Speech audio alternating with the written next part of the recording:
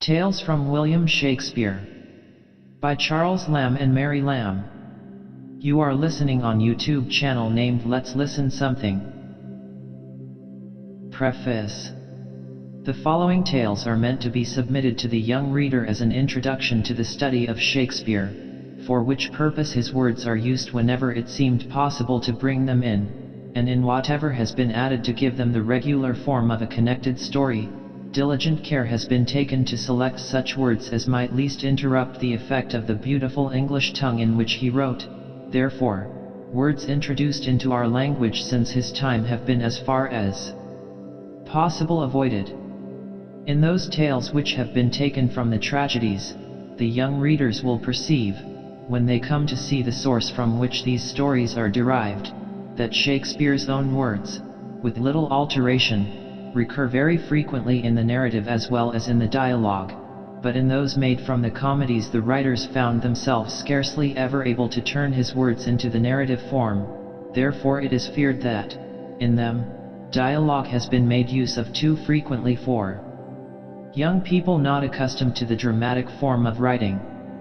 But this fault, if it be a fault, has been caused by an earnest wish to give as much of Shakespeare's own words as possible, and if the he said and she said, the question and the reply, should sometimes seem tedious to their young ears, they must pardon it, because it was the only way in which could be given to them a few hints and little foretastes of the great pleasure which awaits them in their elder years, when they come to the rich treasures from which these small and valueless coins are extracted, pretending to no other merit than as faint and imperfect stamps of Shakespeare's matchless image. Faint and imperfect images they must be called, because the beauty of his language is too frequently destroyed by the necessity of changing many of his excellent words into words far less expressive of his true sense, to make it read something like prose, and even in some few places, where his blank verse is given unaltered, as hoping from its simple plainness to cheat the young readers into the belief that they are reading prose, yet still his language being transplanted from its own natural soil and wild poetic garden, it must want much of its native beauty. It has been wished to make these tales easy reading for very young children. To the utmost of their ability the writers have constantly kept this in mind, but the subjects of most of them made this a very difficult task. It was no easy matter to give the histories of men and women in terms familiar to the apprehension of a very young mind. For young ladies, too, it has been the intention chiefly to write, because boys being generally permitted the use of their fathers' libraries at a much earlier age than girls are, they frequently have the best scenes of Shakespeare by heart, before their sisters are permitted to look into this manly book, and, therefore, instead of recommending these tales to the perusal of young gentlemen who can read them so much better in the originals, their kind assistance is rather requested in explaining to their sisters such parts as are hardest for them to understand, and when they have helped them to get over the difficulties, then perhaps they will read to them, carefully selecting what is proper for a young sister's ear, some passage which has pleased them in one of these stories, in the very words of the scene from which it is taken, and it is hoped they will find that the beautiful extracts, the select passages, they may choose to give their sisters in this way will be much better relished and understood from their having some notion of the general story from one of these imperfect abridgments, which if they be fortunately so done as to prove delight to any of the young readers, it is hoped that no worse effect will result than to make them wish themselves a little older, that they may be allowed to read the plays at full length. Such a wish will be neither peevish nor irrational. When time and leave of judicious friends shall put them into their hands, they will discover in such of them as are here abridged, not to mention almost as many more, which are left untouched, many surprising events and turns of fortune, which for their infinite variety could not be contained in this little book, besides a world of sprightly and cheerful characters, both men and women, the humor of which it was feared would be lost if it were attempted to reduce the length of them. What these tales shall have been to the young readers, that and much more it is the writer's wish that the true plays of Shakespeare may prove to them in older years enrichers of the fancy, strengtheners of virtue, a withdrawing from all selfish and mercenary thoughts, a lesson of all sweet and honorable thoughts actions, to teach courtesy, benignity, generosity, humanity, for of examples, teaching these virtues, his pages are full. The Tempest. There was a certain island in the sea, the only inhabitants of which were an old man, whose name was Prospero, and his daughter Miranda, a very beautiful young lady. She came to this island so young that she had no memory of having seen any other human face than her father's. They lived in a cave or cell, made out of a rock. It was divided into several apartments, one of which Prospero called his study. There he kept his books, which chiefly treated of magic, a study at that time much affected by all learned men, and the knowledge of this art he found very useful to him, for being thrown by a strange chance upon this island, which had been enchanted by a witch called Sycorax, who died there a short time before his arrival, Prospero, by virtue of his art, released many good spirits that Sycorax had imprisoned in the bodies of large trees, because they had refused to execute her wicked commands. These gentle spirits were ever after obedient to the will of Prospero. Of these Ariel was the chief. The lively little sprite Ariel had nothing mischievous in his nature, except that he took rather too much pleasure in tormenting an ugly monster called Caliban, for he owed him a grudge because he was the son of his old enemy Sycorax. This Caliban, Prospero found in the woods, a strange misshapen thing, far less human in form than an ape. He took him home to his cell, and taught him to speak, and Prospero would have been very kind to him, but the bad nature which Caliban inherited from his mother, Sycorax, would not let him learn anything good or useful. Therefore he was employed like a slave, to fetch wood and do the most laborious offices, and Ariel had the charge of compelling him to these services. When Caliban was lazy and neglected his work, Ariel, who was invisible to all eyes but Prospero's, would come slyly and pinch him, and sometimes tumble him down in the mire, and then Ariel, in the likeness of an ape, would make mouths at him. Then swiftly changing his shape, in the likeness of a hedgehog, he would lie tumbling in Caliban's way, who feared the hedgehog's sharp quills would prick his bare feet. With a variety of such like vexatious tricks Ariel would often torment him, whenever Caliban neglected the work which Prospero commanded him to do. Having these powerful spirits obedient to his will, Prospero could by their means command the winds, and the waves of the sea. By his orders they raised a violent storm, in the midst of which, and struggling with the wild sea waves that every moment threatened to swallow it up, he showed his daughter a fine large ship, which he told her was full of living beings like themselves. "Oh, my dear father," said she, "if by your art you have raised this dreadful storm, have pity on their sad distress. See, the vessel will be dashed to pieces. Poor souls! They will all perish. If I had power I would sink the sea beneath the earth, rather than the good ship should be destroyed, with all the precious souls within her." "Be not amazed, daughter Miranda," said Prospero, "there is no harm done. I have so ordered it, that no person in the ship shall receive any hurt. What I have done has been in care of you, my dear child. You are ignorant who you are, or where you came from, and you know no more of me, but that I am your father and live in this poor cave. Can you remember a time before you came to this cell? I think you cannot, for you were not then 3 years of age." "Certainly I can, sir," replied Miranda. "By what?" asked Prospero. "By any other house or person. Tell me what you can remember, my child." Miranda said, "It seems to me like the recollection of a dream. But had I not once 4 or 5 women who attended upon me?" Prospero answered, "You had, and more. How is it that this still lives in your mind? Do you remember how you came here?" "No, sir," said Miranda, "I remember nothing more." 12 years ago?"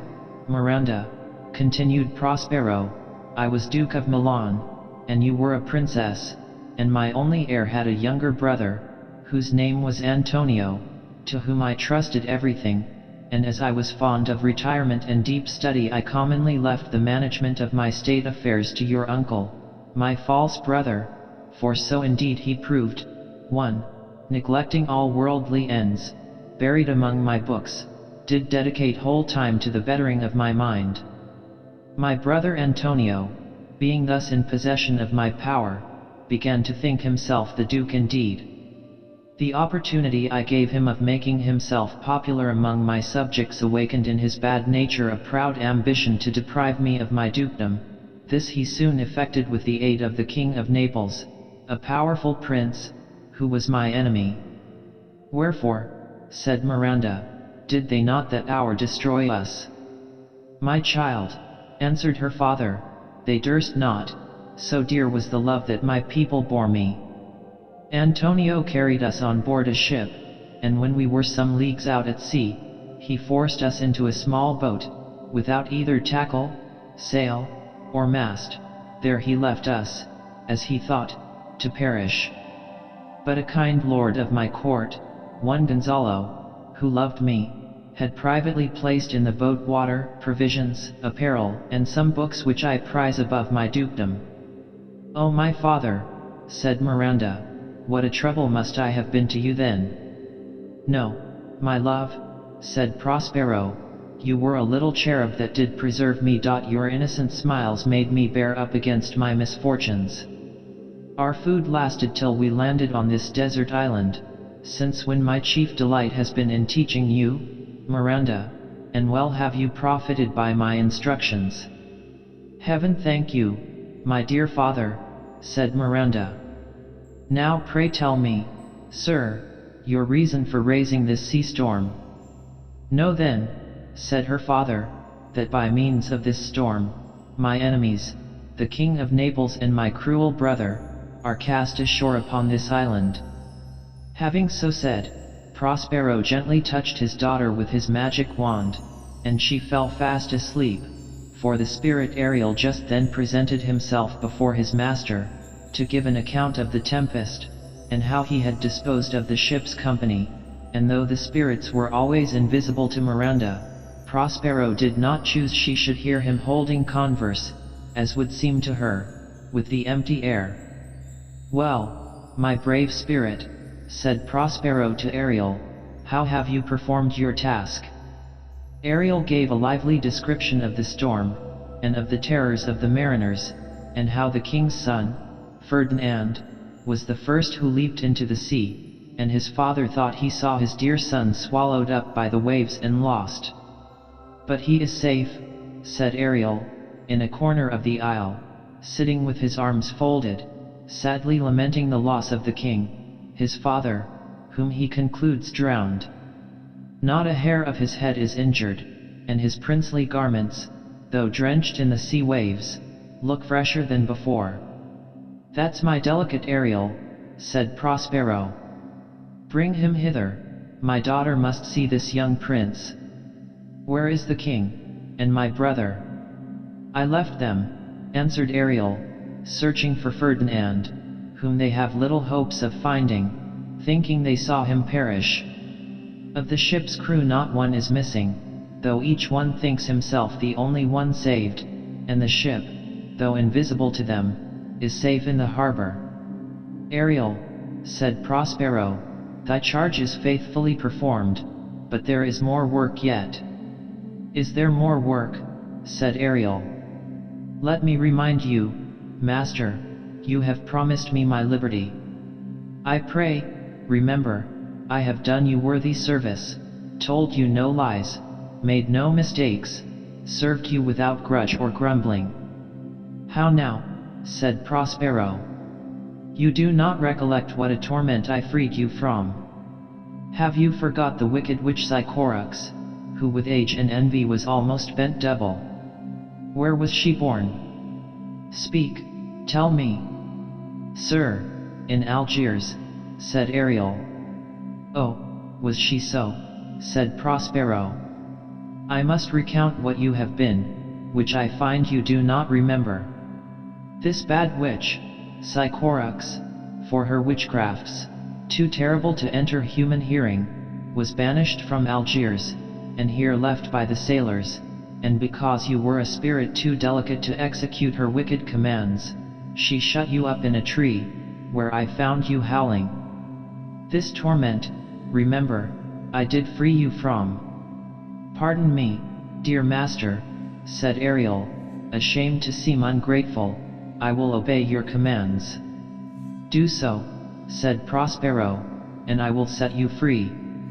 He then gave orders what further he would have him do, and away went Ariel, first to where he had left Ferdinand, and found him still sitting on the grass in the same melancholy posture. Oh, my young gentleman, said Ariel, when he saw him, I will soon move you. You must be brought, I find, for the Lady Miranda to have a sight of your pretty person. Come. Sir, follow me. He then began singing. Full fathom 5 thy father lies. Of his bones are coral made. Those are pearls that were his eyes. Nothing of him that doth fade, but doth suffer a sea change into something rich and strange. Sea nymphs hourly ring his knell. Hark! Now I hear them ding-dong, bell. This strange news of his lost father soon roused the prince from the stupid fit into which he had fallen. He followed in amazement the sound of Ariel's voice, till it led him to Prospero and Miranda, who were sitting under the shade of a large tree. Now Miranda had never seen a man before, except her own father. Miranda, said Prospero, tell me what you are looking at yonder. Oh, father, said Miranda, in a strange surprise, surely that is a spirit. Lord! How it looks about! Believe me, sir, it is a beautiful creature. Is it not a spirit? No, girl, answered her father, it eats and sleeps and has senses such as we have. This young man you see was in the ship. He is somewhat altered by grief, or you might call him a handsome person. He has lost his companions, and is wandering about to find them. Miranda, who thought all men had grave faces and grey beards like her father, was delighted with the appearance of this beautiful young prince, and Ferdinand, seeing such a lovely lady in this desert place, and from the strange sounds he had heard, expecting nothing but wonders, thought he was upon an enchanted island, and that Miranda was the goddess of the place, and as such he began to address her. She timidly answered, she was no goddess, but a simple maid, and was going to give him an account of herself, when Prospero interrupted her. He was well pleased to find they admired each other, for he plainly perceived they had, as we say, fallen in love at first sight, but to try Ferdinand's constancy, he resolved to throw some difficulties in their way. Therefore, advancing forward, he addressed the prince with a stern air, telling him, he came to the island as a spy, to take it from him who was the lord of it. Follow me, said B. I will tie your neck and feet together. You shall drink sea water, shellfish, withered roots, and husks of acorns shall be your food. No, said Ferdinand, I will resist such entertainment till I see a more powerful enemy, and drew his sword, but Prospero, waving his magic wand, fixed him to the spot where he stood, so that he had no power to move. Miranda hung upon her father, saying, why are you so ungentle? Have pity, I will be his surety. This is the second man I ever saw, and to me he seems a true one. Silence, said the father. One word more will make me chide you, girl. What? An advocate for an impostor. You think there are no more such fine men, having seen only him in Caliban. I tell you, foolish girl, most men as far excel this as he does Caliban. This he said to prove his daughter's constancy, and she replied, My affections are most humble. I have no wish to see a goodlier man. Come on, young man, said Prospero to the prince, you have no power to disobey me. I have not indeed, answered Ferdinand, and not knowing that it was by magic he was deprived of all power of resistance, he was astonished to find himself so strangely compelled to follow Prospero. Looking back on Miranda as long as he could see her, he said, as he went after Prospero into the cave, my spirits are all bound up as if I were in a dream, but this man's threats, and the weakness which I feel, would seem light to me if from my prison I might once a day behold this fair maid. Prospero kept Ferdinand not long confined within the cell. He soon brought out his prisoner, and set him a severe task to perform, taking care to let his daughter know the hard labor he had imposed on him, and then pretending to go into his study, he secretly watched them both. Prospero had commanded Ferdinand to pile up some heavy logs of wood. King's sons not being much used to laborious work, Miranda soon after found her lover almost dying with fatigue.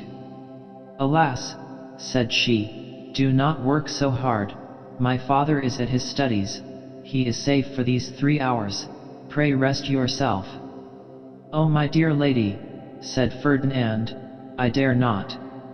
I must finish my task before I take my rest. If you will sit down, said Miranda, I will carry your logs the while. But this Ferdinand would by no means agree to.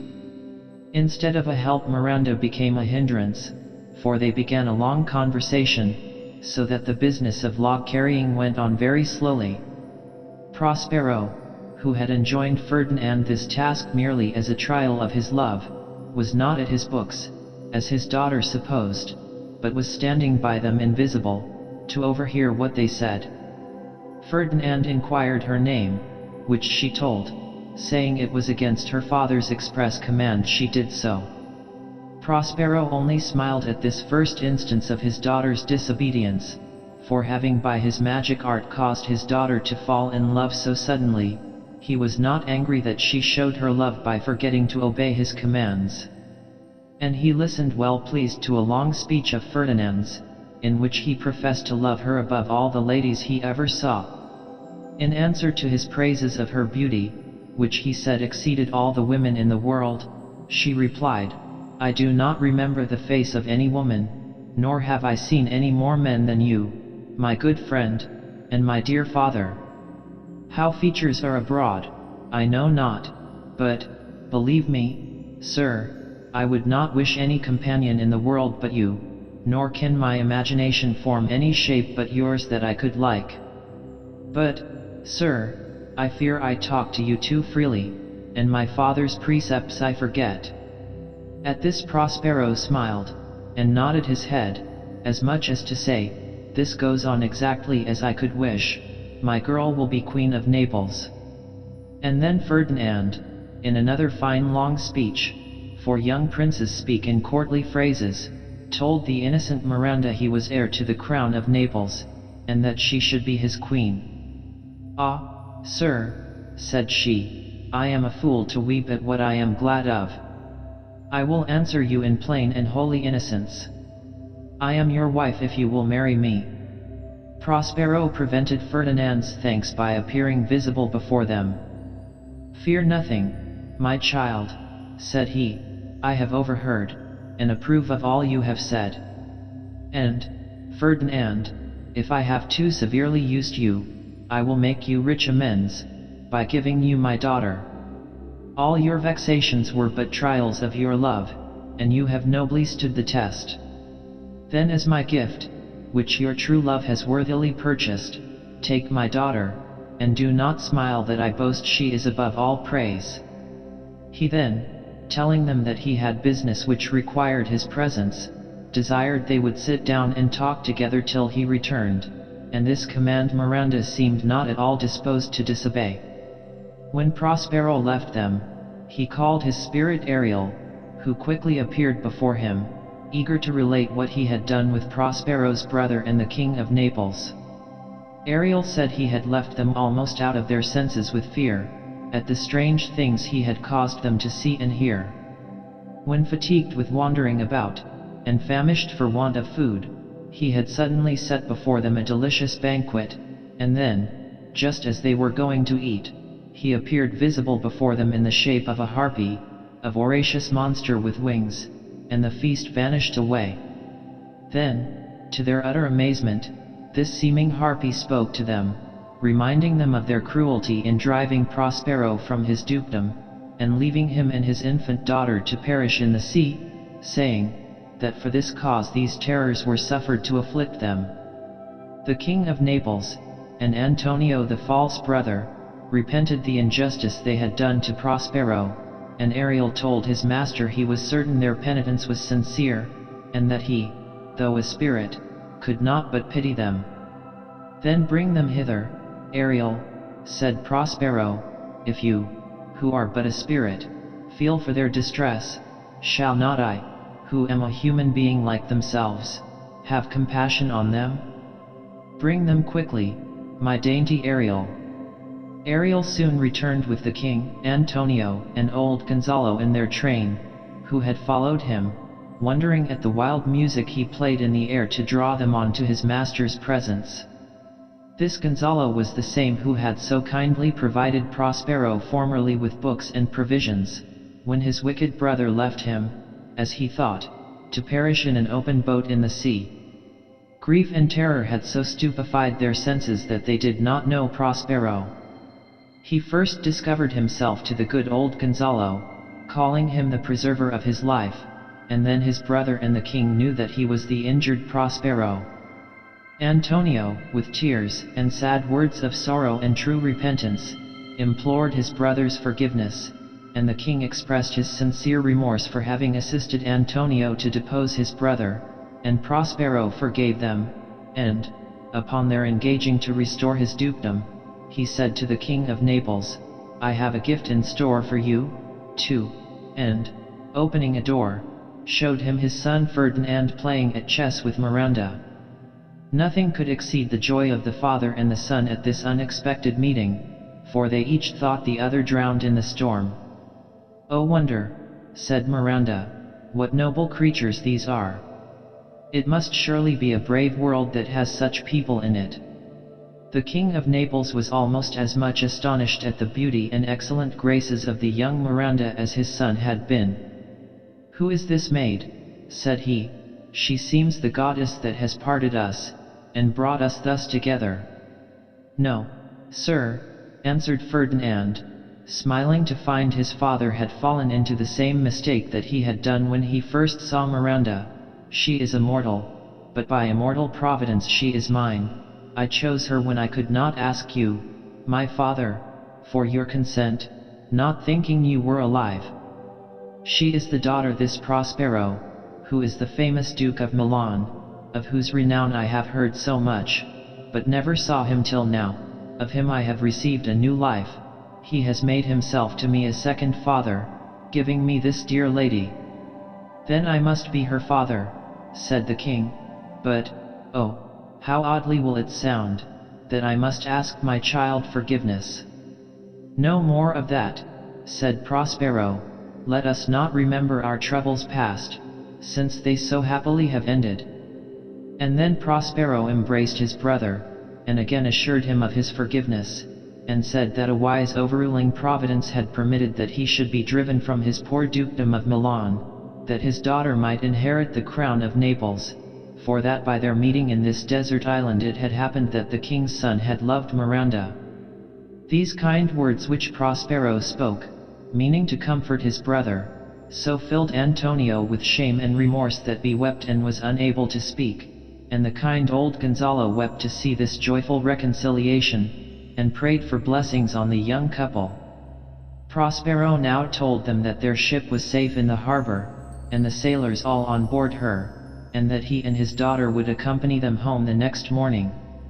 In the meantime, says he, partake of such refreshments as my poor cave affords, and for your evening's entertainment I will relate the history of my life from my first landing in this desert island.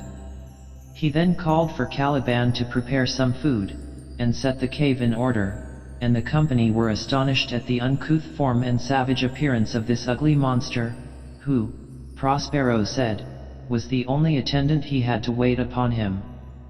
Before Prospero left the island he dismissed Ariel from service, to the great joy of that lively little spirit, who, though he had been a faithful servant to his master, was always longing to enjoy his free liberty, to wander uncontrolled in the air, like a wild bird, under green trees, among pleasant fruits, and sweet-smelling flowers.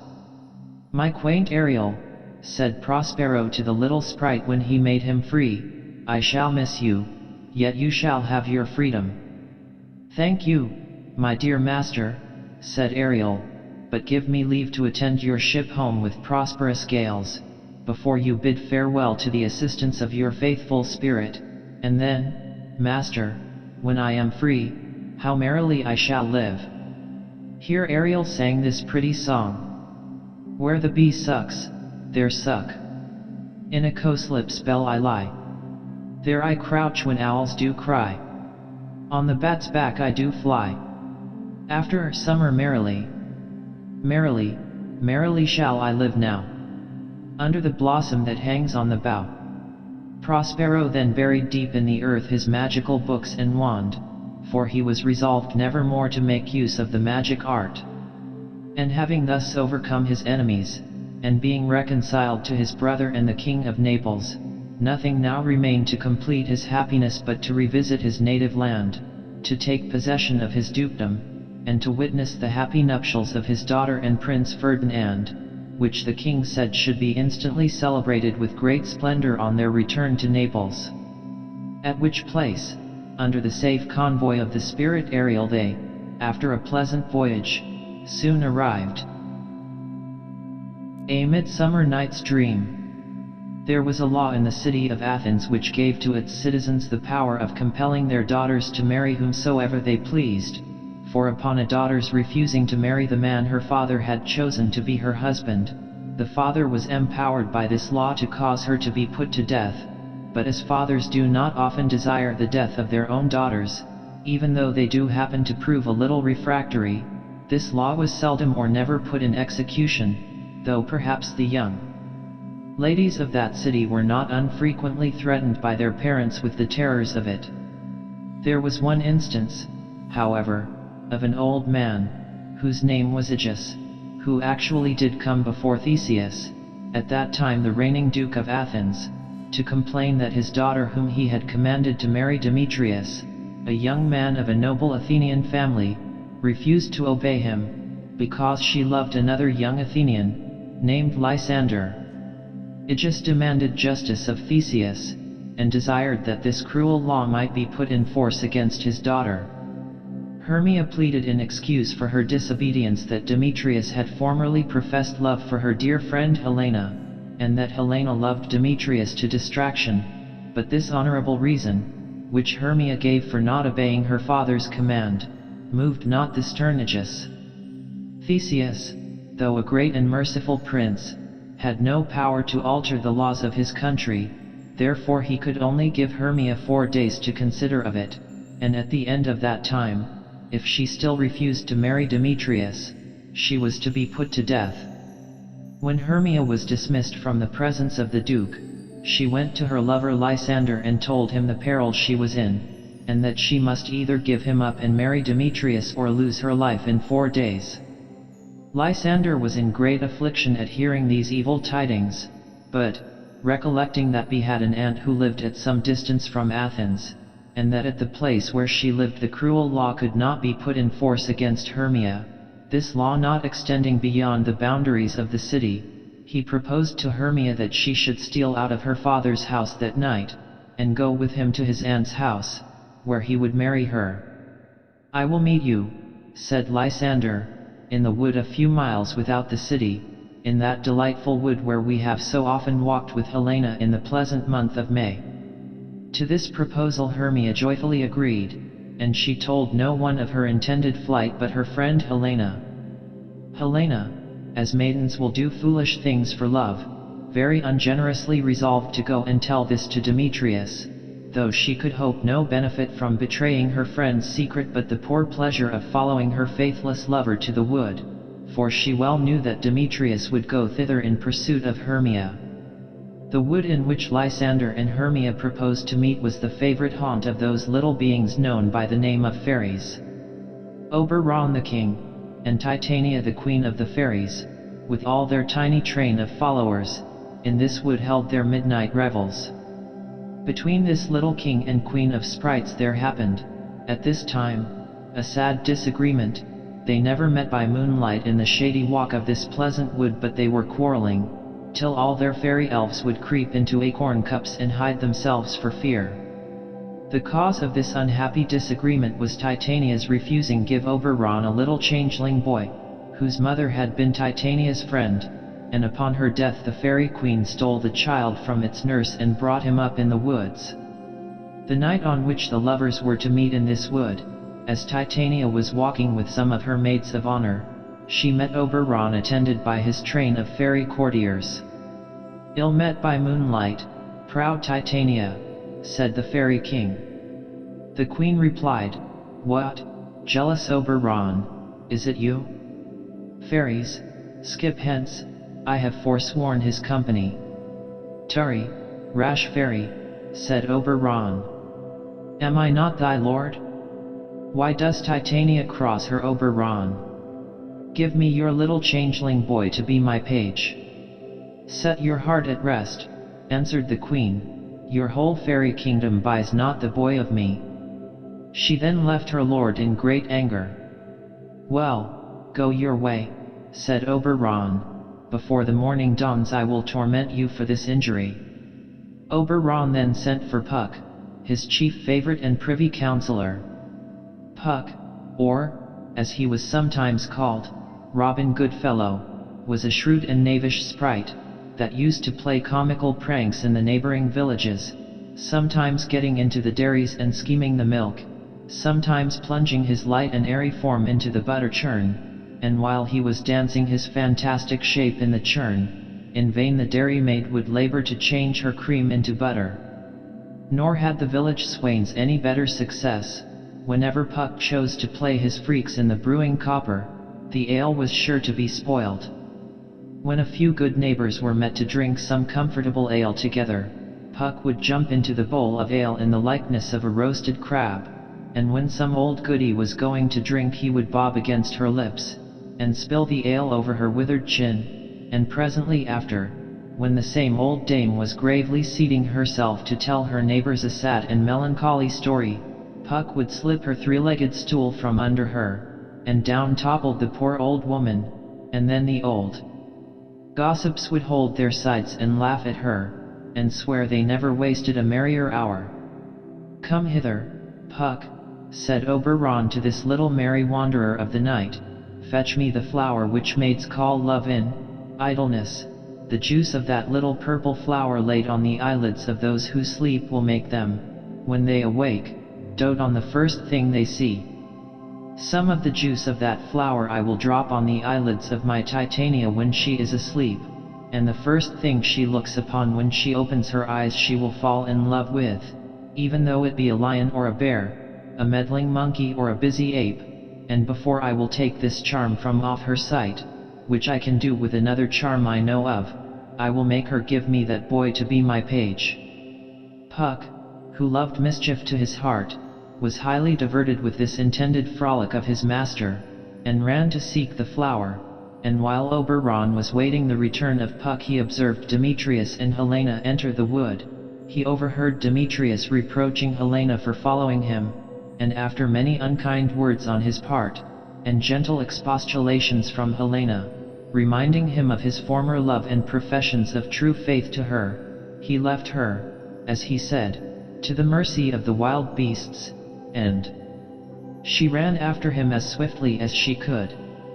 The Fairy King, who was always friendly to true lovers, felt great compassion for Helena, and perhaps, as Lysander said they used to walk by moonlight in this pleasant wood, Oberon might have seen Helena in those happy times when she was beloved by Demetrius. However that might be, when Puck returned with the little purple flower, Oberon said to his favorite, "Take a part of this flower. There has been a sweet Athenian lady here, who is in love with a disdainful youth. If you find him sleeping, drop some of the love juice in his eyes, but contrive to do it when she is near him, that the first thing he sees when he awakes may be this despised lady. You will know the man by the Athenian garments which he wears."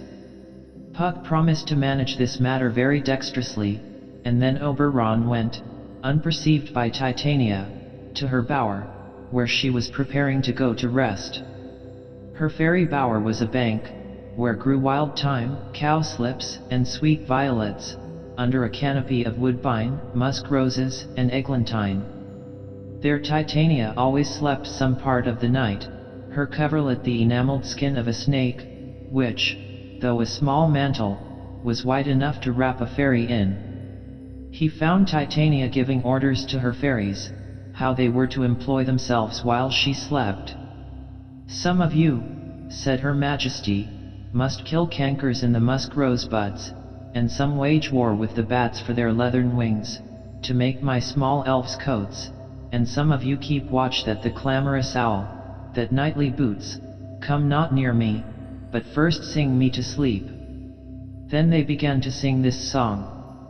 "You spotted snakes, with double tongue, thorny hedgehogs, be not seen. Newts and blind worms do no wrong. Come not near our fairy queen. Philomel, with melody, sing in our sweet lullaby. Lula, lula, lullaby, lula, lula, lullaby. Never harm, nor spell, nor charm. Come our lovely lady nigh. So, good night, with lullaby." When the fairies had sung their queen asleep with this pretty lullaby, they left her to perform the important services she had enjoined them. Oberon then softly drew near his Titania and dropped some of the love juice on her eyelids, saying, "What thou seest when thou dost wake, do it for thy true love take." But to return to Hermia, who made her escape out of her father's house that night, to avoid the death she was doomed to for refusing to marry Demetrius. When she entered the wood, she found her dear Lysander waiting for her, to conduct her to his aunt's house, but before they had passed half through the wood Hermia was so much fatigued that Lysander, who was very careful of this dear lady, who had proved her affection for him even by hazarding her life for his sake, persuaded her to rest till morning on a bank of soft moss, and, lying down himself on the ground at some little distance, they soon fell fast asleep. Here they were found by Puck, who, seeing a handsome young man asleep, and perceiving that his clothes were made in the Athenian fashion, and that a pretty lady was sleeping near him, concluded that this must be the Athenian maid and her disdainful lover whom Oberon had sent him to seek, and he naturally enough conjectured that, as they were alone together, she must be the first thing he would see when he awoke, so, without more ado, he proceeded to pour some of the juice of the little purple flower into his eyes. But it so fell out that Helena came that way, and, instead of Hermia, was the first object Lysander beheld when he opened his eyes, and strange to relate, so powerful was the love charm, all his love for Hermia vanished away and Lysander fell in love with Helena. Had he first seen Hermia when he awoke, the blunder Puck committed would have been of no consequence, for he could not love that faithful lady too well, but for poor Lysander to be forced by a fairy love charm to forget his own true Hermia, and to run after another lady, and leave Hermia asleep quite alone in a wood at midnight, was a sad chance indeed. Thus this misfortune happened. Helena, as has been before related, endeavored to keep pace with Demetrius when he ran away so rudely from her, but she could not continue this unequal race long, men being always better runners in a long race than ladies. Helena soon lost sight of Demetrius, and as she was wandering about, dejected and forlorn, she arrived at the place where Lysander was sleeping. "Ah," said she, "this is Lysander lying on the ground. Is he dead or asleep?" Then, gently touching him, she said, "Good sir, if you are alive, awake." Upon this Lysander opened his eyes, and, the love charm beginning to work, immediately addressed her in terms of extravagant love and admiration, telling her she as much excelled Hermia in beauty as a dove does a raven, and that he would run through fire for her sweet sake, and many more such lover-like speeches. Helena, knowing Lysander was her friend Hermia's lover, and that he was solemnly engaged to marry her, was in the utmost rage when she heard herself addressed in this manner, for she thought, as well she might, that Lysander was making a jest of her. "Oh," said she, "why was I born to be mocked and scorned by everyone? Is it not enough, young man, that I can never get a sweet look or a kind word from Demetrius, but you, sir, must pretend in this disdainful manner to court me? I thought, Lysander, you were a lord of more true gentleness." Saying these words in great anger, she ran away, and Lysander followed her, quite forgetful of his own Hermia, who was still asleep. When Hermia awoke she was in a sad fright at finding herself alone. She wandered about the wood, not knowing what was become of Lysander, or which way to go to seek for him. In the meantime Demetrius, not being able to find Hermia and his rival Lysander, and fatigued with his fruitless search, was observed by Oberon fast asleep. Oberon had learned by some questions he had asked of Puck that he had applied the love charm to the wrong person's eyes, and now, having found the person first intended, he touched the eyelids of the sleeping Demetrius with the love juice, and he instantly awoke, and the first thing he saw being Helena, he, as Lysander had done before, began to address love speeches to her, and just at that moment Lysander, followed by Hermia, for through Puck's unlucky mistake it was now become Hermia's turn to run after her lover, made his appearance, and then Lysander and Demetrius, both speaking together, made love to Helena, they being each one under the influence of the same potent charm. The astonished Helena thought that Demetrius, Lysander, and her once dear friend Hermia were all in a plot together to make a jest of her. Hermia was as much surprised as Helena. She knew not why Lysander and Demetrius, who both before loved her, were now become the lovers of Helena, and to Hermia the matter seemed to be no jest. The ladies, who before had always been the dearest of friends, now fell to high words together. "Unkind Hermia," said Helena, "it is you have set Lysander on to vex me with mock praises, and your other lover, Demetrius, who used almost to spurn me with his foot, have you not bid him call me goddess, nymph, rare, precious, and celestial? He would not speak thus to me, whom he hates, if you did not set him on to make a jest of me. Unkind Hermia, to join with men in scorning your poor friend. Have you forgot our school-day friendship? How often, Hermia, have we two, sitting on one cushion, both singing one song, with our needles working the same flower, both on the same sampler wrought, growing up together in fashion of a double cherry, scarcely seeming parted. Hermia, it is not friendly in you, it is not maidenly to join with men in scorning your poor friend. I am amazed at your passionate words, said Hermia. I scorn you not, it seems you scorn me. I do, returned Helena. Persevere, counterfeit serious looks, and make mouths at me when I turn my back, then wink at each other, and hold the sweet jest up. If you had any pity, grace, or manners, you would not use me thus. While Helena and Hermia were speaking these angry words to each other, Demetrius and Lysander left them, to fight together in the wood for the love of Helena. When they found the gentleman had left them, they departed, and once more wandered weary in the wood in search of their lovers. As soon as they were gone, the fairy king, who with little Puck had been listening to their quarrels, said to him, "This is your negligence, Puck, or did you do this willfully?" "Believe me, King of Shadows," answered Puck, "it was a mistake." Did not you tell me I should know the man by his Athenian garments? However, I am not sorry this has happened, for I think their jangling makes excellent sport. You heard, said Oberon, that Demetrius and Lysander are gone to seek a convenient place to fight in. I command you to overhang the night with a thick fog, and lead these quarrelsome lovers so astray in the dark that they shall not be able to find each other. Counterfeit each of their voices to the other, and with bitter taunts provoke them to follow you, while they think it is their rival's tongue they hear. See you do this, till they are so weary they can go no farther, and when you find they are asleep, drop the juice of this other flower into Lysander's eyes, and when he awakes he will forget his new love for Helena, and return to his old passion for Hermia, and then the two fair ladies may each one be happy with the man she loves, and they will think all that has passed a vexatious dream. About this quickly, Puck, and I will go and see what sweet love my Titania has found.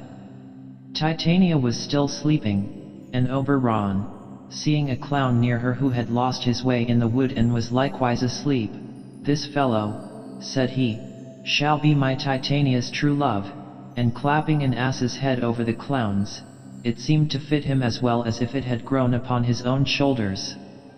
Though Oberon fixed the ass's head on very gently, it awakened him, and, rising up, unconscious of what Oberon had done to him, he went toward the bower where the fairy queen slept. "Ah, what angel is that I see?" said Titania, opening her eyes, and the juice of the little purple flower beginning to take effect. "Are you as wise as you are beautiful?" "Why, mistress," said the foolish clown, "if I have wit enough to find the way out of this wood, I have enough to serve my turn." "Out of the wood do not desire to go," said the enamored queen. "I am a spirit of no common rate. I love you. Go with me, and I will give you fairies to attend upon you." She then called 4 of her fairies. Their names were Peas Blossom, Cobweb, Moth, and Mustard Seed. "Attend," said the queen, "upon this sweet gentleman. Hop in his walks and gambol in his sight, feed him with grapes and apricots, and steal for him the honey bags from the bees. Come, sit with me," said she to the clown, "and let me play with your amiable hairy cheeks, my beautiful ass, and kiss your fair large ears, my gentle joy." "Where is Peas Blossom?" said the ass-headed clown, not much regarding the fairy queen's courtship, but very proud of his new attendants. "Here, sir," said little Peas Blossom. "Scratch my head," said the clown. "Where is Cobweb?" "Here, sir," said Cobweb. "Good Mr. Cobweb," said the foolish clown, "kill me the red humblebee on the top of that thistle yonder, and, good Mr. Cobweb, bring me the honey bag. Do not fret yourself too much in the action, Mr. Cobweb, and take care the honey bag break not. I should be sorry to have you overflown with a honey bag. Where is Mustard Seed?" "Here, sir," said Mustard Seed. "What is your will?" "Nothing," said the clown, "good Mr. Mustard Seed, but to help Mr. Peas Blossom to scratch, I must go to a barber's, Mr. Mustard Seed, for methinks I am marvelous hairy about the face." "My sweet love," said the queen, "what will you have to eat?" "I have a Venturous fairy shall seek the squirrel's hoard, and fetch you some new nuts." "I had rather have a handful of dried peas," said the clown, who with his ass's head had got an ass's appetite. "But, I pray, let none of your people disturb me, for I have a mind to sleep." "Sleep, then," said the queen, "and I will wind you in my arms. Oh, how I love you! How I dote upon you!" When the fairy king saw the clown sleeping in the arms of his queen, he advanced within her sight, and reproached her with having lavished her favors upon an ass. This she could not deny, as the clown was then sleeping within her arms, with his ass's head crowned by her with flowers.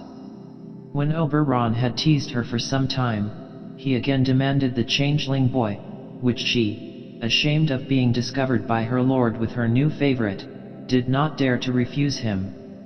Oberon, having thus obtained the little boy he had so long wished for to be his page, took pity on the disgraceful situation into which, by his merry contrivance, he had brought his Titania, and threw some of the juice of the other flower into her eyes, and the fairy queen immediately recovered her senses, and wondered at her late dotage, saying how she now loathed the sight of the strange monster.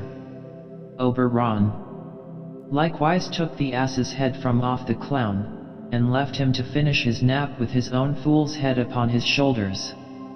Oberon and his Titania being now perfectly reconciled, he related to her the history of the lovers and their midnight quarrels, and she agreed to go with him and see the end of their adventures. The fairy king and queen found the lovers and their fair ladies, at no great distance from one another, sleeping on a grass plot, for Puck, to make amends for his former mistake, had contrived with the utmost diligence to bring them all to the same spot, unknown to one another, and he bad carefully removed the charm from off the eyes of Lysander with the antidote the fairy king gave to him. Hermia first awoke, and, finding her lost Lysander asleep so near her, was looking at him and wondering at his strange inconstancy. Lysander presently opening his eyes, and seeing his dear Hermia, recovered his reason which the fairy charm had before clouded, and with his reason his love for Hermia, and they began to talk over the adventures of the night, doubting if these things had really happened, or if they had both been dreaming the same bewildering dream. Helena and Demetrius were by this time awake, and a sweet sleep having quieted Helena's disturbed and angry spirits, she listened with delight to the professions of love which Demetrius still made to her, and which, to her surprise as well as pleasure, she began to perceive were sincere. These fair night-wandering ladies, now no longer rivals, became once more true friends. All the unkind words which had passed were forgiven, and they calmly consulted together what was best to be done in their present situation. It was soon agreed that, as Demetrius had given up his pretensions to Hermia, he should endeavor to prevail upon her father to revoke the cruel sentence of death which had been passed against her. Demetrius was preparing to return to Athens for this friendly purpose, when they were surprised with the sight of Aegeus, Hermia's father, who came to the wood in pursuit of his runaway daughter. When Aegeus understood that Demetrius would not now marry his daughter, he no longer opposed her marriage with Lysander, but gave his consent that they should be wedded on the 4th day from that time, being the same day on which Hermia had been condemned to lose her life, and on that same day Helena joyfully agreed to marry her beloved and now faithful Demetrius. The fairy king and queen, who were invisible spectators of this reconciliation, and now saw the happy ending of the lovers' history, brought about through the good offices of Oberon, received so much pleasure that these kind spirits resolved to celebrate the approaching nuptials with sports and revels throughout their fairy kingdom. And now, if any are offended with this story of fairies and their pranks, as judging it incredible and strange, they have only to think that they have been asleep and dreaming, and that all these adventures were visions which they saw in their sleep. And I hope none of my readers will be so unreasonable as to be offended with a pretty, harmless midsummer night's dream. Winter's Tale. Leant, king of Sicily, and his queen, the beautiful and virtuous Hermione, once lived in the greatest harmony together. So happy was Leant in the love of this excellent lady that he had no wish ungratified, except that he sometimes desired to see again and to present to his queen his old companion and schoolfellow, Polyxenes, king of Bohemia. Leant and Polyxenes were brought up together from their infancy, but being, by the death of their fathers, called to reign over their respective kingdoms, they had not met for many years, though they frequently interchanged gifts, letters, and loving embassies. At length, after repeated invitations, Polyxenes came from Bohemia to the Sicilian court, to make his friend Leant a visit. At first this visit gave nothing but pleasure to Leant. He recommended the friend of his youth to the queen's particular attention, and seemed in the presence of his dear friend and old companion to have his felicity quite completed. They talked over old times, their school days and their youthful pranks were remembered, and recounted to Hermione, who always took a cheerful part in these conversations. When, after a long stay, Polyxenes was preparing to depart, Hermione, at the desire of her husband, joined her entreaties to his that Polyxenes would prolong his visit. And now began this good queen's sorrow, for Polyxenes, refusing to stay at the request of Leant, was won over by Hermione's gentle and persuasive words to put off his departure for some weeks longer. Upon this, although Leant had so long known the integrity and honorable principles of his friend Polyxenes, as well as the excellent disposition of his virtuous queen, he was seized with an ungovernable jealousy. Every attention Hermione showed to Polyxenes, though by her husband's particular desire and merely to please him, increased the unfortunate king's jealousy, and from being a loving and a true friend, and the best and fondest of husbands, Leant became suddenly a savage and inhuman monster. Sending for Camillo, one of the lords of his court, and telling him of the suspicion he entertained, he commanded him to poison Polyxenes.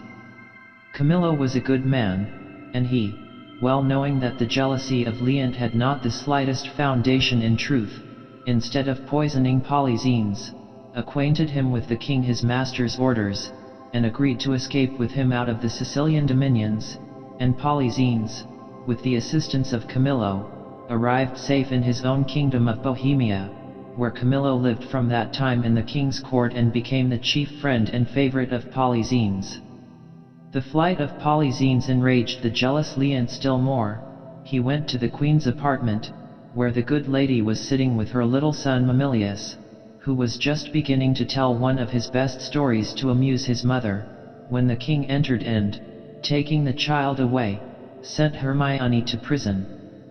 Mamillius, though but a very young child, loved his mother tenderly, and when he saw her so dishonored, and found she was taken from him to be put into a prison, he took it deeply to heart and drooped and pined away by slow degrees, losing his appetite and his sleep, till it was thought his grief would kill him.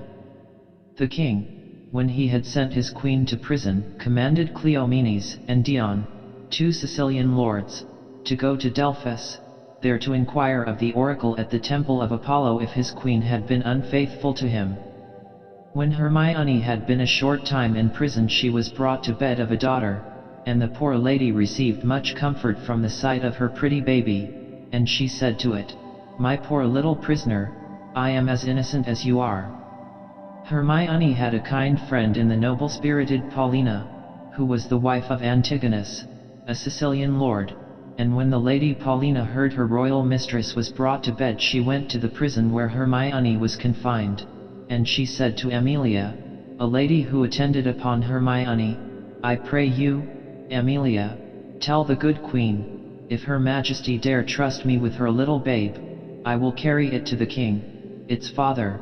We do not know how he may soften at the sight of his innocent child." "Most worthy madam," replied Amelia, "I will acquaint the queen with your noble offer." She was wishing today that she had any friend who would venture to present the child to the king.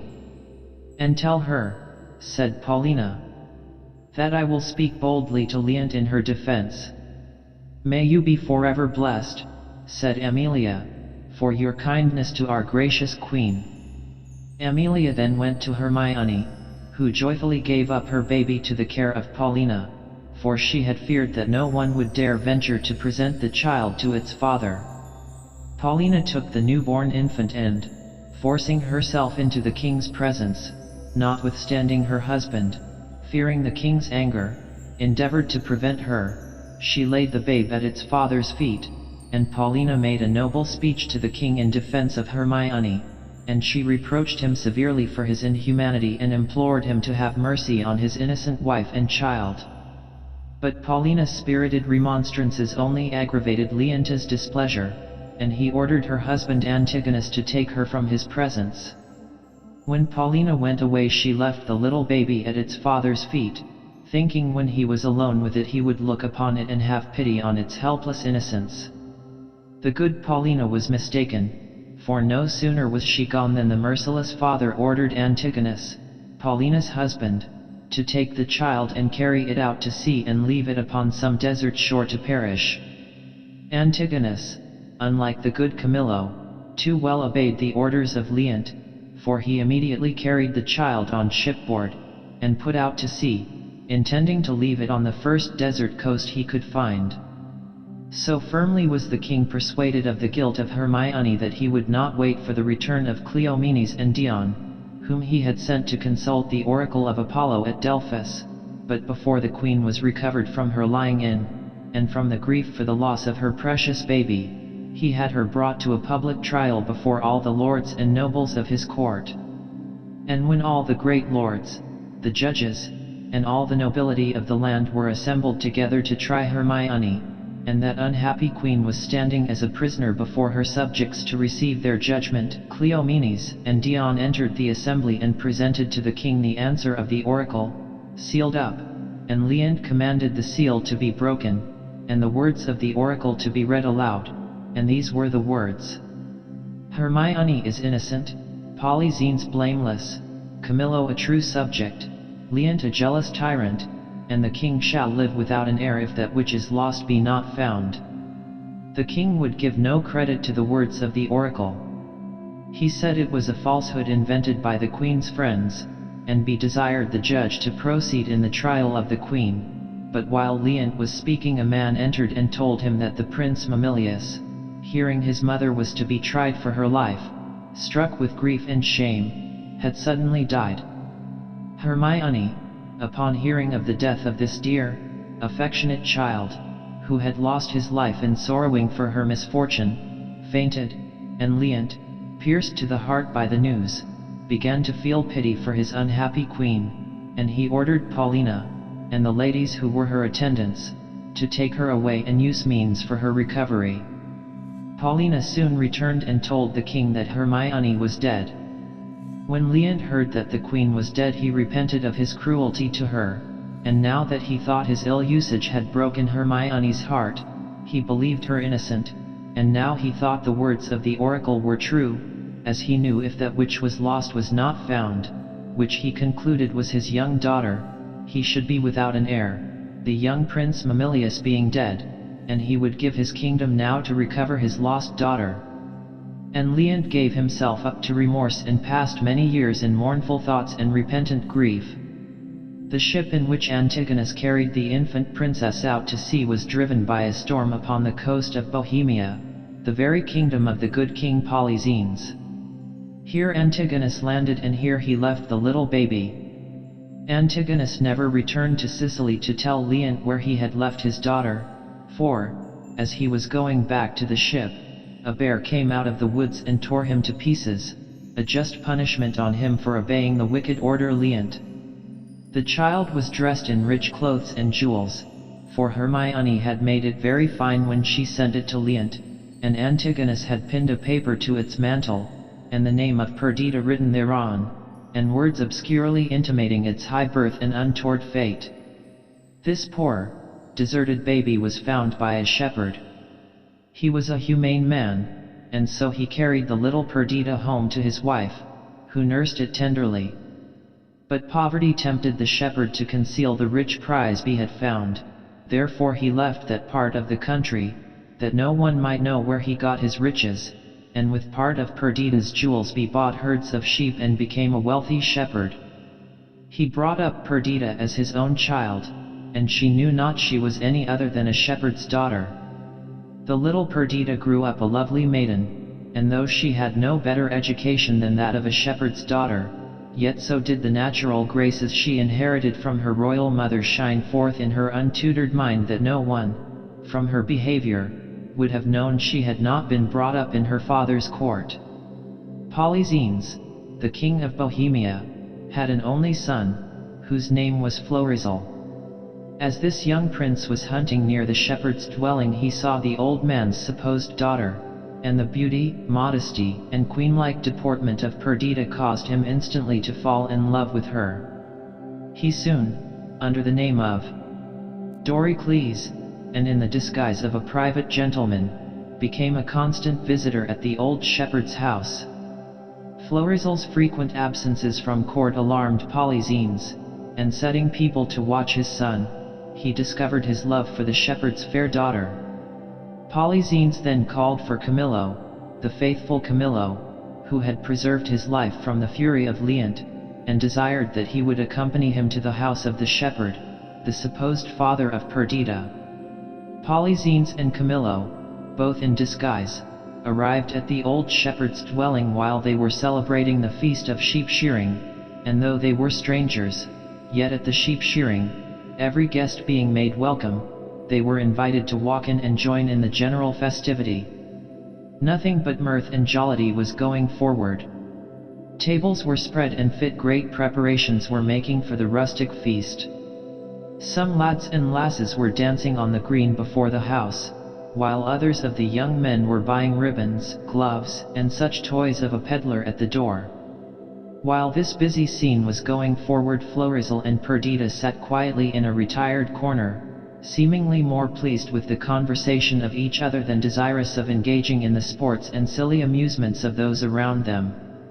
The king was so disguised that it was impossible his son could know him. He therefore advanced near enough to hear the conversation. The simple yet elegant manner in which Perdita conversed with his son did not a little surprise Polysines. He said to Camillo, "This is the prettiest low-born lass I ever saw.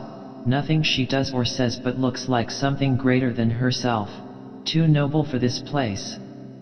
Camillo replied, "Indeed she is the very queen of curds and cream." "Pray, my good friend," said the king to the old shepherd, "what fair swain is that talking with your daughter?" "They call him Doricles," replied the shepherd. "He says he loves my daughter, and, to speak truth, there is not a kiss to choose which loves the other best. If young Doricles can get her, she shall bring him that he little dreams of," meaning the remainder of Perdita's jewels, which, after he had bought herds of sheep with part of them, he had carefully hoarded up for her marriage portion. Polysines then addressed his son. "How now, young man," said he. "Your heart seems full of something that takes off your mind from feasting. When I was young I used to load my love with presents, but you have let the peddler go and have bought your lass no toy." The young prince, who little thought he was talking to the king his father, replied, "Old sir, she prizes not such trifles. The gifts which Perdita expects from me are locked up in my heart." Then turning to Perdita, he said to her, "Oh, hear me, Perdita, before this ancient gentleman, who it seems was once himself a lover, he shall hear what I profess." Florizel then called upon the old stranger to be a witness to a solemn promise of marriage which be made to Perdita, saying to Polysines, "I pray you, mark our contract." "Mark your divorce, young sir," said the king, discovering himself. Polysines then reproached his son for daring to contract himself to this low-born maiden, calling Perdita shepherd's brat, sheep hook, and other disrespectful names, and threatening if ever she suffered his son to see her again, he would put her, and the old shepherd her father, to a cruel death. The king then left them in great wrath, and ordered Camillo to follow him with Prince Florizel. When the king had departed, Perdita, whose royal nature was roused by Polixenes's reproaches, said, "Though we are all undone, I was not much afraid, and once or twice I was about to speak and tell him plainly that the self-same sun which shines upon his palace hides not his face from our cottage, but looks on both alike."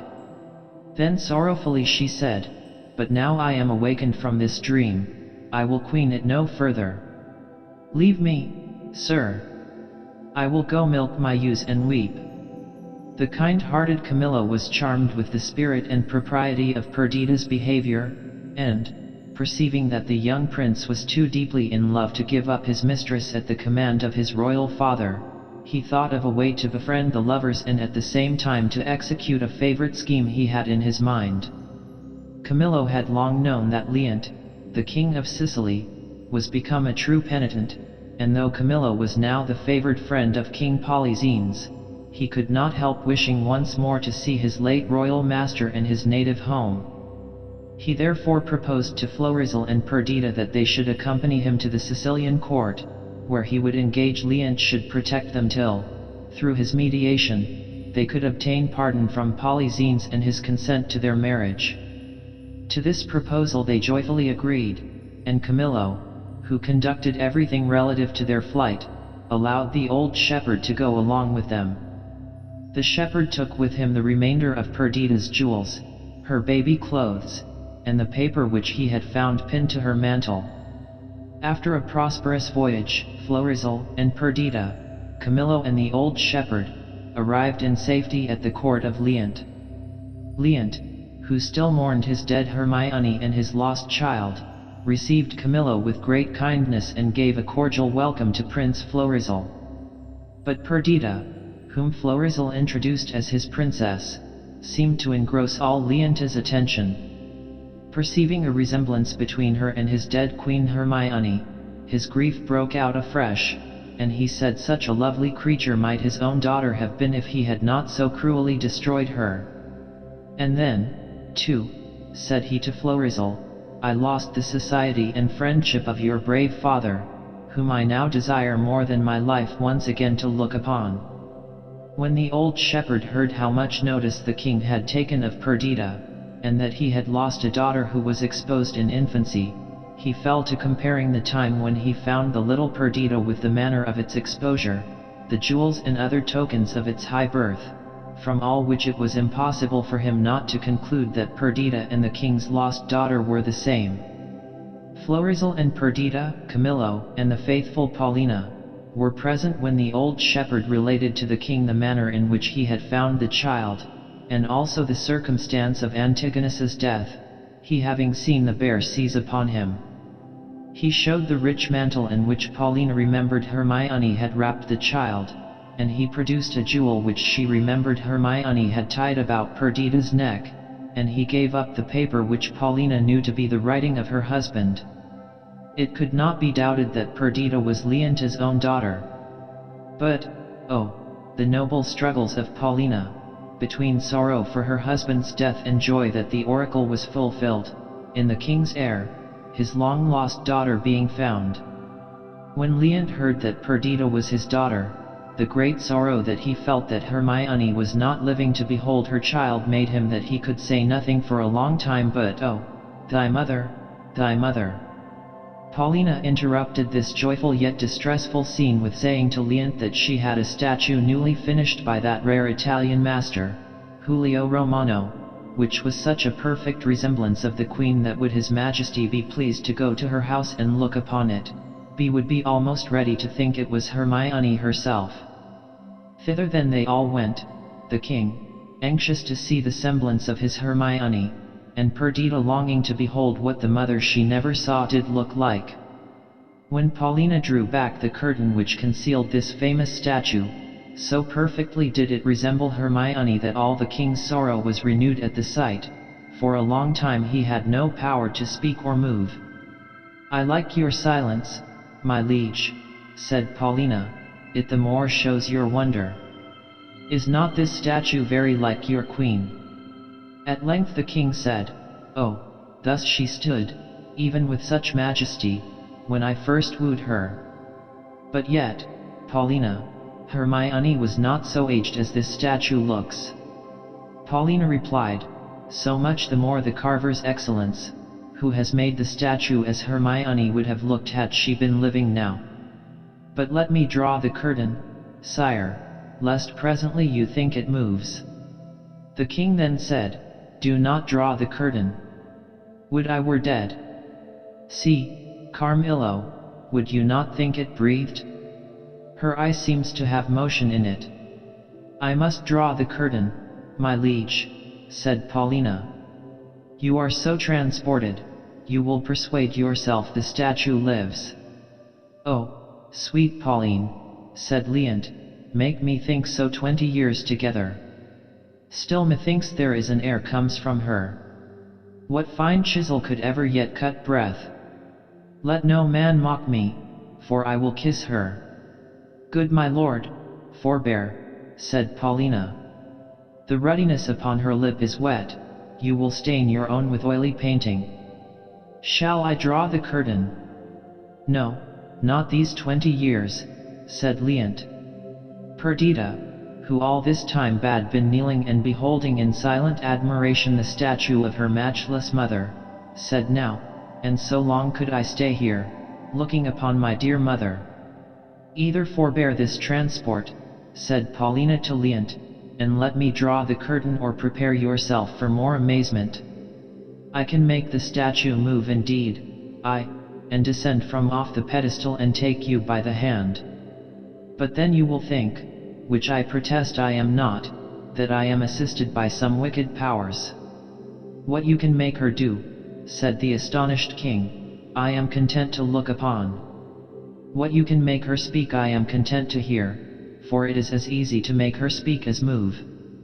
Paulina then ordered some slow and solemn music, which she had prepared for the purpose, to strike up, and, to the amazement of all the beholders, the statue came down from off the pedestal and threw its arms around Leonta's neck. The statue then began to speak, praying for blessings on her husband and on her child, the newly found Perdita. No wonder that the statue hung upon Leonta's neck and blessed her husband and her child. No wonder, for the statue was indeed Hermione herself, the real, the living queen. Paulina had falsely reported to the king the death of Hermione, thinking that the only means to preserve her royal mistress's life, and with the good Paulina Hermione had lived ever since, never choosing Leant should know she was living till she heard Perdita was found, for though she had long forgiven the injuries which Leant had done to herself, she could not pardon his cruelty to his infant daughter. His dead queen thus restored to life, his lost daughter found, the long sorrowing Leant could scarcely support the excess of his own happiness. Nothing but congratulations and affectionate speeches were heard on all sides. Now the delighted parents thanked Prince Florizel for loving their lowly-seeming daughter, and now they blessed the good old shepherd for preserving their child. Greatly did Camillo and Paulina rejoice that they had lived to see so good an end of all their faithful services. And as if nothing should be wanting to complete this strange and unlooked-for joy, King Polyxenes himself now entered the palace. When Polyxenes first missed his son and Camillo, knowing that Camillo had long wished to return to Sicily, he conjectured he should find the fugitives here, and, following them with all speed, he happened to just arrive at this the happiest moment of Leonta's life. Polyxenes took a part in the general joy. He forgave his friend Leant the unjust jealousy he had conceived against him, and they once more loved each other with all the warmth of their first boyish friendship. And there was no fear that Polyxenes would now oppose his son's marriage with Perdita. She was no sheep-hook now, but the heiress of the crown of Sicily. Thus have we seen the patient virtues of the long-suffering Hermione rewarded. That excellent lady lived many years with her Leant and her Perdita, the happiest of mothers and of queens. Much ado about nothing. There lived in the palace at Messina 2 ladies, whose names were Hero and Beatrice. Hero was the daughter, and Beatrice the niece, of Leonato, the governor of Messina. Beatrice was of a lively temper and loved to divert her cousin Hero, who was of a more serious disposition, with her sprightly sallies. Whatever was going forward was sure to make matter of mirth for the light-hearted Beatrice. At the time the history of these ladies commences, some young men of high rank in the army, as they were passing through Messina on their return from a war that was just ended, in which they had distinguished themselves by their great bravery, came to visit Leonato. Among these were Don Pedro, the Prince of Aragon, and his friend Claudio, who was a lord of Florence, and with them came the wild and witty Benedick, and he was a lord of Padua. These strangers had been at Messina before, and the hospitable governor introduced them to his daughter and his niece as their old friends and acquaintance. Benedick, the moment he entered the room, began a lively conversation with Leonato and the prince. Beatrice, who liked not to be left out of any discourse, interrupted Benedick with saying, "I wonder that you will still be talking, Signor Benedick. Nobody marks you." Benedick was just such another rattle-brain as Beatrice, yet he was not pleased at this free salutation. He thought it did not become a well-bred lady to be so flippant with her tongue, and he remembered, when he was last at Messina, that Beatrice used to select him to make her merry jests upon. And as there is no one who so little likes to be made a jest of as those who are apt to take the same liberty themselves, so it was with Benedick and Beatrice. These two sharp wits never met in former times, but a perfect war of raillery was kept up between them, and they always parted mutually displeased with each other. Therefore, when Beatrice stopped him in the middle of his discourse with telling him nobody marked what he was saying, Benedick, affecting not to have observed before that she was present, said, "What, my dear Lady Disdain, are you yet living?" And now war broke out afresh between them, and a long jangling argument ensued, during which Beatrice, although she knew he had so well approved his valor in the late war, said that she would eat all he had killed there, and observing the prince take delight in Benedick's conversation, she called him the prince's jester. This sarcasm sank deeper into the mind of Benedick than all Beatrice had said before. The hint she gave him that he was a coward, by saying she would eat all he bad killed, he did not regard, knowing himself to be a brave man, but there is nothing that great wits so much dread as the imputation of buffoonery, because the charge comes sometimes a little too near the truth. Therefore Benedick perfectly hated Beatrice when she called him the prince's jester. The modest Lady Hero was silent before the noble guests, and while Claudio was attentively observing the improvement which time had made in her beauty, and was contemplating the exquisite graces of her fine figure, for she was an admirable young lady, the prince was highly amused with listening to the humorous dialogue between Benedick and Beatrice, and he said in a whisper to Leonato, "This is a pleasant-spirited young lady. She were an excellent wife for Benedick." Leonato replied to this suggestion, "Oh my lord, if they were but a week married, they would talk themselves mad." But though Leonato thought they would make a discordant pair, the prince did not give up the idea of matching these two keen wits together. When the prince returned with Claudio from the palace, he found that the marriage he had devised between Benedick and Beatrice was not the only one projected in that good company, for Claudio spoke in such terms of Hero as made the prince guess at what was passing in his heart, and he liked it well, and he said to Claudio, "Do you affect Hero?" To this question Claudio replied, "Oh my lord, when I was last at Messina I looked upon her with a soldier's eye, that liked, but had no leisure for loving, but now, in this happy time of peace, thoughts of war have left their places vacant in my mind, and in their room come thronging soft and delicate thoughts, all prompting me how fair young Hero is, reminding me that I liked her before I went to the wars."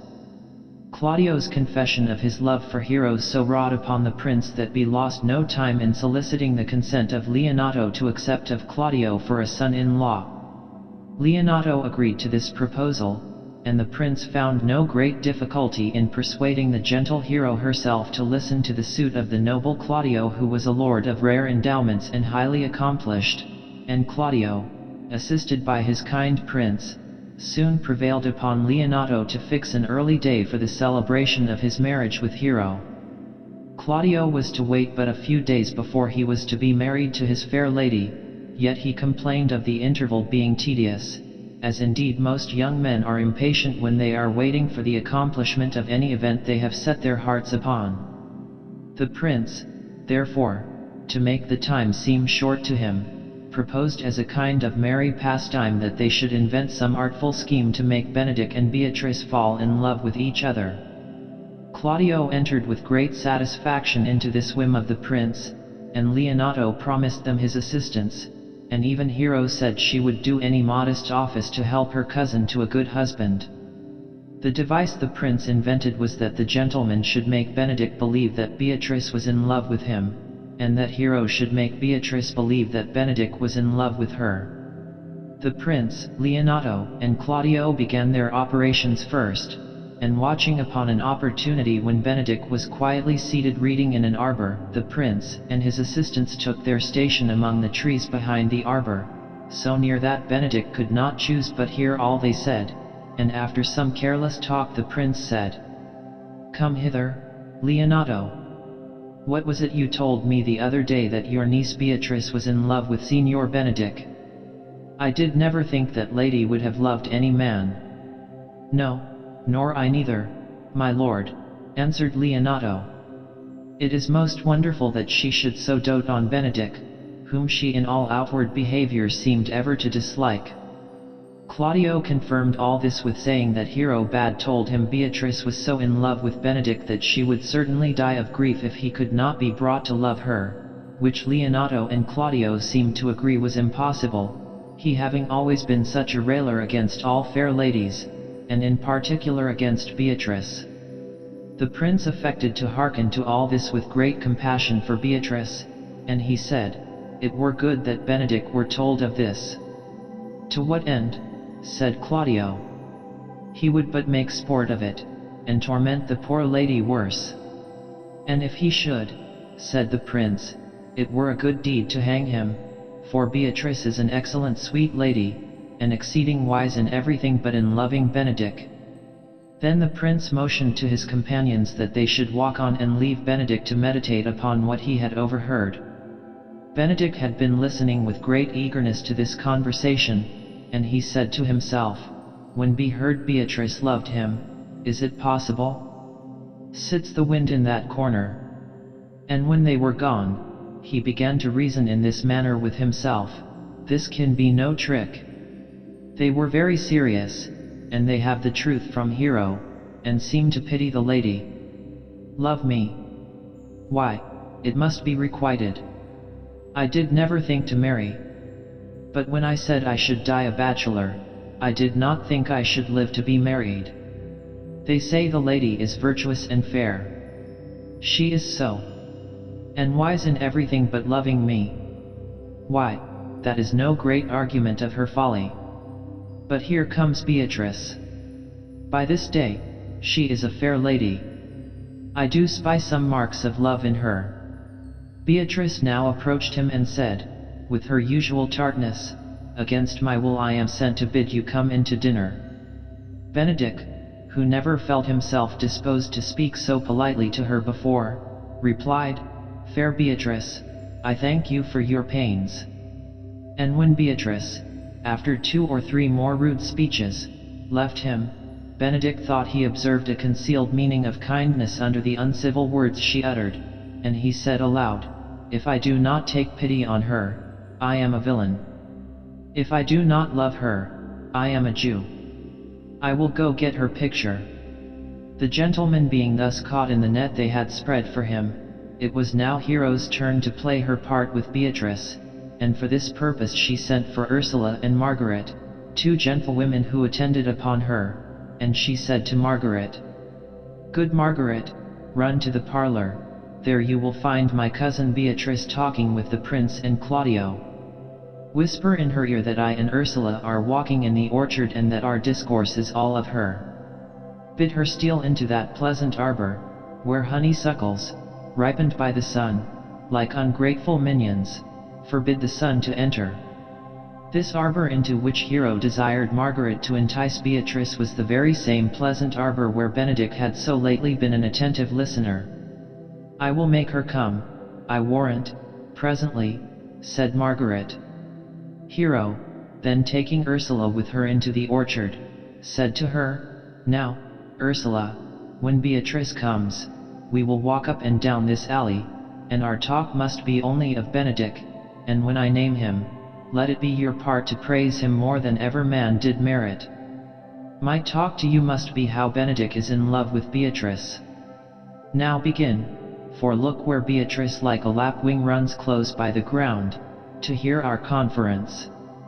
They then began, Hero saying, as if in answer to something which Ursula had said, "No, truly, Ursula. She is too disdainful, Her spirits are as coy as wild birds of the rock. But are you sure, said Ursula, that Benedick loves Beatrice so entirely?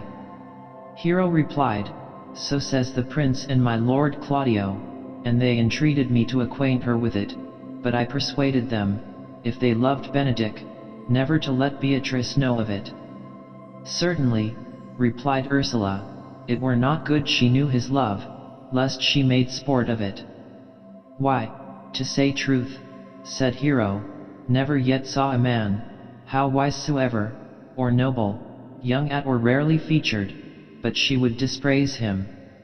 Sure, such carping is not commendable, said Ursula. No, replied Hero, but who dare tell her so? If I should speak, she would mock me into air. Oh, you wrong your cousin, said Ursula. She cannot be so much without true judgment as to refuse so rare a gentleman as Signor Benedick. He hath an excellent good name, said Hero. Indeed, he is the first man in Italy, always excepting my dear Claudio. And now, Hero giving her attendant a hint that it was time to change the discourse, Ursula said, and when are you to be married, madam? Hero then told her that she was to be married to Claudio the next day, and desired she would go in with her and look at some new attire, as she wished to consult with her on what she would wear on the morrow.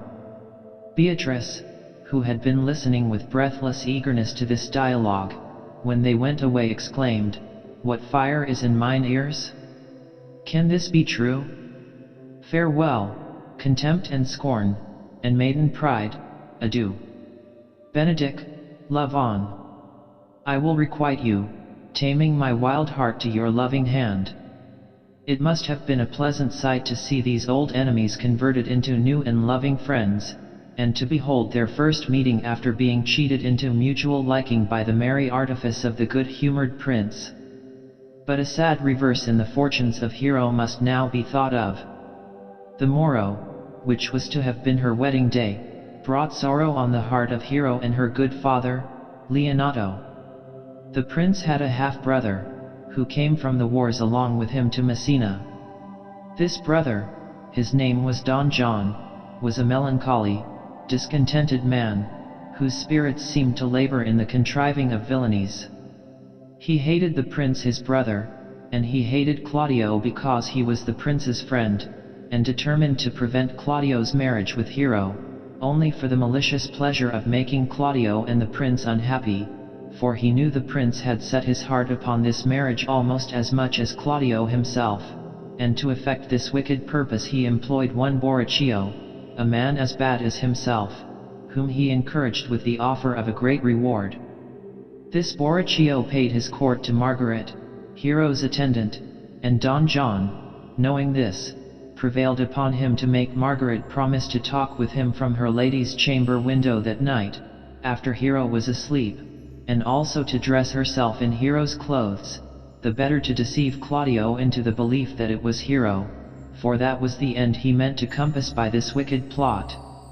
Don John then went to the prince and Claudio and told them that Hero was an imprudent lady, and that she talked with men from her chamber window at midnight. Now this was the evening before the wedding, and he offered to take them that night where they should themselves hear Hero discoursing with a man from her window, and they consented to go along with him, and Claudio said, if I see anything tonight why I should not marry her, tomorrow in the congregation, where I intended to wed her, there will I shame her. The prince also said, and as I assisted you to obtain her, I will join with you to disgrace her.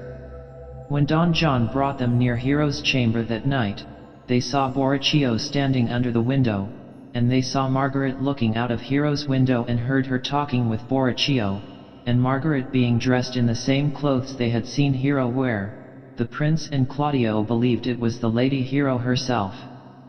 Nothing could equal the anger of Claudio when he had made, as bethought, this discovery. All his love for the innocent Hero was at once converted into hatred, and he resolved to expose her in the church, as he had said he would, the next day, and the prince agreed to this. thinking no punishment could be too severe for the naughty lady who talked with a man from her window the very night before she was going to be married to the noble Claudio. The next day, when they were all met to celebrate the marriage, and Claudio and Hero were standing before the priest, and the priest, or friar, as he was called, was proceeding to pronounce the marriage ceremony, Claudio, in the most passionate language, proclaimed the guilt of the blameless Hero, who, amazed at the strange words he uttered, said, meekly, "Is my lord well, that he does speak so wide?"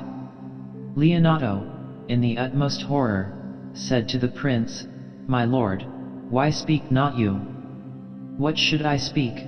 said the prince. "I stand dishonored that have gone about to link my dear friend to an unworthy woman." Leonato, "Upon my honor, myself, my brother, and this grieved Claudio did see and bear her last night at midnight talk with a man at her chamber window." Benedick, in astonishment at what he heard, said, "This looks not like a nuptial." "True, O God," replied the heart-struck Hero, and then this hapless lady sank down in a fainting fit, to all appearance dead.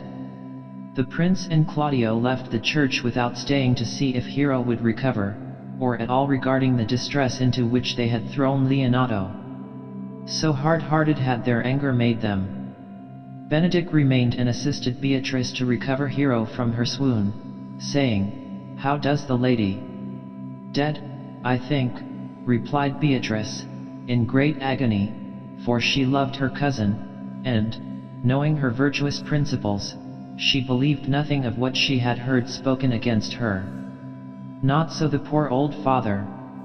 He believed the story of his child's shame, and it was piteous to hear him lamenting over her, as she lay like one dead before him, wishing she might never more open her eyes.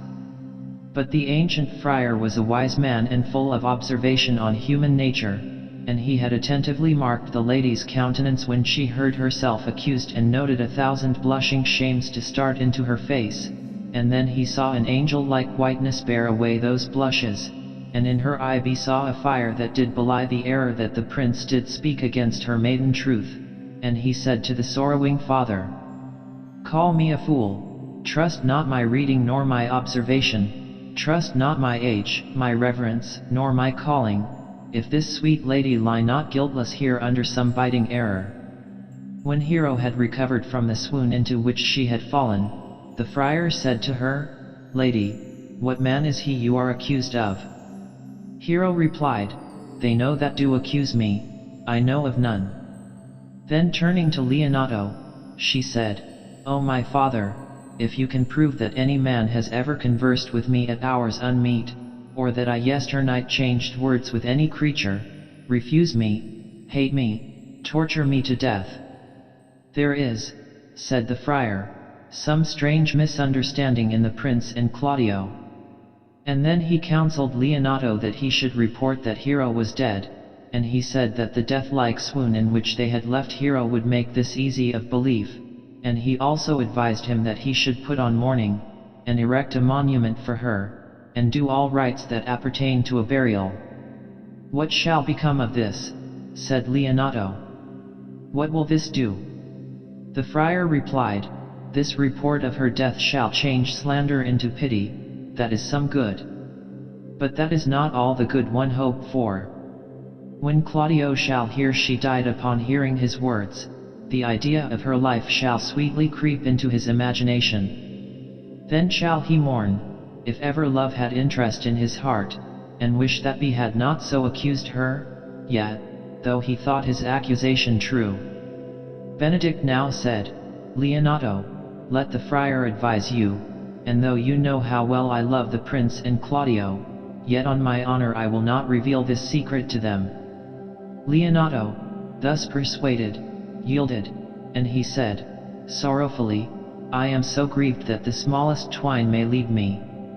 The kind friar then led Leonato and Hero away to comfort and console them, and Beatrice and Benedick remained alone, and this was the meeting from which their friends, who contrived the merry plot against them, expected so much diversion, those friends who were now overwhelmed with affliction and from whose minds all thoughts of merriment seemed forever banished. Benedick was the first who spoke, and he said, "Lady Beatrice, have you wept all this while?" "Yet, and I will weep a while longer," said Beatrice. "Surely," said Benedick, "I do believe your fair cousin is wronged." "Ah," said Beatrice, "how much might that man deserve of me who would right her?" Benedick then said, "Is there any way to show such friendship? I do love nothing in the world so well as you. Is not that strange?" "It were as possible," said Beatrice, "for me to say I loved nothing in the world so well as you, but believe me not, and yet I lie not. I confess nothing, nor I deny nothing. I am sorry for my cousin." "By my sword," said Benedick, "you love me, and I protest I love you. Come, bid me do anything for you." "Kill Claudio," said Beatrice.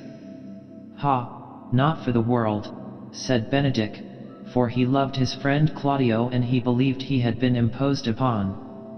"Is not Claudio a villain that has slandered, scorned, and dishonored my cousin?" said Beatrice. "Oh, that I were a man!" "Hear me, Beatrice," said Benedick. But Beatrice would hear nothing in Claudio's defense, and she continued to urge on Benedick to revenge her cousin's wrongs, and she said, "Talk with a man out of the window, a proper saying. Sweet hero, she is wronged, she is slandered, she is undone. Oh, that I were a man for Claudio's sake! Or that I had any friend who would be a man for my sake! But valor is melted into courtesies and compliments. I cannot be a man with wishing, therefore I will die a woman with grieving." "TYRE, good Beatrice," said Benedick. "By this hand I love you. Use it for my love some other way than swearing by it," said Beatrice. "Think you on your soul that Claudio has wronged Hero?" asked Benedick. "Yet," answered Beatrice, "see as sure as I have a thought or a soul." "Enough," said Benedick. "I am engaged, I will challenge him. I will kiss your hand, and so leave you. By this hand Claudio shall render me a dear account. As you hear from me, so think of me. Go, comfort your cousin." While Beatrice was thus powerfully pleading with Benedick, and working his gallant temper, by the spirit of her angry words, to engage in the cause of Hero and fight even with his dear friend Claudio, Leonato was challenging the prince and Claudio to answer with their swords the injury they had done his child, who, be affirmed, had died for grief. But they respected his age and his sorrow, and they said, "Nay, do not quarrel with us, good old man." And now came Benedick, and be also challenged Claudio to answer with his sword the injury be had done to Hero, and Claudio and the prince said to each other, "Beatrice has set him on to do this." Claudio, nevertheless, must have accepted this challenge of Benedick had not the justice of heaven at the moment brought to pass a better proof of the innocence of Hero than the uncertain fortune of a duel. While the prince and Claudio were yet talking of the challenge of Benedick, a magistrate brought Borachio as a prisoner before the prince. Borachio had been overheard talking with one of his companions of the mischief he had been employed by Don John to do. Borachio made a full confession to the prince in Claudio's bearing that it was Margaret dressed in her lady's clothes that he had talked with from the window, whom they had mistaken for the Lady Hero herself. And no doubt continued on the minds of Claudio and the prince of the innocence of Hero. If a suspicion had remained, it must have been removed by the flight of Don John, who, finding his villainies were detected, fled from Messina to avoid the just anger of his brother.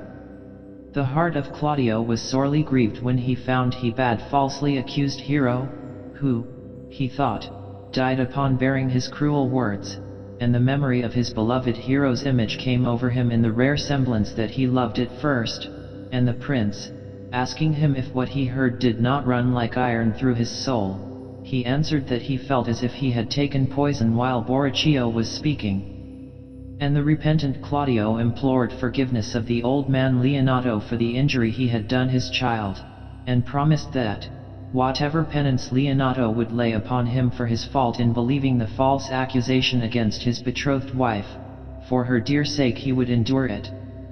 The penance Leonato enjoined him was to marry the next morning a cousin of Hero's, who, he said, was now his heir, and in person very like Hero. Claudio, regarding the solemn promise he made to Leonato, said he would marry this unknown lady, even though she were an Ethiop. But his heart was very sorrowful, and he passed that night in tears and in remorseful grief at the tomb which Leonato had erected for Hero. When the morning came, the prince accompanied Claudio to the church, where the good friar and Leonato and his niece were already assembled, to celebrate a second nuptial, and Leonato presented to Claudio his promised bride.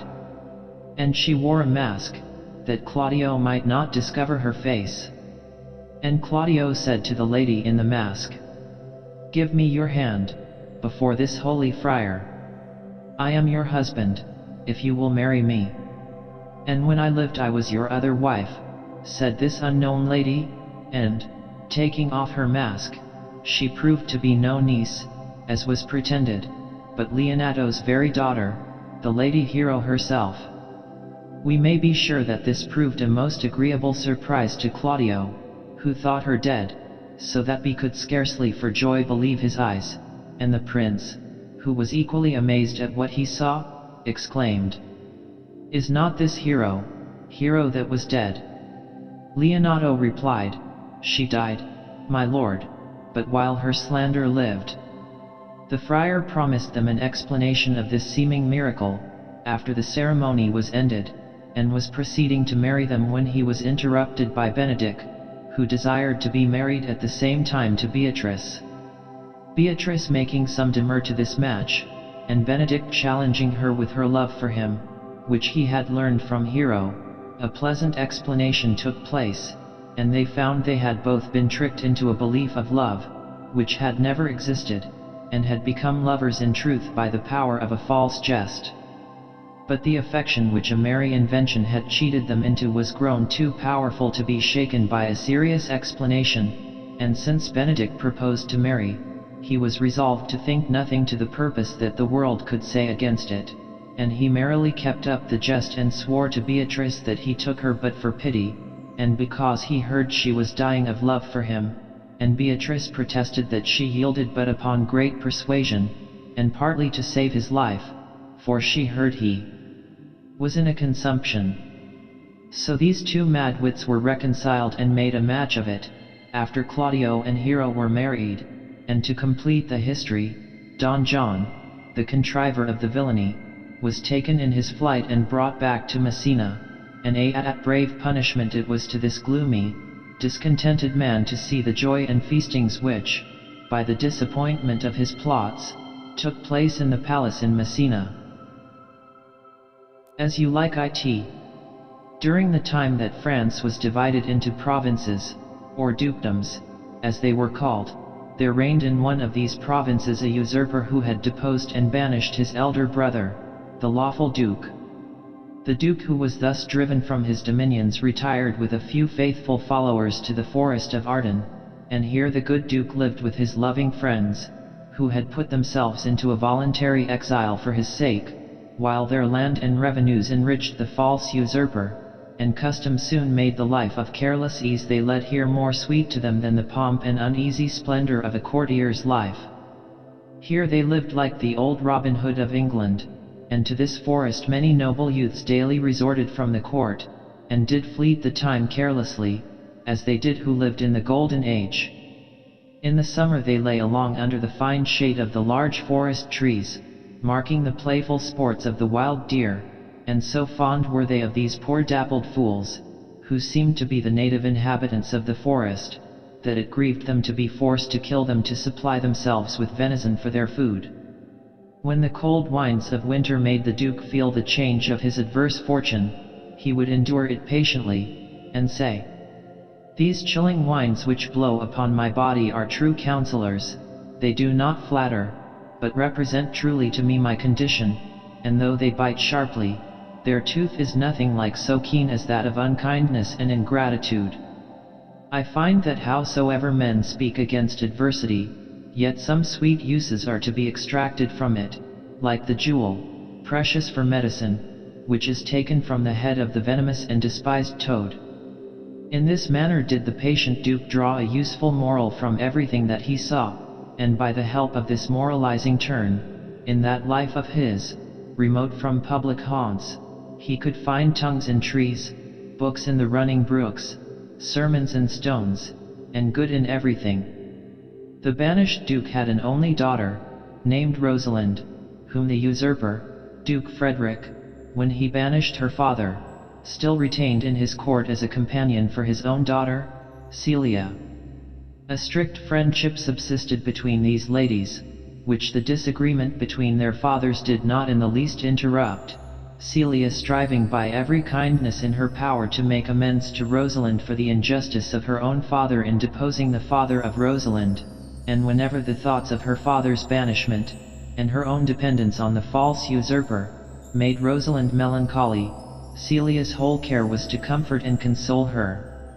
One day, when Celia was talking in her usual kind manner to Rosalind, saying, "I pray you, Rosalind, my sweet cousin, be merry," a messenger entered from the Duke, to tell them that if they wished to see a wrestling match, which was just going to begin, they must come instantly to the court before the palace, and Celia, thinking it would amuse Rosalind, agreed to go and see it. In those times wrestling, which is only practiced now by country clowns, was a favorite sport even in the courts of princes, and before fair ladies and princesses. To this wrestling match, therefore, Celia and Rosalind went. They found that it was likely to prove a very tragical sight, for a large and powerful man, who had been long practiced in the art of wrestling and had slain many men in contests of this kind, was just going to wrestle with a very young man, who, from his extreme youth and inexperience in the art, the beholders all thought would certainly be killed. When the Duke saw Celia and Rosalind, he said, "How now, daughter and niece, are you crept hither to see the wrestling? You will take little delight in it, there is such odds in the men. In pity to this young man, I would wish to persuade him from wrestling. Speak to him, ladies, and see if you can move him." The ladies were well pleased to perform this humane office, and first Celia entreated the young stranger that he would desist from the attempt, and then Rosalind spoke so kindly to him, and with such feeling consideration for the danger he was about to undergo, that, instead of being persuaded by her gentle words to forego his purpose, all his thoughts were bent to distinguish himself by his courage in this lovely lady's eyes. He refused the request of Celia and Rosalind in such graceful and modest words that they felt still more concern for him. He concluded his refusal with saying, "I am sorry to deny such fair and excellent ladies anything. But let your fair eyes and gentle wishes go with me to my trial, wherein if I be conquered there is one shamed that was never gracious, if I am killed, there is one dead that is willing to die. I shall do my friends no wrong, for I have none to lament me, the world no injury, for in it I have nothing, for I only fill up a place in the world which may be better supplied when I have made it empty." And now the wrestling match began. Celia wished the young stranger might not be hurt, but Rosalind felt most for him. The friendless state which he said he was in, and that he wished to die, made Rosalind think that he was, like herself, unfortunate, and she pitied him so much, and so deep an interest she took in his danger while he was wrestling, that she might almost be said at that moment to have fallen in love with him. The kindness shown this unknown youth by these fair and noble ladies gave him courage and strength, so that he performed wonders, and in the end completely conquered his antagonist, who was so much hurt that for a while he was unable to speak or move. The Duke Frederick was much pleased with the courage and skill shown by this young stranger, and desired to know his name and parentage, meaning to take him under his protection. The stranger said his name was Orlando, and that he was the youngest son of Sir Roland de Boys. Sir Roland de Boys, the father of Orlando, had been dead some years, but when he was living he had been a true subject and dear friend of the banished Duke. Therefore, when Frederick heard Orlando was the son of his banished brother's friend, all his liking for this brave young man was changed into displeasure, and he left the place in very ill humor. Hating to bear the very name of any of his brother's friends, and yet still admiring the valor of the youth, he said, as he went out, that he wished Orlando had been the son of any other man. Rosalind was delighted to hear that her new favorite was the son of her father's old friend, and she said to Celia, "My father loved Sir Roland de Boys, and if I had known this young man was his son I would have added tears to my entreaties before he should have ventured." The ladies then went up to him and, seeing him abashed by the sudden displeasure shown by the Duke, they spoke kind and encouraging words to him, and Rosalind, when they were going away, turned back to speak some more civil things to the brave young son of her father's old friend, and taking a chain from off her neck, she said, "Gentlemen, wear this for me.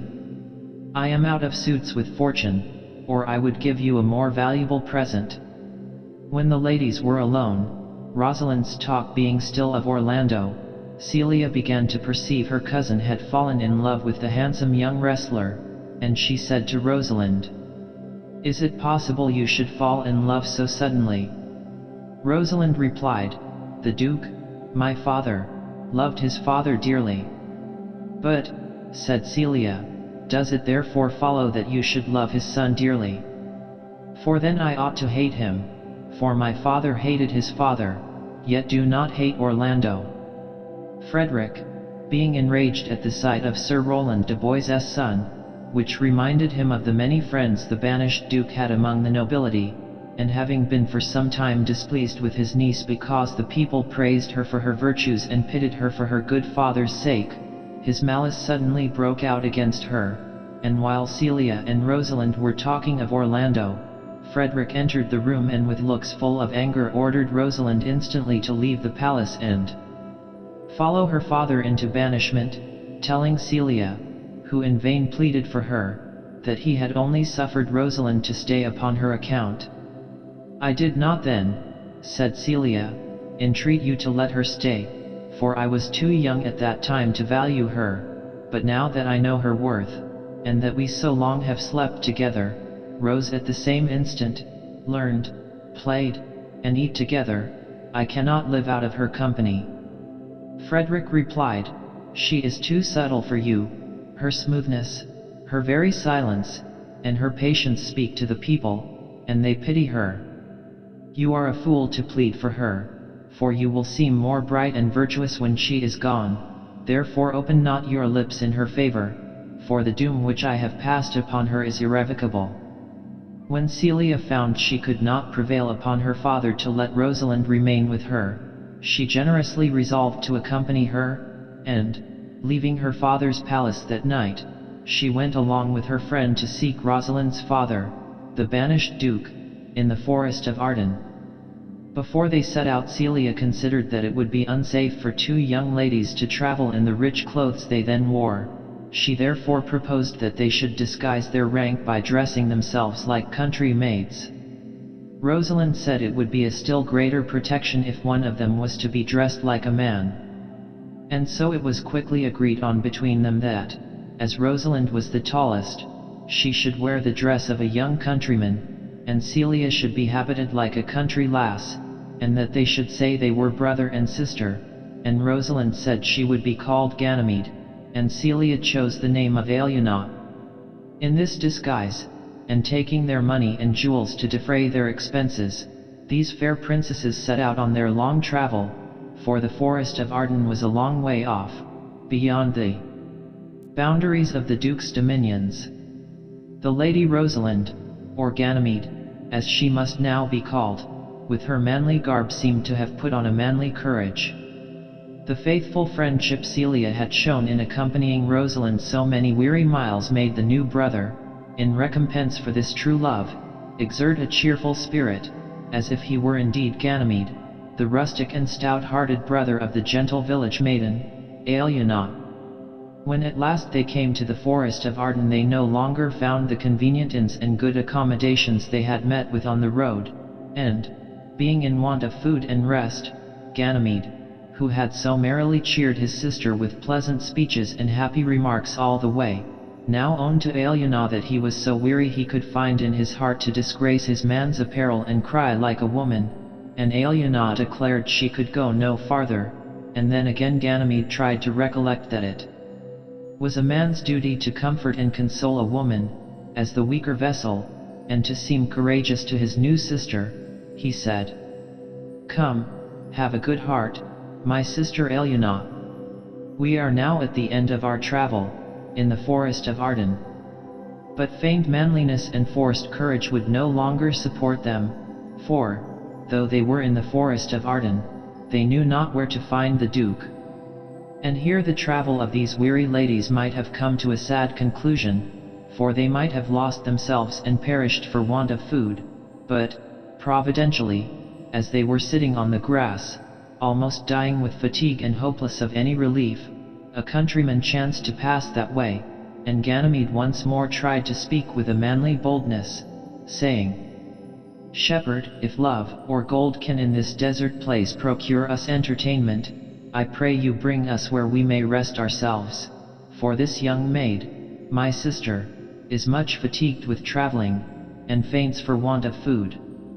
The man replied that he was only a servant to a shepherd, and that his master's house was just going to be sold, and therefore they would find but poor entertainment, but that if they would go with him they should be welcome to what there was. They followed the man, the near prospect of relief giving them fresh strength, and bought the house and sheep of the shepherd, and took the man who conducted them to the shepherd's house to wait on them, and being by this means so fortunately provided with a neat cottage, and well supplied with provisions, they agreed to stay here till they could learn in what part of the forest the Duke dwelt. When they were rested after the fatigue of their journey, they began to like their new way of life, and almost fancied themselves the shepherd and shepherdess they feigned to be.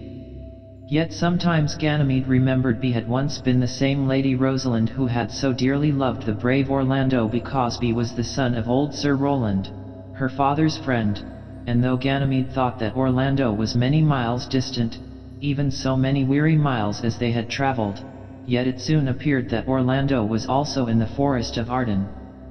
And in this manner this strange event came to pass. Orlando was the youngest son of Sir Rowland de Boys, who, when he died, left him, Orlando being then very young, to the care of his eldest brother, Oliver, charging Oliver on his blessing to give his brother a good education and provide for him as became the dignity of their ancient house. Oliver proved an unworthy brother, and, disregarding the commands of his dying father, he never put his brother to school, but kept him at home untaught and entirely neglected. But in his nature and in the noble qualities of his mind Orlando so much resembled his excellent father that, without any advantages of education, he seemed like a youth who had been bred with the utmost care, and Oliver so envied the fine person and dignified manners of his untutored brother that at last he wished to destroy him, and to effect this he set on people to persuade him to wrestle with the famous wrestler who, as has been before related, had killed so many men. Now it was this cruel brother's neglect of him which made Orlando say he wished to die, being so friendless. When, contrary to the wicked hopes he had formed, his brother proved victorious, his envy and malice knew no bounds, and he swore he would burn the chamber where Orlando slept. He was overheard making his vow by one that had been an old and faithful servant to their father, and that loved Orlando because he resembled Sir Rowland. This old man went out to meet him when he returned from the Duke's palace, and when he saw Orlando the peril his dear young master was in made him break out into these passionate exclamations. "O my gentle master, my sweet master! O you memory of old Sir Rowland! Why are you virtuous? Why are you gentle, strong, and valiant? And why would you be so fond to overcome the famous wrestler? Your praise is come too swiftly home before you. Orlando, wondering what all this meant, asked him what was the matter.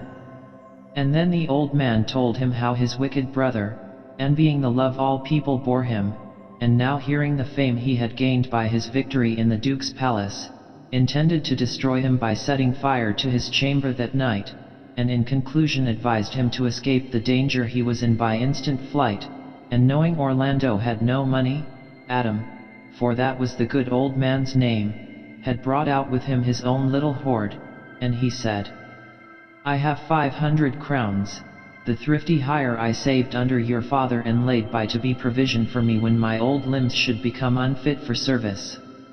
Take that, and he that doth the ravens feed be comfort to my age. Here is the gold. All this I give to you. Let me be your servant, though I look old I will do the service of a younger man in all your business and necessities." "O good old man," said Orlando, "how well appears in you the constant service of the old world. You are not for the fashion of these times. We will go along together, and before your youthful wages are spent I shall light upon some means for both our maintenance." Together, then, this faithful servant and his loved master set out, and Orlando and Adam traveled on, uncertain what course to pursue, till they came to the forest of Arden, and there they found themselves in the same distress for want of food that Ganymede and Aliena had been. They wandered on, seeking some human habitation, till they were almost spent with hunger and fatigue. Adam at last said, "O my dear master, I die for want of food. I can go no farther." He then laid himself down, thinking to make that place his grave, and bade his dear master farewell. Orlando, seeing him in this weak state, took his old servant up in his arms and carried him under the shelter of some pleasant trees, and he said to him, "Cheerly, old Adam. Rest your weary limbs here a while, and do not talk of dying." Orlando then searched about to find some food, and he happened to arrive at that part of the forest where the Duke was, and he and his friends were just going to eat their dinner, this royal Duke being seated on the grass, under no other canopy than the shady covert of some large trees. Orlando, whom hunger had made desperate, drew his sword, intending to take their meat by force, and said, "Forbear and eat no more. I must have your food." The Duke asked him if distress had made him so bold or if he were a rude despiser of good manners. On this Orlando said he was dying with hunger, and then the Duke told him he was welcome to sit down and eat with them. Orlando, hearing him speak so gently, put up his sword and blushed with shame at the rude manner in which he had demanded their food. "Pardon me, I pray you," said he.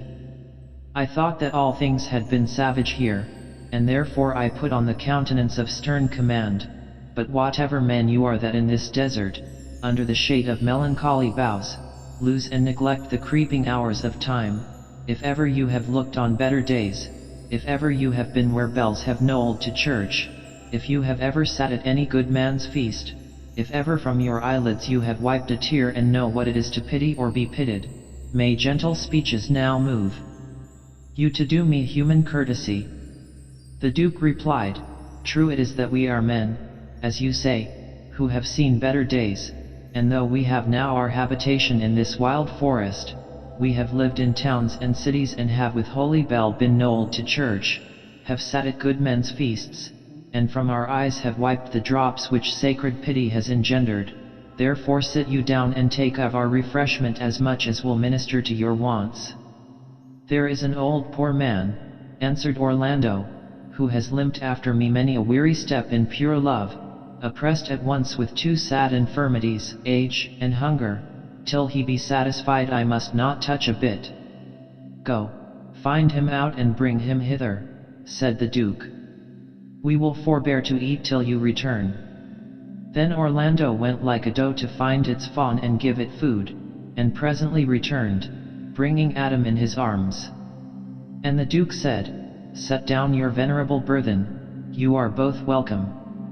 And they fed the old man and cheered his heart, and he revived and recovered his health and strength again. The Duke inquired who Orlando was, and when he found that he was the son of his old friend, Sir Roland de Boys, betook him under his protection, and Orlando and his old servant lived with the Duke in the forest.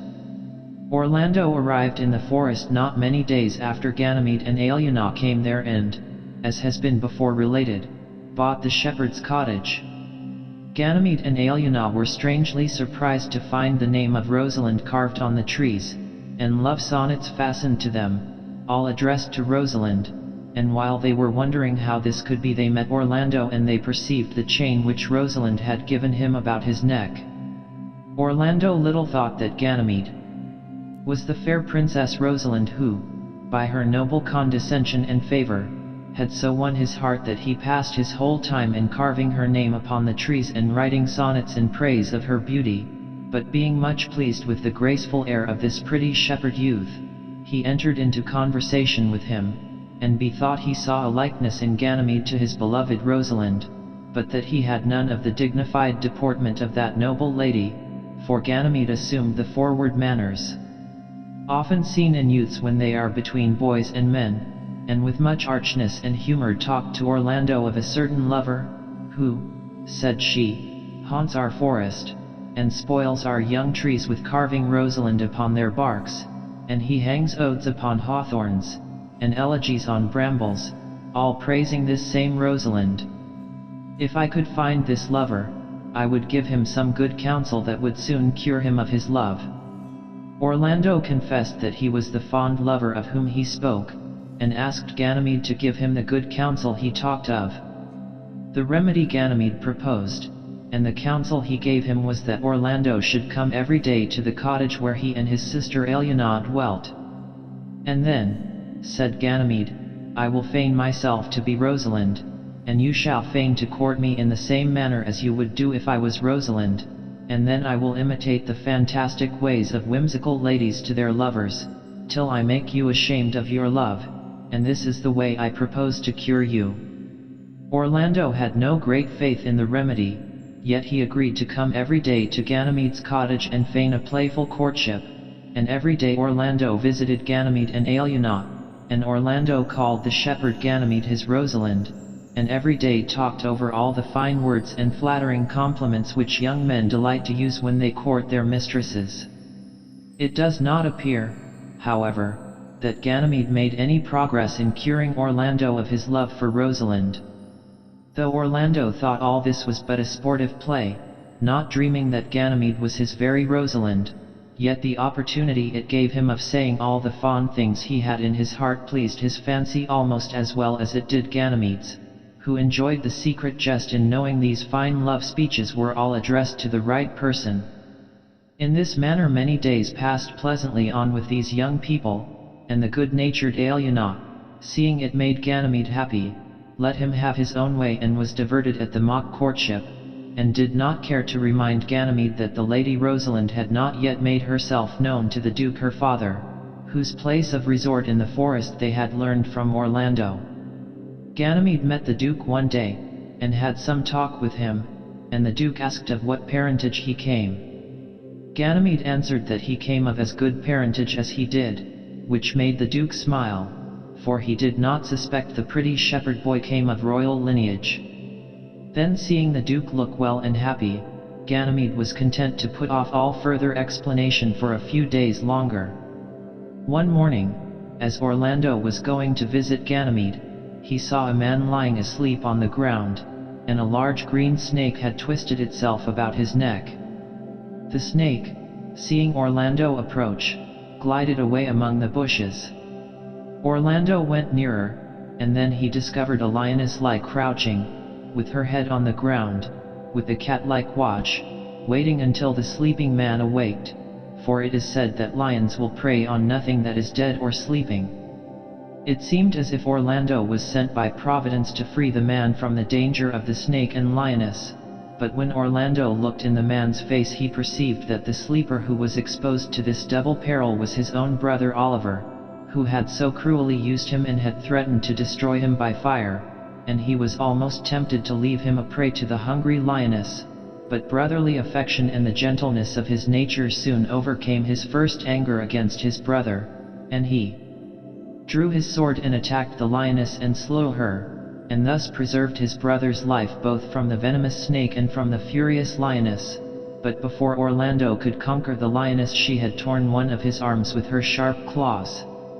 While Orlando was engaged with the lioness, Oliver awaked, and, perceiving that his brother Orlando, whom he had so cruelly treated, was saving him from the fury of a wild beast at the risk of his own life, shame and remorse at once seized him, and he repented of his unworthy conduct and besought with many tears his brother's pardon for the injuries he had done him. Orlando rejoiced to see him so penitent, and readily forgave him. They embraced each other, and from that hour Oliver loved Orlando with a true brotherly affection, though he had come to the forest bent on his destruction. The wound in Orlando's arm having bled very much, he found himself too weak to go to visit Ganymede, and therefore he desired his brother to go and tell Ganymede, whom, said Orlando, I in sport do call my Rosalind, the accident which had befallen him. Thither then Oliver went, and told to Ganymede and Aliena how Orlando had saved his life, and when he had finished the story of Orlando's bravery and his own providential escape, he owned to them that he was Orlando's brother who had so cruelly used him, and then betold them of their reconciliation. The sincere sorrow that Oliver expressed for his offences made such a lively impression on the kind heart of Aliena that she instantly fell in love with him, and Oliver, observing how much she pitied the distress he told her he felt for his fault, he as suddenly fell in love with her. But while love was thus stealing into the hearts of Aliena and Oliver, he was no less busy with Ganymede, who, hearing of the danger Orlando had been in, and that he was wounded by the lioness, fainted, and when he recovered he pretended that he had counterfeited the swoon in the imaginary character of Rosalind, and Ganymede said to Oliver, Tell your brother Orlando how well I counterfeited a swoon. But Oliver saw by the paleness of his complexion that he did really faint, and, much wondering at the weakness of the young man, he said, Well, if you did counterfeit, take a good heart and counterfeit to be a man. So I do, replied Ganymede, truly, but I should have been a woman by right. Oliver made this visit a very long one, and when at last he returned back to his brother he had much news to tell him, for, besides the account of Ganymede's fainting at the hearing that Orlando was wounded, Oliver told him how he had fallen in love with the fair shepherdess Aliena, and that she had lent a favorable ear to his suit, even in this their first interview, and he talked to his brother, as of a thing almost settled, that he should marry Aliena, saying that he so well loved her that he would live here as a shepherd and settle his estate and house at home upon Orlando. You have my consent, said Orlando. Let your wedding be tomorrow, and I will invite the Duke and his friends. Go and persuade your shepherdess to agree to this. She is now alone, for, look, here comes her brother.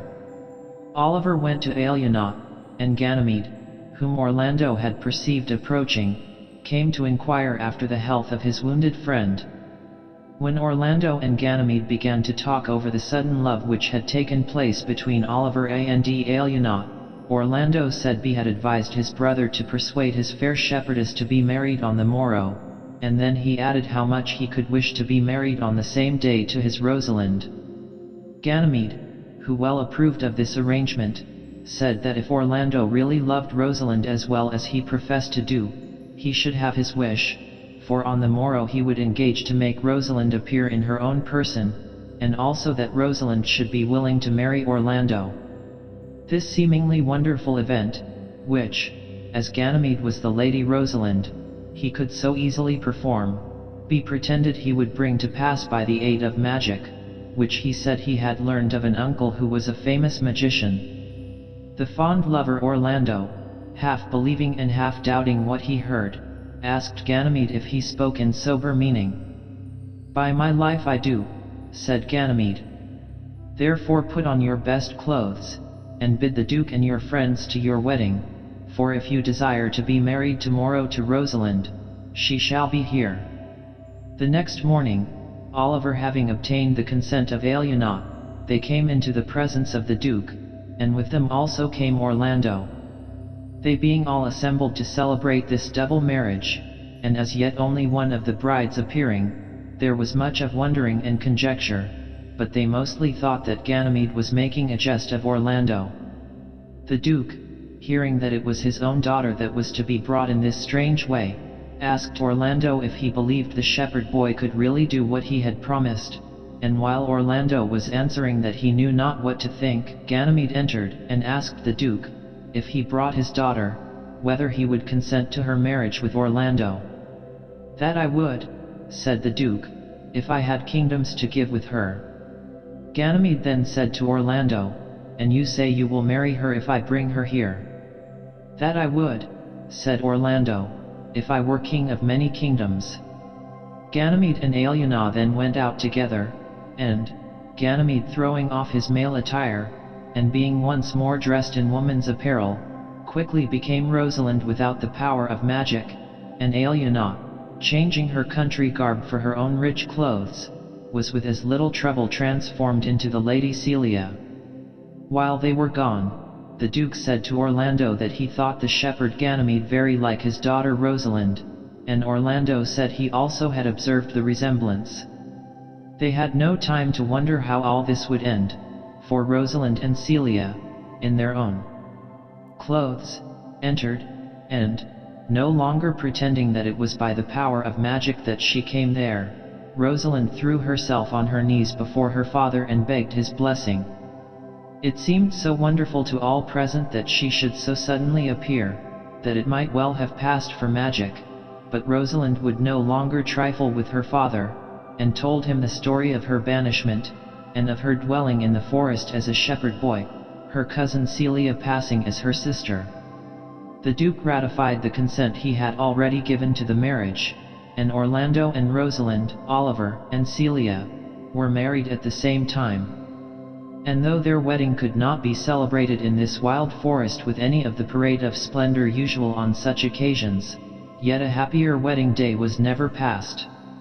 And while they were eating their venison under the cool shade of the pleasant trees, as if nothing should be wanting to complete the felicity of this good Duke and the true lovers, an unexpected messenger arrived to tell the Duke the joyful news that his dukedom was restored to him. The usurper, enraged at the flight of his daughter Celia, and hearing that everyday men of great worth resorted to the forest of Arden to join the lawful Duke in his exile, much envying that his brother should be so highly respected in his adversity, put himself at the head of a large force and advanced toward the forest, intending to seize his brother and put him with all his faithful followers to the sword, but by a wonderful interposition of Providence this bad brother was converted from his evil intention, for just as he entered the skirts of the wild forest he was met by an old religious man, a hermit, with whom he had much talk and who in the end completely turned his heart from his wicked design.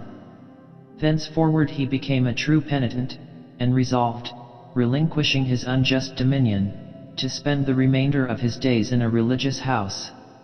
The first act of his newly conceived penitence was to send a messenger to his brother, as has been related, to offer to restore to him his dukedom, which he had usurped so long, and with it the lands and revenues of his friends, the faithful followers of his adversity. This joyful news, as unexpected as it was welcome, came opportunely to heighten the festivity and rejoicings at the wedding of the princesses. Celia complimented her cousin on this good fortune which had happened to the Duke, Rosalind's father, and wished her joy very sincerely, though she herself was no longer heir to the dukedom, but by this restoration which her father had made, Rosalind was now the heir. So completely was the love of these two cousins unmixed with anything of jealousy or of envy. The Duke had now an opportunity of rewarding those true friends who had stayed with him in his banishment, and these worthy followers, though they had patiently shared his adverse fortune, were very well pleased to return in peace and prosperity to the palace of their lawful Duke. Two gentlemen of Verona. There lived in the city of Verona two young gentlemen, whose names were Valentine and Proteus, between whom a firm and uninterrupted friendship had long subsisted. They pursued their studies together, and their hours of leisure were always passed in each other's company, except when Proteus visited a lady he was in love with.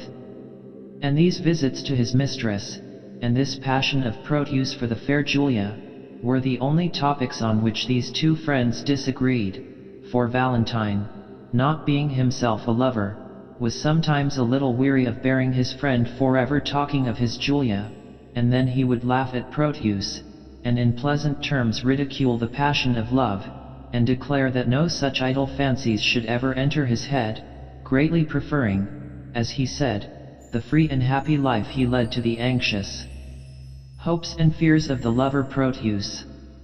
One morning Valentine came to Proteus to tell him that they must for a time be separated, for that he was going to Milan. Proteus, unwilling to part with his friend, used many arguments to prevail upon Valentine not to leave him. But Valentine said, "Cease to persuade me, my loving Proteus. I will not, like a sluggard, wear out my youth in idleness at home. Home-keeping youths have ever homely wits. If your affection were not chained to the sweet glances of your honored Julia, I would entreat you to accompany me, to see the wonders of the world abroad, but since you are a lover, love on still, and may your love be prosperous." They parted with mutual expressions of unalterable friendship. "Sweet Valentine, adieu," said Proteus. "Think on me when you see some rare object worthy of notice in your travels, and wish me partaker of your happiness." Valentine began his journey that same day toward Milan, and when his friend had left him, Proteus sat down to write a letter to Julia, which he gave to her maid Lucetta to deliver to her mistress. Julia loved Proteus as well as he did her, but she was a lady of a noble spirit, and she thought it did not become her maiden dignity too easily to be won, therefore she affected to be insensible of his passion and gave him much uneasiness in the prosecution of his suit.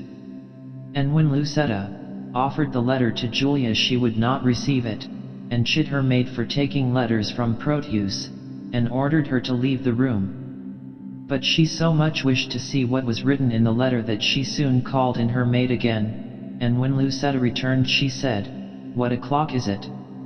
Lucetta, who knew her mistress more desired to see the letter than to know the time of day, without answering her question again offered the rejected letter. Julia, angry that her maid should thus take the liberty of seeming to know what she really wanted, tore the letter in pieces and threw it on the floor, ordering her maid once more out of the room. As Lucetta was retiring, she stopped to pick up the fragments of the torn letter, but Julia, who meant not so to part with them, said, in pretended anger, "Go, get you gone, and let the papers lie, you would be fingering them to anger me." Julia then began to piece together as well as she could the torn fragments. She first made out these words, "Love wounded Proteus," and lamenting over these and such like loving words, which she made out though they were all torn asunder, or, she said wounded, the expression "love wounded Proteus" giving her that idea, she talked to these kind words, telling them she would lodge them in her bosom as in a bed, till their wounds were healed, and that she would kiss each several piece to make amends. In this manner she went on talking with a pretty, ladylike childishness, till, finding herself unable to make out the whole, and vexed at her own ingratitude in destroying such sweet and loving words, as she called them, she wrote a much kinder letter to Proteus than she had ever done before. Proteus was greatly delighted at receiving this favorable answer to his letter. And while he was reading it he exclaimed, "Sweet love, sweet lines, sweet life." In the midst of his raptures he was interrupted by his father. "How now," said the old gentleman. "What letter are you reading there?" "My lord," replied Proteus, "it is a letter from my friend Valentine, at Milan." "Lend me the letter," said his father. "Let me see what news." "There is no news, my lord," said Proteus, greatly alarmed, "but that he writes how well beloved he is of the Duke of Milan, who daily graces him with favors, and how he wishes me with him, the partner of his fortune, "And how stand you affected to his wish?" asked the father. "As one relying on your lordship's will and not depending on his friendly wish," said Proteus. Now it had happened that Proteus's father had just been talking with a friend on this very subject. His friend had said he wondered his lordship suffered his son to spend his youth at home while most men were sending their sons to seek preferment abroad. "Some," said he, "to the wars, to try their fortunes there, and some to discover islands far away, and some to study in foreign universities. And there is his companion Valentine, he is gone to the Duke of Milan's court. Your son is fit for any of these things, and it will be a great disadvantage to him in his riper age not to have traveled in his youth." Proteus's father thought the advice of his friend was very good, and upon Proteus telling him that Valentine wished him with him, the partner of his fortune, he at once determined to send his son to Milan, and without giving Proteus any reason for this sudden resolution, it being the usual habit of this positive old gentleman to command his son, not reason with him, he said, "My will is the same as Valentine's wish." And seeing his son look astonished, he added, "Look not amazed, that I so suddenly resolve you shall spend some time in the Duke of Milan's court, for what I will, and there is an end. Tomorrow be in readiness to go. Make no excuses, for I am peremptory." Proteus knew it was of no use to make objections to his father, who never suffered him to dispute his will, and he blamed himself for telling his father an untruth about Julia's letter, which had brought upon him the sad necessity of leaving her. Now that Julia found she was going to lose Proteus for so long a time, she no longer pretended indifference, and they bade each other a mournful farewell, with many vows of love and constancy. Proteus and Julia exchanged rings, which they both promised to keep forever in remembrance of each other, and thus, taking a sorrowful leave, Proteus set out on his journey to Milan, the abode of his friend Valentine. Valentine was in reality, what Proteus had feigned to his father, in high favor with the Duke of Milan, and another event had happened to him of which Proteus did not even dream, for Valentine had given up the freedom of which he used so much to boast, and was become as passionate a lover as Proteus. She who had wrought this wondrous change in Valentine was the Lady Silvia, daughter of the Duke of Milan, and she also loved him, but they concealed their love from the Duke, because, although he showed much kindness for Valentine and invited him every day to his palace, yet he designed to marry his daughter to a young courtier whose name was Thurio. Silvia despised this Thurio, for he had none of the fine sense and excellent qualities of Valentine. These two rivals, Thurio and Valentine, were one day on a visit to Silvia, and Valentine was entertaining Silvia with turning everything Thurio said into ridicule, when the Duke himself entered the room and told Valentine the welcome news of his friend Proteus's arrival. Valentine said, "If I had wished a thing, it would have been to have seen him here." And then he highly praised Proteus to the Duke, saying, "My lord, though I have been a truant of my time, yet hath my friend made use and fair advantage of his days, and is complete in person and in mind, in all good grace to grace a gentleman. Welcome him, then, according to his worth," said the Duke. "Silvia, I speak to you, and you, Sir Thurio, for Valentine, I need not bid him do so." They were here interrupted by the entrance of Proteus, and Valentine introduced him to Silvia, saying, "Sweet lady, entertain him to be my fellow servant to your ladyship." When Valentine and Proteus had ended their visit, and were alone together, Valentine said, "Now tell me how all does from whence you came?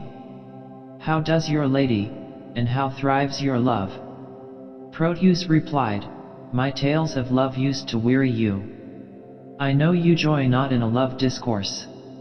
"I, Proteus," returned Valentine, "but that life is altered now. I have done penance for condemning love. For in revenge of my contempt of love, love has chased sleep from my enthralled eyes. O gentle Proteus, love is a mighty lord, and hath so humbled me that I confess there is no woe like his correction nor no such joy on earth as in his service. I now like no discourse except it be of love. Now I can break my fast, dine, sup, and sleep upon the very name of love. This acknowledgment of the change which love had made in the disposition of Valentine was a great triumph to his friend Proteus. But friend Proteus must be called no longer, for the same all-powerful deity Love, of whom they were speaking, yet, even while they were talking of the change he had made in Valentine, was working in the heart of Proteus, and he, who had till this time been a pattern of true love and perfect friendship, was now, in one short interview with Sylvia, become a false friend and a faithless lover, for at the first sight of Sylvia all his love for Julia vanished away like a dream, nor did his long friendship for Valentine deter him from endeavoring to supplant him in her affections, and although, as it will always be, when people of dispositions naturally good become unjust, be bad many scruples before he determined to forsake Julia and become the rival of Valentine, yet be at length overcame his sense of duty and yielded himself up, almost without remorse, to his new unhappy passion. Valentine imparted to him in confidence the whole history of his love, and how carefully they had concealed it from the Duke her father, and told him that, despairing of ever being able to obtain his consent, he had prevailed upon Sylvia to leave her father's palace that night and go with him to Mantua. Then he showed Proteus a ladder of ropes by help of which he meant to assist Sylvia to get out of one of the windows of the palace after it was dark. Upon hearing this faithful recital of his friend's dearest secrets, it is hardly possible to be believed, but so it was that Proteus resolved to go to the Duke and disclose the whole to him. This false friend began his tale with many artful speeches to the Duke, such as that by the laws of friendship he ought to conceal what he was going to reveal, but that the gracious favor the Duke had shown him, and the duty he owed his grace, urged him to tell that which else no worldly good should draw from him. He then told all he had heard from Valentine, not omitting the ladder of ropes and the manner in which Valentine meant to conceal them under a long cloak. The Duke thought Proteus quite a miracle of integrity, in that he preferred telling his friend's intention rather than he would conceal an unjust action, highly commended him, and promised him not to let Valentine know from whom he had learned this intelligence, but by some artifice to make Valentine betray the secret himself. For this purpose the Duke awaited the coming of Valentine in the evening, whom he soon saw hurrying toward the palace, and he perceived somewhat was wrapped within his cloak, which he concluded was the rope ladder. The Duke, upon this, stopped him, saying, "Whither away so fast, Valentine?" "May it please your grace," said Valentine, "there is a messenger that stays to bear my letters to my friends, and I am going to deliver them." Now this falsehood of Valentine's had no better success in the event than the untruth Proteus told his father. "Be they of much import?" said the Duke. "No more, my lord," said Valentine, "than to tell my father I am well and happy at your grace's court." "Nay then," said the Duke, "no matter, stay with me a while. I wish your counsel about some affairs that concern me nearly." He then told Valentine an artful story, as a prelude to draw his secret from him, saying that Valentine knew he wished to match his daughter with Thurio, but that she was stubborn and disobedient to his commands. "Neither regarding," said he, "that she is my child nor fearing me as if I were her father. And I may say to thee this pride of hers has drawn my love from her. I had thought my age should have been cherished by her childlike duty. I now am resolved to take a wife, and turn her out to whosoever will take her in. Let her beauty be her wedding dower, for me and my possessions she esteems not." Valentine, wondering where all this would end, made answer, "And what would your grace have me to do in all this?" "Why," said the Duke, "the lady I would wish to marry is nice and coy and does not much esteem my aged eloquence. Besides, the fashion of courtship is much changed since I was young. Now I would willingly have you to be my tutor to instruct me how I am to woo." Valentine gave him a general idea of the modes of courtship then practiced by young men when they wish to win a fair lady's love, such as presents, frequent visits, and the like. The Duke replied to this that the lady did refuse a present which he sent her, and that she was so strictly kept by her father that no man might have access to her by day. "Why, then," said Valentine, "you must visit her by night." "But at night," said the artful Duke, who was now coming to the drift of his discourse, "her doors are fast locked." Valentine then unfortunately proposed that the Duke should get into the lady's chamber at night by means of a ladder of ropes, saying he would procure him one fitting for that purpose, and in conclusion advised him to conceal this ladder of ropes under such a cloak as that which he now wore. "Lend me your cloak," said the Duke, who had feigned this long story on purpose to have a pretense to get off the cloak. So upon saying these words he caught hold of Valentine's cloak and, throwing it back, he discovered not only the ladder of ropes but also a letter of Sylvia's, which he instantly opened and read, and this letter contained a full account of their intended elopement. The Duke, after upbraiding Valentine for his ingratitude in thus returning the favor he had shown him, by endeavoring to steal away his daughter, banished him from the court and city of Milan forever, and Valentine was forced to depart that night without even seeing Sylvia. While Proteus at Milan was thus injuring Valentine, Julia at Verona was regretting the absence of Proteus, and her regard for him at last so far overcame her sense of propriety that she resolved to leave Verona and seek her lover at Milan, and to secure herself from danger on the road she dressed her maiden Lucetta and herself in men's clothes. And they set out in this disguise, and arrived at Milan soon after Valentine was banished from that city through the treachery of Proteus. Julia entered Milan about noon, and she took up her abode at an inn, and, her thoughts being all on her dear Proteus, she entered into conversation with the innkeeper or host, as he was called, thinking by that means to learn some news of Proteus. The host was greatly pleased that this handsome young gentleman, as he took her to be, who from his appearance be concluded was of high rank, spoke so familiarly to him, and, being a good-natured man, he was sorry to see him look so melancholy, and to amuse his young guest he offered to take him to hear some fine music, with which, he said, a gentleman that evening was going to serenade his mistress. The reason Julia looked so very melancholy was, that she did not well know what Proteus would think of the imprudent step she had taken, for she knew he had loved her for her noble maiden pride and dignity of character, and she feared she should lower herself in his esteem, and this it was that made her wear a sad and thoughtful countenance. She gladly accepted the offer of the host to go with him and hear the music, for she secretly hoped she might meet Proteus by the way.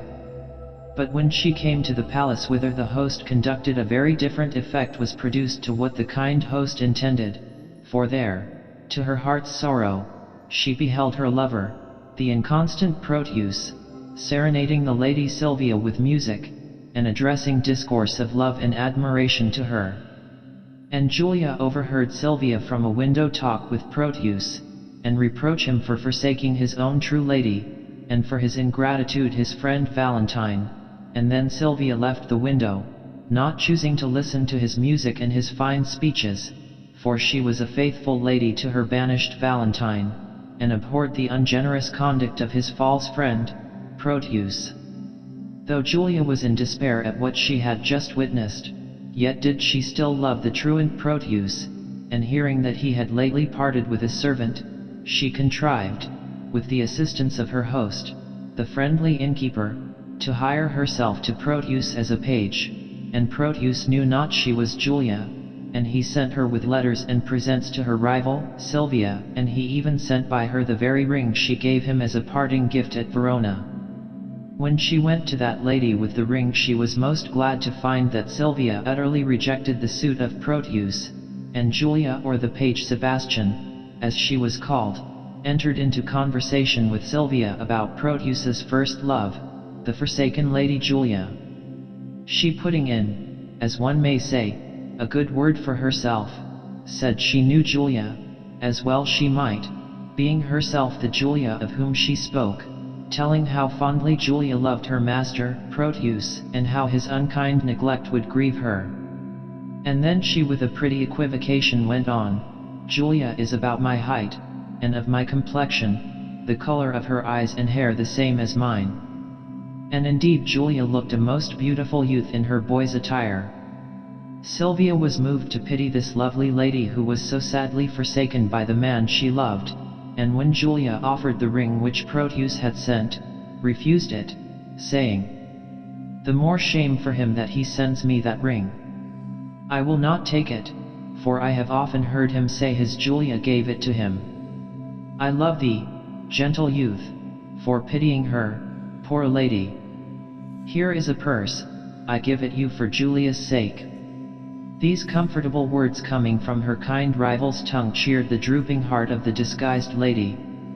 But to return to the banished Valentine, who scarce knew which way to bend his course, being unwilling to return home to his father a disgraced and banished man. As he was wandering over a lonely forest, not far distant from Milan, where he had left his heart's dear treasure, the Lady Sylvia, he was set upon by robbers, who demanded his money. Valentine told them that he was a man crossed by adversity, that he was going into banishment, and that he had no money, the clothes he had on being all his riches.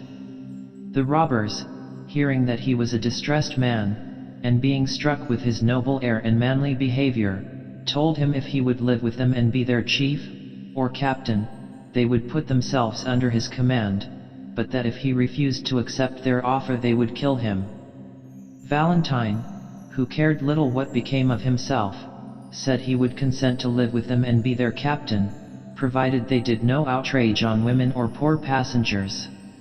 Thus the noble Valentine became, like Robin Hood, of whom we read in ballads, a captain of robbers and outlawed banditti, and in this situation he was found by Sylvia, and in this manner it came to pass. Sylvia, to avoid a marriage with Thurio, whom her father insisted upon her no longer refusing, came at last to the resolution of following Valentine to Mantua, at which place she had heard her lover had taken refuge, but in this account she was misinformed, for he still lived in the forest among the robbers, hearing the name of their captain, but taking no part in their depredations, and using the authority which they had imposed upon him in no other way than to compel them to show compassion to the travelers they robbed. Sylvia contrived to effect her escape from her father's palace in company with a worthy old gentleman whose name was Eglamour, whom she took along with her for protection on the road. She had to pass through the forest where Valentine and the banditti dwelt, and one of these robbers seized on Sylvia, and would also have taken Eglamour, but he escaped. The robber who had taken Sylvia, seeing the terror she was in, bade her not be alarmed, for that he was only going to carry her to a cave where his captain lived, and that she need not be afraid, for their captain had an honorable mind and always showed humanity to women. Sylvia found little comfort in hearing she was going to be carried as a prisoner before the captain of a lawless banditti. "O Valentine," she cried, "this I endure for thee."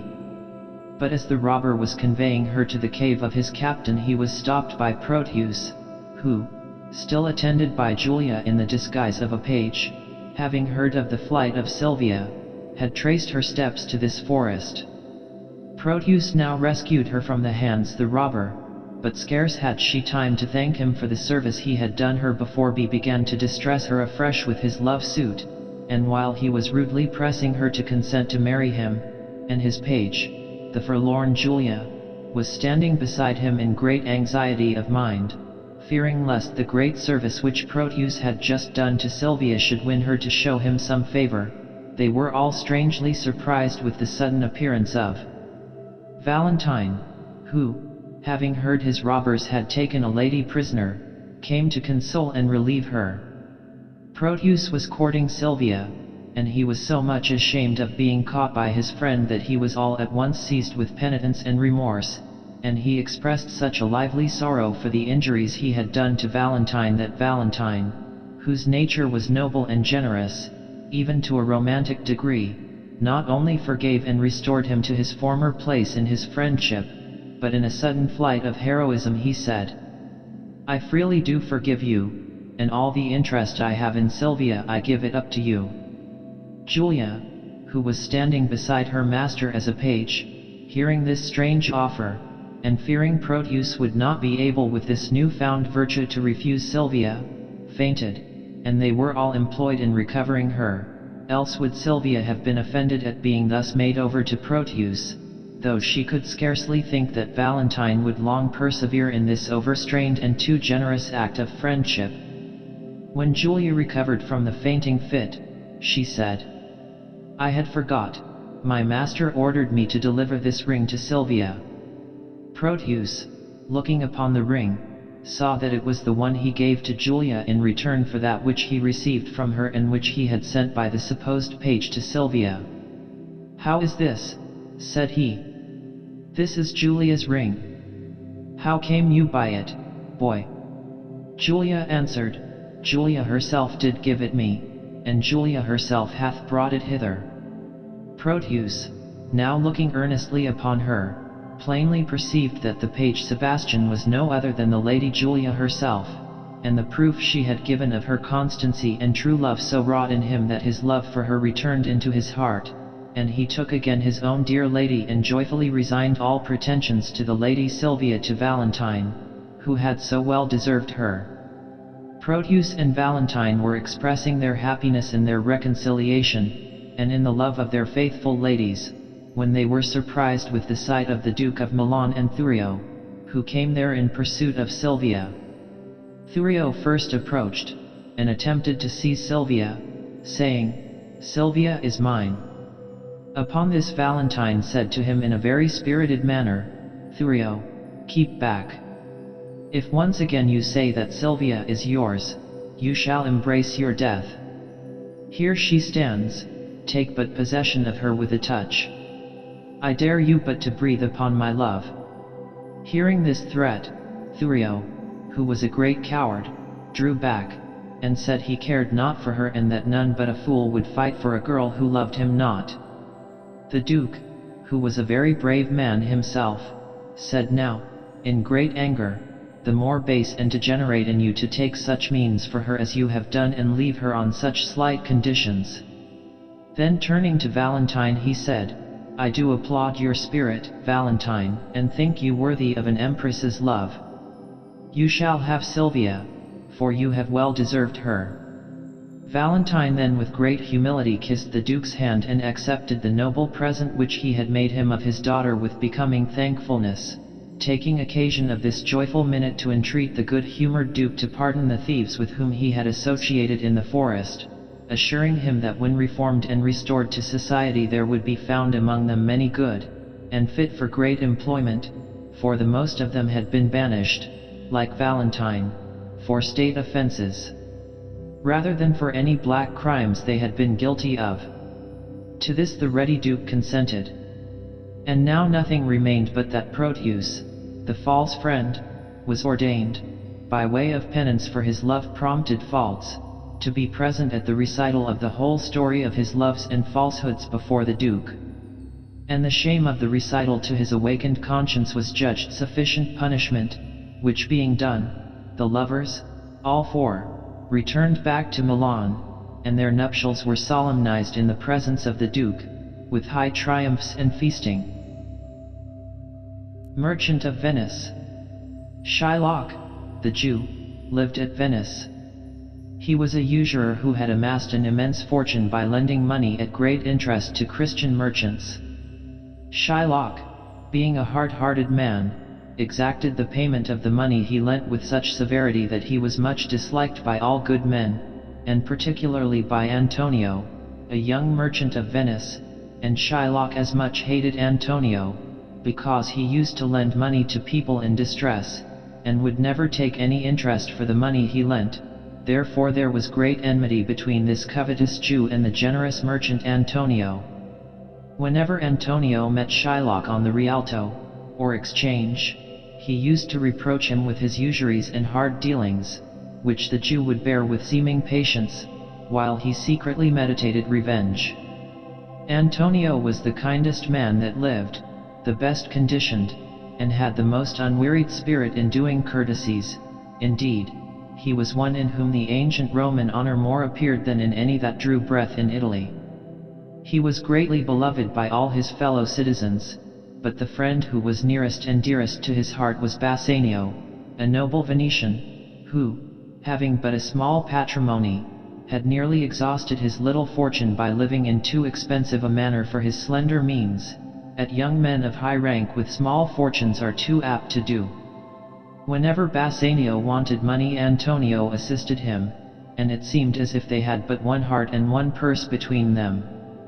One day Bassanio came to Antonio and told him that he wished to repair his fortune by a wealthy marriage with a lady whom he dearly loved, whose father, that was lately dead, had left her sole heiress to a large estate, and that in her father's lifetime he used to visit at her house, when he thought he had observed this lady had sometimes from her eyes sent speechless messages that seemed to say he would be no unwelcome suitor, but not having money to furnish himself with an appearance befitting the lover of so rich an heiress, he besought Antonio to add to the many favors he had shown him by lending him 3,000 ducats. Antonio had no money by him at that time to lend his friend, but expecting soon to have some ships come home laden with merchandise, he said he would go to Shylock, the rich moneylender, and borrow the money upon the credit of those ships. Antonio and Bassanio went together to Shylock, and Antonio asked the Jew to lend him 3,000 ducats upon any interest he should require, to be paid out of the merchandise contained in his ships at sea. On this, Shylock thought within himself, if I can once catch him on the hip, I will feed fat the ancient grudge I bear him. He hates our Jewish nation, he lends out money gratis, and among the merchants he rails at me and my well-earned bargains, which he calls interest. Cursed be my tribe if I forgive him. Antonio, finding B was musing within himself and did not answer, and being impatient for the money, said, Shylock, do you hear? Will you lend the money? To this question the Jew replied, Signor Antonio, on the Rialto many a time and often you have railed at me about my monies and my usuries, and I have borne it with a patient shrug, for sufferance is the badge of all our tribe, and then you have called me unbeliever, cutthroat dog, and spit upon my Jewish garments, and spurned at me with your foot, as if I was a cur. Well, then, it now appears you need my help, and you come to me and say, Shylock, lend me monies. Has a dog money? Is it possible a cur should lend 3,000 ducats? Shall I bend low and say, Fair sir, you spit upon me on Wednesday last, another time you called me dog, and for these courtesies I am to lend you monies? Antonio replied, I am as like to call you so again, to spit on you again, and spurn you, too. If you will lend me this money, lend it not to me as to a friend, but rather lend it to me as to an enemy, that, if I break, you may with better face exact the penalty. Why, look you, said Shylock, how you storm. I would be friends with you and have your love. I will forget the shames you have put upon me. I will supply your wants and take no interest for my money. This seemingly kind offer greatly surprised Antonio, and then Shylock, still pretending kindness and that all he did was to gain Antonio's love, again said he would lend him the 3,000 ducats, and take no interest for his money, only Antonio should go with him to a lawyer and there sign in merry sport a bond that, if he did not repay the money by a certain day, he would forfeit a pound of flesh, to be cut off from any part of his body that Shylock pleased. Content, said Antonio. I will sign to this bond, and say there is much kindness in the Jew. Bassanio said Antonio should not sign to such a bond for him, but still Antonio insisted that he would sign it, for that before the day of payment came his ships would return laden with many times the value of the money. Shylock, hearing this debate, exclaimed, "O Father Abraham, what suspicious people these Christians are! Their own hard dealings teach them to suspect the thoughts of others. I pray you tell me this, Bassanio, if he should break his day, what should I gain by the exaction of the forfeiture? A pound of man's flesh, taken from a man, is not so estimable, profitable, neither, as the flesh of mutton or beef. I say, to buy his favor I offer this friendship, if he will take it, so, if not, adieu." At last, against the advice of Bassanio, who, notwithstanding all the Jew had said of his kind intentions, did not like his friend should run the hazard of this shocking penalty for his sake, Antonio signed the bond, thinking it really was, as the Jew said, merely in sport. The rich heiress that Bassanio wished to marry lived near Venice, at a place called Belmont. Her name was Portia, and in the graces of her person and her mind she was nothing inferior to that Portia, of whom we read, who was Cato's daughter and the wife of Brutus. Bassanio, being so kindly supplied with money by his friend Antonio, at the hazard of his life, set out for Belmont with a splendid train and attended by a gentleman of the name of Gratiano. Bassanio proving successful in his suit, Portia in a short time consented to accept of him for a husband. Bassanio confessed to Portia that he had no fortune and that his high birth and noble ancestry were all that he could boast of. She, who loved him for his worthy qualities and had riches enough not to regard wealth in a husband, answered, with a graceful modesty, that she would wish herself 1,000 times more fair, and 10,000 times more rich, to be more worthy of him, and then the accomplished Portia prettily dispraised herself and said she was an unless wont girl, unschooled, unpracticed, yet not so old but that she could learn, and that she would commit her gentle spirit to be directed and governed by him in all things, and she said, "Myself and what is mine to you and yours is now converted. But yesterday, Bassanio, I was the lady of this fair mansion, queen of myself, and mistress over these servants, and now this house, these servants, and myself are yours, my lord. I give them with this ring," presenting a ring to Bassanio. Bassanio was so overpowered with gratitude and wonder at the gracious manner in which the rich and noble Portia accepted of a man of his humble fortunes that he could not express his joy and reverence to the dear lady who so honored him, by anything but broken words of love and thankfulness, and, taking the ring, he vowed never to part with it. Gratiano and Nerissa, Portia's waiting maid, were in attendance upon their lord and lady when Portia so gracefully promised to become the obedient wife of Bassanio, and Gratiano, wishing Bassanio and the generous lady joy, desired permission to be married at the same time. "With all my heart, Gratiano," said Bassanio, "if you can get a wife." Gratiano then said that he loved the lady Portia's fair waiting gentlewoman, Nerissa, and that she had promised to be his wife if her lady married Bassanio. Portia asked Nerissa if this was true. Nerissa replied, "Madam, it is so, if you approve of it." Portia willingly consenting, Bassanio pleasantly said, "Then our wedding feast shall be much honored by your marriage, Gratiano." The happiness of these lovers was sadly crossed at this moment by the entrance of a messenger, who brought a letter from Antonio containing fearful tidings. When Bassanio read Antonio's letter, Portia feared it was to tell him of the death of some dear friend. He looked so pale, and, inquiring what was the news which bad so distressed him, he said, "Oh, sweet Portia, here are a few of the unpleasantest words that ever blotted paper. Gentle lady, when I first imparted my love to you, I freely told you all the wealth I had ran in my veins, but I should have told you that I had less than nothing, being in debt." Bassanio then told Portia what has been here related, of his borrowing the money of Antonio, and of Antonio's procuring it of Shylock the Jew, and of the bond by which Antonio had engaged to forfeit a pound of flesh if it was not repaid by a certain day.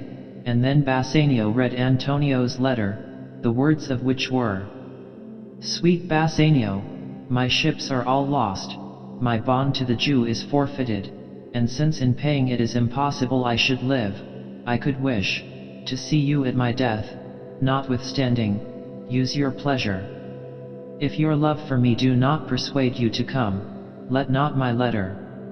"Oh, my dear love," said Portia, "dispatch all business and begone.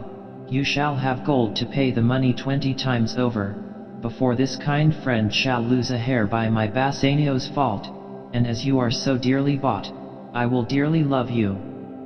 Portia then said she would be married to Bassanio before he set out, to give him a legal right to her money, and that same day they were married, and Gratiano was also married to Nerissa, and Bassanio.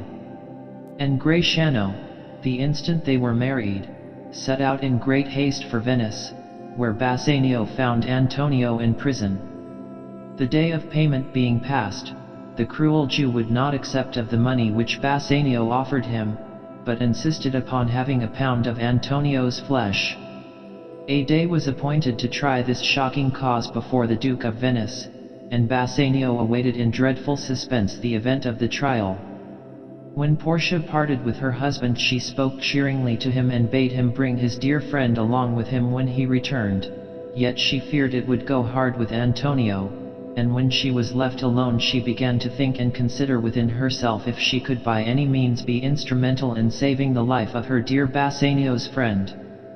And notwithstanding, when she wished to honor her Bassanio, she had said to him, with such a meek and wife-like grace, that she would submit in all things to be governed by his superior wisdom, yet being now called forth into action by the peril of her honored husband's friend, she did nothing doubt her own powers, and by the sole guidance of her own true and perfect judgment at once resolved to go herself to Venice and speak in Antonio's defense. Portia had a relation who was a counselor in the law. To this gentleman, whose name was Bellario, she wrote, and, stating the case to him, desired his opinion, and that with his advice he would also send her the dress worn by a counselor.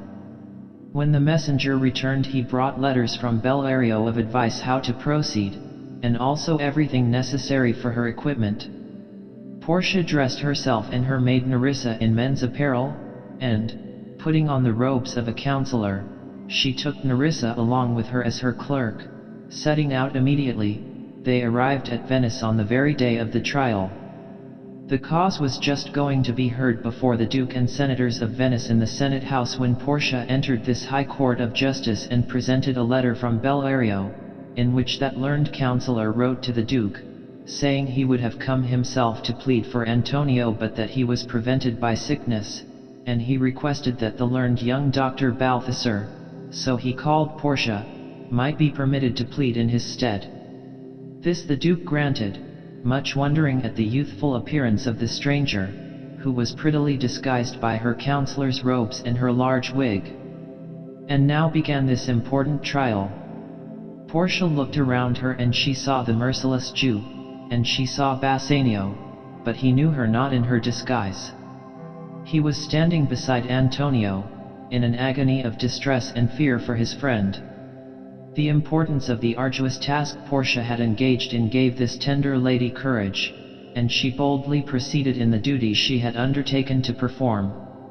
And first of all she addressed herself to Shylock, and allowing that he had a right by the Venetian law to have the forfeit expressed in the bond, she spoke so sweetly of the noble quality of mercy as would have softened any heart but the unfeeling Shylock's, saying that it dropped as the gentle rain from heaven upon the place beneath, and how mercy was a double blessing, it blessed him that gave and him that received it, and how it became monarchs better than their crowns, being an attribute of God himself, and that earthly power came nearest to God's in proportion as mercy tempered justice. And she bade Shylock remember that as we all pray for mercy, that same prayer should teach us to show mercy. Shylock only answered her by desiring to have the penalty forfeited in the bond. "Is he not able to pay the money?" asked Portia. Bassanio then offered the Jew the payment of the 3,000 ducats as many times over as he should desire, which Shylock refusing, and still insisting upon having a pound of Antonio's flesh, Bassanio begged the learned young counselor would endeavor to wrest the law a little, to save Antonio's life. But Portia gravely answered that laws once established never be altered. Shylock, hearing Portia say that the law might not be altered, it seemed to him that she was pleading in his favor, and he said, "A Daniel is come to judgment. O wise young judge, how I do honor you! How much elder are you than your looks?" Portia now desired Shylock to let her look at the bond, and when she had read it she said, "This bond is forfeited, and by this the Jew may lawfully claim a pound of flesh, to be by him cut off nearest Antonio's heart." Then she said to Shylock, "Be merciful, take the money and bid me tear the bond." But no mercy would the cruel Shylock show, and he said, "By my soul, I swear there is no power in the tongue of man to alter me." "Why, then, Antonio," said Portia, "you must prepare your bosom for the knife." And while Shylock was sharpening a long knife with great eagerness to cut off the pound of flesh, Portia said to Antonio, "Have you anything to say?" Antonio with a calm resignation replied that he had but little to say, for that he had prepared his mind for death. Then he said to Bassanio, "Give me your hand, Bassanio. Fare you well. Grieve not that I am fallen into this misfortune for you. Commend me to your honorable wife and tell her how I have loved you."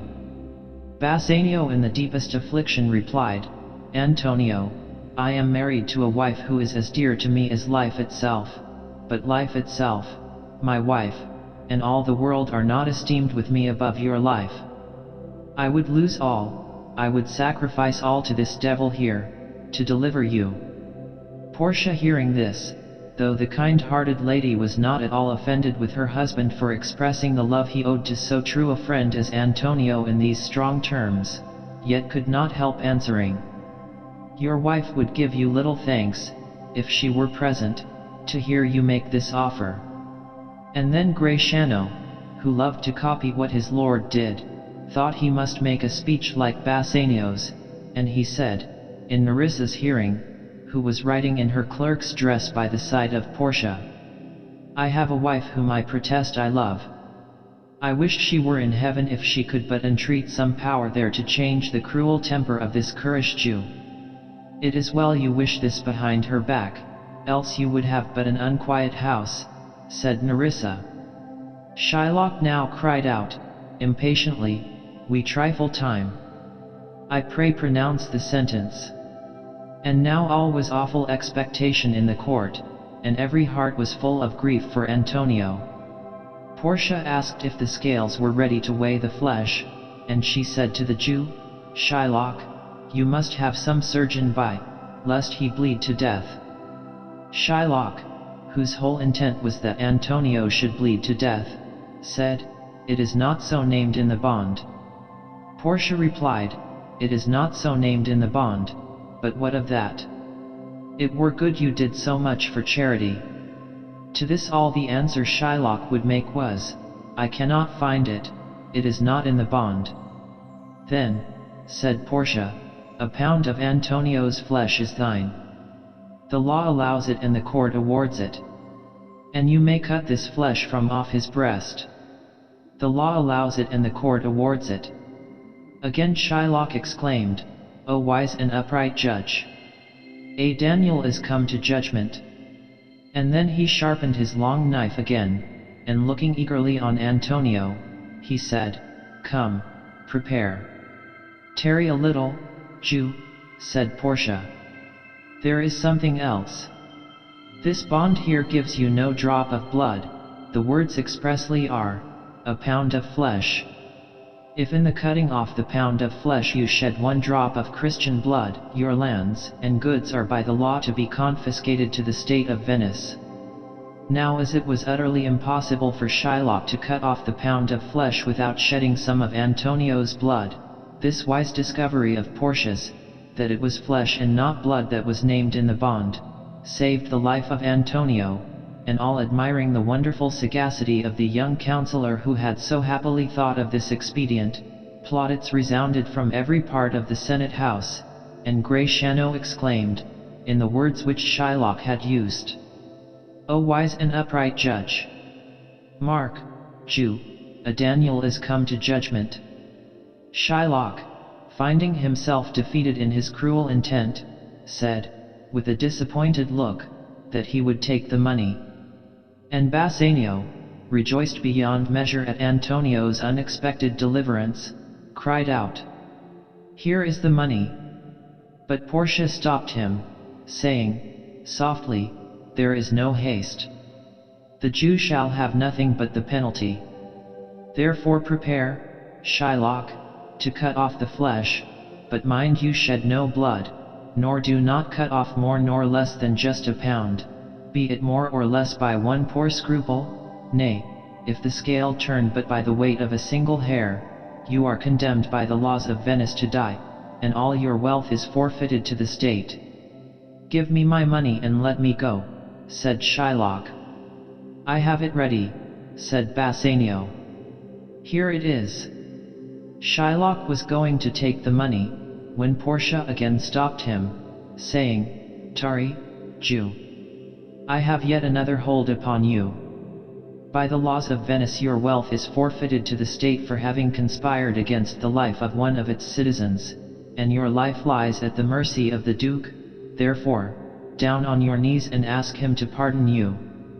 The Duke then said to Shylock, "That you may see the difference of our Christian spirit, I pardon you your life before you ask it. Half your wealth belongs to Antonio, the other half comes to the state." The generous Antonio then said that he would give up his share of Shylock's wealth if Shylock would sign a deed to make it over at his death to his daughter and her husband, for Antonio knew that the Jew had an only daughter who had lately married against his consent a young Christian named Lorenzo, a friend of Antonio's, which had so offended Shylock that he had disinherited her.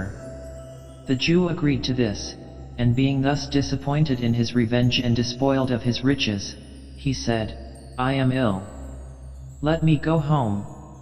Send the deed after me, and I will sign over half my riches to my daughter." "Get thee gone, then," said the Duke, "and sign it, and if you repent your cruelty and turn Christian, the state will forgive you the fine of the other half of your riches." The Duke now released Antonio and dismissed the court. He then highly praised the wisdom and ingenuity of the young counselor and invited him home to dinner. Portia, who meant to return to Belmont before her husband, replied, "I humbly thank your grace, but I must away directly." The Duke said he was sorry he had not leisure to stay and dine with him, and, turning to Antonio, he added, "Reward this gentleman, for in my mind you are much indebted to him." The Duke and his senators left the court, and then Bassanio said to Portia, "Most worthy gentleman, I and my friend Antonio have by your wisdom been this day acquitted of grievous penalties, and I beg you will accept of the 3,000 ducats due unto the Jew." "And we shall stand indebted to you over and above," said Antonio, "in love and service evermore." Portia could not be prevailed upon to accept the money. But upon Bassanio still pressing her to accept of some reward, she said, "Give me your gloves. I will wear them for your sake." And then Bassanio taking off his gloves, she espied the ring which she had given him upon his finger. Now it was the ring the wily lady wanted to get from him to make a merry jest when she saw her Bassanio again, that made her ask him for his gloves, and she said, when she saw the ring, "And for your love, I will take this ring from you." Bassanio was sadly distressed that the counselor should ask him for the only thing he could not part with, and he replied, in great confusion, that he could not give him that ring, because it was his wife's gift and he had vowed never to part with it, but that he would give him the most valuable ring in Venice, and find it out by proclamation. On this Portia affected to be affronted, and left the court, saying, "You teach me, sir, how a beggar should be answered. "Dear Bassanio," said Antonio, "let him have the ring. Let my love and the great service he has done for me be valued against your wife's displeasure." Bassanio, ashamed to appear so ungrateful, yielded, and sent Gratiano after Portia with the ring, and then the clerk. Nerissa, who had also given Gratiano a ring, begged his ring, and Gratiano, not choosing to be outdone in generosity by his lord, gave it to her. And there was laughing among these ladies too. Think, when they got home, how they would tax their husbands with giving away their rings and swear that they had given them as a present to some woman. Portia, when she returned, was in that happy temper of mind which never fails to attend the consciousness of having performed a good action. Her cheerful spirits enjoyed everything she saw. The moon never seemed to shine so bright before, and when that pleasant moon was hid behind a cloud, then a light which she saw from her house at Belmont as well pleased her charmed fancy, and she said to Nerissa, "That light we see is burning in my hall. How far that little candle throws its beams! So shines a good deed in a naughty world." And hearing the sound of music from her house, she said, "Methinks that music sounds much sweeter than by day." And now Portia and Nerissa entered the house, and, dressing themselves in their own apparel, they awaited the arrival of their husbands, who soon followed them with Antonio, and Bassanio presenting his dear friend to the Lady Portia. The congratulations and welcomings of that lady were hardly over when they perceived Nerissa and her husband quarreling in a corner of the room. "A quarrel already," said Portia. "What is the matter?" Gratiano replied, "Lady, it is about a paltry gilt ring that Nerissa gave me, with words upon it like the poetry on a cutler's knife, 'Love me, and leave me not.'" "What does the poetry or the value of the ring signify?" said Nerissa. "You swore to me, when I gave it to you, that you would keep it till the hour of death, and now you say you gave it to the lawyer's clerk." "I know you gave it to a woman." "By this hand," replied Gratiano, "I gave it to a youth, a kind of boy, a little scrubbed boy, no higher than yourself. B was clerk to the young counselor that by his wise pleading saved Antonio's life. This prating boy begged it for a fee, and I could not for my life deny him." Portia said, "You were to blame, Gratiano, to part with your wife's first gift. I gave my lord Bassanio a ring, and I am sure B would not part with it for all the world." Gratiano, in excuse for his fault, now said, "My lord Bassanio gave his ring away to the counselor, and then the boy, his clerk, that took some pains in writing, he begged my ring."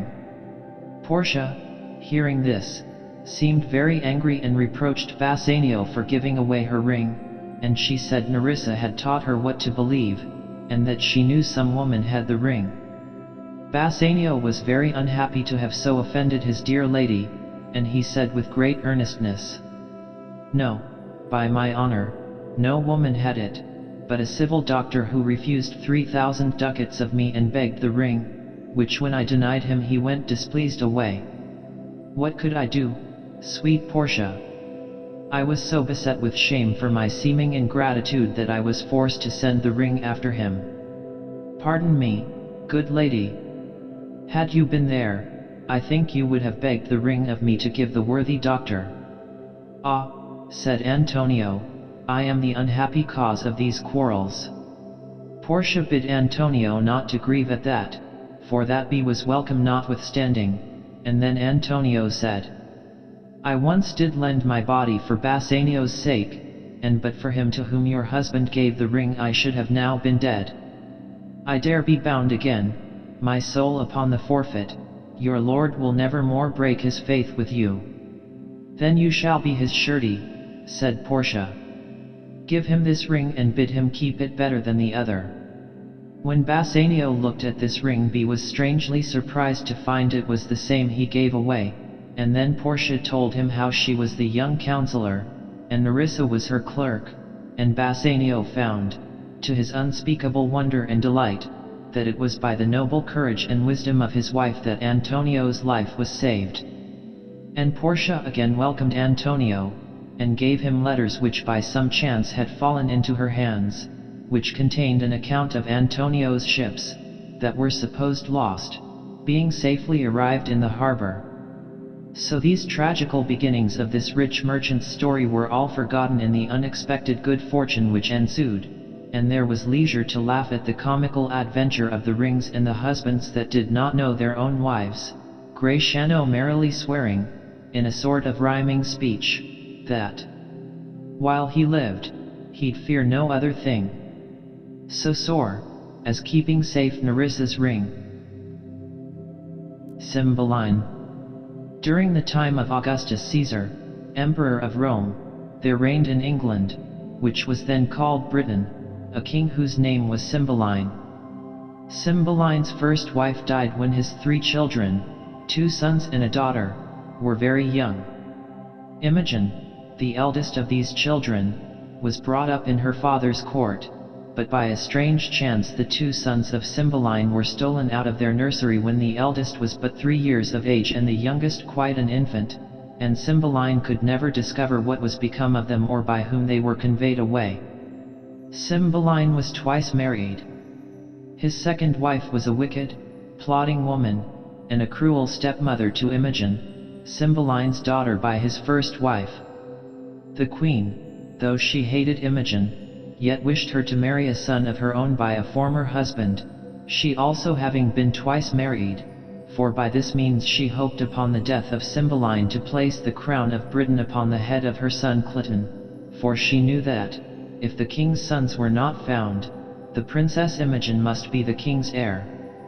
But this design was prevented by Imogen herself, who married without the consent or even knowledge of her father or the queen. Posthumus, for that was the name of Imogen's husband, was the best scholar and most accomplished gentleman of that age. His father died fighting in the wars for Cymbeline, and soon after his birth his mother died also for grief at the loss of her husband. Cymbeline, pitying the helpless state of this orphan, took Posthumus, Cymbeline having given him that name because he was born after his father's death, and educated him in his own court. Imogen and Posthumus were both taught by the same masters, and were playfellows from their infancy. They loved each other tenderly when they were children, and, their affection continuing to increase with their years, when they grew up they privately married. The disappointed queen soon learned this secret, for she kept spies constantly in watch upon the actions of her stepdaughter, and she immediately told the king of the marriage of Imogen with Posthumus. Nothing could exceed the wrath of Cymbeline when he heard that his daughter had been so forgetful of her high dignity as to marry a subject. He commanded Posthumus to leave Britain and banished him from his native country forever. The queen, who pretended to pity Imogen for the grief she suffered at losing her husband, offered to procure them a private meeting before Posthumus set out on his journey to Rome, which place he had chosen for his residence in his banishment. This seeming kindness she showed the better to succeed in her future designs in regard to her son Clyton, for she meant to persuade Imogen, when her husband was gone, that her marriage was not lawful, being contracted without the consent of the king. Imogen and Posthumus took a most affectionate leave of each other. Imogen gave her husband a diamond ring which had been her mother's, and Posthumus promised never to part with the ring, and he fastened a bracelet on the arm of his wife, which he begged she would preserve with great care, as a token of his love. They then bade each other farewell, with many vows of everlasting love and fidelity. Imogen remained a solitary and dejected lady in her father's court, and Posthumus arrived at Rome, the place he had chosen for his banishment. Posthumus fell into company at Rome with some gay young men of different nations, who were talking freely of ladies, each one praising the ladies of his own country and his own mistress. Posthumus, who had ever his own dear lady in his mind, affirmed that his wife, the fair Imogen, was the most virtuous, wise, and constant lady in the world. One of those gentlemen, whose name was Iachimo, being offended that a lady of Britain should be so praised above the Roman ladies, his countrywomen, provoked Posthumus by seeming to doubt the constancy of his so highly praised wife, and at length, after much altercation, Posthumus consented to a proposal of Iachimo's that he, Iachimo, should go to Britain and endeavor to gain the love of the married Imogen. They then laid a wager that if Iachimo did not succeed in this wicked design he was to forfeit a large sum of money, but if he could win Imogen's favor, and prevail upon her to give him the bracelet which Posthumus had so earnestly desired she would keep as a token of his love, then the wager was to terminate with Posthumus giving to Iachimo the ring which was Imogen's love present when she parted with her husband. Such firm faith had Posthumus in the fidelity of Imogen that he thought he ran no hazard in this trial of her honor. Iachimo, on his arrival in Britain, gained admittance and a courteous welcome from Imogen, as a friend of her husband, but when he began to make professions of love to her she repulsed him with disdain, and he soon found that he could have no hope of succeeding in his dishonorable design.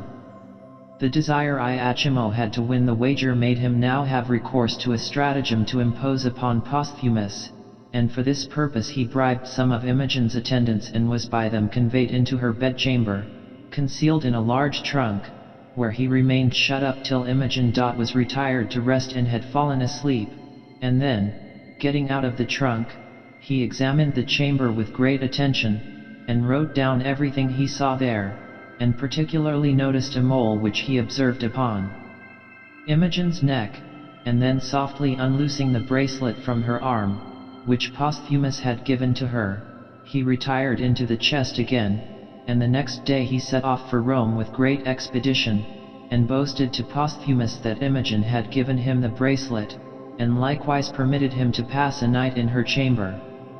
And in this manner Iachimo told his false tale. Her bedchamber, said he, was hung with tapestry of silk and silver. The story was the proud Cleopatra when she met her Anthony, a piece of work most bravely wrought. This is true, said Posthumus, but this you might have heard spoken of without seeing. Then the chimney, said Iachimo, is south of the chamber, and the chimney piece is Diana bathing. Never saw I figures livelier expressed.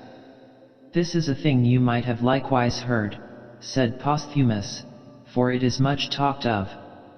Iachimo as accurately described the roof of the chamber, and added, I had almost forgot her andirons. They were 2 winking cupids made of silver, each on 1 foot standing. He then took out the bracelet, and said, Know you this jewel, sir?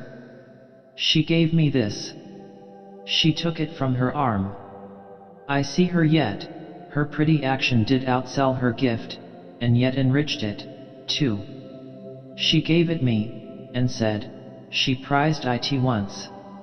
He last of all described the mole he had observed upon her neck. Posthumus, who had heard the whole of this artful recital in an agony of doubt, now broke out into the most passionate exclamations against Imogen. He delivered up the diamond ring to Iachimo which he had agreed to forfeit to him if he obtained the bracelet from Imogen. Posthumus then in a jealous rage wrote to Pisanio, a gentleman of Britain, who was one of Imogen's attendants, and had long been a faithful friend to Posthumus, and after telling him what proof he had of his wife's disloyalty, he desired Pisanio would take Imogen to Milford Haven, a seaport of Wales, and there kill her. And at the same time he wrote a deceitful letter to Imogen, desiring her to go with Pisanio, for that, finding he could live no longer without seeing her, though he was forbidden upon pain of death to return to Britain, he would come to Milford Haven, at which place he begged she would meet him. She, good, unsuspecting lady, who loved her husband above all things, and desired more than her life to see him, hastened her departure with Pisanio, and the same night she received the letter she set out.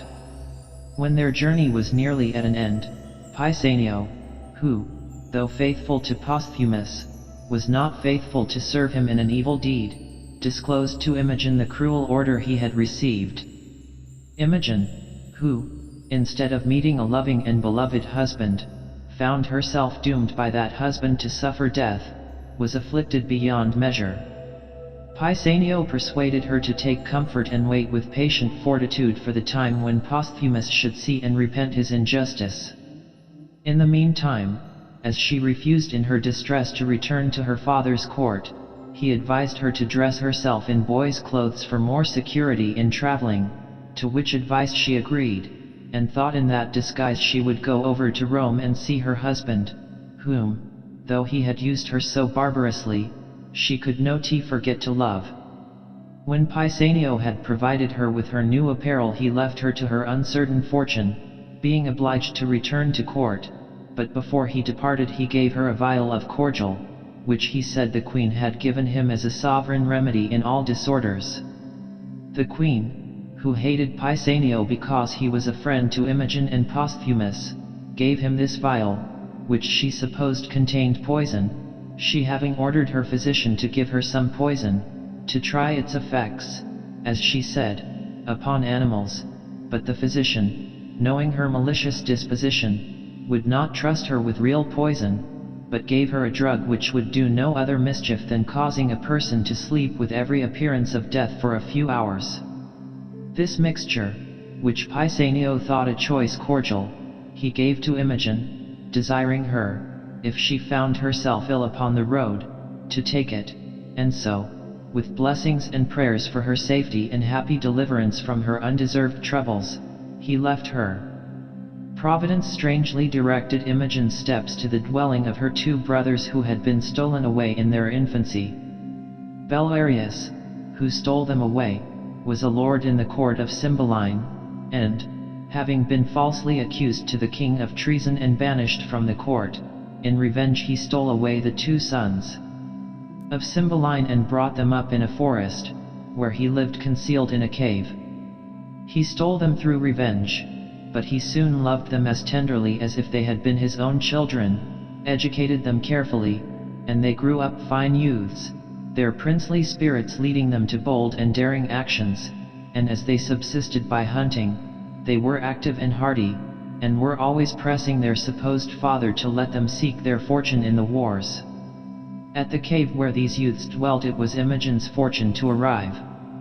She had lost her way in a large forest through which her road lay to Milford Haven, from which she meant to embark for Rome, and being unable to find any place where she could purchase food, she was, with weariness and hunger, almost dying, for it is not merely putting on a man's apparel that will enable a young lady, tenderly brought up, to bear the fatigue of wandering about lonely forests like a man. Seeing this cave, she entered, hoping to find someone within of whom she could procure food.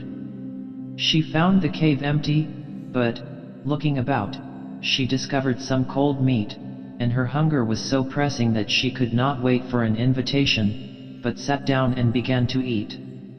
"Ah," said she, talking to herself, "I see a man's life is a tedious one. How tired am I! For 2 nights together I have made the ground my bed. My resolution helps me, or I should be sick." When Pisanio showed me Milford Haven from the mountain top, how near it seemed. Then the thoughts of her husband and his cruel mandate came across her, and she said, "My dear Posthumus, thou art a false one." The two brothers of Imogen, who had been hunting with their reputed father, Belarius, were by this time returned home. Belarius had given them the names of Polydore and Cadwal, and they knew no better, but supposed that Belarius was their father, but the real names of these princes were Gydrius and Arviragus. Belarius entered the cave first, and, seeing Imogen, stopped them, saying, "Come not in yet. It eats our victuals, or I should think it was a fairy." "What is the matter, sir?" said the young men. "By Jupiter," said Belarius, "again, there is an angel in the cave, or if not, an earthly paragon." So beautiful did Imogen look in her boy's apparel. She, hearing the sound of voices, came forth from the cave and addressed them in these words, "Good masters, do not harm me." Before I entered your cave I had thought to have begged or bought what I have eaten. Indeed, I have stolen nothing, nor would I, though I had found gold strewed on the floor. Here is money for my meat, which I would have left on the board when I had made my meal, and parted with prayers for the provider. They refused her money with great earnestness. I see you are angry with me, said the timid Imogen, but, sirs, if you kill me for my fault, know that I should have died if I had not made it. Whither are you bound? Asked Belarius, and what is your name? Fiddly is my name, answered Imogen. I have a kinsman who is bound for Italy. He embarked at Milford Haven, to whom being going, almost spent with hunger, I am fallen into this offence. Prithee, fair youth, said old Belarius, do not think us churls, nor measure our good minds by this rude place we live in. You are well encountered, it is almost night. You shall have better cheer before you depart, and thanks to stay and eat it. Boys, bid him welcome. The gentle youths, her brothers, then welcomed Imogen to their cave with many kind expressions, saying they would love her, or, as they said, him, as a brother, and they entered the cave, where, they having killed venison when they were hunting, Imogen delighted them with her neat housewifery, assisting them in preparing their supper, for, though it is not the custom now for young women of high birth to understand cookery, it was then, and Imogen excelled in this useful art, and, as her brothers prettily expressed it, fiddily cut their roots in characters, and sauced their broth, as if Juno had been sick and fiddly were her deeder. And then, said Polydore to his brother, how angel-like he sings. They also remarked to each other that though fiddly smiled so sweetly, yet so sad a melancholy did overcloud his lovely face, as if grief and patience had together taken possession of him. For these her gentle qualities, or perhaps it was their near relationship, though they knew it not, Imogen, or, as the boys called her, Fiddly, became the doting piece of her brothers, and she scarcely less loved them, thinking that but for the memory of her dear Posthumus she could live and die in the cave with these wild forest youths, and she gladly consented to stay with them till she was enough rested from the fatigue of travelling to pursue her way to Milford Haven. When the venison they had taken was all eaten and they were going out to hunt for more, Fiddly could not accompany them because she was unwell. Sorrow, no doubt, for her husband's cruel usage, as well as the fatigue of wandering in the forest, was the cause of her illness. They then bid her farewell, and went to their hunt, praising all the way the noble parts and graceful demeanor of the youth Fiddly. Imogen was no sooner left alone than she recollected the cordial Pisanio had given her, and drank it off, and presently fell into a sound and death-like sleep. When Belarius and her brothers returned from hunting, Polydore went first into the cave, and, supposing her asleep, pulled off his heavy shoes, that he might tread softly and not awake her. So did true gentleness spring up in the minds of these princely foresters, but he soon discovered that she could not be awakened by any noise, and concluded her to be dead, and Polydore lamented over her with dear and brotherly regret, as if they had never from their infancy been parted. Belarius also proposed to carry her out into the forest, and there celebrate her funeral with songs and solemn dirges, as was then the custom.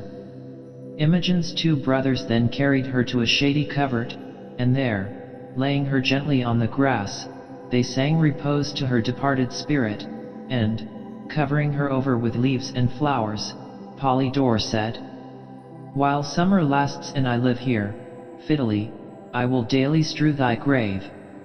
The pale primrose, that flower most like thy face, the bluebell, like thy clear veins, and the leaf of eglantine, which is not sweeter than was thy breath, all these will I strew over thee.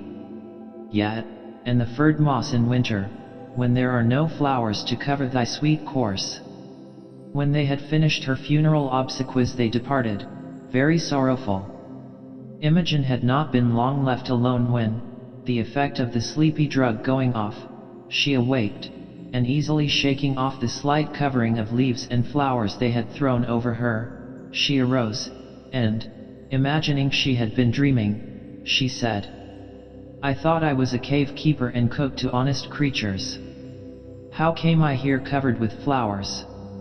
Not being able to find her way back to the cave, and seeing nothing of her new companions, she concluded it was certainly all a dream, and once more Imogen set out on her weary pilgrimage, hoping at last she should find her way to Milford Haven, and thence get a passage in some ship bound for Italy, for all her thoughts were still with her husband, Posthumus, whom she intended to seek in the disguise of a page. But great events were happening at this time, of which Imogen knew nothing, for a war had suddenly broken out between the Roman Emperor Augustus Caesar and Cymbeline, the King of Britain, and a Roman army had landed to invade Britain, and was advanced into the very forest over which Imogen was journeying. With this army came Posthumus. Though Posthumus came over to Britain with the Roman army, he did not mean to fight on their side against his own countrymen, but intended to join the army of Britain and fight in the cause of his king who had banished him. He still believed Imogen false to him, yet the death of her he had so fondly loved, and by his own orders, too, Pisanio having written him a letter to say he had obeyed his command, and that Imogen was dead, sat heavy on his heart, and therefore he returned to Britain, desiring either to be slain in battle or to be put to death by Cymbeline for returning home from banishment. Imogen, before she reached Milford Haven, fell into the hands of the Roman army, and, her presence and deportment recommending her, she was made a page to Lucius, the Roman general. Cymbeline's army now advanced to meet the enemy, and when they entered this forest Polydore and Cadwal joined the king's army. The young men were eager to engage in acts of valor, though they little thought they were going to fight for their own royal father, and old Belarius went with them to the battle. He had long since repented of the injury he had done to Cymbeline in carrying away his sons, and, having been a warrior in his youth, he gladly joined the army to fight for the king he had so injured. And now a great battle commenced between the two armies, and the Britons would have been defeated, and Cymbeline himself killed, but for the extraordinary valor of Posthumus and Belarius and the two sons of Cymbeline. They rescued the king and saved his life, and so entirely turned the fortune of the day that the Britons gained the victory. When the battle was over, Posthumus, who had not found the death he sought for, surrendered himself up to one of the officers of Cymbeline, willing to suffer the death which was to be his punishment if he returned from banishment. Imogen and the master she served were taken prisoners and brought before Cymbeline, as was also her old enemy, Iachimo, who was an officer in the Roman army. And when these prisoners were before the king, Posthumus was brought in to receive his sentence of death, and at this strange juncture of time Belarius with Polydore and Cadwal were also brought before Cymbeline, to receive the rewards due to the great services they had by their valor done for the king. Pisanio, being one of the king's attendants, was likewise present. Therefore there were now standing in the king's presence, but with very different hopes and fears, Posthumus and Imogen, with her new master the Roman general, the faithful servant Pisanio and the false friend Iachimo, and likewise the two lost sons of Cymbeline, with Belarius, who had stolen them away. The Roman general was the first who spoke, the rest stood silent before the king, though there was many a beating heart among them. Imogen saw Posthumus, and knew him, though he was in the disguise of a peasant, but he did not know her in her male attire. And she knew Iachimo, and she saw a ring on his finger which she perceived to be her own, but she did not know him as yet to have been the author of all her troubles, and she stood before her own father a prisoner of war. Pisanio knew Imogen, for it was he who had dressed her in the garb of a boy. "It is my mistress," thought he. "Since she is living, let the time run on to good or bad." Belarius knew her, too, and softly said to Cadwal, "Is not this boy revived from death?" "One sand," replied Cadwal, does not more resemble another than that sweet, rosy lad is like the dead Fiddly. The same dead thing alive, said Polydore. Peace, peace, said Belarius. If it were he, I am sure he would have spoken to us. But we saw him dead, again whispered Polydore. Be silent, replied Belarius. Posthumus waited in silence to hear the welcome sentence of his own death, and he resolved not to disclose to the king that he had saved his life in the battle, lest that should move Cymbeline to pardon him. Lucius, the Roman general, who had taken Imogen under his protection as his page, was the first, as has been before said, who spoke to the king. He was a man of high courage and noble, and this was his speech to the king. I hear you take no ransom for your prisoners, but doom them all to death. I am a Roman, and with a Roman heart will suffer death. But there is one thing for which I would entreat. Then bringing Imogen before the king, he said, This boy is a Briton born. Let him be ransomed. He is my page. Never master had a page so kind, so duteous, so diligent on all occasions, so true, so nurse-like. He hath done no Briton wrong, though he hath served a Roman. Save him, if you spare no one beside. Cymbeline looked earnestly on his daughter Imogen. He knew her not in that disguise, but it seemed that all-powerful nature spake in his heart, for he said, I have surely seen him, his face appears familiar to me.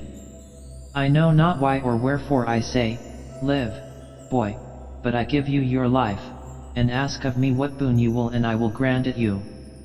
Yet, even though it be the life of the noblest prisoner I have. I humbly thank your highness, said Imogen. What was then called granting a boon was the same as a promise to give any one thing, whatever it might be, that the person on whom that favor was conferred chose to ask for.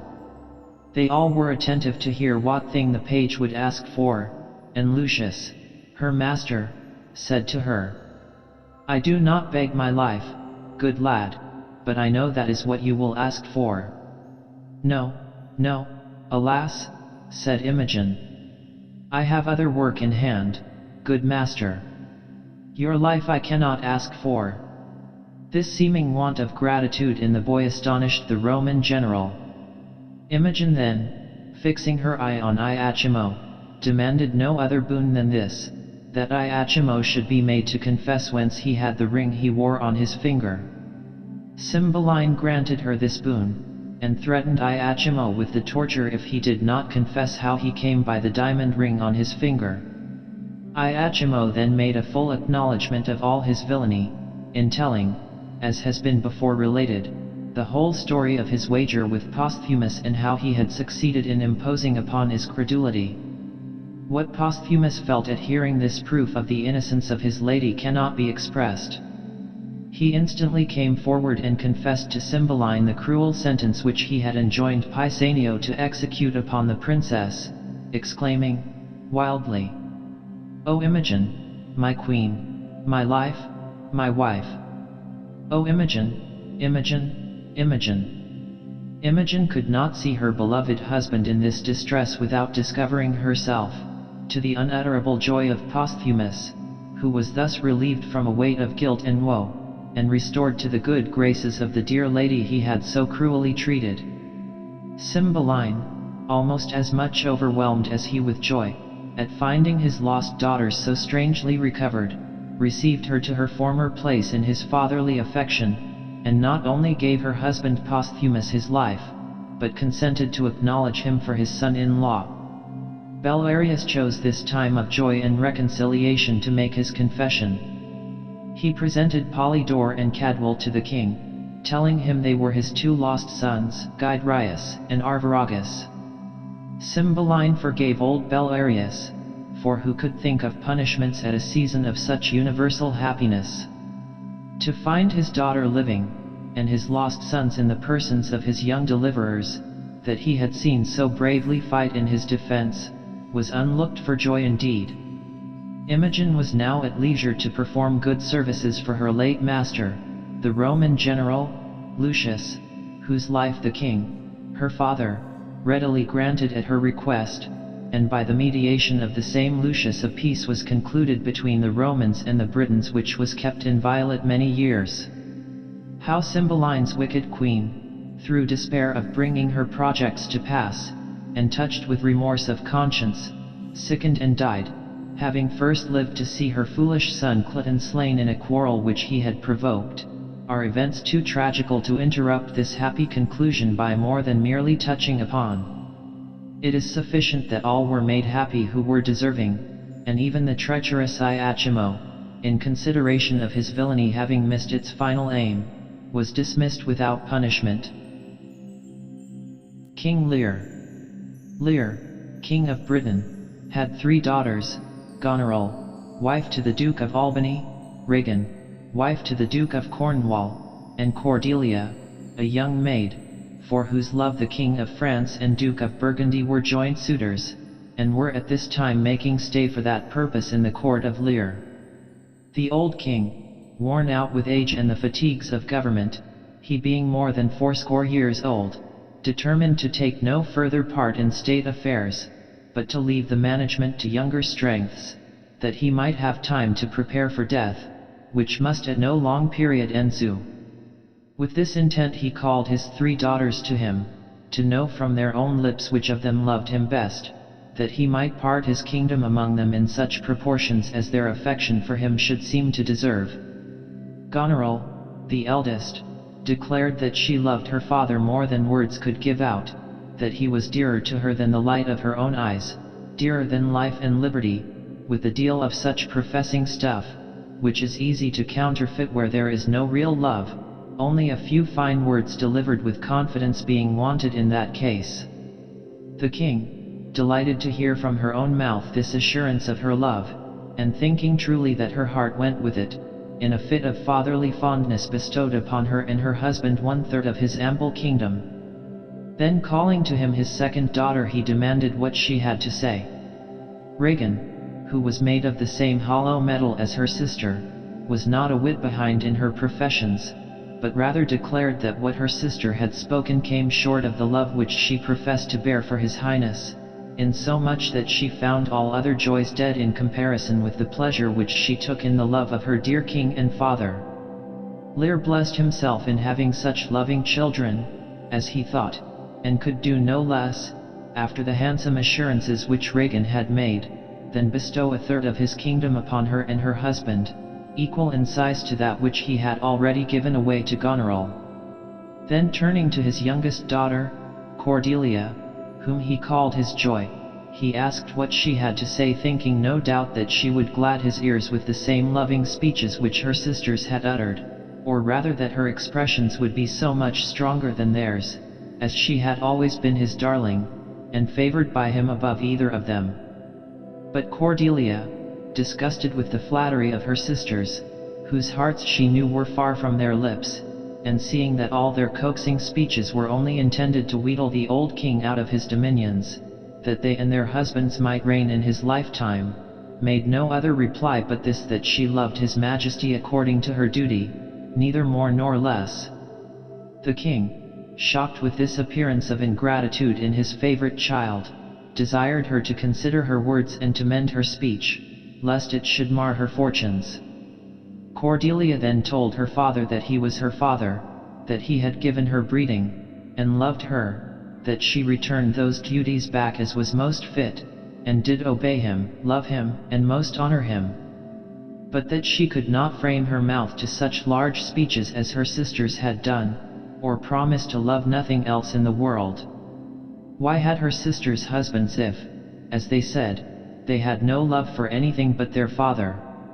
If she should ever wed, she was sure the Lord to whom she gave her husband would want half her love, half of her care and duty. She should never marry like her sisters, to love her father all.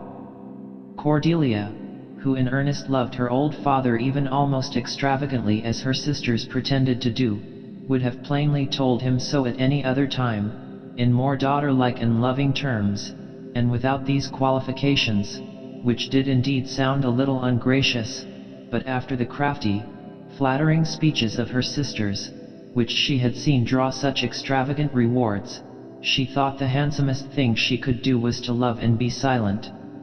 This put her affection out of suspicion of mercenary ends, and showed that she loved, but not for gain, and that her professions, the less ostentatious they were, had so much the more of truth and sincerity than her sisters.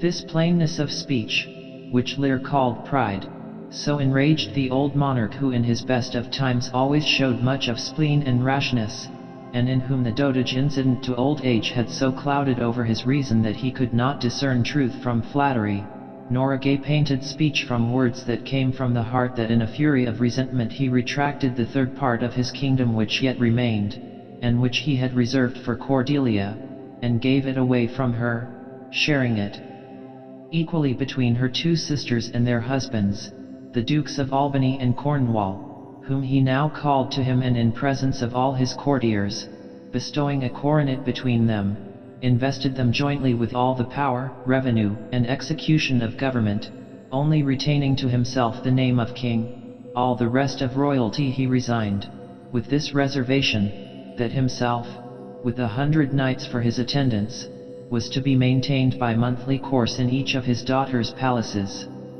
In turn, so preposterous a disposal of his kingdom, so little guided by reason, and so much by passion, filled all his courtiers with astonishment and sorrow, but none of them had the courage to interpose between this incensed king and his wrath, except the Earl of Kent, who was beginning to speak a good word for Cordelia, when the passionate Lear on pain of death commanded him to desist, but the good Kent was not so to be repelled. He had been ever loyal to Lear, whom he had honored as a king, loved as a father, followed as a master, and he had never esteemed his life further than as a pawn to wage against his royal master's enemies, nor feared to lose it when Lear's safety was the motive, nor, now that Lear was most his own enemy, did this faithful servant of the king forget his old principles, but manfully opposed Lear to do Lear good, and was unmannerly only because Lear was mad. He had been a most faithful counselor in times past to the king, and he besought him now that he would see with his eyes, as he had done in many weighty matters, and go by his advice still, and in his best consideration recall this hideous rashness, for he would answer with his life his judgment that Lear's youngest daughter did not love him least, nor were those empty-hearted whose low sound gave no token of hollowness. When power bowed to flattery, honor was bound to plainness. For Lear's threats, what could he do to him whose life was already at his service? That should not hinder duty from speaking. The honest freedom of this good Earl of Kent only stirred up the king's wrath the more, and, like a frantic patient who kills his physician and loves his mortal disease, he banished this true servant, and allotted him but 5 days to make his preparations for departure. But if on the 6th his hated person was found within the realm of Britain, that moment was to be his death. And Kent bade farewell to the king, and said that, since he chose to show himself in such fashion, it was but banishment to stay there, and before he went he recommended Cordelia to the protection of the gods, the maid who had so rightly thought and so discreetly spoken, and only wished that her sister's large speeches might be answered with deeds of love, and then he went, as he said, to shape his old course to a new country. The King of France and Duke of Burgundy were now called in to hear the determination of Lear about his youngest daughter, and to know whether they would persist in their courtship to Cordelia, now that she was under her father's displeasure and had no fortune but her own person to recommend her. And the Duke of Burgundy declined the match, and would not take her to wife upon such conditions. But the King of France, understanding what the nature of the fault had been which had lost her the love of her father, that it was only a tardiness of speech and the not being able to frame her tongue to flattery like her sisters, took this young maid by the hand and, saying that her virtues were a dowry above a kingdom, bade Cordelia to take farewell of her sisters and of her father, though he had been unkind, and she should go with him and be queen of him and of fair France, and reign over fairer possessions than her sisters. And he called the Duke of Burgundy, in contempt, a waterish duke, because his love for this young maid had in a moment run all away like water. Then Cordelia with weeping eyes took leave of her sisters, and besought them to love their father well and make good their professions, and they sullenly told her not to prescribe to them, for they knew their duty, but to strive to content her husband, who had taken her, as they tauntingly expressed it, as fortune's alms. And Cordelia with a heavy heart departed, for she knew the cunning of her sisters and she wished her father in better hands than she was about to leave him in. Cordelia was no sooner gone than the devilish dispositions of her sisters began to show themselves in their true colors. Even before the expiration of the first month, which Lear was to spend by agreement with his daughter, Goneril, the old king began to find out the difference between promises and performances. This wretch, having got from her father all that he had to bestow, even to the giving away of the crown from off his head, began to grudge even those small remnants of royalty which the old man had reserved to himself, to please his fancy with the idea of being still a king. She could not bear to see him and his knights. Every time she met her father she put on a frowning countenance, and when the old man wanted to speak with her she would feign sickness or anything to get rid of the sight of him, for it was plain that she esteemed his old age a useless burden and his attendance an unnecessary expense. Not only she herself slackened in her expressions of duty to the king, but by her example, and, it is to be feared, not without her private instructions, her very servants affected to treat him with neglect, and would either refuse to obey his orders or still more contemptuously pretend not to hear them. Lear could not but perceive this alteration in the behavior of his daughter, but he shut his eyes against it as long as he could, as people commonly are unwilling to believe the unpleasant consequences which their own mistakes and obstinacy have brought upon them. True love and fidelity are no more to be estranged by ill than falsehood and hollow-heartedness can be conciliated by good usage. This eminently appears in the instance of the good Earl of Kent, who, though banished by Lear, and his life made forfeit if he were found in Britain, chose to stay and abide all consequences as long as there was a chance of his being useful to the king his master. See to what mean shifts and disguises poor loyalty is forced to submit sometimes, yet it counts nothing base or unworthy so as it can but do service where it owes an obligation. In the disguise of a serving man, all his greatness and pomp laid aside, this good earl proffered his services to the king, who, not knowing him to be Kent in that disguise, but pleased with a certain plainness, or rather bluntness, in his answers, which the earl put on, so different from that smooth, oily flattery which he had so much reason to be sick of, having found the effects not answerable in his daughter, a bargain was quickly struck, and Lear took Kent into his service by the name of Caius, as he called himself, never suspecting him to be his once great favorite, the high and mighty Earl of Kent.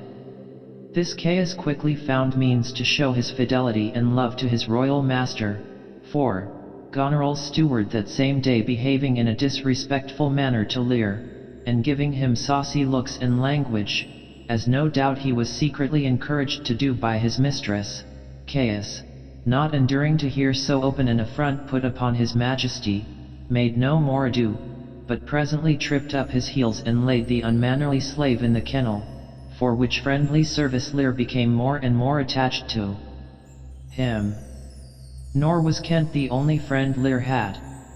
In his degree, and as far as so insignificant a personage could show his love, the poor fool, or jester, that had been of his palace while Lear had a palace, as it was the custom of kings and great personages at that time to keep a fool, as he was called, to make them sport after serious business. This poor fool clung to Lear after he had given away his crown, and by his witty sayings would keep up his good humor, though he could not refrain sometimes from jeering at his master for his imprudence in uncrowning himself and giving all away to his daughters, at which time, as he rhymingly expressed it, these daughters for sudden joy did weep, and I for her sorrow sung. that such a king should play bo peep, and go the fools among. And in such wild sayings, and scraps of songs, of which he had plenty, this pleasant, honest fool poured out his heart even in the presence of Goneril herself, in many a bitter taunt and jest which cut to the quick, such as comparing the king to the hedge sparrow, who feeds the young of the cuckoo till they grow old enough, and then has its head bit off for its pains, and saying that an ass may know when the cart draws the horse, meaning that Lear's daughters, that ought to go behind, now ranked before their father, and that Lear was no longer Lear, but the shadow of Lear, for which free speeches he was once or twice threatened to be whipped.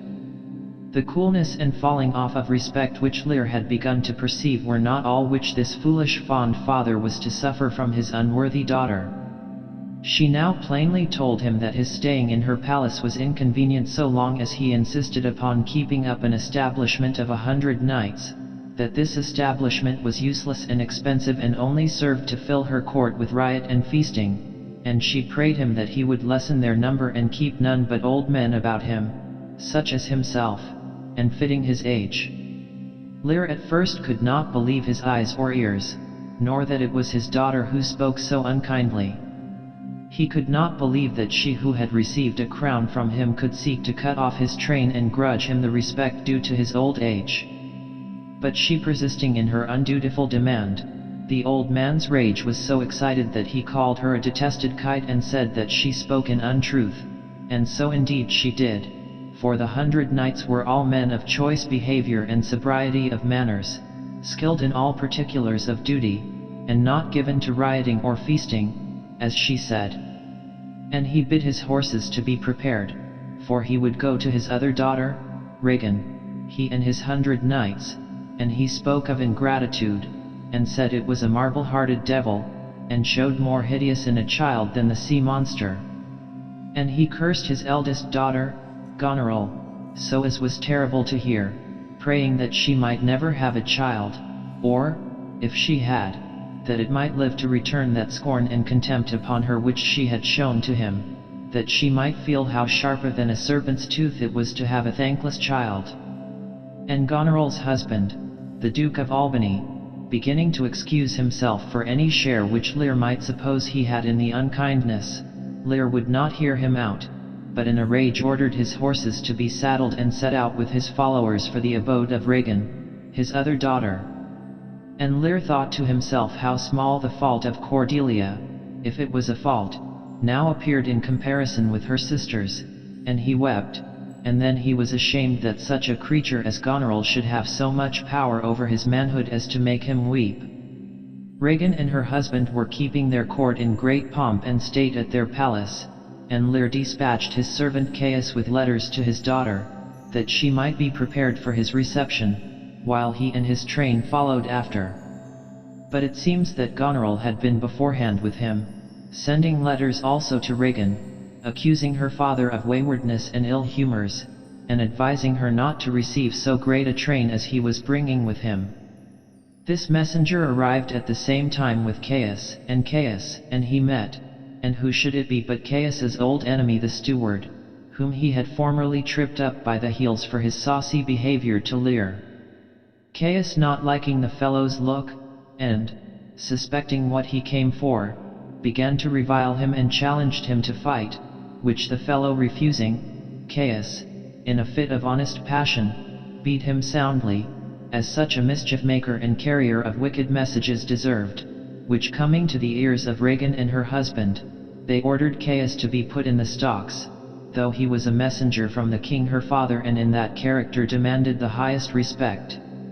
So that the first thing the king saw when he entered the castle was his faithful servant Caius sitting in that disgraceful situation. This was but a bad omen of the reception which he was to expect, but a worse followed when, upon inquiry for his daughter and her husband, he was told they were weary with traveling all night and could not see him, and when, lastly, upon his insisting in a positive and angry manner to see them, they came to greet him, whom should he see in their company but the hated Goneril, who had come to tell her own story and set her sister against the king her father. This sight much moved the old man, and still more to see Regan take her by the hand, and he asked Goneril if she was not ashamed to look upon his old white beard. And Regan advised him to go home again with Goneril, and live with her peaceably, dismissing half of his attendants, and to ask her forgiveness, for he was old and wanted discretion, and must be ruled and led by persons that had more discretion than himself.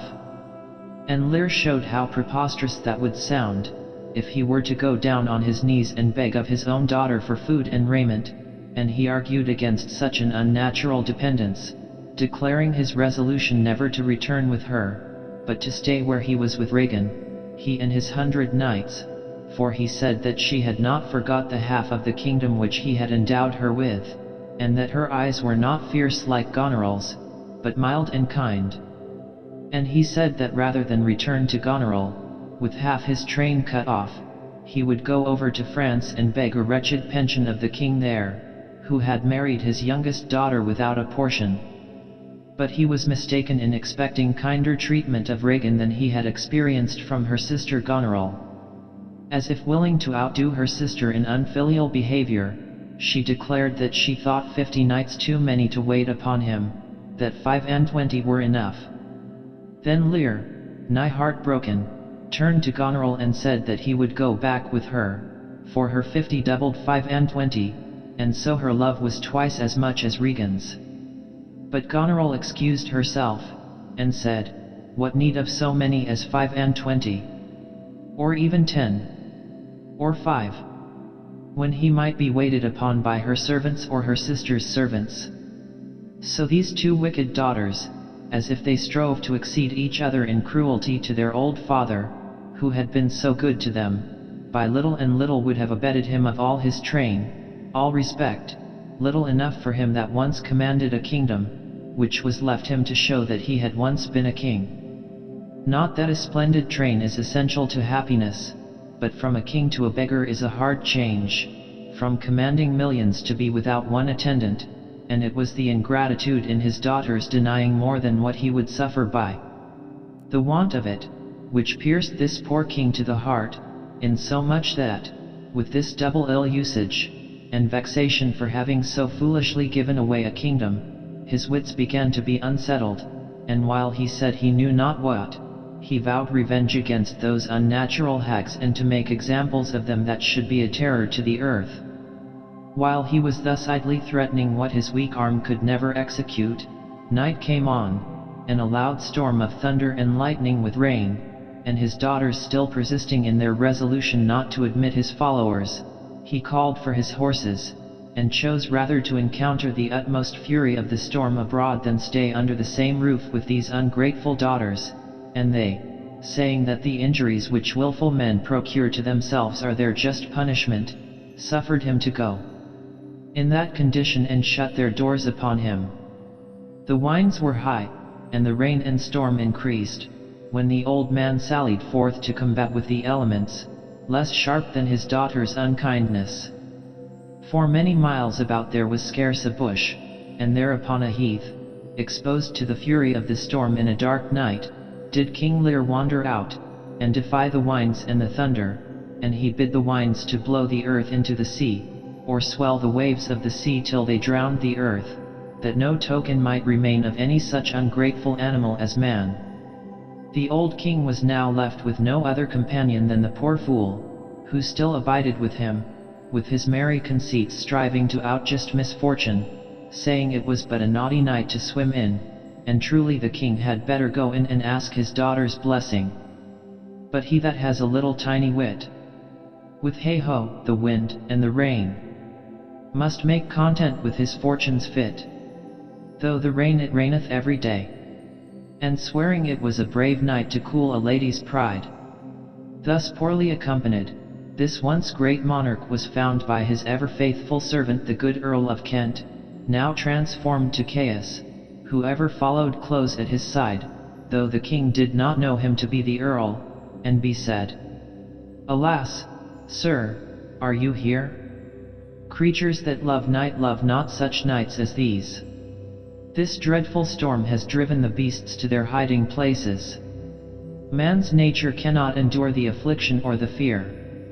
And Lear rebuked him and said these lesser evils were not felt where a greater malady was fixed.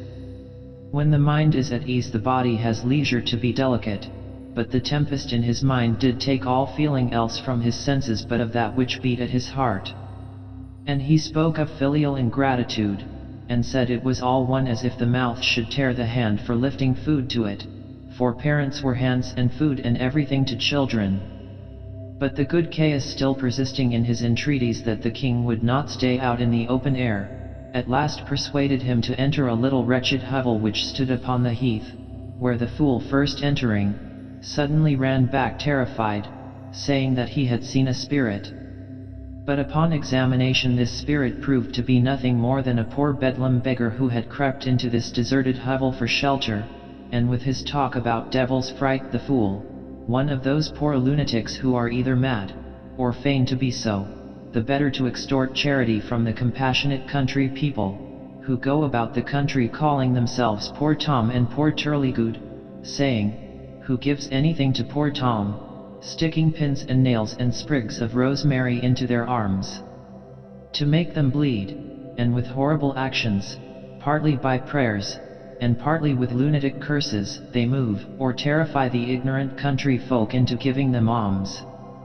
This poor fellow was such a one, and the king, seeing him in so wretched a plight, with nothing but a blanket about his loins to cover his nakedness, could not be persuaded but that the fellow was some father who had given all away to his daughters and brought himself to that pass, for nothing, he thought, could bring a man to such wretchedness but the having unkind daughters. And from this and many such wild speeches which he uttered the good Caius plainly perceived that he was not in his perfect mind, but that his daughter's ill usage had really made him go mad. And now the loyalty of this worthy Earl of Kent showed itself in more essential services than he had hitherto found opportunity to perform. For with the assistance of some of the king's attendants who remained loyal he had the person of his royal master removed at daybreak to the castle of Dover, where his own friends and influence, as Earl of Kent, chiefly lay, and himself, embarking for France, hastened to the court of Cordelia, and did there in such moving terms represent the pitiful condition of her royal father, and set out in such lively colors the inhumanity of her sisters, that this good and loving child with many tears besought the king, her husband, that he would give her leave to embark for England, with the sufficient power to subdue these cruel daughters and their husbands and restore the old king, her father, to his throne, which being granted, she set forth, and with a royal army landed at Dover. Lear, having by some chance escaped from the guardians which the good Earl of Kent had put over him to take care of him in his lunacy, was found by some of Cordelia's train, wandering about the fields near Dover, in a pitiable condition, stark mad, and singing aloud to himself, with the crown upon his head which he had made of straw and nettles and other wild weeds that he had picked up in the corn fields. By the advice of the physicians, Cordelia, though earnestly desirous of seeing her father, was prevailed upon to put off the meeting till, by sleep and the operation of herbs which they gave him, he should be restored to greater composure. By the aid of these skillful physicians, to whom Cordelia promised all her gold and jewels for the recovery of the old king, Lear was soon in a condition to see his daughter. A tender sight it was to see the meeting between this father and daughter, to see the struggles between the joy of this poor old king at beholding again his once darling child, and the shame at receiving such filial kindness from her whom he had cast off for so small a fault in his displeasure, both these passions struggling with the remains of his malady, which in his half-crazed brain sometimes made him that he scarce remembered where he was or who it was TB at so kindly kissed him and spoke to him. And then he would beg the standers-by not to laugh at him if he were mistaken in thinking this lady to be his daughter Cordelia. And then to see him fall on his knees to beg pardon of his child, and she, good lady, kneeling all the while to ask a blessing of him, and telling him that it did not become him to kneel, but it was her duty, for she was his child, his true and very child Cordelia.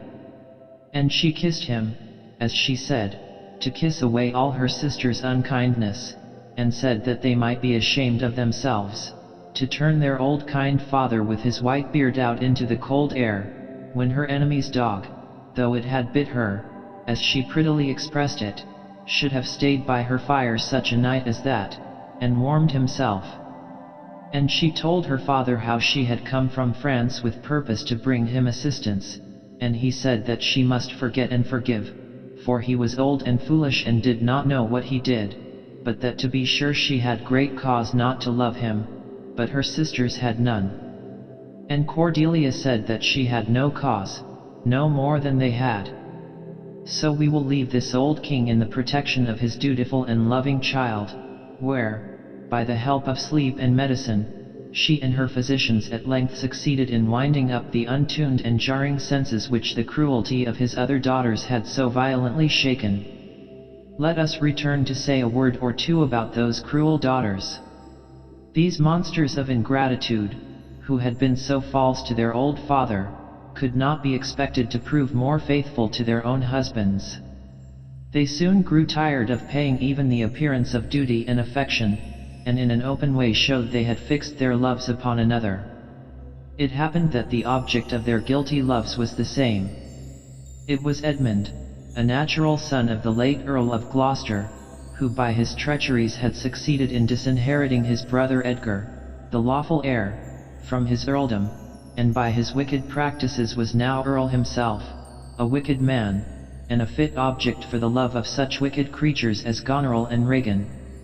It falling out about this time that the Duke of Cornwall, Regan's husband, died, Regan immediately declared her intention of wedding this Earl of Gloucester, which rousing the jealousy of her sister, to whom as well as to Regan this wicked Earl had at sundry times professed love, Goneril found means to make away with her sister by poison, but being detected in her practices, and imprisoned by her husband, the Duke of Albany, for this deed, and for her guilty passion for the Earl which had come to his ears, she, in a fit of disappointed love and rage, shortly put an end to her own life.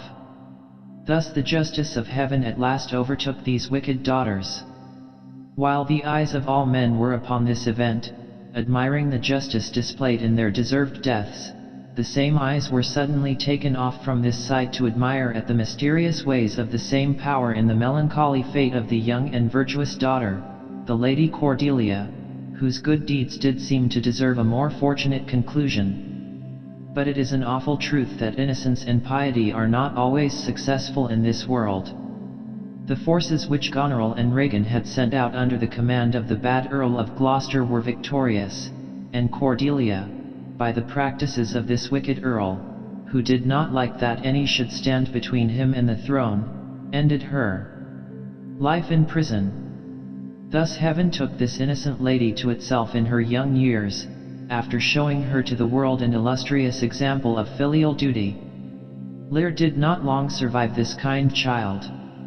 Before he died, the good Earl of Kent, who had still attended his old master's steps from the first of his daughter's ill usage to this sad period of his decay, tried to make him understand that it was he who had followed him under the name of Caius, but Lear's care-crazed brain at that time could not comprehend how that could be, or how Kent and Caius could be the same person, so Kent thought it needless to trouble him with explanations at such a time, and, Lear soon after expiring, this faithful servant to the king, between age and grief for his old master's vexations, soon followed him to the grave.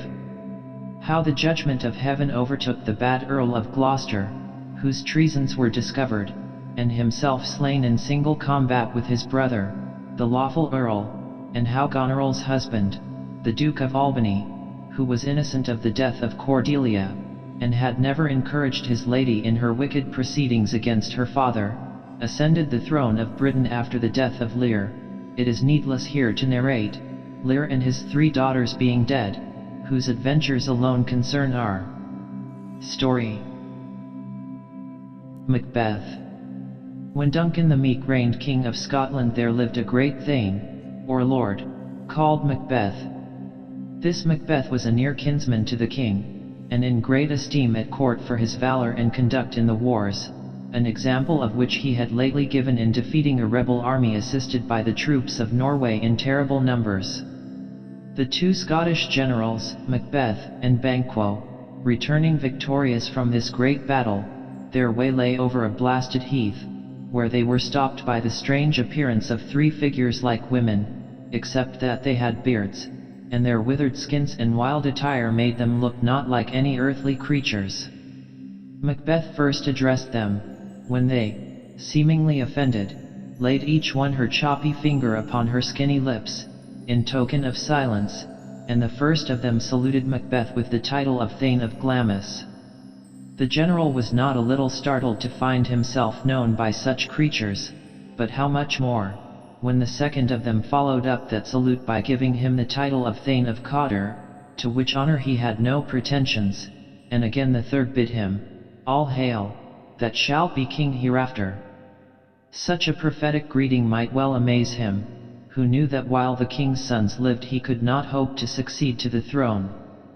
Then turning to Banquo, they pronounced him, in a sort of riddling terms, to be lesser than Macbeth, and greater. Not so happy, but much happier. And prophesied that though he should never reign, yet his sons after him should be kings in Scotland. They then turned into air and vanished, by which the generals knew them to be the weird sisters, or witches. While they stood pondering on the strangeness of this adventure, there arrived certain messengers from the king, who were empowered by him to confer upon Macbeth the dignity of Thane of Cawdor. An event so miraculously corresponding with the prediction of the witches astonished Macbeth, and he stood wrapped in amazement, unable to make reply to the messengers, and in that point of time swelling hopes arose in his mind that the prediction of the third witch might in like manner have its accomplishment, and that he should one day reign king in Scotland. Turning to Banquo, he said, "Do you not hope that your children shall be kings, when what the witches promised to me has so wonderfully come to pass?" "That hope," answered the general, "might enkindle you to aim at the throne, but oftentimes these ministers of darkness tell us truths in little things, to betray us into deeds of greatest consequence." But the wicked suggestions of the witches had sunk too deep into the mind of Macbeth to allow him to attend to the warnings of the good Banquo. From that time he bent all his thoughts how to compass the throne of Scotland. Macbeth had a wife, to whom he communicated the strange prediction of the weird sisters and its partial accomplishment. She was a bad, ambitious woman, and so as her husband and herself could arrive at greatness she cared not much by what means. She spurred on the reluctant purpose of Macbeth, who felt compunction at the thoughts of blood, and did not cease to represent the murder of the king as a step absolutely necessary to the fulfillment of the flattering prophecy.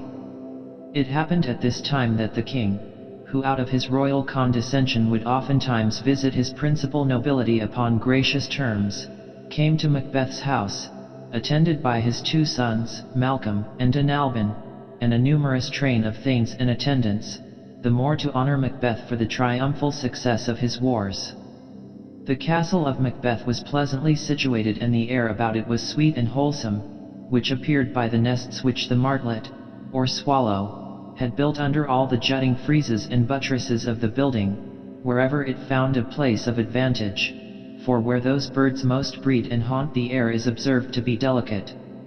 The king entered, well pleased with the place, and not less so with the attentions and respect of his honored hostess, Lady Macbeth, who had the art of covering treacherous purposes with smiles, and could look like the innocent flower while she was indeed serpent under it. The king, being tired with his journey, went early to bed, and in his stateroom 2 grooms of his chamber, as was the custom, beside him. He had been unusually pleased with his reception, and had made presents before he retired to his principal, and among the rest had sent a diamond to Lady Macbeth, greeting the name of his most kind hostess. Now was the middle of night, when over half the world nature seems dead, and wicked dreams abuse men's minds asleep, and none but the wolf and the murderer are abroad. This was the time when Lady Macbeth waked to plot the murder of the king. She would not have undertaken a deed so abhorrent to her sex but that she feared her husband's nature, that it was too full of the milk of human kindness to do a contrived murder. She knew him to be ambitious, but withal to be scrupulous, and not yet prepared for that height of crime which commonly in the end accompanies inordinate ambition. She had won him to consent to the murder, but she doubted his resolution, and she feared that the natural tenderness of his disposition, more humane than her own, would come between and defeat the purpose. So with her own hands armed with a dagger she approached the king's bed, having taken care to ply the grooms of his chamber so with wine that they slept intoxicated and careless of their charge. There lay Duncan in a sound sleep after the fatigues of his journey, and as she viewed him earnestly there was something in his face, as he slept, which resembled her own father, and she had not the courage to proceed. She returned to confer with her husband. His resolution had begun to stagger. He considered that there were strong reasons against the deed. In the first place, he was not only a subject, but a near kinsman to the king, and he had been his host and entertainer that day, whose duty, by the laws of hospitality, it was to shut the door against his murderers, not bear the knife himself. Then he considered how just and merciful a king this Duncan had been, how clear of offense to his subjects, how loving to his nobility, and in particular to him, that such kings are the peculiar care of heaven, and their subjects doubly bound to revenge their deaths. Besides, by the favors of the king, Macbeth stood high in the opinion of all sorts of men, and how would those honors be stained by the reputation of so foul a murder? In these conflicts of the mind Lady Macbeth found her husband inclining to the better part and resolving to proceed no further. But she, being a woman not easily shaken from her evil purpose, began to pour in at his ears words which infused a portion of her own spirit into his mind, assigning reason upon reason why he should not shrink from what he had undertaken, how easy the deed was, how soon it would be over, and how the action of one short night would give to all their nights and days to come sovereign sway and royalty. Then she threw contempt on his change of purpose, and accused him of fickleness and cowardice, and declared that she had given suck, and knew how tender it was to love the babe that milked her, but she would, while it was smiling in her face, have plucked it from her breast and dashed its brains out if she had so sworn to do it as he had sworn to perform that murder. Then she added, how practicable it was to lay the guilt of the deed upon the drunken, sleepy grooms. And with the valor of her tongue she so chastised his sluggish resolutions that he once more summoned up courage to the bloody business. So, taking the dagger in his hand, he softly stole in the dark to the room where Duncan lay, and as he went he thought he saw another dagger in the air, with the handle toward him, and on the blade and at the point of it drops of blood, but when he tried to grasp at it it was nothing but air, a mere phantasm proceeding from his own hot and oppressed brain and the business he had in hand. Getting rid of this fear, he entered the king's room, whom he dispatched with one stroke of his dagger. Just as he had done the murder, one of the grooms who slept in the chamber laughed in his sleep, and the other cried, "Murder," which woke them both. But they said a short prayer. One of them said, "God bless us," and the other answered, "Amen," and addressed themselves to sleep again. Macbeth, who stood listening to them, tried to say amen when the fellow said God bless us, but, though he had most need of a blessing, the word stuck in his throat and he could not pronounce it. Again he thought he heard a voice which cried, "Sleep no more. Macbeth doth murder sleep, the innocent sleep, that nourishes life." Still it cried, "Sleep no more," to all the house. Glamis hath murdered sleep, and therefore Cawdor shall sleep no more, Macbeth shall sleep no more. With such horrible imaginations Macbeth returned to his listening wife, who began to think he had failed of his purpose and that the deed was somehow frustrated. He came in so distracted a state that she reproached him with his want of firmness and sent him to wash his hands of the blood which stained them, while she took his dagger, with purpose to stain the cheeks of the grooms with blood, to make it seem their guilt.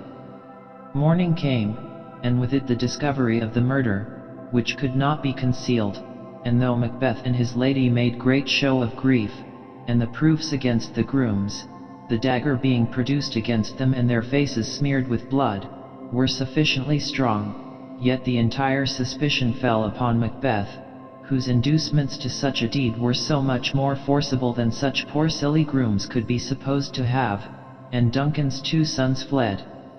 Malcolm, the eldest, sought for refuge in the English court, and the youngest, Dunalban, made his escape to Ireland. They, King's sons, who should have succeeded him, having thus vacated the throne, Macbeth as next heir was crowned king, and thus the prediction of the Weird Sisters was literally accomplished. Though placed so high, Macbeth and his queen could not forget the prophecy of the Weird Sisters that, though Macbeth should be king, yet not his children, but the children of Banquo, should be kings after him. The thought of this, and that they had defiled their hands with blood, and done so great crimes, only to place the posterity of Banquo upon the throne, so rankled within them that they determined to put to death both Banquo and his son, to make void the predictions of the Weird Sisters, which in their own case had been so remarkably brought to pass. For this purpose they made a great supper, to which they invited all the chief thanes, and among the rest, with marks of particular respect, Banquo and his son Fleed were invited. The way by which Banquo was to pass to the palace at night was beset by murderers appointed by Macbeth, who stabbed Banquo, but in the scuffle Fleed escaped. From that Fleed descended a race of monarchs who afterward filled the Scottish throne, ending with James VI of Scotland and the 1st of England, under whom the 2 crowns of England and Scotland were united. At supper, the Queen, whose manners were in the highest degree affable and royal, played the hostess with a gracefulness and attention which conciliated every one present, and Macbeth discoursed freely with his thanes and nobles, saying that all that was honorable in the country was under his roof, if he had but his good friend Banquo present, whom yet he hoped he should rather have to chide for neglect than to lament for any mischance.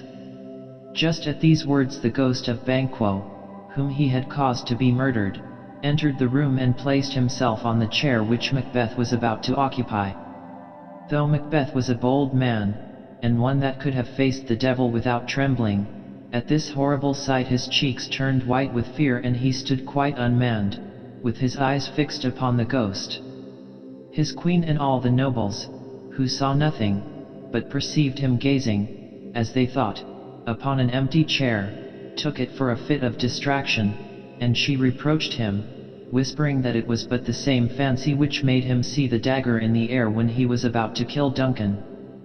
But Macbeth continued to see the ghost, and gave no heed to all they could say, while he addressed it with distracted words, yet so significant that his queen, fearing the dreadful secret would be disclosed, in great haste dismissed the guests, excusing the infirmity of Macbeth as disorder he was often troubled with.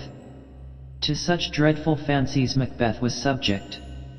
His queen and he had their sleeps afflicted with terrible dreams, and the blood of Banquo troubled them not more than the escape of Fleed, whom now they looked upon as father to a line of kings who should keep their posterity out of the throne. With these miserable thoughts they found no peace, and Macbeth determined once more to seek out the Weird Sisters and know from them the worst. He sought them in a cave upon the heath, where they, who knew by foresight of his coming, were engaged in preparing their dreadful charms by which they conjured up infernal spirits to reveal to them futurity. Their horrid ingredients were toads, bats, and serpents, the eye of a newt and the tongue of a dog, the leg of a lizard and the wing of the night owl, the scale of a dragon, the tooth of a wolf, the maw of the ravenous salt sea shark, the mummy of a witch, the root of the poisonous hemlock. This to have effect must be digged in the dark, the gall of a goat, and the liver of a Jew, with slips of the yew tree that roots itself in graves, and the finger of a dead child. All these were set on to boil in a great kettle, or cauldron, which, as fast as it grew too hot, was cooled with a baboon's blood. To these they poured in the blood of a sow that had eaten her young, and they threw into the flame the grease that had sweaten from a murderer's gibbet. By these charms they bound the infernal spirit to answer their questions. It was demanded of Macbeth whether he would have his doubts resolved by them or by their masters, the spirits. He, nothing daunted by the dreadful ceremonies which besaw, boldly answered, "Where are they? Let me see them." And they called the spirits, which were 3. And the first arose in the likeness of an armed head, and he called Macbeth by name and bid him beware of the Thane of Fife, for which caution Macbeth thanked him, for Macbeth had entertained a jealousy of Macduff, the Thane of Fife. And the second spirit arose in the likeness of a bloody child, and he called Macbeth by name and bid him have no fear, but laugh to scorn the power of man, for none of woman born should have power to hurt him, and he advised him to be bloody, bold, and resolute. "Then live, Macduff," cried the king. "What need I fear thee? But yet I will make assurance doubly sure. Thou shalt not live, that I may tell pale-hearted fear it lies, and sleep in spite of thunder." That spirit being dismissed, a third arose in the form of a child crowned, with a tree in his hand. He called Macbeth by name and comforted him against conspiracies, saying that he should never be vanquished until the wood of Burnham to Dunsinane Hill should come against him. "Sweet bodements, good," cried Macbeth, "who can unfix the forest, and move it from its earth-bound roots? I see I shall live the usual period of man's life, and not be cut off by a violent death. But my heart throbs to know one thing. Tell me, if your art can tell so much, if Banquo's issue shall ever reign in this kingdom." Here the cauldron sank into the ground, and a noise of music was heard, and 8 shadows, like kings, passed by Macbeth, and Banquo last, who bore a glass which showed the figures of many more, and Banquo, all bloody, smiled upon Macbeth, and pointed to them, by which Macbeth knew that these were the posterity of Banquo, who should reign after him in Scotland, and the witches, with the sound of soft music, and with dancing, making a show of duty and welcome to Macbeth, vanished. And from this time the thoughts of Macbeth were all bloody and dreadful. The first thing he heard when he got out of the witch's cave was that Macduff, Thane of Fife, had fled to England to join the army which was forming against him under Malcolm, the eldest son of the late king, with intent to displace Macbeth and set Malcolm, the right heir, upon the throne. Macbeth, stung with rage, set upon the castle of Macduff and put his wife and children, whom the Thane had left behind, to the sword, and extended the slaughter to all who claimed the least relationship to Macduff. These and such like deeds alienated the minds of all his chief nobility from him. Such as could fled to join with Malcolm and Macduff, who were now approaching with a powerful army which they had raised in England, and the rest secretly wished success to their arms, though, for fear of Macbeth, they could take no active part. His recruits went on slowly. Everybody hated the tyrant, nobody loved or honored him, but all suspected him, and he began to envy the condition of Duncan, whom he had murdered, who slept soundly in his grave, against whom treason had done its worst. Steel nor poison, domestic malice, nor foreign levies, could hurt him any longer. While these things were acting, the Queen, who had been the sole partner in his wickedness, in whose bosom he could sometimes seek a momentary repose from those terrible dreams which afflicted them both nightly, died, it is supposed, by her own hands, unable to bear the remorse of guilt and public hate, by which event he was left alone, without a soul to love or care for him, or a friend to whom he could confide his wicked purposes. He grew careless of life and wished for death, but the near approach of Malcolm's army roused in him what remained of his ancient courage, and he determined to die, as he expressed it, with armor on his back. Besides this, the hollow promises of the witches had filled him with a false confidence, and he remembered the sayings of the spirits, that none of woman born was to hurt him, and that he was never to be vanquished till Burnham Wood should come to Dunsinane, which he thought could never be. So he shut himself up in his castle, whose impregnable strength was such as defied a siege. Here he sullenly waited the approach of Malcolm. When, upon a day, there came a messenger to him, pale and shaking with fear, almost unable to report that which he had seen, for he averred, that as he stood upon his watch on the hill he looked toward Burnham, and to his thinking the wood began to move. "Liar and slave," cried Macbeth, "if thou speakest false, thou shalt hang alive upon the next tree, till famine end thee. If thy tale be true, I care not if thou dost as much by me," for Macbeth now began to faint in resolution, and to doubt the equivocal speeches of the spirits. He was not to fear till Burnham Wood should come to Dunsinane, and now a wood did move. "However," said he, "if this which he avouches be true, let us arm and out. There is no flying hence, nor staying here. I begin to be weary of the sun, and wish my life at an end." With these desperate speeches he sallied forth upon the besiegers, who had now come up to the castle. The strange appearance which had given the messenger an idea of a wood moving is easily solved.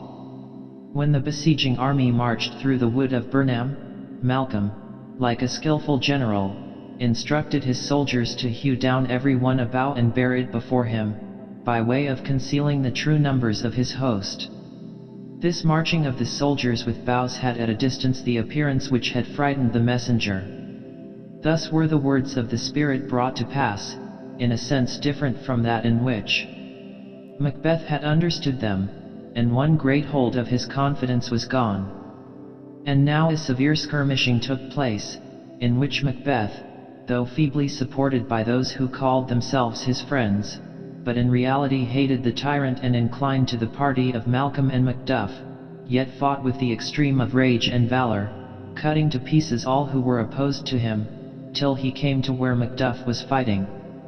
Seeing Macduff, and remembering the caution of the spirit who had counseled him to avoid Macduff, above all men, he would have turned, but Macduff, who had been seeking him through the whole fight, opposed his turning, and a fierce contest ensued, Macduff giving him many foul reproaches for the murder of his wife and children. Macbeth, whose soul was charged enough with blood of that family already, would still have declined the combat, but Macduff still urged him to it, calling him tyrant, murderer, hellhound, and villain. Then Macbeth remembered the words of the spirit, how none of woman born should hurt him, and, smiling confidently, he said to Macduff, "Thou losest thy labor, Macduff. As easily thou mayest impress the air with thy sword as make me vulnerable. I bear a charmed life, which must not yield to one of woman born." "Despair thy charm," said Macduff, "and let that lying spirit whom thou hast served tell thee that Macduff was never born of woman, never as the ordinary manner of men is to be born, but was untimely taken from his mother." "Accursed be the tongue which tells me so," said the trembling Macbeth, who felt his last hold of confidence give way, "and let never man in future believe the lying equivocations of witches and juggling spirits who deceive us in words which have double senses, and, while they keep their promise literally, disappoint our hopes with a different meaning. I will not fight with thee." "Then live," said the scornful Macduff. "We will have a show of thee, as men show monsters, and a painted board, on which all be written, 'Here men may see the tyrant.'" "Never," said Macbeth, whose courage returned with despair. "I will not live to kiss the ground before young Malcolm's feet to be baited with the curses of the rabble. Though Burnham would be come to Dunsinane, and thou opposed to me, who wast born of woman, yet will I try the last." With these frantic words he threw himself upon Macduff, who, after a severe struggle, in the end overcame him, and, cutting off his head, made a present of it to the young and lawful king, Malcolm, who took upon him the government which, by the machinations of the usurper, he had so long been deprived of, and ascended the throne of Duncan the Meek among the acclamations of the nobles and the people. All's well that ends well. Bertram, Count of Roussillon, had newly come to his title and estate by the death of his father. The King of France loved the father of Bertram, and when he heard of his death he sent for his son to come immediately to his royal court in Paris, intending, for the friendship he bore the late Count, to grace young Bertram with his especial favor and protection. Bertram was living with his mother, the widowed Countess, when Le Fou, an old lord of the French court, came to conduct him to the king. The King of France was an absolute monarch, and the invitation to court was in the form of a royal mandate, or positive command, which no subject, of what high dignity soever, might disobey.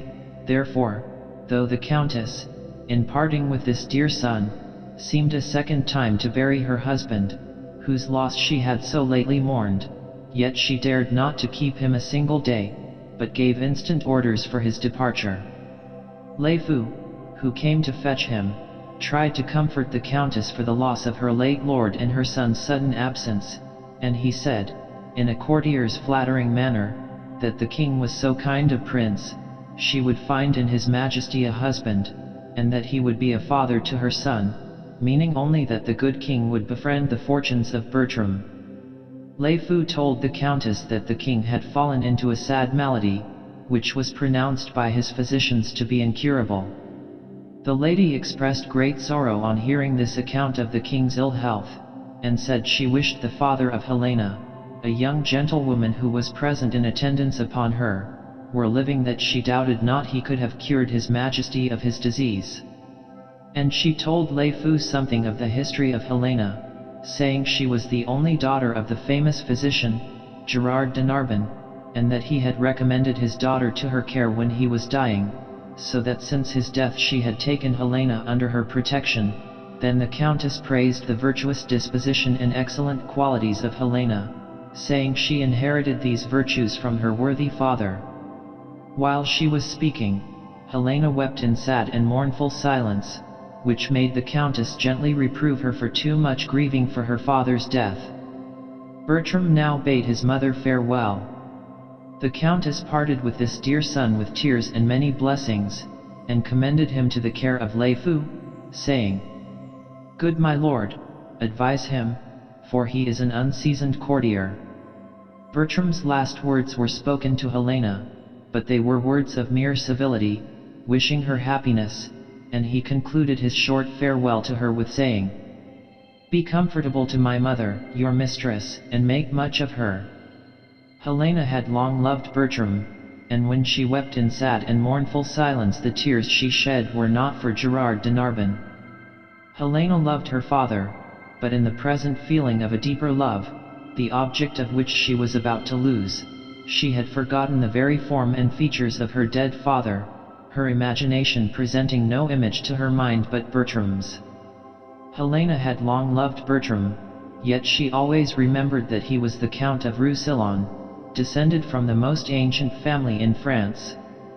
She of humble birth, her parents of no note at all, his ancestors all noble, and therefore she looked up to the high-born Bertram as to her master and to her dear lord, and dared not form any wish but to live his servant, and, so living, to die his vassal. So great the distance seemed to her between his height of dignity and her lowly fortunes that she would say, "It were all one that I should love a bright particular star, and think to wed it, Bertram is so far above me." Bertram's absence filled her eyes with tears and her heart with sorrow, for though she loved without hope, yet it was a pretty comfort to her to see him every hour, and Helena would sit and look upon his dark eye, his arched brow, and the curls of his fine hair till she seemed to draw his portrait on the tablet of her heart, that heart too capable of retaining the memory of every line in the features of that loved face. Gerard de Narbonne, when he died, left her no other portion than some prescriptions of rare and well-proved virtue, which, by deep study and long experience in medicine, he had collected as sovereign and almost infallible remedies. Among the rest there was one set down as an approved medicine for the disease under which Le Fou said the king at that time languished, and when Helena heard of the king's complaint, she, who till now had been so humble and so hopeless, formed an ambitious project in her mind to go herself to Paris and undertake the cure of the king. But though Helena was the possessor of this choice prescription, it was unlikely, as the king as well as his physicians was of opinion that his disease was incurable, that they would give credit to a poor unlearned virgin if she should offer to perform a cure. The firm hopes that Helena had of succeeding, if she might be permitted to make the trial, seemed more than even her father's skill warranted, though he was the most famous physician of his time, for she felt a strong faith that this good medicine was sanctified by all the luckiest stars in heaven to be the legacy that should advance her fortune, even to the high dignity of being Count Roussillon's wife. Bertram had not been long gone when the Countess was informed by her steward that he had overheard Helena talking to herself, and that he understood, from some words she uttered, she was in love with Bertram and thought of following him to Paris. The Countess dismissed the steward with thanks, and desired him to tell Helena she wished to speak with her. What she had just heard of Helena brought the remembrance of days long past into the mind of the Countess, those days, probably, when her love for Bertram's father first began, and she said to herself, "Even so it was with me when I was young. Love is a thorn that belongs to the rose of youth, for in the season of youth, if ever we are nature's children, these faults are ours, though then we think not they are faults." While the Countess was thus meditating on the loving errors of her own youth, Helena entered, and she said to her, "Helena, you know I am a mother to you." Helena replied, "You are my honorable mistress." "You are my daughter," said the Countess again. "I say I am your mother. Why do you start and look pale at my words?" With looks of alarm and confused thoughts, fearing the Countess suspected her love, Helena still replied, "Pardon me, madam, you are not my mother, the Count Roussillon cannot be my brother, nor I your daughter." "Yet, Helena," said the Countess, "you might be my daughter-in-law, and I am afraid that is what you mean to be, the words mother and daughter so disturb you. Helena, do you love my son?" "Good madam, pardon me," said the affrighted Helena.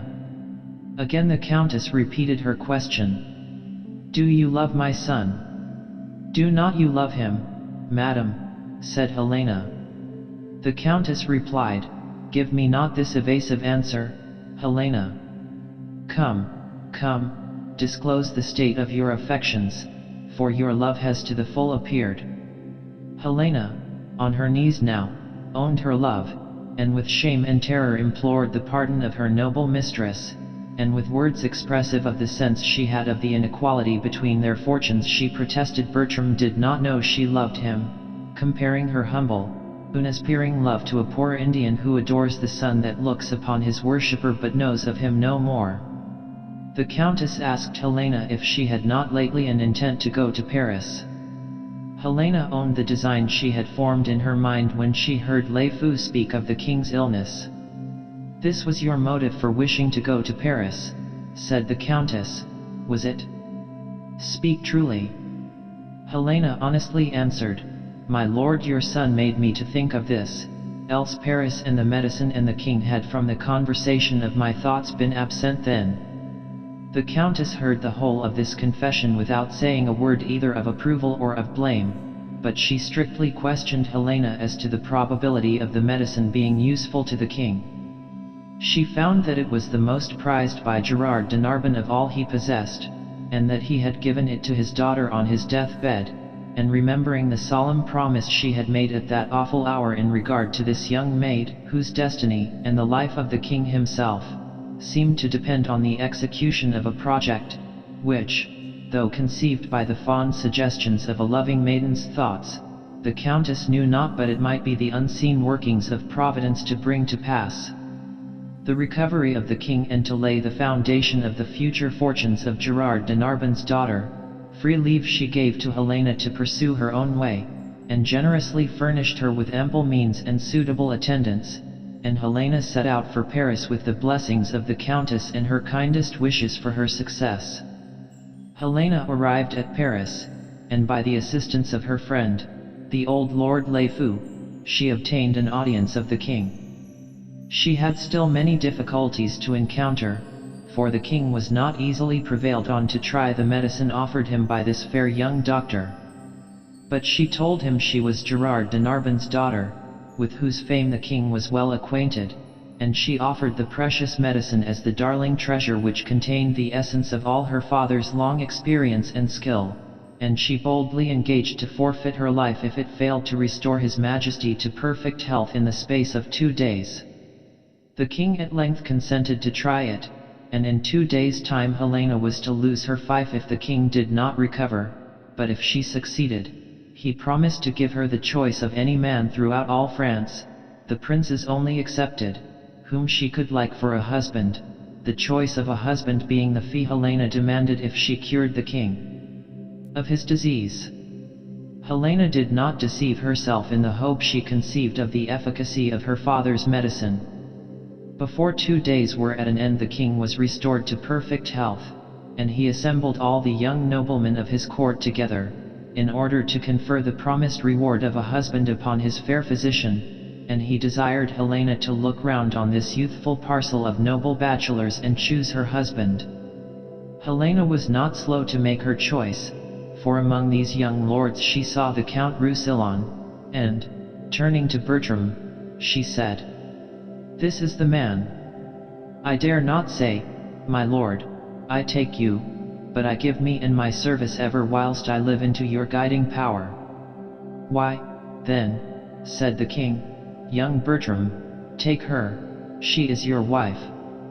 Bertram did not hesitate to declare his dislike to this present of the king's of the self-offered Helena, who, he said, was a poor physician's daughter, bred at his father's charge, and now living a dependent on his mother's bounty. Helena heard him speak these words of rejection and of scorn, and she said to the king, "That you are well, my lord, I am glad. Let the rest go."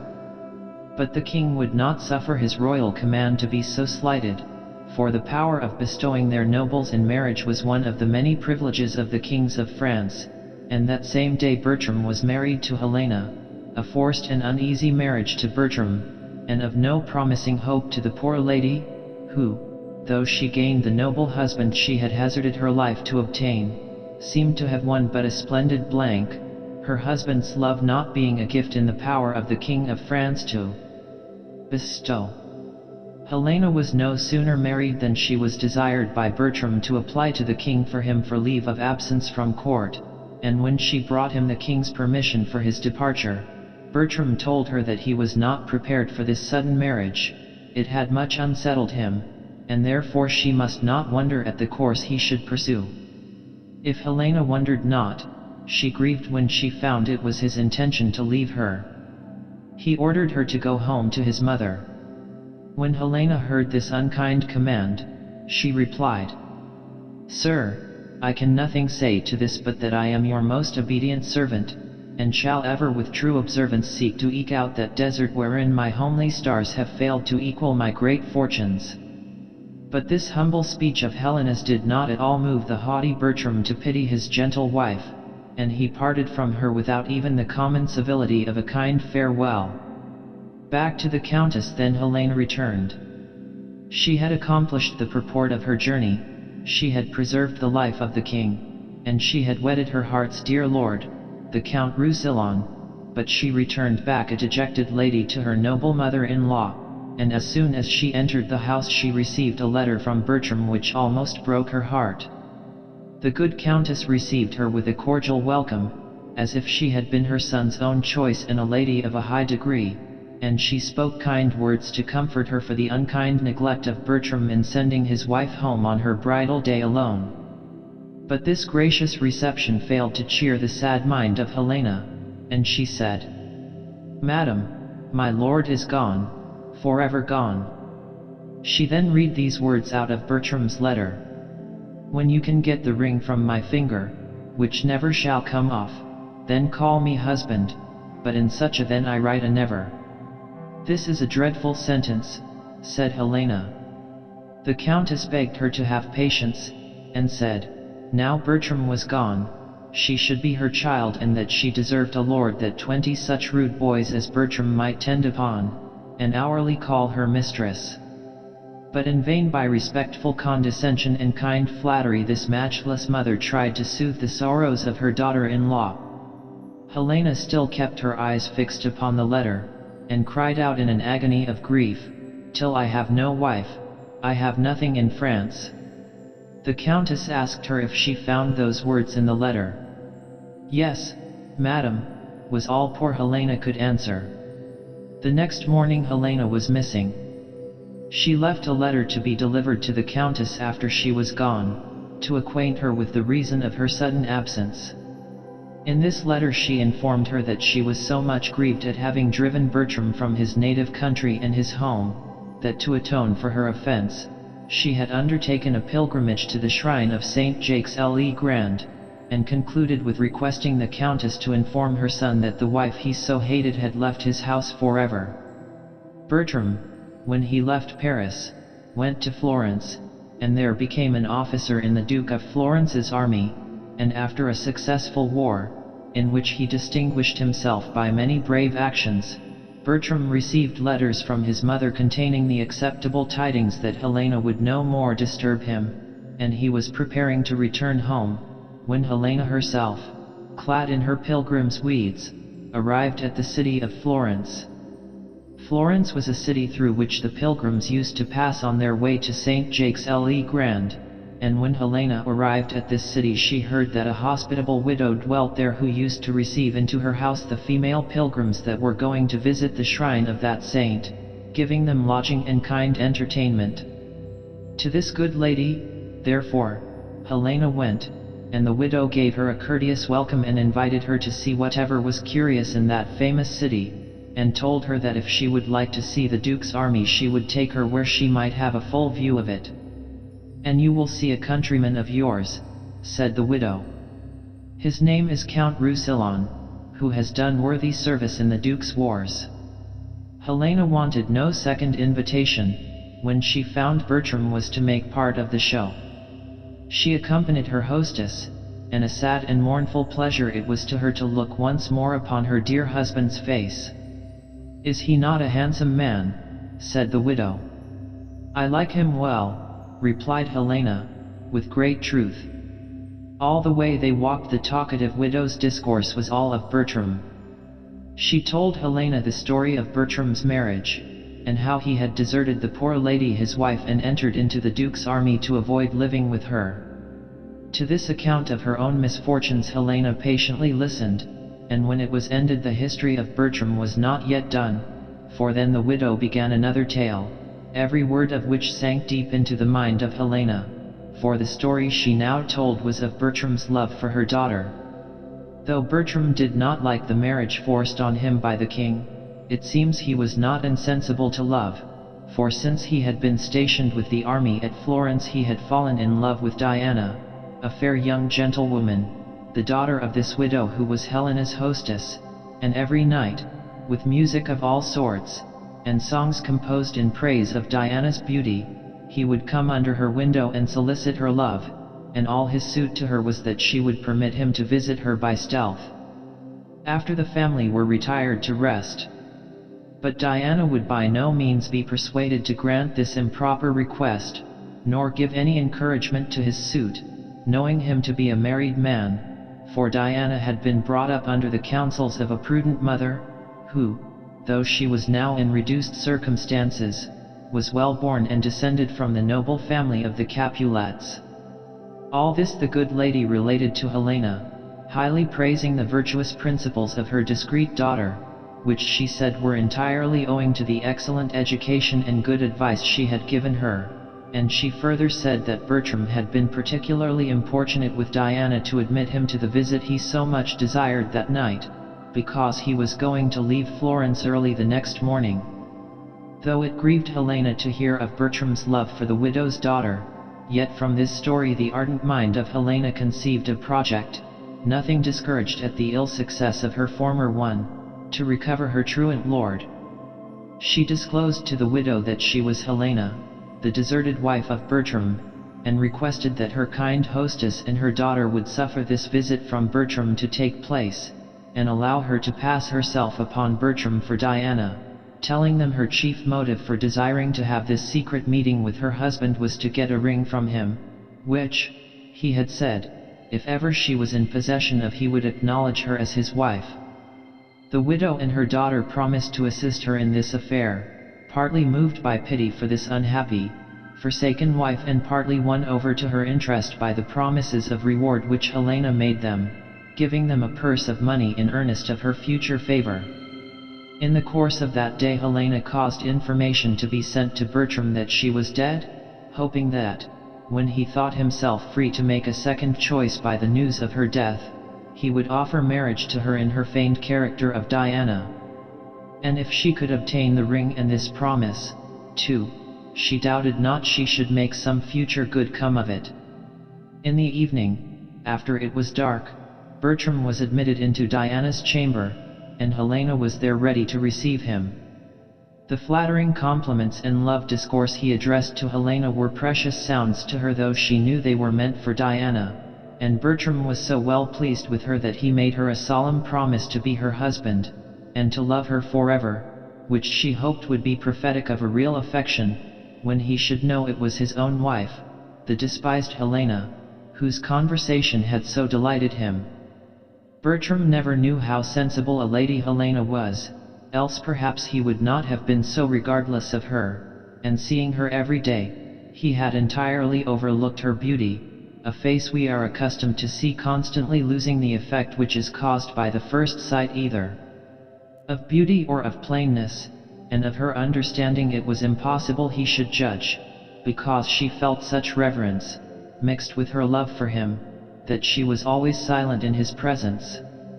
But now that her future fate, and the happy ending of all her love projects, seemed to depend on her leaving a favorable impression on the mind of Bertram from this night's interview, she exerted all her wit to please him, and the simple graces of her lively conversation and the endearing sweetness of her manners so charmed Bertram that he vowed she should be his wife.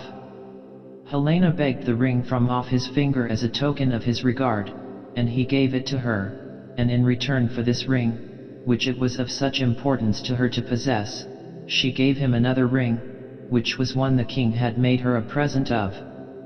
Before it was light in the morning she sent Bertram away, and he immediately set out on his journey toward his mother's house. Helena prevailed on the widow and Diana to accompany her to Paris, their further assistance being necessary to the full accomplishment of the plan she had formed.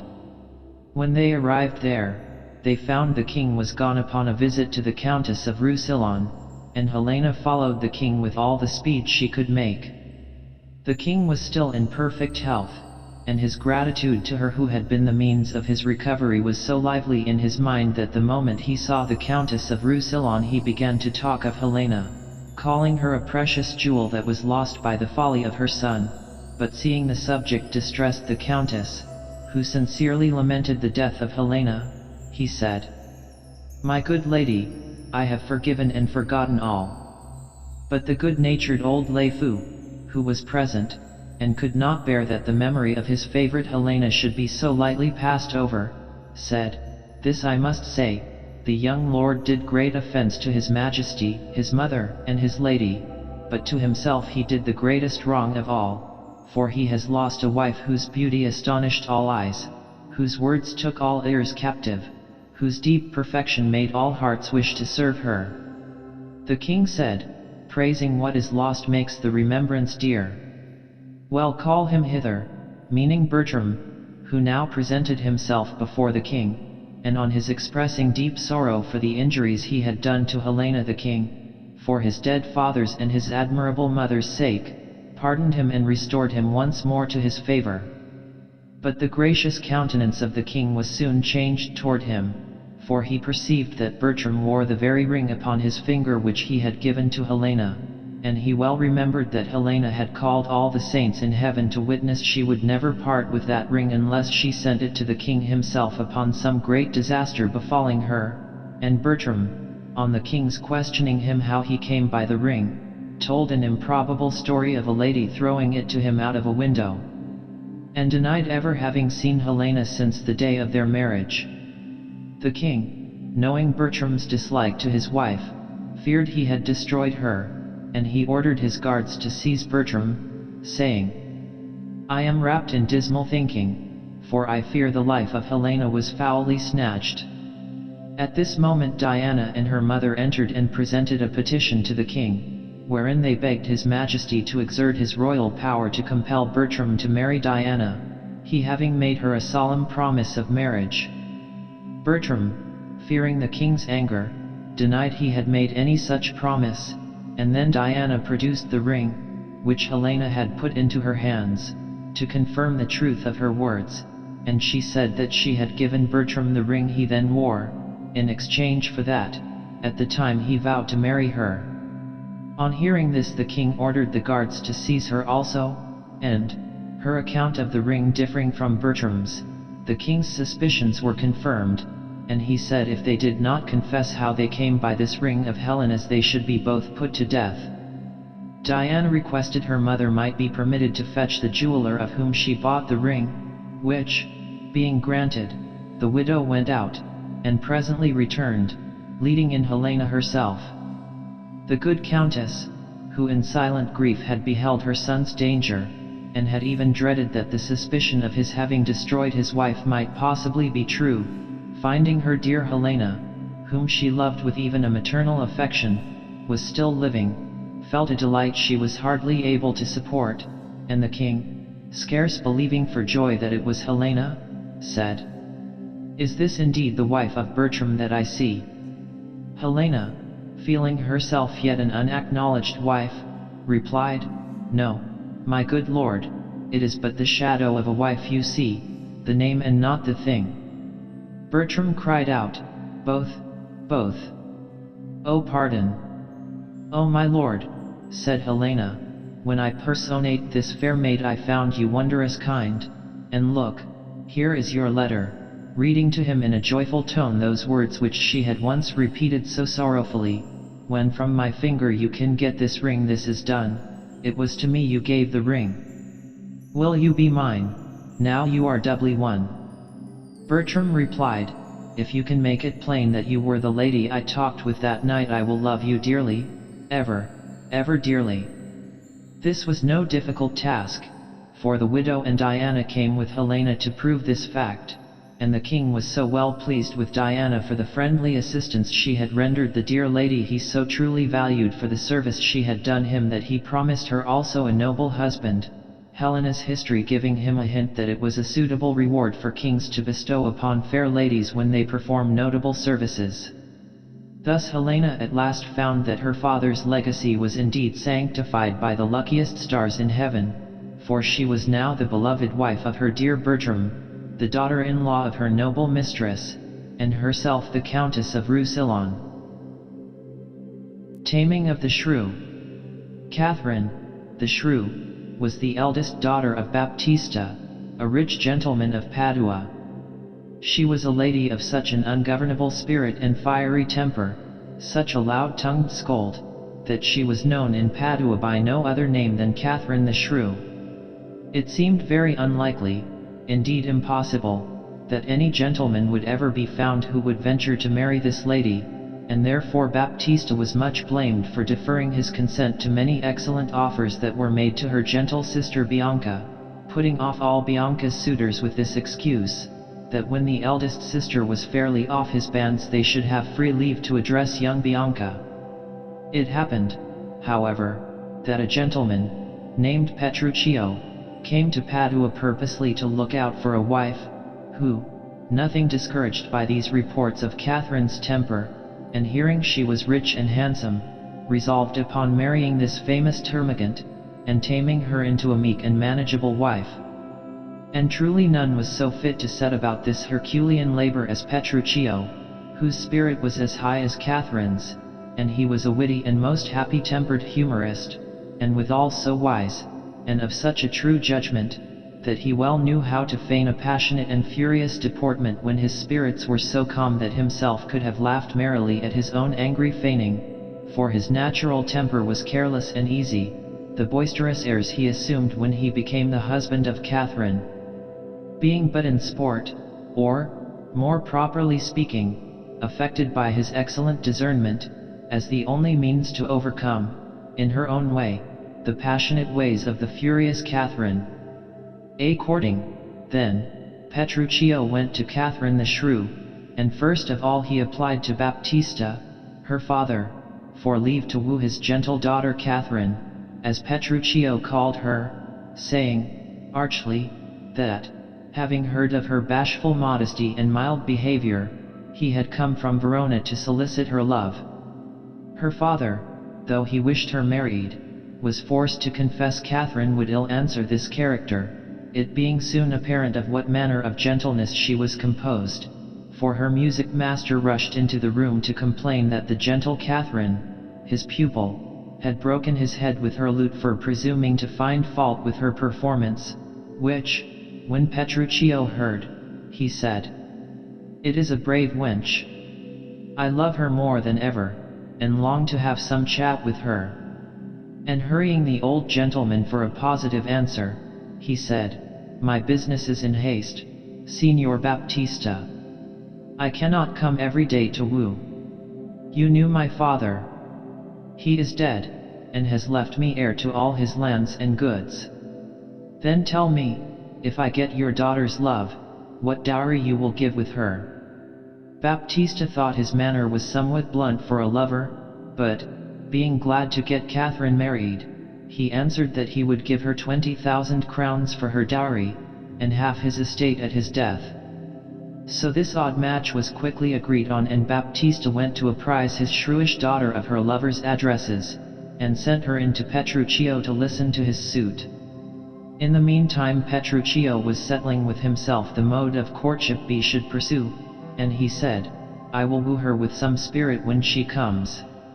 If she rails at me, why, then I will tell her she sings as sweetly as a nightingale, and if she frowns, I will say she looks as clear as roses newly washed with dew. If she will not speak a word, I will praise the eloquence of her language, and if she bids me leave her, I will give her thanks as if she bid me stay with her a week." Now the stately Catherine entered, and Petruchio first addressed her with, "Good morrow, Kate, for that is your name, I hear." Catherine, not liking this plain salutation, said, disdainfully, "They call me Catherine who do speak to me."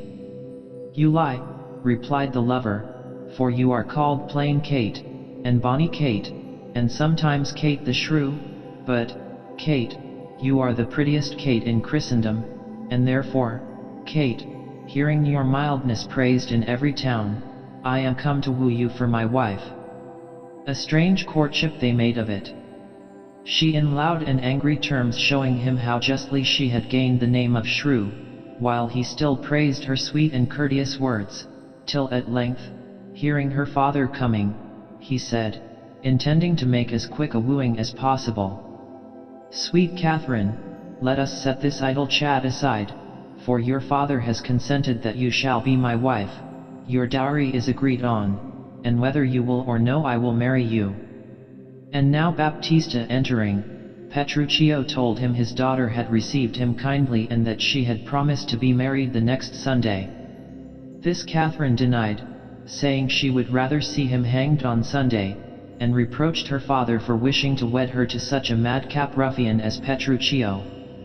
Petruchio desired her father not to regard her angry words, for they had agreed she should seem reluctant before him, but that when they were alone he had found her very fond and loving, and he said to her, "Give me your hand, Kate.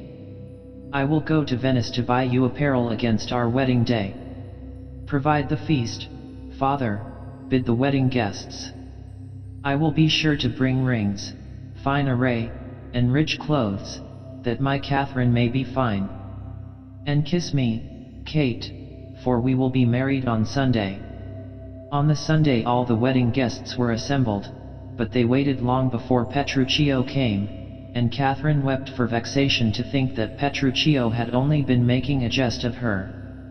At last, however, he appeared, but he brought none of the bridal finery he had promised Catherine, nor was he dressed himself like a bridegroom, but in strange, disordered attire, as if he meant to make a sport of the serious business he came about.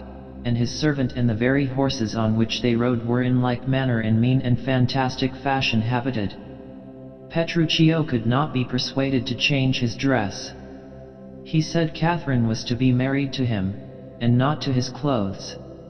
And, finding it was in vain to argue with him, to the church they went, he still behaving in the same mad way, for when the priest asked Petruchio if Catherine should be his wife, he swore so loud that she should, that, all amazed, the priest let fall his book, and as he stooped to take it up this mad-brained bridegroom gave him such a cuff that down fell the priest and his book again. And all the while they were being married he stamped and swore so that the high-spirited Catherine trembled and shook with fear. After the ceremony was over, while they were yet in the church, he called for wine, and drank a loud health to the company, and threw a sop which was at the bottom of the glass full in the sexton's face, giving no other reason for this strange act than that the sexton's beard grew thin and hungerly, and seemed to ask the sop as he was drinking. Never sure was there such a mad marriage, but Petruchio did but put this wildness on the better to succeed in the plot he had formed to tame his shrewish wife. Baptista had provided a sumptuous marriage feast, but when they returned from church, Petruchio, taking hold of Catherine, declared his intention of carrying his wife home instantly, and no remonstrance of his father-in-law, or angry words of the enraged Catherine, could make him change his purpose. He claimed a husband's right to dispose of his wife as he pleased, and away he hurried Catherine off, he seeming so daring and resolute that no one dared attempt to stop him. Petruchio mounted his wife upon a miserable horse, lean and lank, which he had picked out for the purpose, and, himself and his servant no better mounted, they journeyed on through rough and miry ways, and ever when this horse of Catherine's stumbled he would storm and swear at the poor jaded beast, who could scarce crawl under his burthen, as if he had been the most passionate man alive. At length, after a weary journey, during which Catherine had heard nothing but the wild ravings of Petruchio at the servant and the horses, they arrived at his house. Petruchio welcomed her kindly to her home, but he resolved she should have neither rest nor food that night. The tables were spread, and supper soon served, but Petruchio, pretending to find fault with every dish, threw the meat about the floor, and ordered the servants to remove it away, and all this he did, as he said, in love for his Catherine, that she might not eat meat that was not well dressed.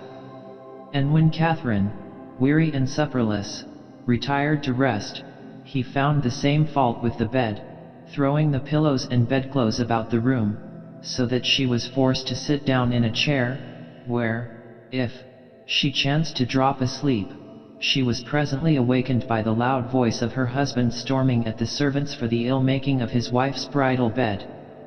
The next day Petruchio pursued the same course, still speaking kind words to Catherine, but, when she attempted to eat, finding fault with everything that was set before her, throwing the breakfast on the floor as he had done the supper, and Catherine, the haughty Catherine, was fain to beg the servants would bring her secretly a morsel of food, but they, being instructed by Petruchio, replied they dared not give her anything unknown to their master. "Ah," said she, "did he marry me to famish me?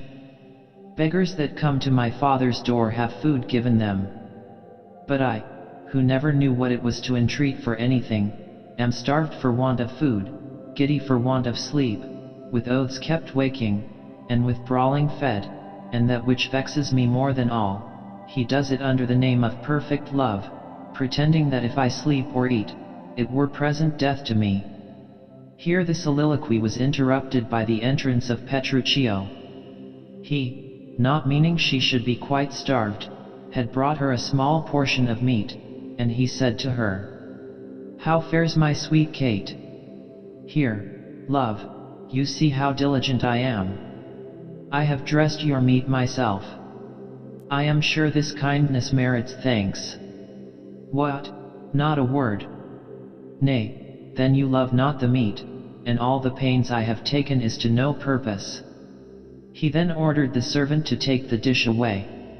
Extreme hunger, which had abetted the pride of Catherine, made her say, though angered to the heart, I pray you let it stand. But this was not all Petruchio intended to bring her to, and he replied, the poorest service is repaid with thanks, and so shall mine before you touch the meat. On this Catherine brought out a reluctant I thank you, sir. And now he suffered her to make a slender meal, saying, much good may it do your gentle heart, Kate. Eat apace. And now, my honey love, we will return to your father's house and revel it as bravely as the best, with silken coats and caps and golden rings, with ruffs and scarfs and fans and double change of finery.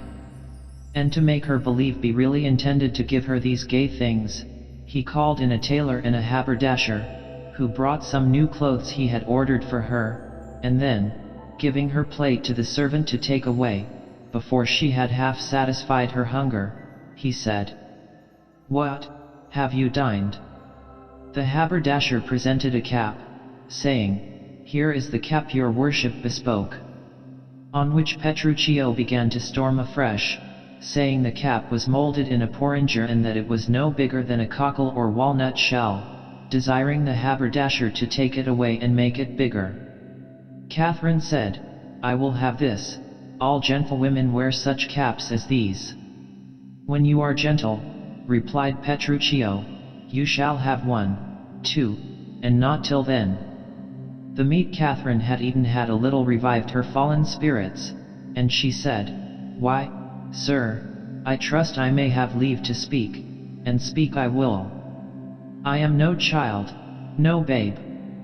Your betters have endured to hear me say my mind, and if you cannot, you had better stop your ears.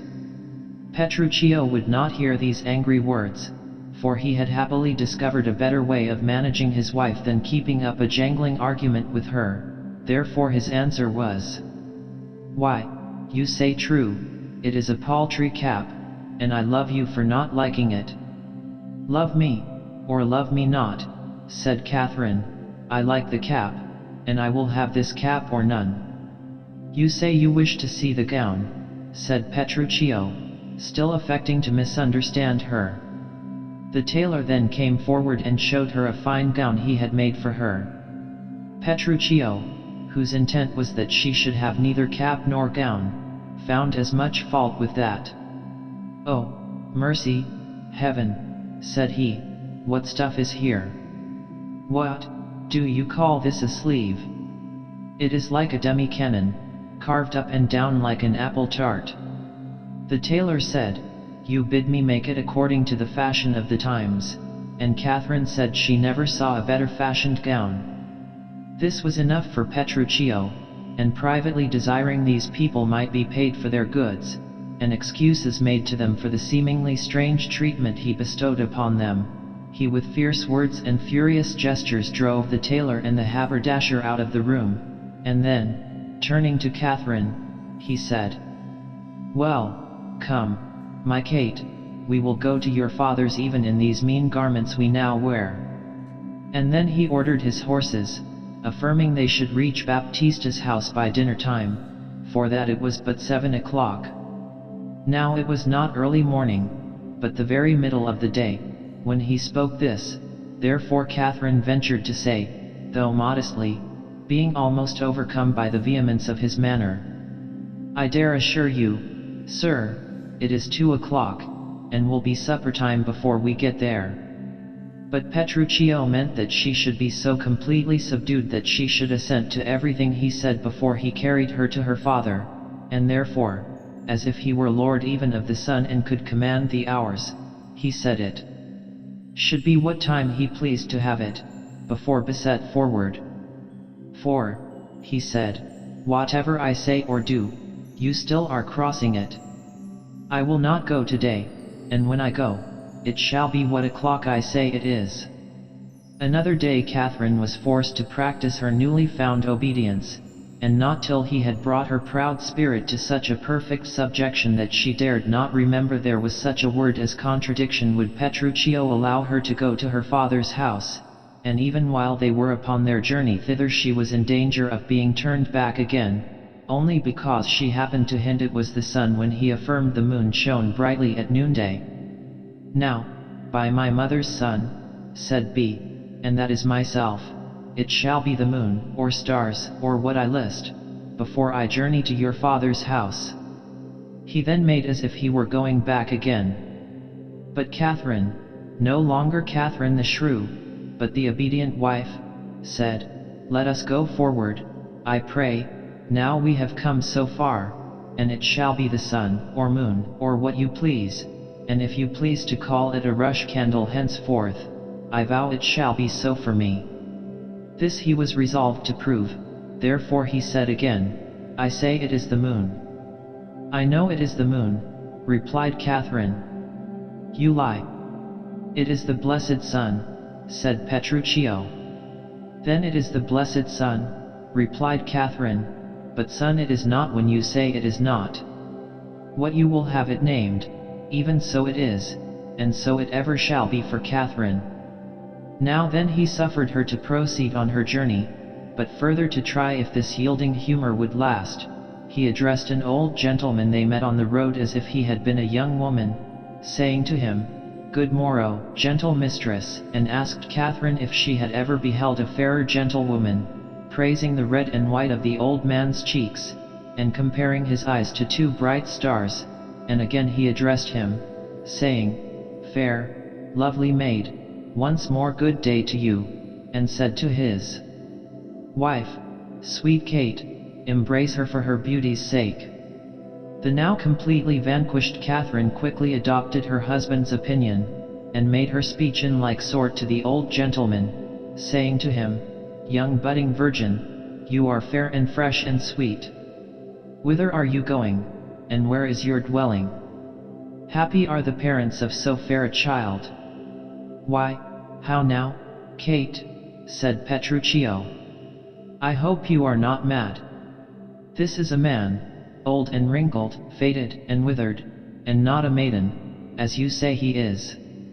On this Catherine said, Pardon me, old gentleman, the sun has so dazzled my eyes that everything I look on seemeth green.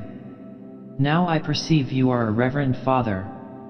I hope you will pardon me for my sad mistake.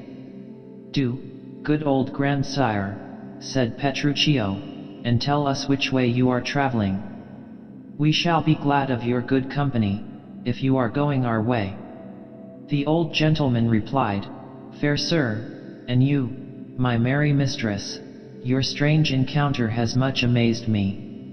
My name is Vincentio, and I am going to visit a son of mine who lives at Padua.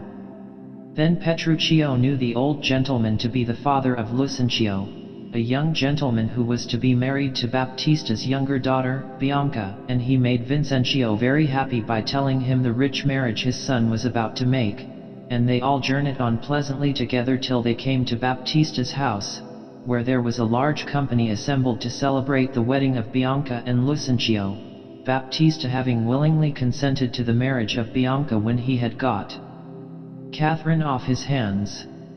When they entered, Baptista welcomed them to the wedding feast, and there was present also another newly married pair. Lucentio, Bianca's husband, and Hortensio, the other new married man, could not forbear sly jests, which seemed to hint at the shrewish disposition of Petruchio's wife, and these fond bridegrooms seemed highly pleased with the mild tempers of the ladies they had chosen, laughing at Petruchio for his less fortunate choice. Petruchio took little notice of their jokes till the ladies were retired after dinner, and then he perceived Baptista himself joined in the laugh against him, for when Petruchio affirmed that his wife would prove more obedient than theirs, the father of Catherine said, Now, in good sadness, son Petruchio, I fear you have got the veriest shrew of all.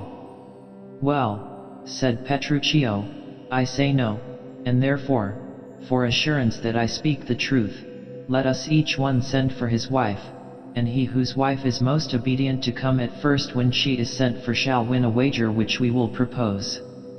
To this the other two husbands willingly consented, for they were confident that their gentle wives would prove more obedient than the headstrong Catherine, and they proposed a wager of 20 crowns. But Petruchio merrily said he would lay as much as that upon his hawk or hound, but 20 times as much upon his wife. Lucentio and Hortensio raised the wager to 100 crowns, and Lucentio first sent his servant to desire Bianca would come to him. But the servant returned, and said, "Sir, my mistress sends you word she is busy and cannot come." "How," said Petruchio, "does she say she is busy and cannot come? Is that an answer for a wife?" Then they laughed at him, and said it would be well if Catherine did not send him a worse answer. And now it was Hortensio's turn to send for his wife, and he said to his servant, "Go, and entreat my wife to come to me." "Oh ho, entreat her," said Petruchio. "Nay, then, she needs must come." "I am afraid, sir," said Hortensio, "your wife will not be entreated." But presently this civil husband looked a little blank when the servant returned without his mistress, and he said to him, "How now? Where is my wife?" "Sir," said the servant, "my mistress says you have some goodly jest in hand, and therefore she will not come. She bids you come to her." "Worse and worse," said Petruchio. And then he sent his servant, saying, "Sirrah, go to your mistress and tell her I command her to come to me." The company had scarcely time to think she would not obey this summons when Baptista, all in amaze, exclaimed, "Now, by my holy dame, here comes Catherine." And she entered, saying meekly to Petruchio, "What is your will, sir, that you send for me?" "Where is your sister and Hortensio's wife?" said he. Catherine replied, "They sit conferring by the parlor fire." "Go, fetch them hither," said Petruchio. Away went Catherine without reply to perform her husband's command. "Here is a wonder," said Lucentio, "if you talk of a wonder." "And so it is," said Hortensio. "I marvel what it bodes." "Marry, peace it bodes," said Petruchio, "and love, and quiet life, and right supremacy, and, to be short, everything that is sweet and happy." Catherine's father, overjoyed to see this reformation in his daughter, said, "Now, fair befall thee, son Petruchio. You have won the wager, and I will add another 20,000 crowns to her dowry, as if she were another daughter, for she is changed as if she had never been." "Nay," said Petruchio, "I will win the wager better yet, and show more signs of her new-built virtue and obedience." Catherine now entering with the two ladies, he continued, "See where she comes, and brings your froward wives as prisoners to her womanly persuasion. Catherine, that cap of yours does not become you, off with that bauble, and throw it underfoot." Catherine instantly took off her cap and threw it down. "Lord," said Hortensio's wife, "may I never have a cause to sigh till I am brought to such a silly pass." And Bianca, she, too, said, "Fie! What foolish duty call you this?" On this Bianca's husband said to her, "I wish your duty were as foolish, too. The wisdom of your duty, fair Bianca, has cost me 100 crowns since dinner time." "The more fool you," said Bianca, "for laying on my duty." "Catherine," said Petruchio, "I charge you tell these headstrong women what duty they owe their lords and husbands." And to the wonder of all present, the reformed shrewish lady spoke as eloquently in praise of the wife-like duty of obedience as she had practiced it implicitly in a ready submission to Petruchio's will. And Catherine once more became famous in Padua, not as heretofore as Catherine the Shrew, but as Catherine the most obedient and duteous wife in Padua. The Comedy of Errors. The states of Syracuse and Ephesus being at variance, there was a cruel law made at Ephesus, ordaining that if any merchant of Syracuse was seen in the city of Ephesus he was to be put to death, unless he could pay 1,000 marks for the ransom of his life. Ejon, an old merchant of Syracuse, was discovered in the streets of Ephesus, and brought before the Duke, either to pay this heavy fine or receive sentence of death.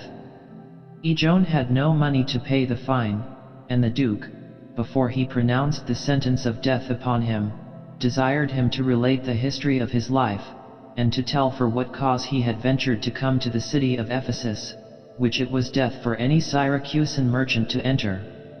Ejon said that he did not fear to die, for sorrow had made him weary of his life, but that a heavier task could not have been imposed upon him than to relate the events of his unfortunate life. He then began his own history, in the following words.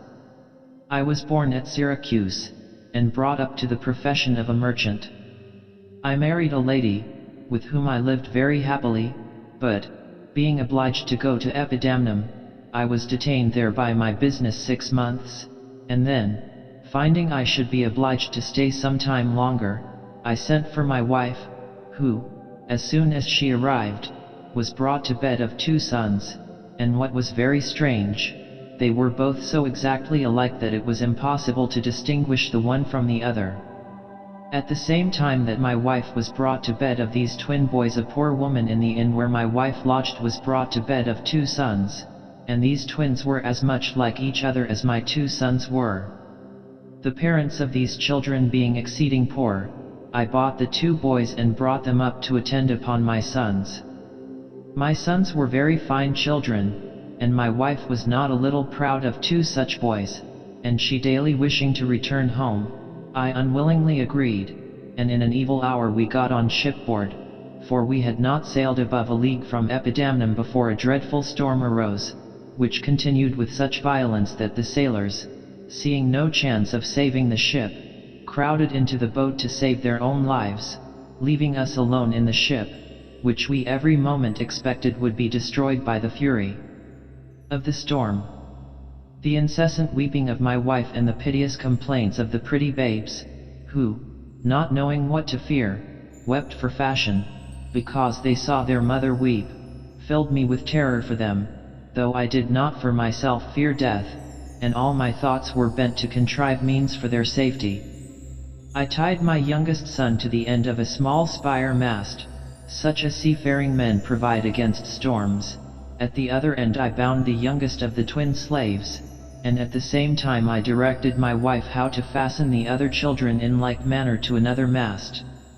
She thus having the care of the eldest 2 children, and I of the younger 2, we bound ourselves separately to these masts with the children, and but for this contrivance we had all been lost, for the ship split on a mighty rock and was dashed in pieces, and we, clinging to these slender masts, were supported above the water, where I, having the care of 2 children, was unable to assist my wife, who, with the other children, was soon separated from me, but while they were yet in my sight they were taken up by a boat of fishermen, from Corinth, as I supposed, and, seeing them in safety, I had no care but to struggle with the wild sea waves, to preserve my dear son and the youngest slave. At length we, in our turn, were taken up by a ship, and the sailors, knowing me, gave us kind welcome and assistance and landed us in safety at Syracuse, but from that sad hour I have never known what became of my wife and eldest child. My youngest son, and now my only care, when he was 18 years of age, began to be inquisitive after his mother and his brother, and often importuned me that he might take his attendant, the young slave, who had also lost his brother, and go in search of them. At length I unwillingly gave consent, for, though I anxiously desired to hear tidings of my wife and eldest son, yet in sending my younger one to find them I hazarded the loss of him also. It is now 7 years since my son left me, 5 years have I passed in traveling through the world in search of him. I have been in farthest Greece, and through the bounds of Asia, and, coasting homeward, I landed here in Ephesus, being unwilling to leave any place unsought that harbors men, but this day must end the story of my life, and happy should I think myself in my death if I were assured my wife and sons were living. Here the hapless Ejon ended the account of his misfortunes, and the Duke, pitying this unfortunate father who had brought upon himself this great peril by his love for his lost son, said if it were not against the laws, which his oath and dignity did not permit him to alter, he would freely pardon him, yet, instead of dooming him to instant death, as the strict letter of the law required, he would give him that day to try if he could beg or borrow the money to pay the fine. This day of grace did seem no great favor to Ejon, for, not knowing any man in Ephesus, there seemed to him but little chance that any stranger would lend or give him 1,000 marks to pay the fine, and, helpless and hopeless of any relief, he retired from the presence of the Duke in the custody of a jailer. Ejon supposed he knew no person in Ephesus, but at the time he was in danger of losing his life through the careful search he was making after his youngest son. That son, and his eldest son also, were in the city of Ephesus. Ejon's sons, besides being exactly alike in face and person, were both named alike, being both called Antipholus, and the 2 twin slaves were also both named Dromio. Ejon's youngest son, Antipholus of Syracuse, he whom the old man had come to Ephesus to seek, happened to arrive at Ephesus with his slave Dromio that very same day that Ejon did, and he being also a merchant of Syracuse, he would have been in the same danger that his father was, but by good fortune he met a friend who told him the peril an old merchant of Syracuse was in, and advised him to pass for a merchant of Epidamnum. This Antipholus agreed to do, and he was sorry to hear one of his own countrymen was in this danger, but he little thought this old merchant was his own father. The eldest son of Ejon, who must be called Antipholus of Ephesus, to distinguish him from his brother Antipholus of Syracuse, had lived at Ephesus 20 years, and, being a rich man, was well able to have paid the money for the ransom of his father's life, but Antipholus knew nothing of his father, being so young when he was taken out of the sea with his mother by the fishermen that he only remembered he had been so preserved, but he had no recollection of either his father or his mother. The fisherman who took up this Antipholus and his mother and the young slave Dromio having carried the 2 children away from her, to the great grief of that unhappy lady, intending to sell them. Antipholus and Dromio were sold by them to Duke Menophon, a famous warrior, who was uncle to the Duke of Ephesus, and he carried the boys to Ephesus when he went to visit the Duke, his nephew. The Duke of Ephesus, taking a liking to young Antipholus, when he grew up made him an officer in his army, in which he distinguished himself by his great bravery in the wars, where he saved the life of his patron, the Duke, who rewarded his merit by marrying him to Adriana, a rich lady of Ephesus, with whom he was living, his slave Dromio still attending him, at the time his father came there. Antipholus of Syracuse, when he parted with his friend, who advised him to say he came from Epidamnum, gave his slave Dromio some money to carry to the inn where he intended to dine, and in the meantime he said he would walk about and view the city and observe the manners of the people.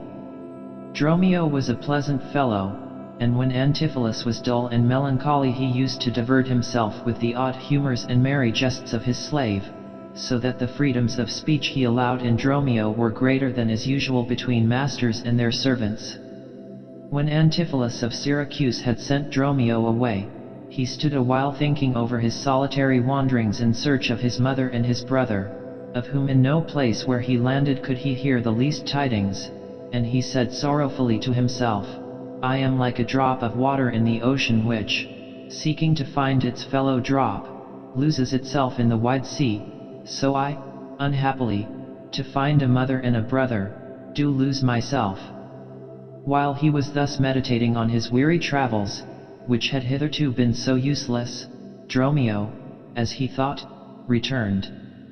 Antipholus, wondering that he came back so soon, asked him where he had left the money.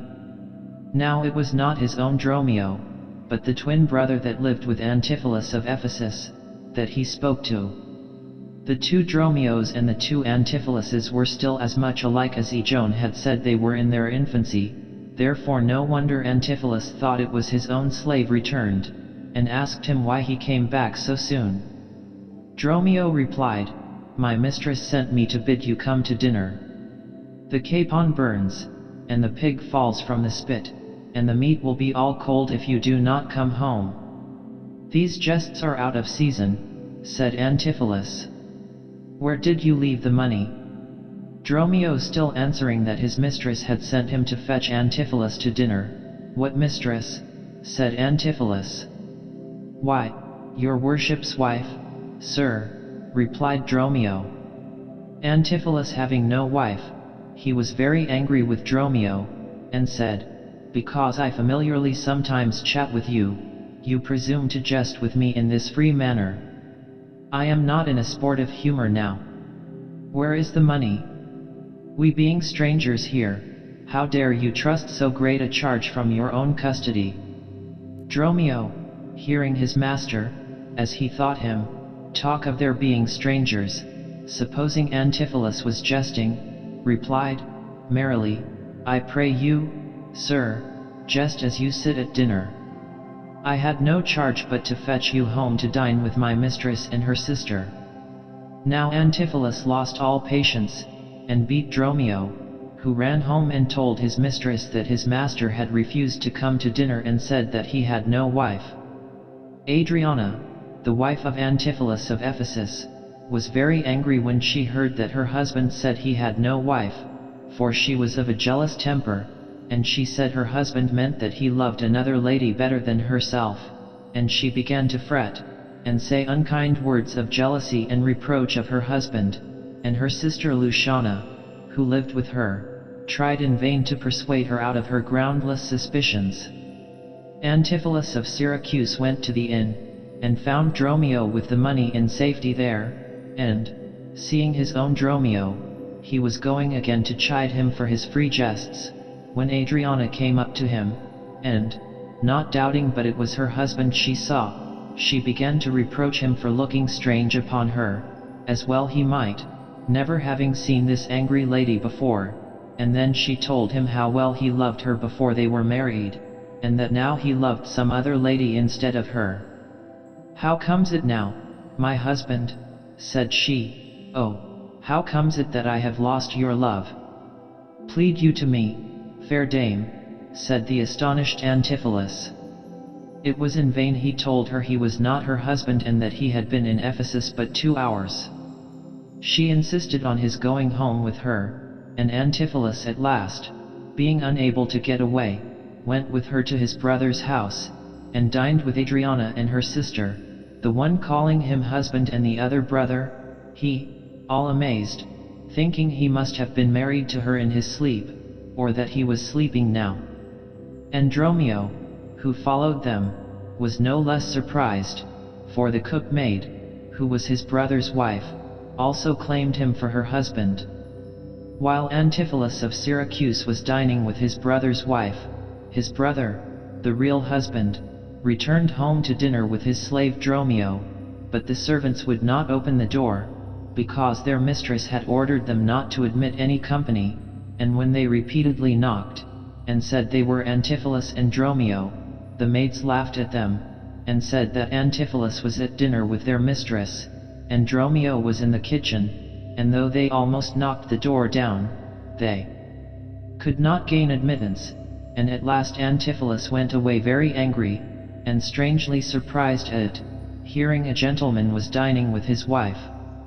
When Antipholus of Syracuse had finished his dinner, he was so perplexed at the ladies still persisting in calling him husband, and at hearing that Dromio had also been claimed by the cook maid, that he left the house as soon as he could find any pretense to get away, for though he was very much pleased with Luciana, the sister, yet the jealous-tempered Adriana he disliked very much, nor was Dromio at all better satisfied with his fair wife in the kitchen, therefore both master and man were glad to get away from their new wives as fast as they could.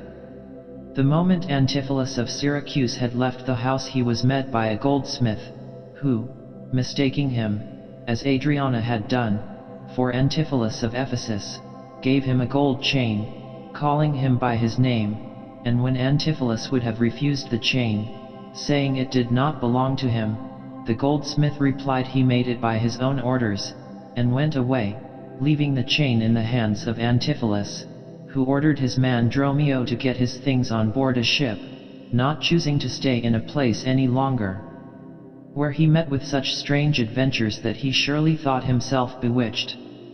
The goldsmith who had given the chain to the wrong Antipholus was arrested immediately after for a sum of money he owed, and Antipholus, the married brother, to whom the goldsmith thought he had given the chain, happened to come to the place where the officer was arresting the goldsmith, who, when he saw Antipholus, asked him to pay for the gold chain he had just delivered to him, the price amounting to nearly the same sum as that for which he had been arrested.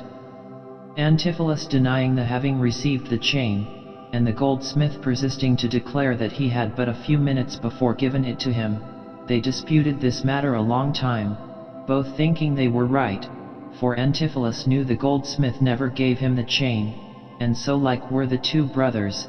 The goldsmith was as certain he had delivered the chain into his hands, till at last the officer took the goldsmith away to prison for the debt he owed, and at the same time the goldsmith made the officer arrest Antipholus for the price of the chain, so that at the conclusion of their dispute Antipholus and the merchant were both taken away to prison together. As Antipholus was going to prison, he met Dromio of Syracuse, his brother's slave, and, mistaking him for his own, he ordered him to go to Adriana his wife, and tell her to send the money for which he was arrested.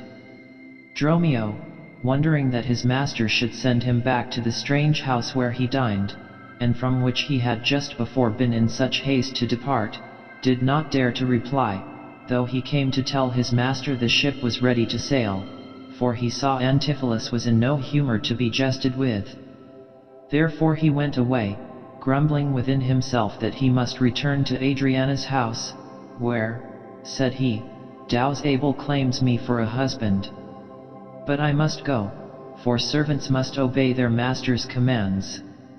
Adriana gave him the money, and as Dromio was returning he met Antipholus of Syracuse, who was still in amaze at the surprising adventures he met with, for, his brother being well known in Ephesus, there was hardly a man he met in the streets but saluted him as an old acquaintance. Some offered him money which they said was owing to him, some invited him to come and see them, and some gave him thanks for kindnesses they said he had done them, all mistaking him for his brother. A tailor showed him some silks he had bought for him, and insisted upon taking measure of him for some clothes. Antipholus began to think he was among a nation of sorcerers and witches, and Dromio did not at all relieve his master from his bewildered thoughts by asking him how he got free from the officer who was carrying him to prison, and giving him the purse of gold which Adriana had sent to pay the debt with. This talk of Dromio's of the arrest and of a prison, and of the money he had brought from Adriana, perfectly confounded Antipholus, and he said, This fellow Dromio is certainly distracted, and we wander here in illusions, and, quite terrified at his own confused thoughts, he cried out, Some blessed power deliver us from this strange place. And now another stranger came up to him, and she was a lady, and she, too, called him Antipholus, and told him he had dined with her that day, and asked him for a gold chain which she said he had promised to give her. Antipholus now lost all patience, and, calling her a sorceress, he denied that he had ever promised her a chain, or dined with her, or had even seen her face before that moment. The lady persisted in affirming he had dined with her and had promised her a chain, which Antipholus still denying, she further said that she had given him a valuable ring, and if he would not give her the gold chain, she insisted upon having her own ring again. On this Antipholus became quite frantic, and again calling her sorceress and witch, and denying all knowledge of her or her ring, ran away from her, leaving her astonished at his words and his wild looks, for nothing to her appeared more certain than that he had dined with her, and that she had given him a ring in consequence of his promising to make her a present of a gold chain. But this lady had fallen into the same mistake the others had done, for she had taken him for his brother. The married Antipholus had done all the things she taxed this Antipholus with. When the married Antipholus was denied entrance into his house, those within, supposing him to be already there, had gone away very angry, believing it to be one of his wife's jealous freaks, to which she was very subject, and, remembering that she had often falsely accused him of visiting other ladies, he, to be revenged on her for shutting him out of his own house, determined to go and dine with this lady, and she receiving him with great civility, and his wife having so highly offended him, Antipholus promised to give her a gold chain which he had intended as a present for his wife. It was the same chain which the goldsmith by mistake had given to his brother. The lady liked so well the thoughts of having a fine gold chain that she gave the married Antipholus a ring, which when, as she supposed, taking his brother for him, he denied, and said he did not know her, and left her in such a wild passion, she began to think he was certainly out of his senses, and presently she resolved to go and tell Adriana that her husband was mad. And while she was telling it to Adriana, he came, attended by the jailer, who allowed him to come home to get the money to pay the debt, for the purse of money which Adriana had sent by Romeo and he had delivered to the other Antipholus. Adriana believed the story the lady told her of her husband's madness must be true when he reproached her for shutting him out of his own house, and remembering how he had protested all dinner time that he was not her husband and had never been in Ephesus till that day, she had no doubt that he was mad. She therefore paid the jailer the money, and, having discharged him, she ordered her servants to bind her husband with ropes, and had him conveyed into a dark room, and sent for a doctor to come and cure him of his madness, Antipholus all the while hotly exclaiming against this false accusation, which the exact likeness he bore to his brother had brought upon him. But his rage only the more confirmed them in the belief that he was mad, and Romeo persisting in the same story, they bound him also and took him away along with his master. Soon after Adriana had put her husband into confinement, a servant came to tell her that Antipholus and Romeo must have broken loose from their keepers, for that they were both walking at liberty in the next street. On hearing this, Adriana ran out to fetch him home, taking some people with her to secure her husband again, and her sister went along with her. When they came to the gates of a convent in their neighborhood, there they saw Antipholus and Romeo, as they thought, being again deceived by the likeness of the twin brothers. Antipholus of Syracuse was still beset with the perplexities this likeness had brought upon him. The chain which the goldsmith had given him was about his neck, and the goldsmith was reproaching him for denying that he had it and refusing to pay for it, and Antipholus was protesting that the goldsmith freely gave him the chain in the morning, and that from that hour he had never seen the goldsmith again. And now Adriana came up to him and claimed him as her lunatic husband who had escaped from his keepers, and the men she brought with her were going to lay violent hands on Antipholus and Romeo, but they ran into the convent, and Antipholus begged the abbess to give him shelter in her house. And now came out the lady abbess herself to inquire into the cause of this disturbance. She was a grave and venerable lady, and wise to judge of what she saw, and she would not too hastily give up the man who had sought protection in her house, so she strictly questioned the wife about the story she told of her husband's madness, and she said, "What is the cause of this sudden distemper of your husband's? Has he lost his wealth at sea? Or is it the death of some dear friend that has disturbed his mind?" Adriana replied that no such things as these had been the cause.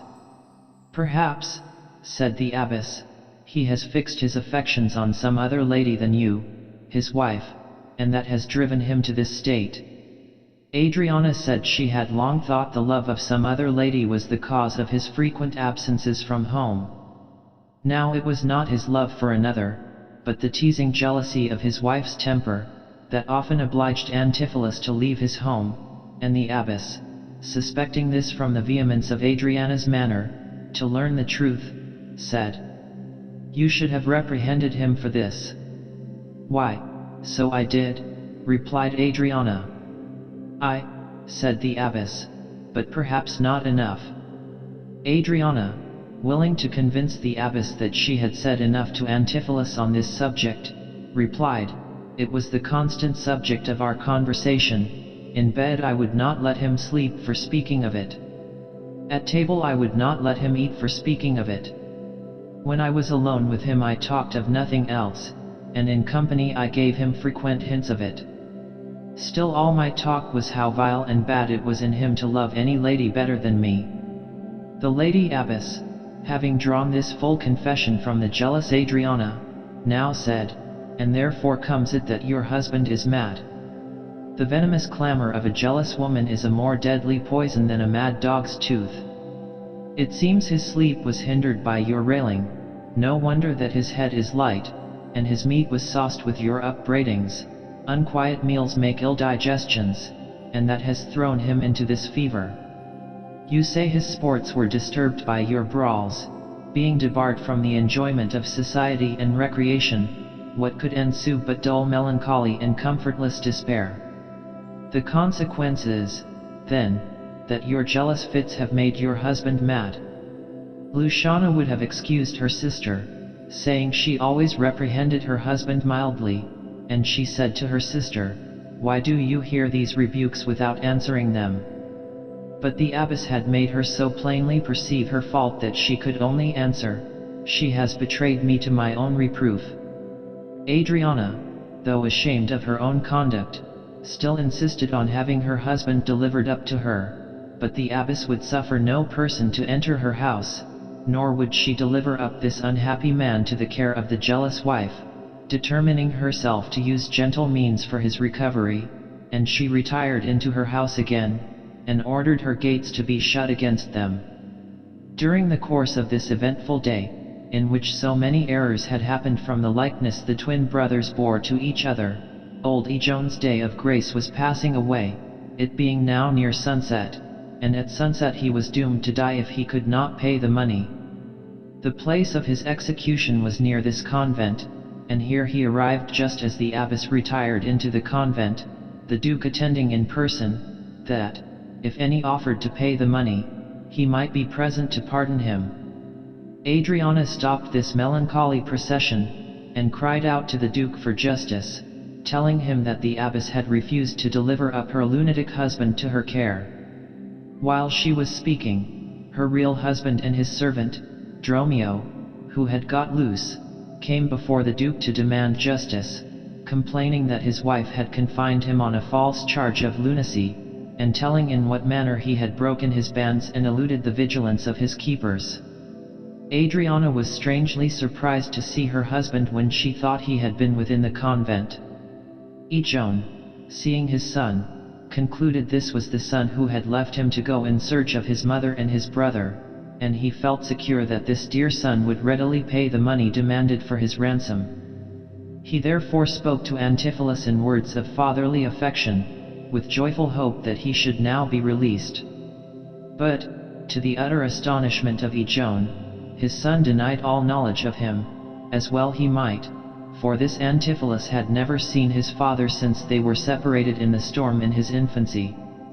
But while the poor old Ijone was in vain endeavoring to make his son acknowledge him, thinking surely that either his griefs and the anxieties he had suffered had so strangely altered him that his son did not know him, or else that he was ashamed to acknowledge his father in his misery, in the midst of this perplexity the lady abbess and the other Antipholus and Romeo came out, and the wondering Adriana saw two husbands and two Romeos standing before her. And now these riddling errors, which had so perplexed them all, were clearly made out. When the Duke saw the two Antipholuses and the two Romeos both so exactly alike, he at once conjectured aright of these seeming mysteries, for he remembered the story Ijone had told him in the morning, and he said these men must be the two sons of Ijone and their twin slaves. But now an unlooked-for joy indeed completed the history of Ijone, and the tale he had in the morning told in sorrow, and under sentence of death, before the setting sun went down, was brought to a happy conclusion, for the venerable Lady Abbess made herself known to be the long-lost wife of Ijone and the fond mother of the two Antipholuses. When the fisherman took the eldest Antipholus and Romeo away from her, she entered a nunnery, and by her wise and virtuous conduct she was at length made Lady Abbess of this convent, and in discharging the rites of hospitality to an unhappy stranger she had unknowingly protected her own son. Joyful congratulations and affectionate greetings between these long-separated parents and their children made them for a while forget that Joan was yet under sentence of death. When they were become a little calm, Antipholus of Ephesus offered the Duke the ransom money for his father's life, but the Duke freely pardoned Joan, and would not take the money. And the Duke went with the abbess and her newly found husband and children into the convent, to hear this happy family discourse at leisure of the blessed ending of their adverse fortunes. And the two Dromios' humble joy must not be forgotten. They had their congratulations and greetings, too, and each Dromio pleasantly complimented his brother on his good looks, being well pleased to see his own person, as in a glass, show so handsome in his brother. Adriana had so well profited by the good counsel of her mother-in-law that she never after cherished unjust suspicions nor was jealous of her husband. Antipholus of Syracuse married the fair Luciana, the sister of his brother's wife, and the good old Joan, with his wife and sons, lived at Ephesus many years. Nor did the unraveling of these perplexities so entirely remove every ground of mistake for the future, but that sometimes, to remind them of adventures past, comical blunders would happen, and the one Antipholus, and the one Dromio, be mistaken for the other, making altogether a pleasant and diverting comedy of errors. Measure for measure. In the city of Vienna there once reigned a duke of such a mild and gentle temper that he suffered his subjects to neglect the laws with impunity, and there was in particular one law the existence of which was almost forgotten, the Duke never having put it in force during his whole reign. This was a law dooming any man to the punishment of death who should live with a woman that was not his wife, and this law, through the lenity of the Duke, being utterly disregarded, the holy institution of marriage became neglected, and complaints were every day made to the Duke by the parents of the young ladies in Vienna that their daughters had been seduced from their protection and were living as the companions of single men. The good Duke perceived with sorrow this growing evil among his subjects, but he thought that a sudden change in himself from the indulgence he had hitherto shown, to the strict severity requisite to check this abuse, would make his people, who had hitherto loved him, consider him as a tyrant. Therefore he determined to absent himself a while from his dukedom and depute another to the full exercise of his power, that the law against these dishonorable lovers might be put in effect, without giving offense by an unusual severity in his own person. Angelo, a man who bore the reputation of a saint in Vienna for his strict and rigid life, was chosen by the Duke as a fit person to undertake this important charge, and when the Duke imparted his design to Lord Aeschylus, his chief counselor, Aeschylus said, "If any man in Vienna be of worth to undergo such ample grace and honor, it is Lord Angelo." And now the Duke departed from Vienna under pretense of making a journey into Poland, leaving Angelo to act as the Lord Deputy in his absence, but the Duke's absence was only a feigned one, for he privately returned to Vienna, habited like a friar, with the intent to watch unseen the conduct of the saintly-seeming Angelo. It happened just about the time that Angelo was invested with his new dignity that a gentleman, whose name was Claudio, had seduced a young lady from her parents, and for this offense, by command of the new Lord Deputy, Claudio was taken up and committed to prison, and by virtue of the old law which had been so long neglected Angelo sentenced Claudio to be beheaded. Great interest was made for the pardon of young Claudio, and the good old Lord Aeschylus himself interceded for him.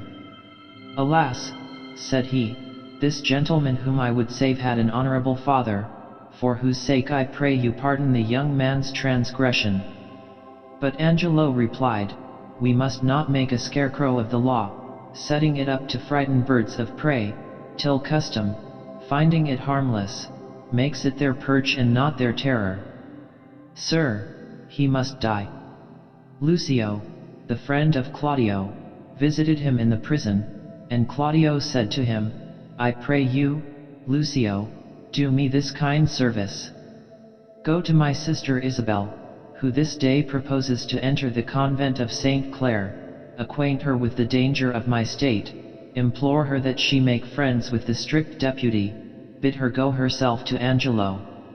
I have great hopes in that, for she can discourse with prosperous art, and well she can persuade. Besides, there is a speechless dialect in youthful sorrow such as moves men.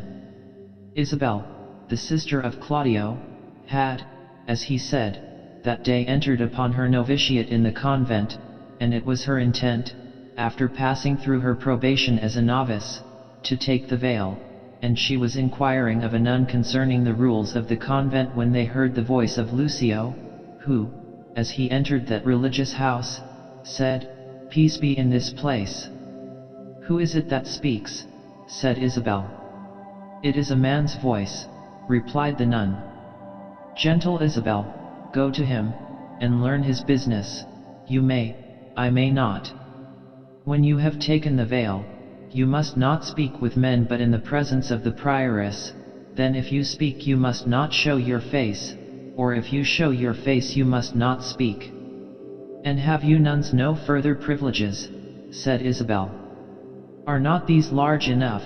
replied the nun. "Yes, truly," said Isabel. "I speak not as desiring more, but rather wishing a more strict restraint upon the sisterhood, the votarists of St. Clare." Again they heard the voice of Lucio, and the nun said, "He calls again. I pray you answer him." Isabel then went out to Lucio, and in answer to his salutation, said, "Peace and prosperity." "Who is it that calls?" Then Lucio, approaching her with reverence, said, "Hail, Virgin, if such you be, as the roses on your cheeks proclaim you are no less. Can you bring me to the sight of Isabel, a novice of this place, and the fair sister to her unhappy brother Claudio?" "Why her unhappy brother?" said Isabel, "let me ask, for I am that Isabel and his sister." "Fair and gentle lady," he replied, "your brother kindly greets you by me, he is in prison." "Woe is me, for what?" said Isabel. Lucio then told her Claudio was imprisoned for seducing a young maiden. "Ah," said she, "I fear it is my cousin Juliet." Juliet and Isabel were not related, but they called each other cousin in remembrance of their school days' friendship, and as Isabel knew that Juliet loved Claudio, she feared she had been led by her affection for him into this transgression. "She it is," replied Lucio. "Why, then, let my brother marry Juliet," said Isabel. Lucio replied that Claudio would gladly marry Juliet, but that the Lord Deputy had sentenced him to die for his offense. "Unless," said he, "you have the grace by your fair prayer to soften Angelo, and that is my business between you and your poor brother." "Alas," said Isabel, "what poor ability is there in me to do him good? I doubt I have no power to move Angelo." "Our doubts are traitors," said Lucio, "and make us lose the good we might often win, by fearing to attempt it. Go to Lord Angelo. When maidens sue and kneel and weep men give like gods." "I will see what I can do," said Isabel. "I will but stay to give the prioress notice of the affair, and then I will go to Angelo. Commend me to my brother. Soon at night I will send him word of my success." Isabel hastened to the palace and threw herself on her knees before Angelo, saying, "I am a woeful suitor to your honor, if it will please your honor to hear me." "Well, what is your suit?" said Angelo. She then made her petition in the most moving terms for her brother's life. But Angelo said, "Maiden, there is no remedy, your brother is sentenced, and he must die." "Oh, just but severe law," said Isabel. "I had a brother then." "Heaven keep your honor," and she was about to depart. But Lucio, who had accompanied her, said, "Give it not over so, return to him again, entreat him, kneel down before him, hang upon his gown. You are too cold, if you should need a pin, you could not with a more tame tongue desire it." Then again Isabel on her knees implored for mercy. "He is sentenced," said Angelo. "It is too late." "Too late," said Isabel. "Why, no. I that do speak a word may call it back again. Believe this, my lord, no ceremony that to great ones belongs, not the king's crown, nor the deputed sword, the marshal's truncheon, nor the judge's robe, becomes them with one half so good a grace as mercy does." "Pray you be gone," said Angelo. But still Isabel entreated, and she said, "If my brother had been as you, and you as he, you might have slipped like him, but he, like you, would not have been so stern. I would to heaven I had your power and you were Isabel. Should it then be thus? No, I would tell you what it were to be a judge, and what a prisoner." "Be content, fair maid," said Angelo, "it is the law, not I, condemns your brother. Were he my kinsman, my brother, or my son, it should be thus with him. He must die tomorrow." "Tomorrow," said Isabel. "Oh, that is sudden. Spare him, spare him. He is not prepared for death. Even for our kitchens we kill the fowl in season, shall we serve heaven with less respect than we minister to our gross selves? Good, good, my lord, bethink you, none have died for my brother's offense, though many have committed it. So you would be the first that gives this sentence and he the first that suffers it. Go to your own bosom, my lord, knock there, and ask your heart what it does know that is like my brother's fault. If it confess a natural guiltiness such as his is, let it not sound a thought against my brother's life." Her last words more moved Angelo than all she had before said, for the beauty of Isabel had raised a guilty passion in his heart and he began to form thoughts of dishonorable love, such as Claudio's crime had been, and the conflict in his mind made him to turn away from Isabel, but she called him back, saying, "Gentle my lord, turn back. Hark, how I will bribe you. Good my lord, turn back." "How, bribe me?" said Angelo, astonished that she should think of offering him a bribe. "I," said Isabel, "with such gifts that heaven itself shall share with you, not with golden treasures, or those glittering stones whose price is either rich or poor as fancy values them, but with true prayers that shall be up to heaven before sunrise, prayers from preserved souls, from fasting maids whose minds are dedicated to nothing temporal." "Well, come to me tomorrow," said Angelo. And for this short respite of her brother's life, and for this permission that she might be heard again, she left him with the joyful hope that she should at last prevail over his stern nature. And as she went away she said, "Heaven keep your honor safe. Heaven save your honor." Which, when Angelo heard, he said within his heart, "Amen, I would be saved from thee and from thy virtues." And then, affrighted at his own evil thoughts, he said, "What is this? What is this? Do I love her, that I desire to hear her speak again and feast upon her eyes? What is it I dream on? The cunning enemy of mankind, to catch a saint, with saints does bait the hook. Never could an immodest woman once stir my temper, but this virtuous woman subdues me quite. Even till now, when men were fond, I smiled and wondered at them." In the guilty conflict in his mind Angelo suffered more that night than the prisoner he had so severely sentenced, for in the prison Claudio was visited by the good Duke, who, in his friar's habit, taught the young man the way to heaven, preaching to him the words of penitence and peace. But Angelo felt all the pangs of irresolute guilt, now wishing to seduce Isabel from the paths of innocence and honor, and now suffering remorse and horror for a crime as yet but intentional. But in the end his evil thoughts prevailed, and he who had so lately started at the offer of a bribe resolved to tempt this maiden with so high a bribe as she might not be able to resist, even with the precious gift of her dear brother's life. When Isabel came in the morning Angelo desired she might be admitted alone to his presence, and being there, he said to her, if she would yield to him her virgin honor and transgress even as Juliet had done with Claudio, he would give her her brother's life. For, said he, I love you, Isabel. My brother, said Isabel, did so love Juliet, and yet you tell me he shall die for it.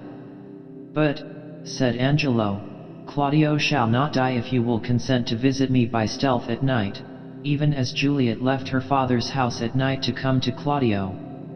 Isabel, in amazement at his words, that he should tempt her to the same fault for which he passed sentence upon her brother, said, I would do as much for my poor brother as for myself, that is, were I under sentence of death, the impression of keen whips I would wear as rubies, and go to my death as to a bed that longing I had been sick for, ere I would yield myself up to this shame.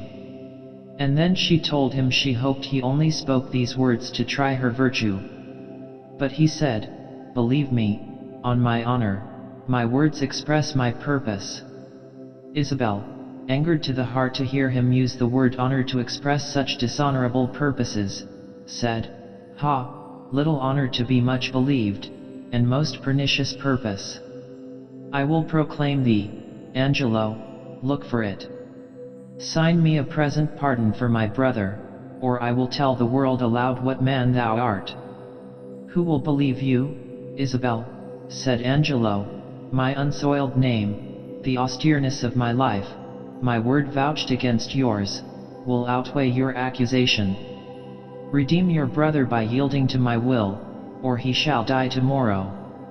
As for you, say what you can, my false will overweigh your true story. Answer me tomorrow. To whom should I complain? Did I tell this, who would believe me, said Isabel, as she went toward the dreary prison where her brother was confined. When she arrived there her brother was in pious conversation with the Duke, who in his friar's habit had also visited Juliet and brought both these guilty lovers to a proper sense of their fault, and unhappy Juliet with tears and a true remorse confessed that she was more to blame than Claudio, in that she willingly consented to his dishonorable solicitations. As Isabel entered the room where Claudio was confined, she said, Peace be here, grace, and good company. Who is there? Said the disguised Duke. Come in, the wish deserves a welcome. My business is a word or two with Claudio, said Isabel. Then the Duke left them together, and desired the provost who had the charge of the prisoners to place him where he might overhear their conversation. Now, sister, what is the comfort? Said Claudio. Isabel told him he must prepare for death on the morrow. Is there no remedy? Said Claudio. Yes, brother, replied Isabel, there is, but such a one as if you consented to it would strip your honor from you and leave you naked. Let me know the point, said Claudio. Oh, I do fear you, Claudio, replied his sister, and I quake, lest you should wish to live, and more respect the trifling term of 6 or 7 winters added to your life than your perpetual honor. Do you dare to die? The sense of death is most in apprehension, and the poor beetle that we tread upon feels a pang as great as when a giant dies. Why do you give me this shame? Said Claudio. Think you I can fetch a resolution from flowery tenderness? If I must die, I will encounter darkness as a bride and hug it in my arms. There spoke my brother, said Isabel, there my father's grave did utter forth a voice. Yes, you must die, yet would you think it, Claudio, this outward sainted deputy, if I would yield to him my virgin honor, would grant your life? Oh, were it but my life, I would lay it down for your deliverance as frankly as a pin. Thanks, dear Isabel, said Claudio. Be ready to die tomorrow, said Isabel. Death is a fearful thing, said Claudio. And shamed life a hateful, replied his sister. But the thoughts of death now overcame the constancy of Claudio's temper, and terrors, such as the guilty only at their deaths do know, assailing him, he cried out, Sweet sister, let me live. the sin you do to save a brother's life, nature dispenses with the deed so far that it becomes a virtue. O faithless coward! O dishonest wretch, said Isabel. Would you preserve your life by your sister's shame? Oh, fie, fie, fie! I thought, my brother, you had in you such a mind of honor that, had you 20 heads to render up on 20 blocks, you would have yielded them up all before your sister should stoop to such dishonor. Nay, hear me, Isabel, said Claudio.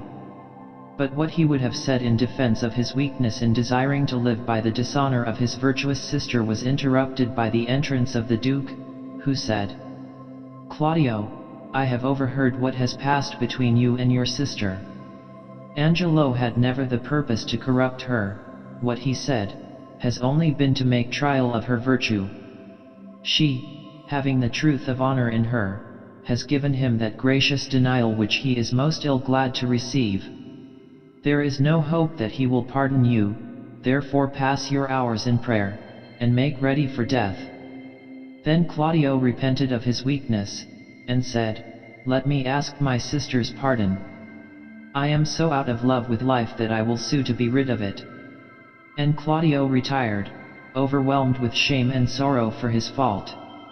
The Duke, being now alone with Isabel, commended her virtuous resolution, saying, The hand that made you fair has made you good. Oh, said Isabel, how much is the good Duke deceived in Angelo! If ever he return, and I can speak to him, I will discover his government. Isabel knew not that she was even now making the discovery she threatened. The Duke replied, That shall not be much amiss, yet as the matter now stands, Angelo will repel your accusation, therefore lend an attentive ear to my advisings. I believe that you may most righteously do a poor wronged lady a merited benefit, redeem your brother from the angry law, do no stain to your own most gracious person, and much please the absent Duke, if peradventure he shall ever return to have notice of this business. Isabel said she had a spirit to do anything he desired, provided it was nothing wrong. Virtue is bold and never fearful, said the Duke, and then he asked her, if she had ever heard of Mariana, the sister of Frederick, the great soldier who was drowned at sea. I have heard of the lady, said Isabel, and good words went with her name.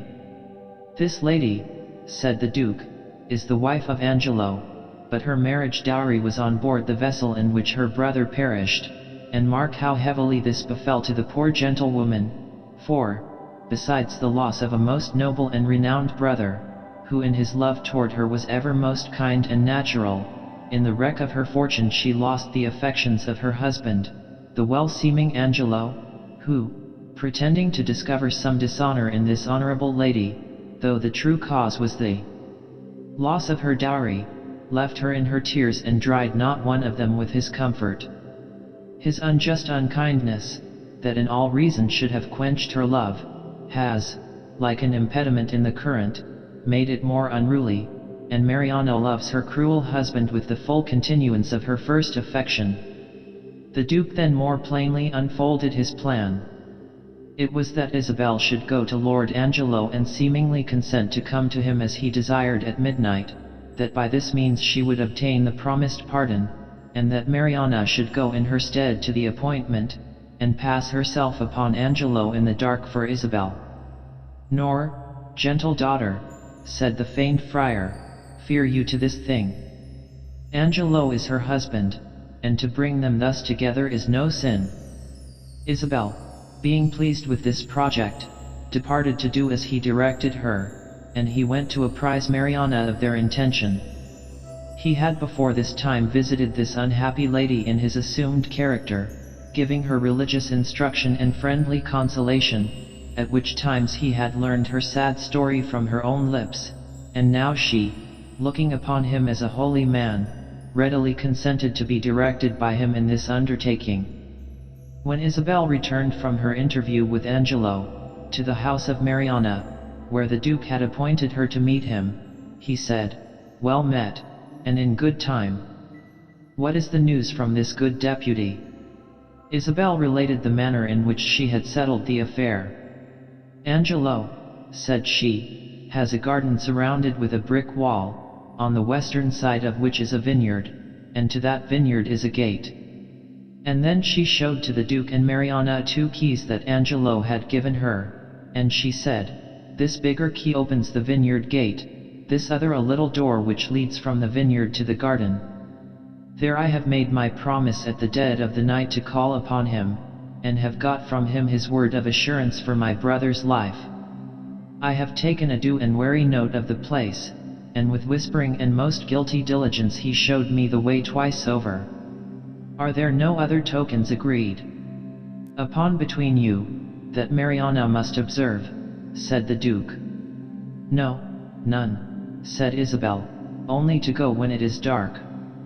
I have told him my time can be but short, for I have made him think a servant comes along with me, and that this servant is persuaded I come about my brother." The Duke commended her discreet management, and she, turning to Mariana, said, "Little have you to say to Angelo, when you depart from him, but soft and low, 'Remember now my brother.'" Mariana was that night conducted to the appointed place by Isabel, who rejoiced that she had, as she supposed, by this device preserved both her brother's life and her own honor. But that her brother's life was safe the Duke was not well satisfied, and therefore at midnight he again repaired to the prison, and it was well for Claudio that he did so, else would Claudio have that night been beheaded, for soon after the Duke entered the prison an order came from the cruel deputy commanding that Claudio should be beheaded and his head sent to him by 5 o'clock in the morning. But the Duke persuaded the provost to put off the execution of Claudio, and to deceive Angelo by sending him the head of a man who died that morning in the prison. And to prevail upon the provost to agree to this, the Duke, whom still the provost suspected not to be anything more or greater than he seemed, showed the provost a letter written with the Duke's hand, and sealed with his seal, which when the provost saw, he concluded this friar must have some secret order from the absent Duke, and therefore he consented to spare Claudio, and he cut off the dead man's head and carried it to Angelo. Then the Duke in his own name wrote to Angelo a letter saying that certain accidents had put a stop to his journey and that he should be in Vienna by the following morning, requiring Angelo to meet him at the entrance of the city, there to deliver up his authority, and the Duke also commanded it to be proclaimed that if any of his subjects craved redress for injustice they should exhibit their petitions in the street on his first entrance into the city. Early in the morning Isabel came to the prison, and the Duke, who there awaited her coming, for secret reasons thought it good to tell her that Claudio was beheaded. Therefore when Isabel inquired if Angelo had sent the pardon for her brother, he said, "Angelo has released Claudio from this world. His head is off and sent to the deputy." The much grieved sister cried out, "O unhappy Claudio, wretched Isabel, injurious world, most wicked Angelo." The seeming friar bid her take comfort, and when she was become a little calm he acquainted her with the near prospect of the Duke's return and told her in what manner she should proceed in preferring her complaint against Angelo, and he bade her not fear if the cause should seem to go against her for a while. Leaving Isabel sufficiently instructed, he next went to Mariana and gave her counsel in what manner she also should act. Then the Duke laid aside his friar's habit, and in his own royal robes, amid a joyful crowd of his faithful subjects assembled to greet his arrival, entered the city of Vienna, where he was met by Angelo, who delivered up his authority in the proper form. And there came Isabel, in the manner of a petitioner for redress, and said, "Justice, most royal Duke, I am the sister of one Claudio, who, for the seducing a young maid, was condemned to lose his head. I made my suit to Lord Angelo for my brother's pardon. It were needless to tell your grace how I prayed and kneeled, how he repelled me, and how I replied, for this was of much length. The vile conclusion I now begin with grief and pain to utter. Angelo would not, but by my yielding to his dishonorable love, release my brother, and after much debate within myself my sisterly remorse overcame my virtue, and I did yield to him. But the next morning betimes, Angelo, forfeiting his promise, sent a warrant for my poor brother's head. The Duke affected to disbelieve her story, and Angelo said that grief for her brother's death, who had suffered by the due course of the law, had disordered her senses. And now another suitor approached, which was Mariana, and Mariana said, "Noble prince, as there comes light from heaven and truth from breath, as there is sense in truth and truth in virtue, I am this man's wife, and, my good lord, the words of Isabel are false, for the night she says she was with Angelo I passed that night with him in the garden house. As this is true, let me in safety rise, or else forever be fixed here a marble monument." Then did Isabel appeal for the truth of what she had said to Friar Lodowick, that being the name the Duke had assumed in his disguise. Isabel and Mariana had both obeyed his instructions in what they said, the Duke intending that the innocence of Isabel should be plainly proved in that public manner before the whole city of Vienna, but Angelo little thought that it was from such a cause that they thus differed in their story, and he hoped from their contradictory evidence to be able to clear himself from the accusation of Isabel, and he said, assuming the look of offended innocence, "I did but smile till now, but, good my lord, my patience here is touched, and I perceive these poor, distracted women are but the instruments of some greater one who sets them on.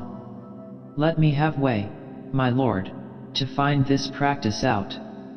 "I, with all my heart," said the Duke, "and punish them to the height of your pleasure.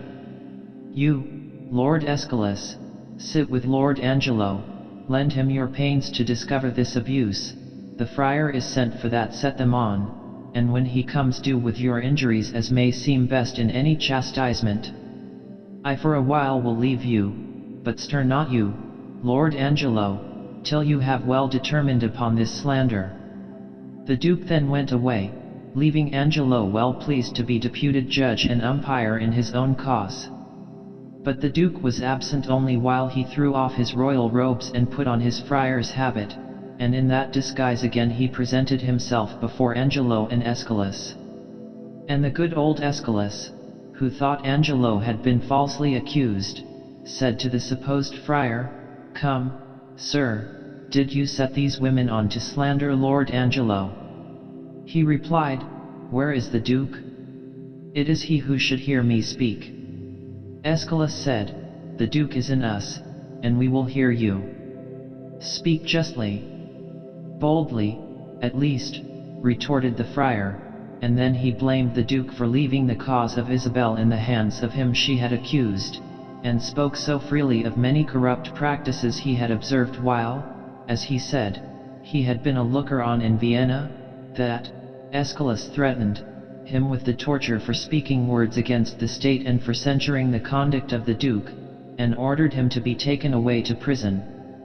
Then, to the amazement of all present, and to the utter confusion of Angelo, the supposed friar threw off his disguise, and they saw it was the Duke himself. The Duke first addressed Isabel. He said to her, "Come hither, Isabel. Your friar is now your prince, but with my habit I have not changed my heart. I am still devoted to your service." "Oh, give me pardon," said Isabel, "that I, your vassal, have employed and troubled your unknown sovereignty." He answered that he had most need of forgiveness from her for not having prevented the death of her brother, for not yet would he tell her that Claudio was living, meaning first to make a further trial of her goodness. Angelo now knew the Duke had been a secret witness of his bad deeds, and he said, "O my dread lord, I should be guiltier than my guiltiness, to think I can be undiscernible, when I perceive your grace, like power divine, has looked upon my actions. Then, good prince, no longer prolong my shame, but let my trial be my own confession. Immediate sentence and death is all the grace I beg." The Duke replied, "Angelo, thy faults are manifest. We do condemn thee to the very block where Claudio stooped to death, and with like haste away with him, and for his possessions, Mariana, we do instate and widow you withal, to buy you a better husband. "Oh my dear lord," said Mariana, "I crave no other, nor no better man." And then on her knees, even as Isabel had begged the life of Claudio, did this kind wife of an ungrateful husband beg the life of Angelo, and she said, "Gentle my liege, O good my lord. Sweet Isabel, take my part.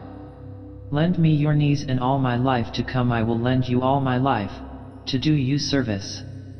The Duke said, "Against all sense you importune her.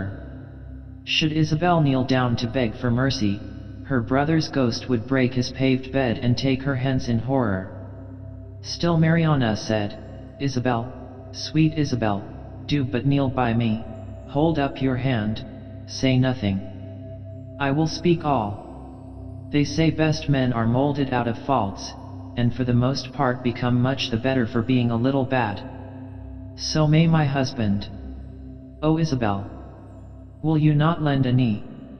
The Duke then said, "He dies for Claudio."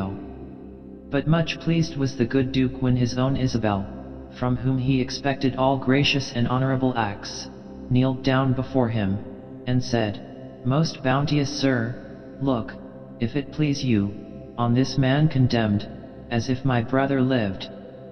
I partly think a due sincerity governed his deeds till he did look on me. Since it is so, let him not die. My brother had but justice in that he did the thing for which he died." The Duke, as the best reply he could make to this noble petitioner for her enemy's life, sending for Claudio from his prison house, where he lay doubtful of his destiny, presented to her this lamented brother living, and he said to Isabel, "Give me your hand, Isabel. For your lovely sake I pardon Claudio. Say you will be mine, and he shall be my brother, too." By this time Lord Angelo perceived he was safe, and the Duke, observing his eye to brighten up a little, said, "Well, Angelo, look that you love your wife, her worth has obtained your pardon. Joy to you, Mariana. Love her, Angelo. I have confessed her and know her virtue." Angelo remembered, when dressed in a little brief authority, how hard his heart had been, and felt how sweet is mercy. The Duke commanded Claudio to marry Juliet, and offered himself again to the acceptance of Isabel, whose virtuous and noble conduct had won her prince's heart. Isabel, not having taken the veil, was free to marry, and the friendly offices, while hid under the disguise of a humble friar, which the noble Duke had done for her, made her with grateful joy accept the honor he offered her, and when she became Duchess of Vienna the excellent example of the virtuous Isabel worked such a complete reformation among the young ladies of that city, that from that time none ever fell into the transgression of Juliet, the repentant wife of the reformed Claudio. And the mercy-loving Duke long reigned with his beloved Isabel, the happiest of husbands and of princes. 12th Night, or, What You Will. Sebastian and his sister Viola, a young gentleman and lady of Messaline, were twins, and, which was accounted a great wonder, from their birth they so much resembled each other that, but for the difference in their dress, they could not be known apart. They were both born in 1 hour, and in 1 hour they were both in danger of perishing, for they were shipwrecked on the coast of Illyria, as they were making a sea voyage together. The ship on board of which they were split on a rock in a violent storm, and a very small number of the ship's company escaped with their lives. The captain of the vessel, with a few of the sailors that were saved, got to land in a small boat, and with them they brought Viola safe on shore, where she, poor lady, instead of rejoicing at her own deliverance, began to lament her brother's loss, but the captain comforted her with the assurance that he had seen her brother, when the ship split, fasten himself to a strong mast, on which, as long as he could see anything of him for the distance, he perceived him borne up above the waves. Viola was much consoled by the hope this account gave her, and now considered how she was to dispose of herself in a strange country, so far from home, and she asked the captain if he knew anything of Illyria.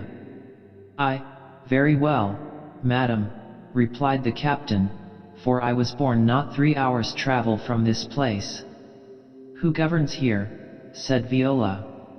The captain told her Illyria was governed by Orsino, a duke noble in nature as well as dignity. Viola said she had heard her father speak of Orsino, and that he was unmarried then.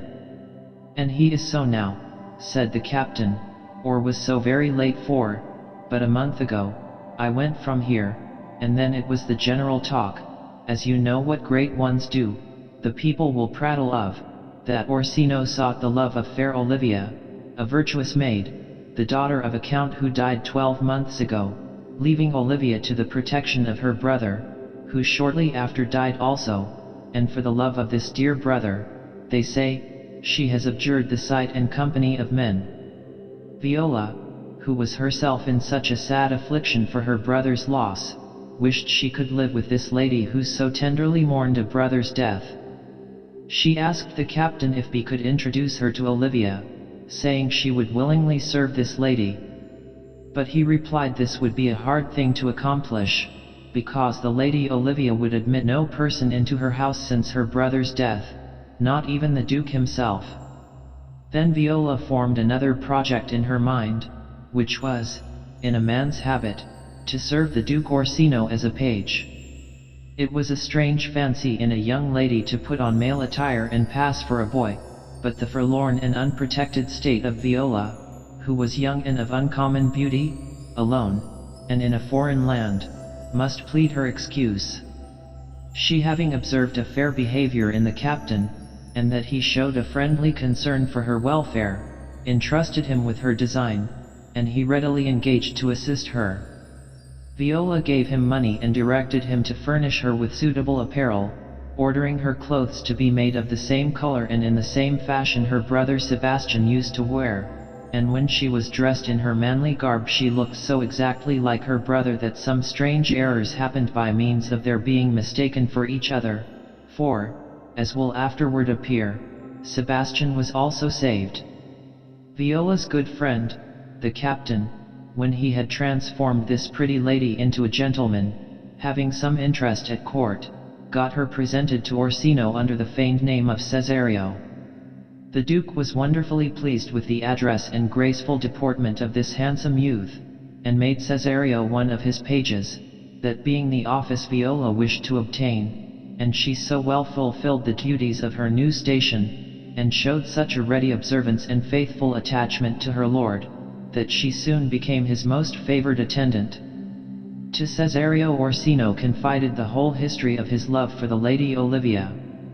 To Cesario he told the long and unsuccessful suit he had made to one who, rejecting his long services and despising his person, refused to admit him to her presence, and for the love of this lady who had so unkindly treated him the noble Orsino, forsaking the sports of the field and all manly exercises in which he used to delight, passed his hours in ignoble sloth, listening to the effeminate sounds of soft music, gentle airs, and passionate love songs, and neglecting the company of the wise and learned lords with whom he used to associate, he was now all day long conversing with young Cesario. Unmeet companion. No doubt his grave courtiers thought Cesario was for their once noble master, the great Duke Orsino. It is a dangerous matter for young maidens to be the confidants of handsome young dukes, which Viola too soon found, to her sorrow, for all that Orsino told her he endured for Olivia she presently perceived she suffered for the love of him, and much it moved her wonder that Olivia could be so regardless of this her peerless lord and master, whom she thought no one could behold without the deepest admiration, and she ventured gently to hint to Orsino, that it was a pity he should affect a lady who was so blind to his worthy qualities, and she said, "If a lady were to love you, my lord, as you love Olivia, and perhaps there may be one who does, if you could not love her in return, would you not tell her that you could not love, and must she not be content with this answer?" But Orsino would not admit of this reasoning, for he denied that it was possible for any woman to love as he did. He said no woman's heart was big enough to hold so much love, and therefore it was unfair to compare the love of any lady for him to his love for Olivia. Now, though Viola had the utmost deference for the Duke's opinions, she could not help thinking this was not quite true, for she thought her heart had full as much love in it as Orsino's had, and she said, "Ah, but I know, my lord." "What do you know, Cesario?" said Orsino. "Too well I know," replied Viola, "what love women may owe to men. They are as true of heart as we are. My father had a daughter loved a man, as I perhaps, were I a woman, should love your lordship." "And what is her history?" said Orsino. "A blank, my lord," replied Viola. "She never told her love, but let concealment, like a worm in the bud, feed on her damask cheek. She pined in thought, and with a green and yellow melancholy she sat like Patience on a monument, smiling at grief." The Duke inquired if this lady died of her love, but to this question Viola returned an evasive answer, as probably she had feigned the story, to speak words expressive of the secret love and silent grief she suffered for Orsino. While they were talking, a gentleman entered whom the Duke had sent to Olivia, and he said, "So please you, my lord, I might not be admitted to the lady, but by her handmaid she returned you this answer, until 7 years hence the element itself shall not behold her face, but like a cloistress she will walk veiled, watering her chamber with her tears for the sad remembrance of her dead brother." On hearing this the Duke exclaimed, "Oh, she that has a heart of this fine frame, to pay this debt of love to a dead brother, how will she love when the rich golden shaft has touched her heart?" And then he said to Viola, "You know, Cesario, I have told you all the secrets of my heart, therefore, good youth, go to Olivia's house. Be not denied access, stand at her doors and tell her there your fixed foot shall grow till you have audience. And if I do speak to her, my lord, what then?" said Viola. "Oh, then," replied Orsino, "unfold to her the passion of my love. Make a long discourse to her of my dear faith. It will well become you to act my woes, for she will attend more to you than to one of graver aspect." Away then went Viola, but not willingly did she undertake this courtship, for she was to woo a lady to become a wife to him she wished to marry, but, having undertaken the affair, she performed it with fidelity, and Olivia soon heard that a youth was at her door who insisted upon being admitted to her presence. "I told him," said the servant, "that you were sick. He said he knew you were, and therefore he came to speak with you. I told him that you were asleep. He seemed to have a foreknowledge of that, too, and said that therefore he must speak with you. What is to be said to him, lady? For he seems fortified against all denial, and will speak with you, whether you will or no." Olivia, curious to see who this peremptory messenger might be, desired B might be admitted, and, throwing her veil over her face, she said she would once more hear Orsino's embassy, not doubting but that he came from the Duke, by his importunity. Viola, entering, put on the most manly air she could assume, and, affecting the fine courtier language of great men's pages, she said to the veiled lady, "Most radiant, exquisite, and matchless beauty, I pray you tell me if you are the lady of the house, for I should be sorry to cast away my speech upon another, for besides that it is excellently well penned, I have taken great pains to learn it." "Whence come you, sir?" said Olivia. "I can say little more than I have studied," replied Viola, "and that question is out of my part." "Are you a comedian?" said Olivia.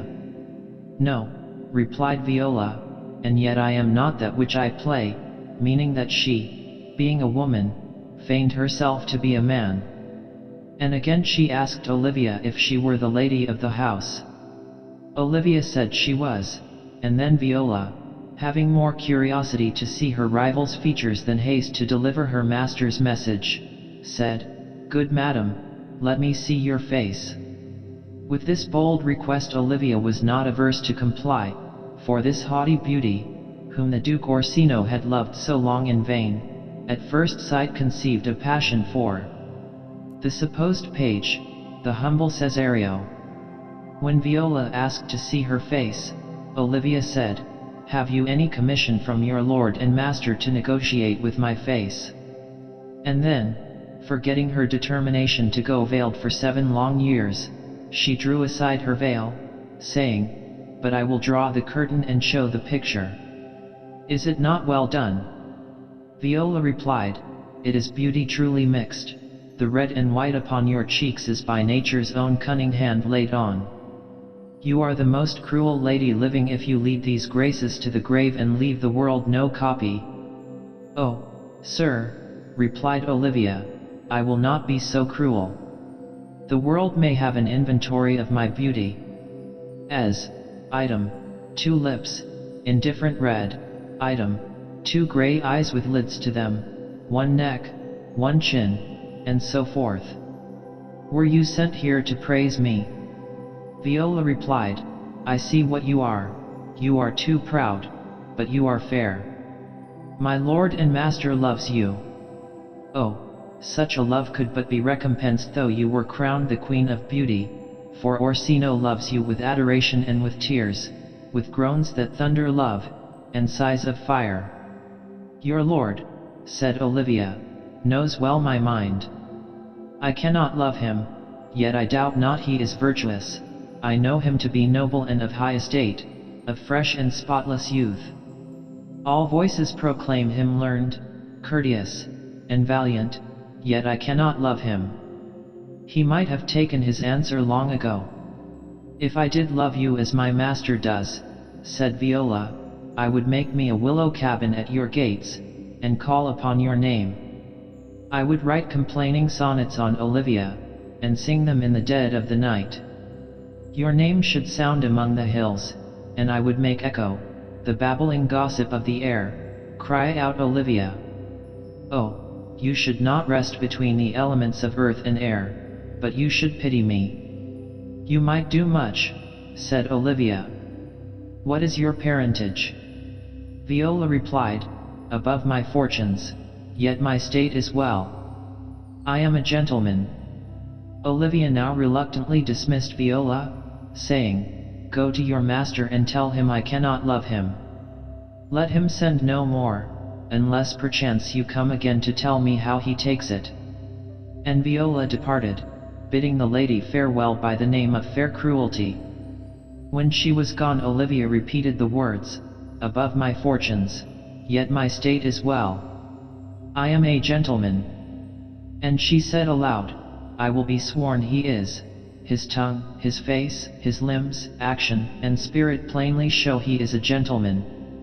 And then she wished Cesario was the Duke, and, perceiving the fast hold he had taken on her affections, she blamed herself for her sudden love, but the gentle blame which people lay upon their own faults has no deep root, and presently the noble Lady Olivia so far forgot the inequality between her fortunes and those of this seeming page, as well as the maidenly reserve which is the chief ornament of a lady's character, that she resolved to court the love of young Cesario, and sent a servant after him with a diamond ring, under the pretense that he had left it with her as a present from Orsino.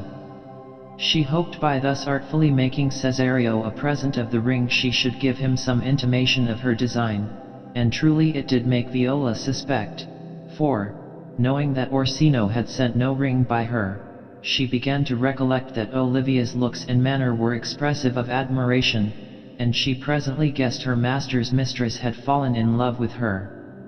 "Alas," said she, "the poor lady might as well love a dream. Disguise I see is wicked, for it has caused Olivia to breathe as fruitless sighs for me as I do for Orsino." Viola returned to Orsino's palace, and related to her lord the ill success of the negotiation, repeating the command of Olivia that the Duke should trouble her no more. Yet still the Duke persisted in hoping that the gentle Cesario would in time be able to persuade her to show some pity, and therefore he bade him he should go to her again the next day. In the meantime, to pass away the tedious interval, he commanded a song which he loved to be sung, and he said, "My good Cesario, when I heard that song last night, methought it did relieve my passion much. Mark it, Cesario, it is old and plain. The spinsters and the knitters when they sit in the sun, and the young maids that weave their thread with bone, chant this song. It is silly, yet I love it, for it tells of the innocence of love in the old times. Song. Come away, death. And in sad cypress let me be laid. Fly away, breath. I am slain by a fair cruel maid. My shroud of white stuck all with you, oh prepare it. My part of death no one so true did share it. Not a flower sweet. On my black coffin let there be strewn. Not a friend greet. My poor corpse, where my bones shall be thrown. A thousand sighs to save, lay me where. Sad true lover never find my grave, to weep there. Viola did not fail to mark the words of the old song, which in such true simplicity described the pangs of unrequited love, and she bore testimony in her countenance of feeling what the song expressed. Her sad looks were observed by Orsino, who said to her, "My life upon it, Cesario, though you are so young, your eye has looked upon some face that it loves. Has it not, boy?" "A little, with your leave," replied Viola. "And what kind of woman, and of what age is she?" said Orsino. "Of your age and of your complexion, my lord," said Viola, which made the Duke smile to hear this fair young boy loved a woman so much older than himself and of a man's dark complexion, but Viola secretly meant Orsino, and not a woman like him. When Viola made her second visit to Olivia she found no difficulty in gaining access to her. Servants soon discover when their ladies delight to converse with handsome young messengers, and the instant Viola arrived the gates were thrown wide open, and the Duke's page was shown into Olivia's apartment with great respect. And when Viola told Olivia that she was come once more to plead in her lord's behalf, this lady said, "I desired you never to speak of him again, but if you would undertake another suit, I had rather hear you solicit, than music from the spheres."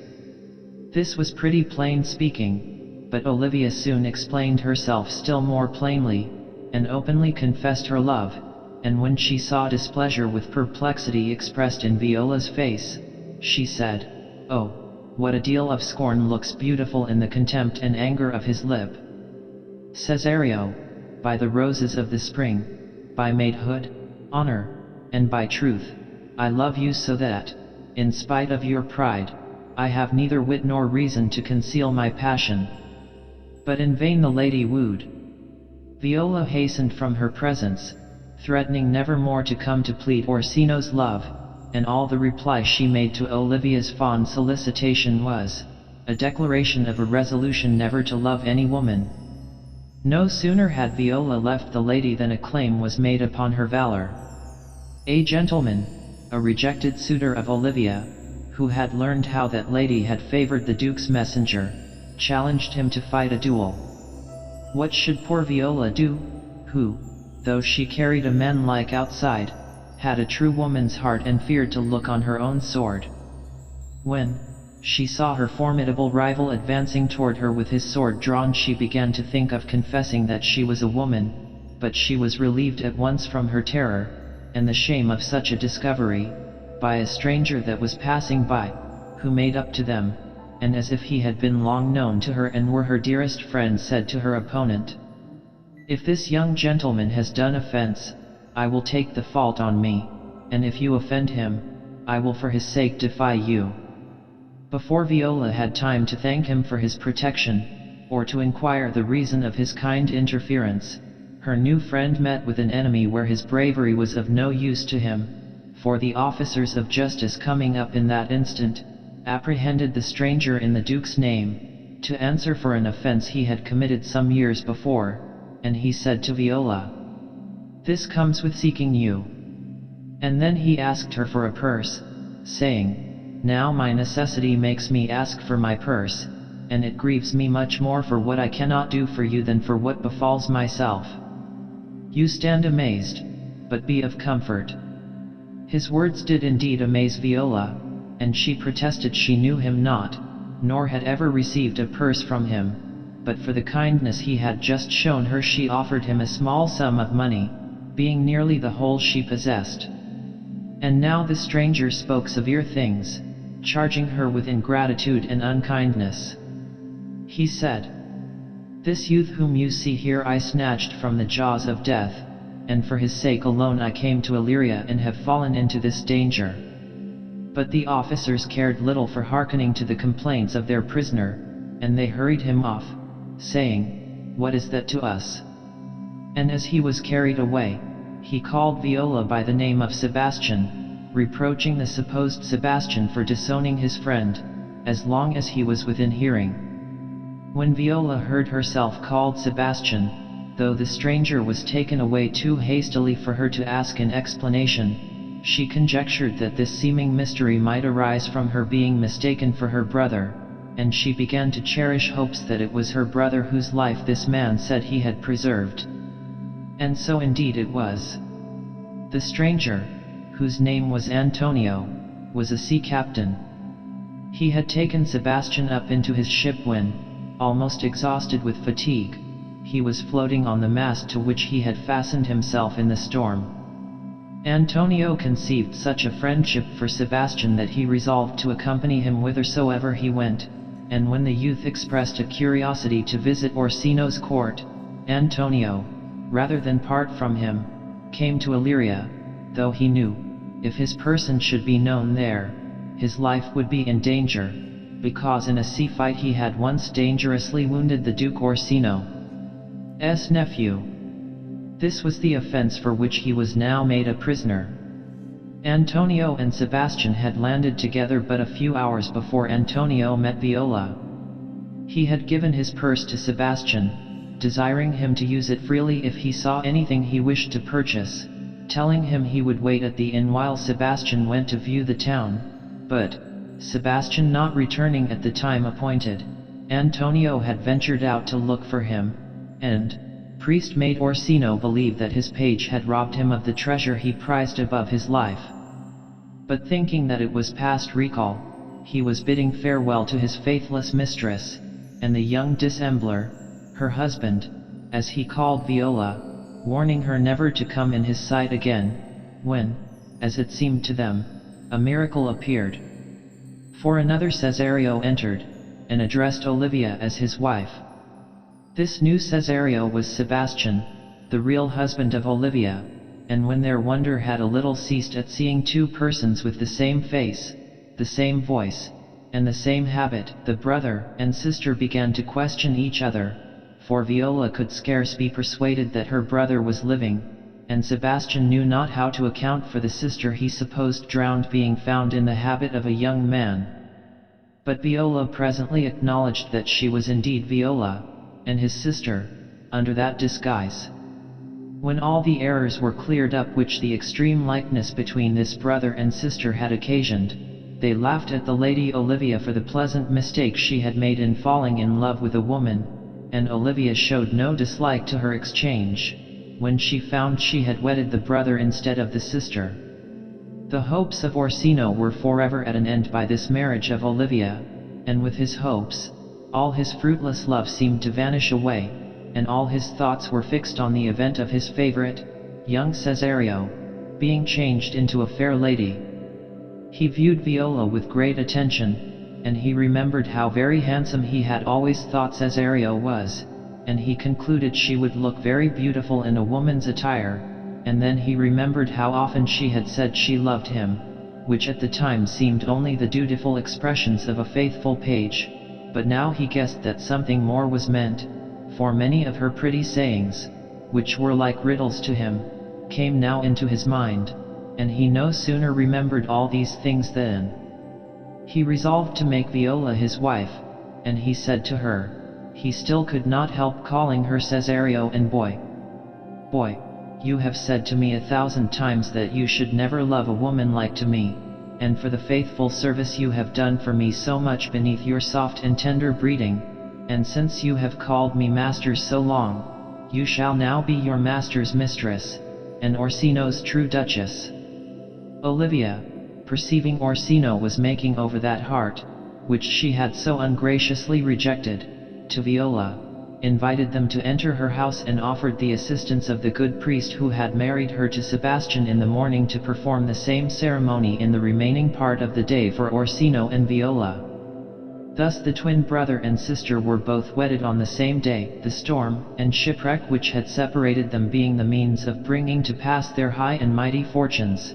Viola was the wife of Orsino, the Duke of Illyria, and Sebastian the husband of the rich and noble Countess, the Lady Olivia. Timon of Athens. Timon, a lord of Athens, in the enjoyment of a princely fortune, affected a humor of liberality which knew no limits. His almost infinite wealth could not flow in so fast, but he poured it out faster upon all sorts and degrees of people. Not the poor only tasted of his bounty, but great lords did not disdain to rank themselves among his dependents and followers. His table was resorted to by all the luxurious feasters, and his house was open to all comers and goers at Athens. His large wealth combined with his free and prodigal nature to subdue all hearts to his love. Men of all minds and dispositions tendered their services to Lord Timon, from the glass-faced flatterer whose face reflects as in a mirror the present humor of his patron, to the rough and unbending cynic who, affecting a contempt of men's persons and an indifference to worldly things, yet could not stand out against the gracious manners and munificent soul of Lord Timon, but would come, against his nature, to partake of his royal entertainments and return most rich in his own estimation if he had received a nod or a salutation from Timon. If a poet had composed a work which wanted a recommendatory introduction to the world, he had no more to do but to dedicate it to Lord Timon, and the poem was sure of sale, besides a present purse from the patron, and daily access to his house and table. If a painter had a picture to dispose of, he had only to take it to Lord Timon and pretend to consult his taste as to the merits of it. Nothing more was wanting to persuade the liberal-hearted lord to buy it. If a jeweler had a stone of price, or a mercer rich, costly stuffs, which for their costliness lay upon his hands, Lord Timon's house was a ready mart always open, where they might get off their wares or their jewelry at any price, and the good-natured lord would thank them into the bargain, as if they had done him a piece of courtesy in letting him have the refusal of such precious commodities. So that by this means his house was thronged with superfluous purchases, of no use but to swell uneasy and ostentatious pomp, and his person was still more inconveniently beset with a crowd of these idle visitors, lying poets, painters, sharking tradesmen, lords, ladies, needy courtiers, and expectants, who continually filled his lobbies, raining their fulsome flatteries and whispers in his ears, sacrificing to him with adulation as to a god, making sacred the very stirrup by which he mounted his horse, and seeming as though they drank the free air but through his permission and bounty. Some of these daily dependents were young men of birth who, their means not answering to their extravagance, had been put in prison by creditors and redeemed thence by Lord Timon. These young prodigals thenceforward fastened upon his lordship, as if by common sympathy he were necessarily endeared to all such spendthrifts and loose livers, who, not being able to follow him in his wealth, found it easier to copy him in prodigality and copious spending of what was their own. One of these flesh flies was Ventidius, for whose debts, unjustly contracted, Timon but lately had paid down the sum of 5 talents. But among this confluence, this great flood of visitors, none were more conspicuous than the makers of presents and givers of gifts. It was fortunate for these men if Timon took a fancy to a dog or a horse, or any piece of cheap furniture which was theirs.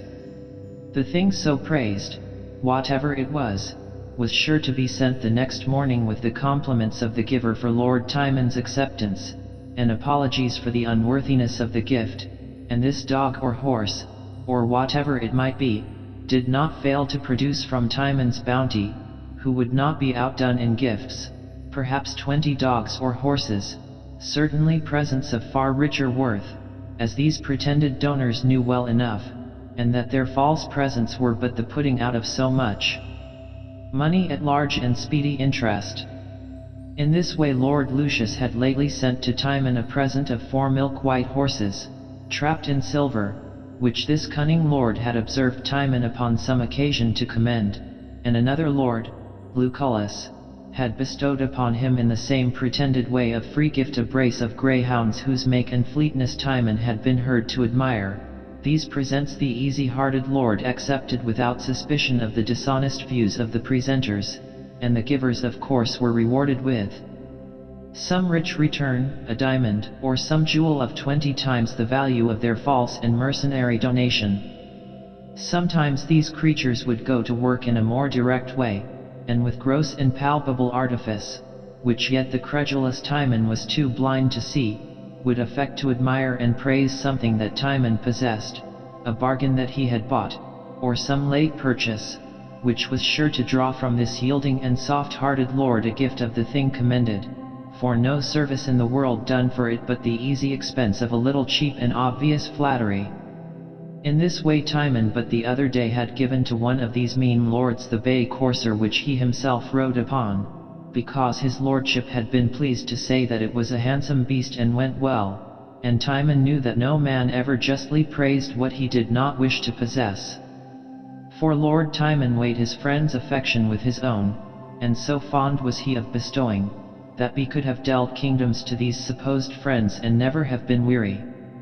Not that Timon's wealth all went to enrich these wicked flatterers, he could do noble and praiseworthy actions, and when a servant of his once loved the daughter of a rich Athenian, but could not hope to obtain her by reason that in wealth and rank the maid was so far above him, Lord Timon freely bestowed upon his servant 3 Athenian talents, to make his fortune equal with the dowry which the father of the young maid demanded of him who should be her husband.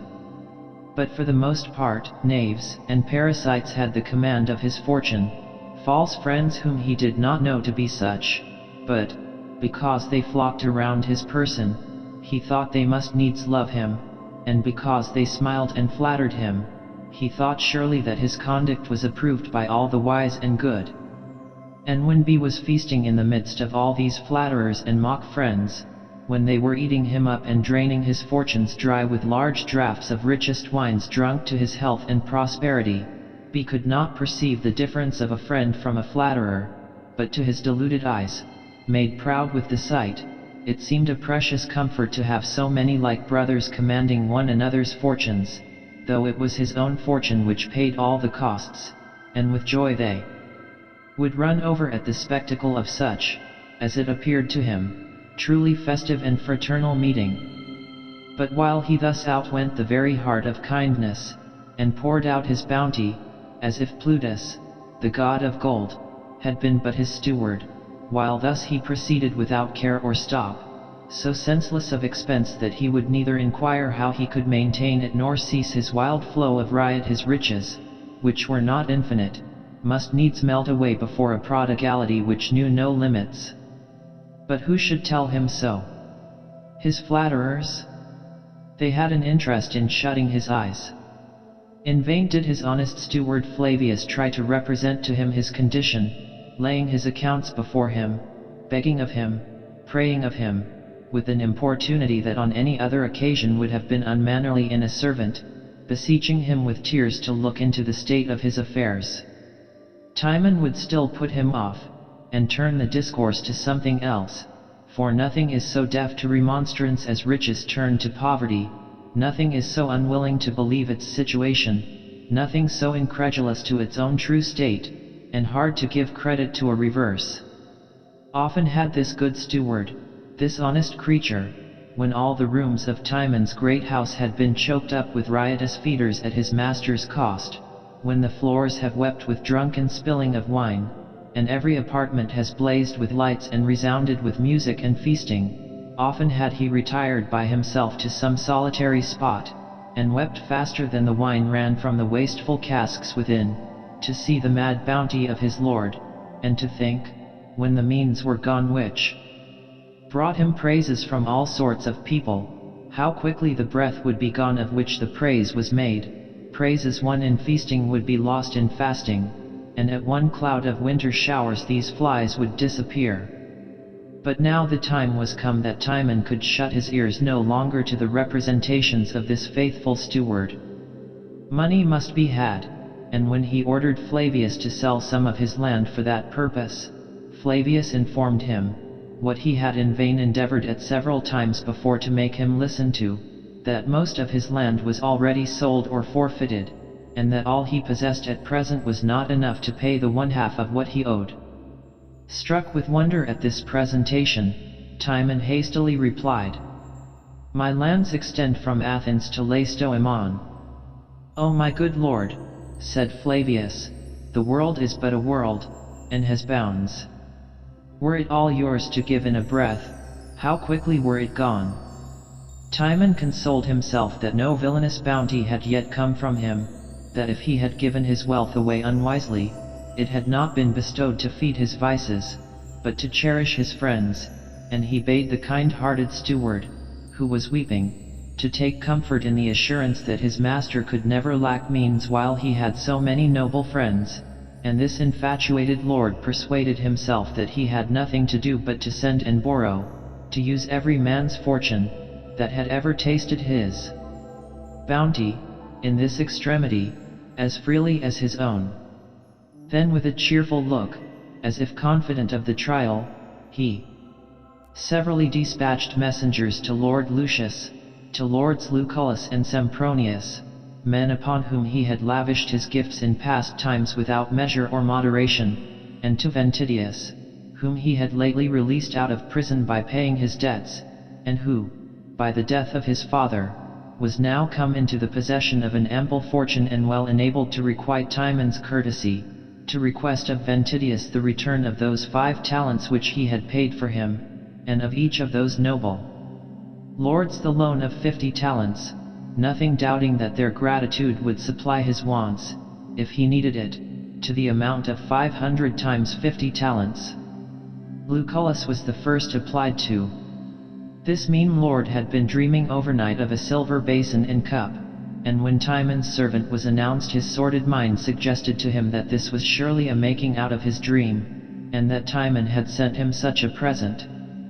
But when he understood the truth of the matter, and that Timon wanted money, the quality of his faint and watery friendship showed itself, for with many protestations he vowed to the servant that he had long foreseen the ruin of his master's affairs, and many a time had he come to dinner to tell him of it, and had come again to supper to try to persuade him to spend less, but he would take no counsel nor warning by his coming. And true it was that he had been a constant attender, as he said, at Timon's feasts, as he had in greater things tasted his bounty, but that he ever came with that intent, or gave good counsel or reproof to Timon, was a base, unworthy lie, which he suitably followed up with meanly offering the servant a bribe to go home to his master and tell him that he had not found Lucullus at home. As little success had the messenger who was sent to Lord Lucius.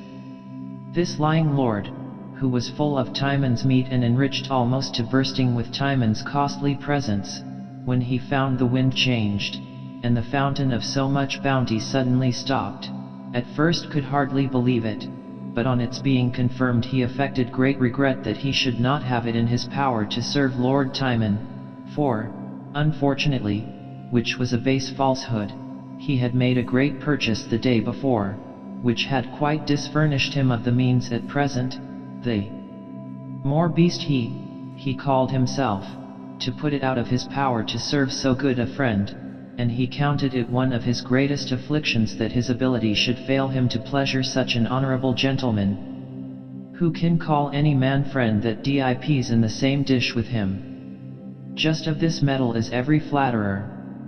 In the recollection of everybody Timon had been a father to this Lucius, had kept up his credit with his purse. Timon's money had gone to pay the wages of his servants, to pay the hire of the laborers who had sweat to build the fine houses which Lucius's pride had made necessary to him.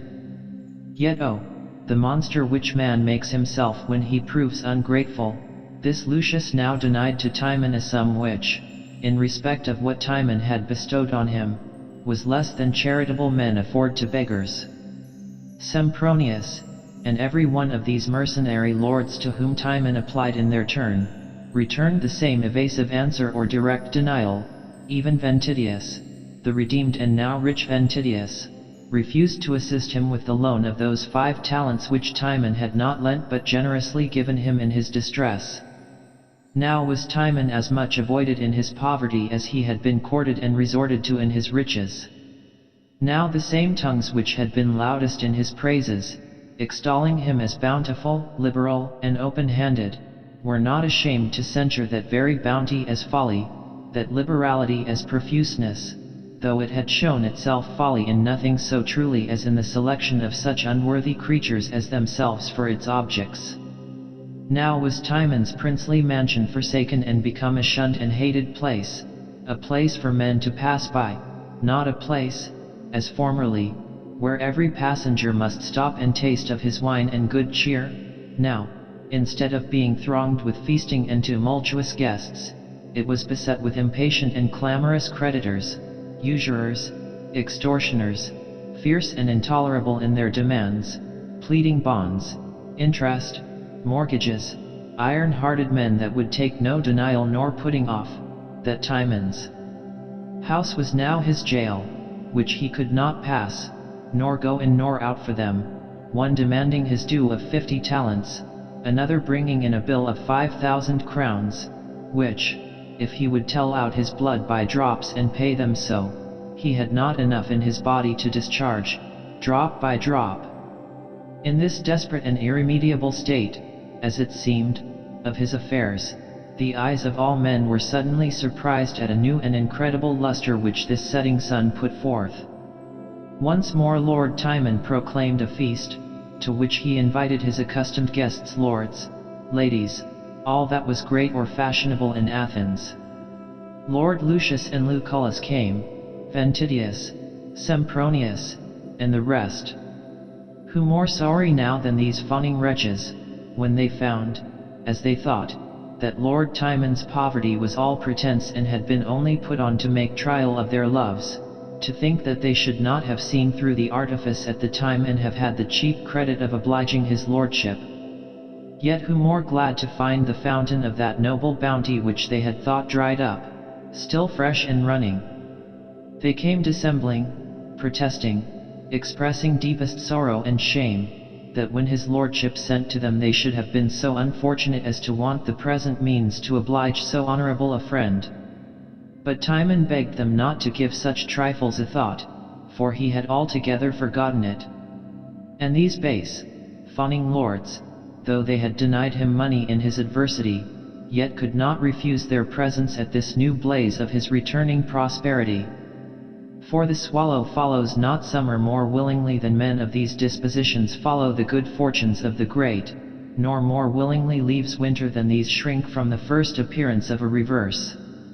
Such summer birds are men. But now with music and state the banquet of smoking dishes was served up, and when the guests had a little done admiring whence the bankrupt Timon could find means to furnish so costly a feast, some doubting whether the scene which they saw was real, as scarce trusting their own eyes, at a signal given the dishes were uncovered and Timon's drift appeared.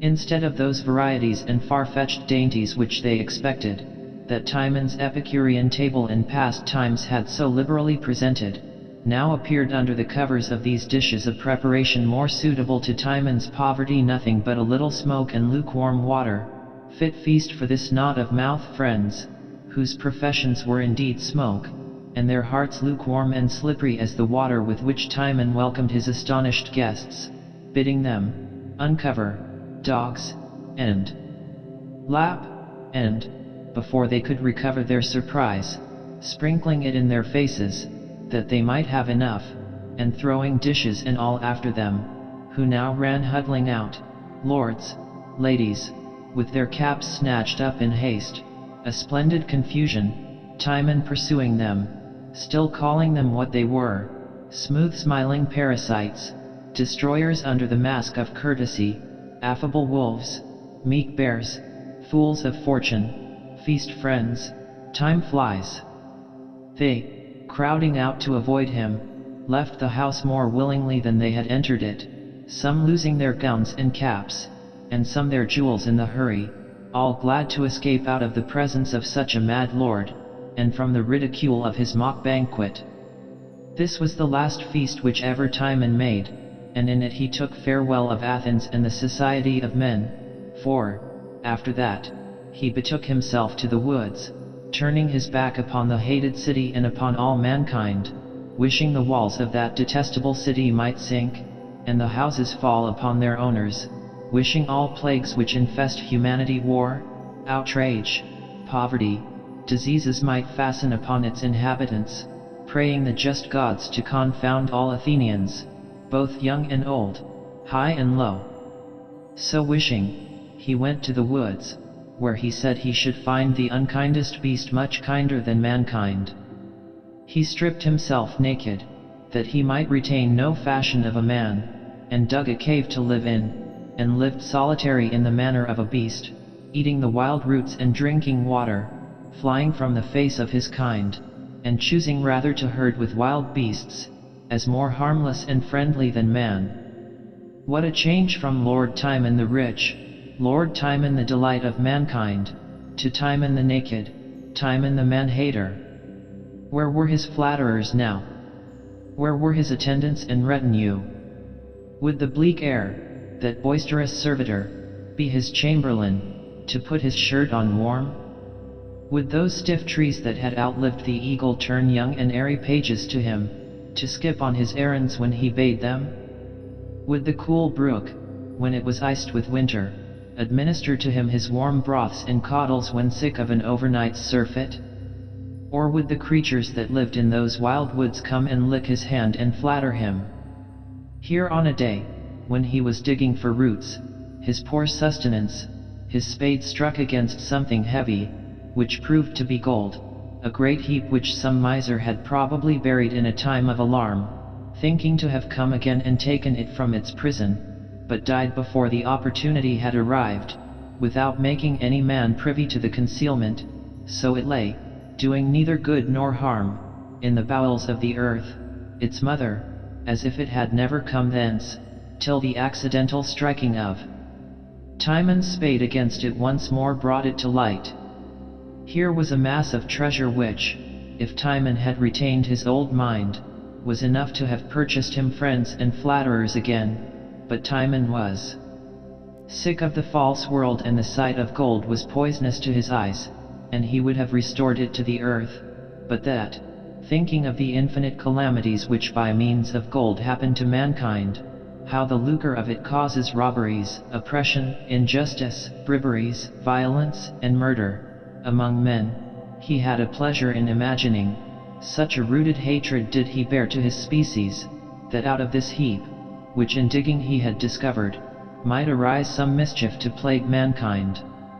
And some soldiers passing through the woods near to his cave at that instant, which proved to be a part of the troops of the Athenian captain Alcibiades, who, upon some disgust taken against the senators of Athens, the Athenians were ever noted to be a thankless and ungrateful people, giving disgust to their generals and best friends, was marching at the head of the same triumphant army which he had formerly headed in their defense, to war against them.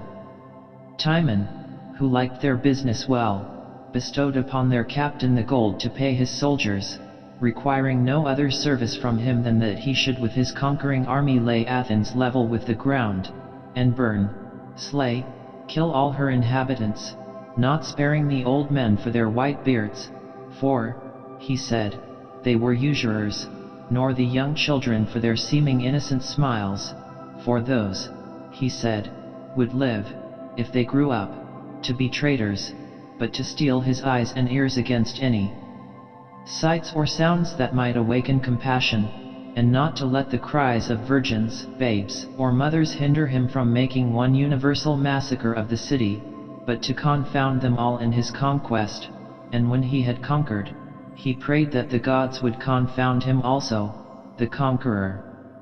So thoroughly did Timon hate Athens, Athenians, and all mankind. While he lived in this forlorn state, leading a life more brutal than human, he was suddenly surprised one day with the appearance of a man standing in an admiring posture at the door of his cave. It was Flavius, the honest steward, whom love and zealous affection to his master had led to seek him out at his wretched dwelling and to offer his services, and the first sight of his master, the once noble Timon, in that abject condition, naked as he was born, living in the manner of a beast among beasts, looking like his own sad ruins and a monument of decay, so affected this good servant that he stood speechless, wrapped up in horror and confounded. And when he found utterance at last to his words, they were so choked with tears that Timon had much ado to know him again, or to make out who it was that had come, so contrary to the experience he had had of mankind, to offer him service in extremity. And being in the form and shape of a man, he suspected him for a traitor, and his tears for false, but the good servant by so many tokens confirmed the truth of his fidelity, and made it clear that nothing but love and zealous duty to his once dear master had brought him there, that Timon was forced to confess that the world contained one honest man, yet, being in the shape and form of a man, he could not look upon his man's face without abhorrence, or hear words uttered from his man's lips without loathing, and this singly honest man was forced to depart, because he was a man, and because, with a heart more gentle and compassionate than is usual to man, he bore man's detested form and outward feature. But greater visitants than a poor steward were about to interrupt the savage quiet of Timon's solitude. For now the day was come when the ungrateful lords of Athens sorely repented the injustice which they had done to the noble Timon. For Alcibiades, like an incensed wild boar, was raging at the walls of their city, and with his hot siege threatened to lay fair Athens in the dust. And now the memory of Lord Timon's former prowess and military conduct came fresh into their forgetful minds, for Timon had been their general in past times, and a valiant and expert soldier, who alone of all the Athenians was deemed able to cope with a besieging army such as then threatened them, or to drive back the furious approaches of Alcibiades. A deputation of the senators was chosen in this emergency to wait upon Timon. To him they come in their extremity, to whom, when he was in extremity, they had shown but small regard, as if they presumed upon his gratitude whom they had disobliged, and had derived a claim to his courtesy from their own most discourteous and unpiteous treatment. Now they earnestly beseech him, implore him with tears, to return and save that city from which their ingratitude had so lately driven him. Now they offer him riches, power, dignities, satisfaction for past injuries, and public honors, and the public love, their persons, lives, and fortunes to be at his disposal, if he will but come back and save them. But Timon the naked, Timon the man-hater, was no longer Lord Timon, the lord of bounty, the flower of valor, their defense in war, their ornament in peace. If Alcibiades killed his countrymen, Timon cared not. If he sacked fair Athens, and slew her old men and her infants, Timon would rejoice. So he told them, and that there was not a knife in the unruly camp which he did not prize above the reverendest throat in Athens. This was all the answer he vouchsafed to the weeping, disappointed senators. Only at parting he bade them commend him to his countrymen, and tell them that to ease them of their griefs and anxieties, and to prevent the consequences of fierce Alcibiades' wrath, there was yet a way left, which he would teach them, for he had yet so much affection left for his dear countrymen as to be willing to do them a kindness before his death. These words a little revived the senators, who hoped that his kindness for their city was returning. Then Timon told them that he had a tree, which grew near his cave, which he should shortly have occasion to cut down, and he invited all his friends in Athens, high or low, of whatsoever degree, who wished to shun affliction, to come and take a taste of his tree before he cut it down, meaning that they might come and hang themselves on it and escape affliction that way. And this was the last courtesy, of all his noble bounties, which Timon showed to mankind, and this the last sight of him which his countrymen had. For not many days after, a poor soldier, passing by the sea beach which was at a little distance from the woods which Timon frequented, found a tomb on the verge of the sea, with an inscription upon it purporting that it was the grave of Timon the man-hater, who while he lived, did hate all living men, and, dying, wished a plague might consume all caitiffs left. Whether he finished his life by violence, or whether mere distaste of life and the loathing he had for mankind brought Timon to his conclusion, was not clear, yet all men admired the fitness of his epitaph and the consistency of his end, dying, as he had lived, a hater of mankind. And some there were who fancied a conceit in the very choice which he had made of the sea beach for his place of burial, where the vast sea might weep forever upon his grave, as in contempt of the transient and shallow tears of hypocritical and deceitful mankind. Romeo and Juliet. The two chief families in Verona were the rich Capulets and the Montagues. There had been an old quarrel between these families, which was grown to such a height, and so deadly was the enmity between them, that it extended to the remotest kindred, to the followers and retainers of both sides, insomuch that a servant of the house of Montague could not meet a servant of the house of Capulet, nor a Capulet encounter with a Montague by chance, but fierce words and sometimes bloodshed ensued, and frequent were the brawls from such accidental meetings, which disturbed the happy quiet of Verona's streets. Old Lord Capulet made a great supper, to which many fair ladies and many noble guests were invited. All the admired beauties of Verona were present, and all comers were made welcome if they were not of the house of Montague. At this feast of Capulets, Rosaline, beloved of Romeo, son to the old Lord Montague, was present, and though it was dangerous for a Montague to be seen in this assembly, yet Benvolio, a friend of Romeo, persuaded the young lord to go to this assembly in the disguise of a mask, that he might see his Rosaline, and, seeing her, compare her with some choice beauties of Verona, who, he said, would make him think his swan a crow. Romeo had small faith in Benvolio's words, nevertheless, for the love of Rosaline, he was persuaded to go. For Romeo was a sincere and passionate lover, and one that lost his sleep for love and fled society to be alone, thinking on Rosaline, who disdained him and never requited his love with the least show of courtesy or affection, and Benvolio wished to cure his friend of this love by showing him diversity of ladies and company. To this feast of Capulets, then, young Romeo, with Benvolio and their friend Mercutio, went masked. Old Capulet bid them welcome and told them that ladies who had their toes unplagued with corns would dance with them. And the old man was light-hearted and merry, and said that he had worn a mask when he was young and could have told a whispering tale in a fair lady's ear. And they fell to dancing, and Romeo was suddenly struck with the exceeding beauty of a lady who danced there, who seemed to him to teach the torches to burn bright, and her beauty to show by night like a rich jewel worn by a blackamoor, beauty too rich for use, too dear for earth. Like a snowy dove trooping with crows, he said, so richly did her beauty and perfections shine above the ladies her companions. While he uttered these praises he was overheard by Tybalt, a nephew of Lord Capulet, who knew him by his voice to be Romeo. And this Tybalt, being of a fiery and passionate temper, could not endure that a Montague should come under cover of a mask, to fleer and scorn, as he said, at their solemnities. And he stormed and raged exceedingly, and would have struck young Romeo dead. But his uncle, the old Lord Capulet, would not suffer him to do any injury at that time, both out of respect to his guests and because Romeo had borne himself like a gentleman and all tongues in Verona bragged of him to be a virtuous and well-governed youth.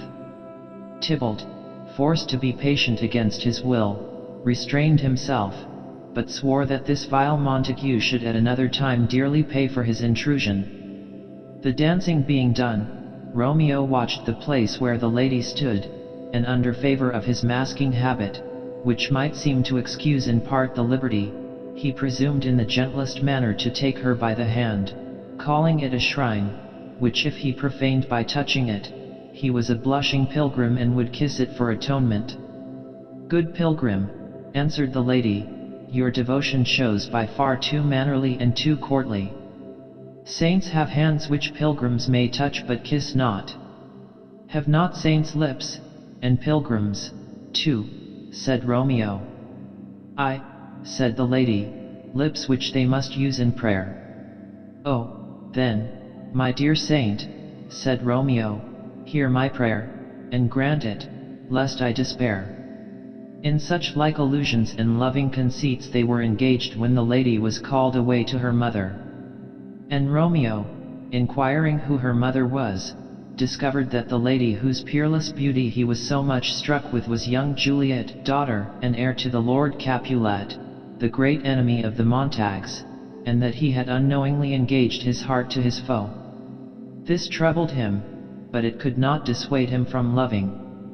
As little rest had Juliet when she found that the gentle man that she had been talking with was Romeo and a Montague, for she had been suddenly smit with the same hasty and inconsiderate passion for Romeo which he had conceived for her, and a prodigious birth of love it seemed to her, that she must love her enemy and that her affections should settle there, where family considerations should induce her chiefly to hate. It being midnight, Romeo with his companions departed, but they soon missed him, for, unable to stay away from the house where he had left his heart, he leaped the wall of an orchard which was at the back of Juliet's house. Here he had not been long, ruminating on his new love, when Juliet appeared above at a window, through which her exceeding beauty seemed to break like the light of the sun in the east, and the moon, which shone in the orchard with a faint light, appeared to Romeo as if sick and pale with grief at the superior luster of this new sun. And she leaning her cheek upon her hand, he passionately wished himself a glove upon that hand, that he might touch her cheek. She all this while thinking herself alone, fetched a deep sigh, and exclaimed, "Ah me!" Romeo, enraptured to bear her speak, said, softly and unheard by her, "Oh, speak again, bright angel, for such you appear, being over my head, like a winged messenger from heaven whom mortals fall back to gaze upon." She, unconscious of being overheard, and full of the new passion which that night's adventure had given birth to, called upon her lover by name, whom she supposed absent. "O Romeo, Romeo," said she, "wherefore art thou Romeo? Deny thy father and refuse thy name, for my sake, or if thou wilt not, be but my sworn love, and I no longer will be a Capulet." Romeo, having this encouragement, would fain have spoken, but he was desirous of hearing more, and the lady continued her passionate discourse with herself, as she thought, still chiding Romeo for being Romeo and a Montague, and wishing him some other name, or that he would put away that hated name, and for that name which was no part of himself he should take all herself. At this loving word Romeo could no longer refrain, but, taking up the dialogue as if her words had been addressed to him personally, and not merely in fancy, he bade her call him love, or by whatever other name she pleased, for he was no longer Romeo, if that name was displeasing to her. Juliet, alarmed to hear a man's voice in the garden, did not at first know who it was that by favor of the night and darkness had thus stumbled upon the discovery of her secret, but when he spoke again, though her ears had not yet drunk 100 words of that tongue's uttering, yet so nice is a lover's hearing that she immediately knew him to be young Romeo, and she expostulated with him on the danger to which he had exposed himself by climbing the orchard walls, for if any of her kinsmen should find him there it would be death to him, being a Montague. "Alack," said Romeo, "there is more peril in your eye than in 20 of their swords. Do you but look kind upon me, lady, and I am proof against their enmity. Better my life should be ended by their hate than that hated life should be prolonged to live without your love." "How came you into this place?" said Juliet, "and by whose direction?" "Love directed me," answered Romeo. "I am no pilot, yet wert thou as far apart from me as that vast shore which is washed with the farthest sea, I should venture for such merchandise." A crimson blush came over Juliet's face, yet unseen by Romeo by reason of the night, when she reflected upon the discovery which she had made, yet not meaning to make it, of her love to Romeo. She would fain have recalled her words, but that was impossible. Fain would she have stood upon form, and have kept her lover at a distance, as the custom of discreet ladies is, to frown, and be perverse and give their suitors harsh denials at first, to stand off, and affect a coyness or indifference where they most love, that their lovers may not think them too lightly or too easily won, for the difficulty of attainment increases the value of the object. But there was no room in her case for denials, or puttings off, or any of the customary arts of delay and protracted courtship. Romeo had heard from her own tongue, when she did not dream that he was near her, a confession of her love.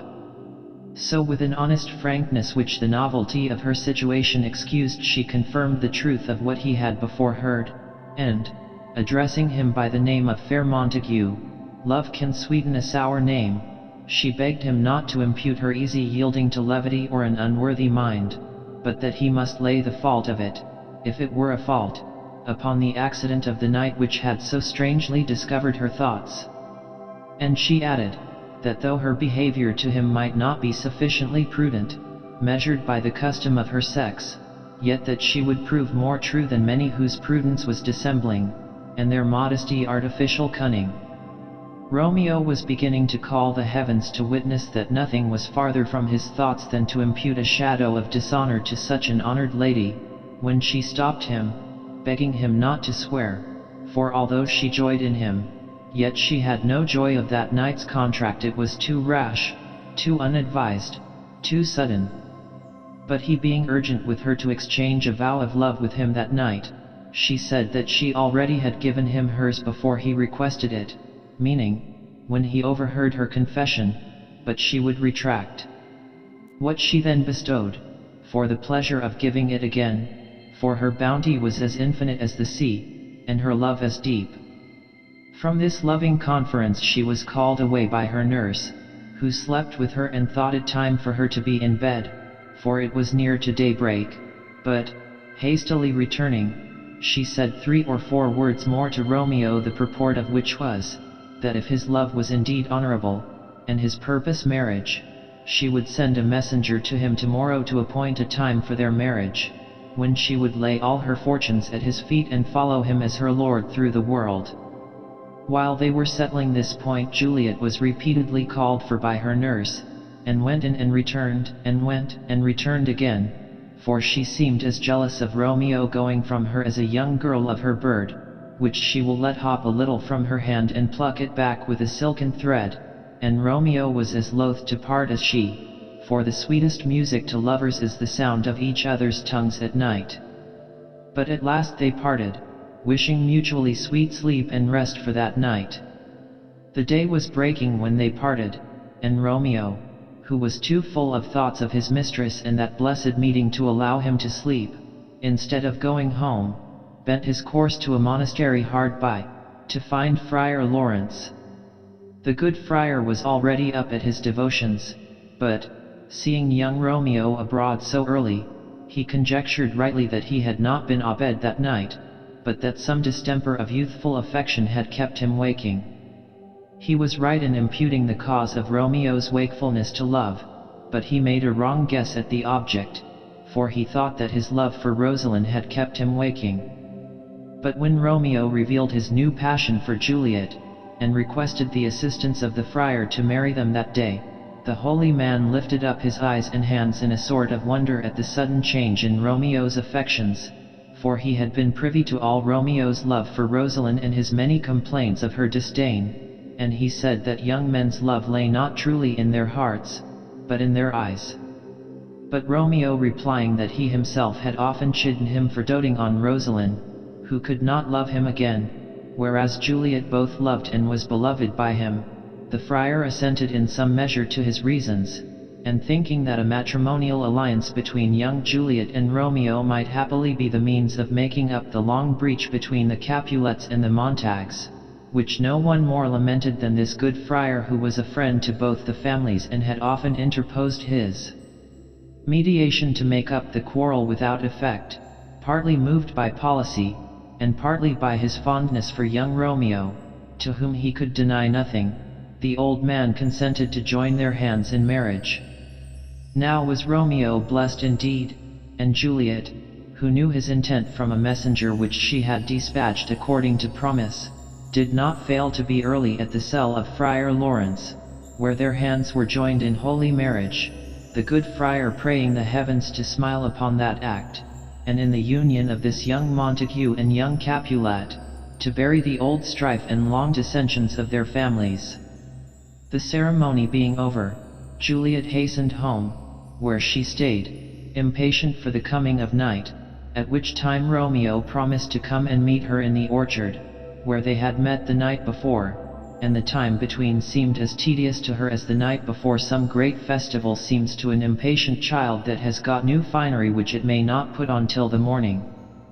That same day, about noon, Romeo's friends, Benvolio and Mercutio, walking through the streets of Verona, were met by a party of the Capulets with the impetuous Tybalt at their head. This was the same angry Tybalt who would have fought with Romeo at old Lord Capulet's feast.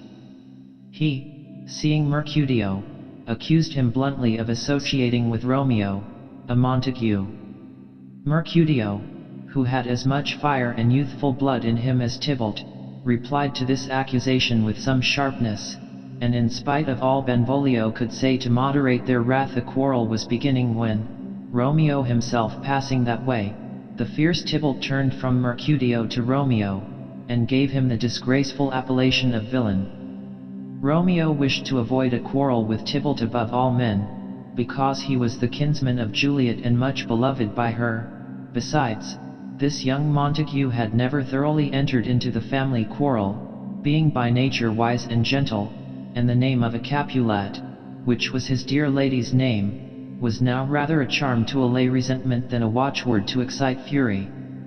So he tried to reason with Tybalt, whom he saluted mildly by the name of good Capulet, as if he, though a Montague, had some secret pleasure in uttering that name, but Tybalt, who hated all Montagues as he hated hell, would hear no reason, but drew his weapon, and Mercutio, who knew not of Romeo's secret motive for desiring peace with Tybalt, but looked upon his present forbearance as a sort of calm dishonorable submission, with many disdainful words provoked Tybalt to the prosecution of his first quarrel with him, and Tybalt and Mercutio fought, till Mercutio fell, receiving his death's wound, while Romeo and Benvolio were vainly endeavoring to part the combatants. Mercutio being dead, Romeo kept his temper no longer, but returned the scornful appellation of villain which Tybalt had given him, and they fought till Tybalt was slain by Romeo. This deadly broil falling out in the midst of Verona at noonday, the news of it quickly brought a crowd of citizens to the spot, and among them the lords Capulet and Montague, with their wives, and soon after arrived the prince himself, who, being related to Mercutio, whom Tybalt had slain, and having had the peace of his government often disturbed by these brawls of Montagues and Capulets, came determined to put the law in strictest force against those who should be found to be offenders. Benvolio, who had been eyewitness to the fray, was commanded by the prince to relate the origin of it, which he did, keeping as near the truth as he could without injury to Romeo, softening and excusing the part which his friends took in it.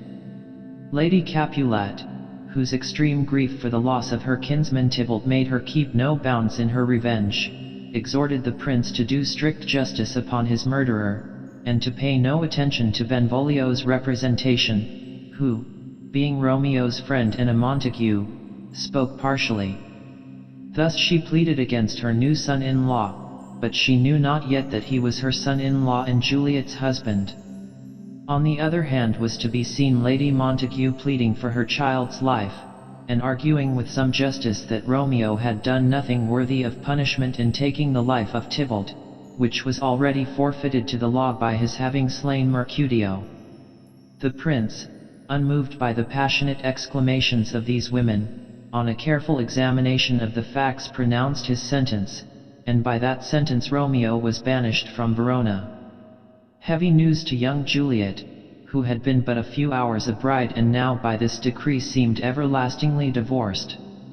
When the tidings reached her, she at first gave way to rage against Romeo, who had slain her dear cousin. She called him a beautiful tyrant, a fiend angelical, a ravenous dove, a lamb with a wolf's nature, a serpent heart-hid with a flowering face, and other, like contradictory names, which denoted the struggles in her mind between her love and her resentment. But in the end love got the mastery, and the tears which she shed for grief that Romeo had slain her cousin turned to drops of joy that her husband lived whom Tybalt would have slain. Then came fresh tears, and they were altogether of grief for Romeo's banishment. That word was more terrible to her than the death of many Tybalts. Romeo, after the fray, had taken refuge in Friar Lawrence's cell, where he was first made acquainted with the prince's sentence, which seemed to him far more terrible than death. To him it appeared there was no world out of Verona's walls, no living out of the sight of Juliet. Heaven was there where Juliet lived, and all beyond was purgatory, torture, hell. The good friar would have applied the consolation of philosophy to his griefs, but this frantic young man would hear of none, but like a madman he tore his hair and threw himself all along upon the ground, as he said, to take the measure of his grave. From this unseemly state he was roused by a message from his dear lady which a little revived him, and then the friar took the advantage to expostulate with him on the unmanly weakness which he had shown. He had slain Tybalt, but would he also slay himself, slay his dear lady, who lived but in his life? The noble form of man, he said, was but a shape of wax when it wanted the courage which should keep it firm. The law had been lenient to him that instead of death, which he had incurred, had pronounced by the prince's mouth only banishment. He had slain Tybalt, but Tybalt would have slain him. There was a sort of happiness in that. Juliet was alive and, beyond all hope, had become his dear wife. Therein he was most happy. All these blessings, as the friar made them out to be, did Romeo put from him like a sullen misbehaved wench. And the friar bade him beware, for such as despaired, he said, died miserable. Then when Romeo was a little calmed he counselled him that he should go that night and secretly take his leave of Juliet, and thence proceed straightway to Mantua, at which place he should sojourn till the friar found fit occasion to publish his marriage, which might be a joyful means of reconciling their families, and then he did not doubt but the prince would be moved to pardon him, and he would return with 20 times more joy than he went forth with grief. Romeo was convinced by these wise counsels of the friar, and took his leave to go and seek his lady, proposing to stay with her that night, and by daybreak pursue his journey alone to Mantua, to which place the good friar promised to send him letters from time to time, acquainting him with the state of affairs at home. That night Romeo passed with his dear wife, gaining secret admission to her chamber from the orchard in which he had heard her confession of love the night before. That had been a night of unmixed joy and rapture, but the pleasures of this night and the delight which these lovers took in each other's society were sadly allayed with the prospect of parting and the fatal adventures of the past day. The unwelcome daybreak seemed to come too soon, and when Juliet heard the morning song of the lark she would have persuaded herself that it was the nightingale, which sings by night, but it was too truly the lark which sang, and a discordant and unpleasing note it seemed to her, and the streaks of day in the east too certainly pointed out that it was time for these lovers to part. Romeo took his leave of his dear wife with a heavy heart, promising to write to her from Mantua every hour in the day, and when he had descended from her chamber window, as he stood below her on the ground, in that sad foreboding state of mind in which she was, he appeared to her eyes as one dead in the bottom of a tomb. Romeo's mind misgave him in like manner. But now he was forced hastily to depart, for it was death for him to be found within the walls of Verona after daybreak. This was but the beginning of the tragedy of this pair of star-crossed lovers. Romeo had not been gone many days before the old Lord Capulet proposed a match for Juliet. The husband he had chosen for her, not dreaming that she was married already, was Count Paris, a gallant, young, and noble gentleman, no unworthy suitor to the young Juliet if she had never seen Romeo. The terrified Juliet was in a sad perplexity at her father's offer. She pleaded her youth unsuitable to marriage, the recent death of Tybalt, which had left her spirits too weak to meet a husband with any face of joy, and how indecorous it would show for the family of the Capulets to be celebrating a nuptial feast when his funeral solemnities were hardly over. She pleaded every reason against the match but the true one, namely, that she was married already. But Lord Capulet was deaf to all her excuses, and in a peremptory manner ordered her to get ready, for by the following Thursday she should be married to Paris.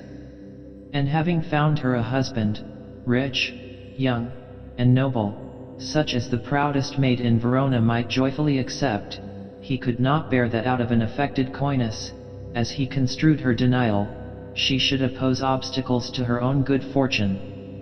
In this extremity Juliet applied to the friendly friar, always a counselor in distress, and he asking her if she had resolution to undertake a desperate remedy, and she answering that she would go into the grave alive rather than marry Paris, her own dear husband living, he directed her to go home, and appear merry, and give her consent to marry Paris, according to her father's desire, and on the next night, which was the night before the marriage, to drink off the contents of a vial which he then gave her, the effect of which would be that for 42 hours after drinking it she should appear cold and lifeless, and when the bridegroom came to fetch her in the morning he would find her to appearance dead, that then she would be borne, as the manner in that country was, uncovered on a bier, to be buried in the family vault, that if she could put off womanish fear, and consent to this terrible trial, in 42 hours after swallowing the liquid, such was its certain operation, she would be sure to awake, as from a dream, and before she should awake he would let her husband know their drift, and he should come in the night and bear her thence to Mantua. Love, and the dread of marrying Paris, gave young Juliet strength to undertake this horrible adventure, and she took the vial of the friar, promising to observe his directions. Going from the monastery, she met the young Count Paris, and, modestly dissembling, promised to become his bride. This was joyful news to the Lord Capulet and his wife. It seemed to put youth into the old man, and Juliet, who had displeased him exceedingly by her refusal of the Count, was his darling again. Now she promised to be obedient. All things in the house were in a bustle against the approaching nuptials. No cost was spared to prepare such festival rejoicings as Verona had never before witnessed. On the Wednesday night Juliet drank off the potion. She had many misgivings lest the friar, to avoid the blame which might be imputed to him for marrying her to Romeo, had given her poison, but then he was always known for a holy man. Then lest she should awake before the time that Romeo was to come for her, whether the terror of the place, a vault full of dead Capulets' bones, and where Tybalt, all bloody, lay festering in his shroud, would not be enough to drive her distracted. Again she thought of all the stories she had heard of spirits haunting the places where their bodies were bestowed. But then her love for Romeo and her aversion for Paris returned, and she desperately swallowed the draught and became insensible. When young Paris came early in the morning with music to awaken his bride, instead of a living Juliet her chamber presented the dreary spectacle of a lifeless corse. What death to his hopes! What confusion then reigned through the whole house! Poor Paris, lamenting his bride, whom most detestable death had beguiled him of, had divorced from him even before their hands were joined. But still more piteous it was to hear the mournings of the old Lord and Lady Capulet, who having but this one poor loving child to rejoice and solace in, cruel death had snatched her from their sight, just as these careful parents were on the point of seeing her advanced, as they thought, by a promising and advantageous match. Now all things that were ordained for the festival were turned from their properties to do the office of a black funeral. The wedding cheer served for a sad burial feast, the bridal hymns were changed for sullen dirges, the sprightly instruments to melancholy bells, and the flowers that should have been strewed in the bride's path now served but to strew her course. Now, instead of a priest to marry her, a priest was needed to bury her, and she was borne to church indeed, not to augment the cheerful hopes of the living, but to swell the dreary numbers of the dead. Bad news, which always travels faster than good, now brought the dismal story of his Juliet's death to Romeo, at Mantua, before the messenger could arrive who was sent from Friar Lawrence to apprise him that these were mock funerals only, and but the shadow and representation of death, and that his dear lady lay in the tomb but for a short while, expecting when Romeo would come to release her from that dreary mansion. Just before, Romeo had been unusually joyful and light-hearted. He had dreamed in the night that he was dead, a strange dream, that gave a dead man leave to think, and that his lady came and found him dead, and breathed such life with kisses in his lips that he revived and was an emperor. And now that a messenger came from Verona, he thought surely it was to confirm some good news which his dreams had presaged. But when the contrary to this flattering vision appeared, and that it was his lady who was dead in truth, whom he could not revive by any kisses, he ordered horses to be got ready, for he determined that night to visit Verona and to see his lady in her tomb. And as mischief is swift to enter into the thoughts of desperate men, he called to mind a poor apothecary, whose shop in Mantua he had lately passed, and from the beggarly appearance of the man, who seemed famished, and the wretched show in his show of empty boxes ranged on dirty shelves, and other tokens of extreme wretchedness, he had said at the time, perhaps having some misgivings that his own disastrous life might haply meet with a conclusion so desperate. If a man were to need poison, which by the law of Mantua it is death to sell, here lives a poor wretch who would sell it him. These words of his now came into his mind, and he sought out the apothecary, who after some pretended scruples, Romeo offering him gold, which his poverty could not resist, sold him a poison which, if he swallowed, he told him, if he had the strength of 20 men, would quickly dispatch him. With this poison he set out for Verona, to have a sight of his dear lady in her tomb, meaning, when he had satisfied his sight, to swallow the poison and be buried by her side. He reached Verona at midnight, and found the churchyard in the midst of which was situated the ancient tomb of the Capulets. He had provided a light, and a spade, and wrenching iron, and was proceeding to break open the monument when he was interrupted by a voice, which by the name of vile Montague bade him desist from his unlawful business. It was the young Count Paris, who had come to the tomb of Juliet at that unseasonable time of night to strew flowers and to weep over the grave of her that should have been his bride. He knew not what an interest Romeo had in the dead, but, knowing him to be a Montague and, as he supposed, a sworn foe to all the Capulets, he judged that he was come by night to do some villainous shame to the dead bodies. Therefore in an angry tone he bade him desist, and as a criminal, condemned by the laws of Verona to die if he were found within the walls of the city, he would have apprehended him. Romeo urged Paris to leave him, and warned him by the fate of Tybalt, who lay buried there, not to provoke his anger or draw down another sin upon his head by forcing him to kill him. But the Count in scorn refused his warning, and laid hands on him as a felon. Which, Romeo resisting, they fought, and Paris fell. When Romeo, by the help of a light, came to see who it was that he had slain, that it was Paris, who, he learned in his way from Mantua, should have married Juliet, he took the dead youth by the hand, as one whom misfortune had made a companion, and said that he would bury him in a triumphal grave, meaning in Juliet's grave, which he now opened. And there lay his lady, as one whom death had no power upon to change a feature or complexion, in her matchless beauty, or as if death were amorous, and the lean, abhorred monster kept her there for his delight, for she lay yet fresh and blooming, as she had fallen to sleep when she swallowed that benumbing potion, and near her lay Tybalt in his bloody shroud, whom Romeo seeing, begged pardon of his lifeless course, and for Juliet's sake called him cousin, and said that he was about to do him a favor by putting his enemy to death. Here Romeo took his last leave of his lady's lips, kissing them, and here he shook the burden of his cross stars from his weary body, swallowing that poison which the apothecary had sold him, whose operation was fatal and real, not like that dissembling potion which Juliet had swallowed, the effect of which was now nearly expiring, and she about to awake to complain that Romeo had not kept his time, or that he had come too soon.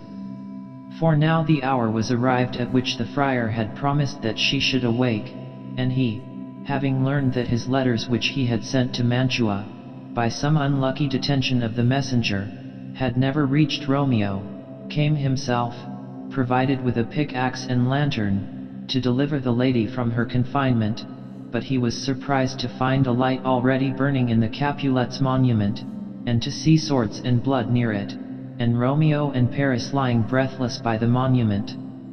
Before he could entertain a conjecture, to imagine how these fatal accidents had fallen out, Juliet awoke out of her trance, and, seeing the friar near her, she remembered the place where she was, and the occasion of her being there, and asked for Romeo, but the friar, hearing a noise, bade her come out of that place of death and of unnatural sleep, for a greater power than they could contradict had thwarted their intents, and, being frightened by the noise of people coming, he fled.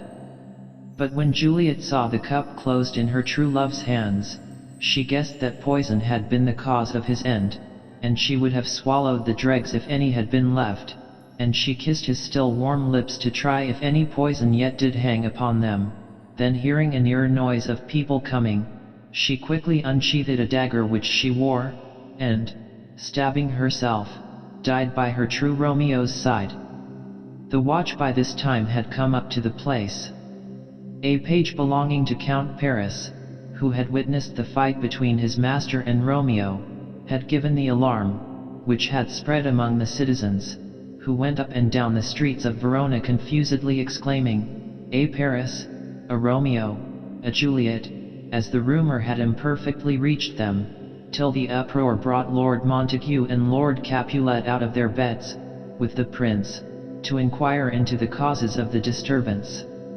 The friar had been apprehended by some of the watch, coming from the churchyard, trembling, sighing, and weeping in a suspicious manner.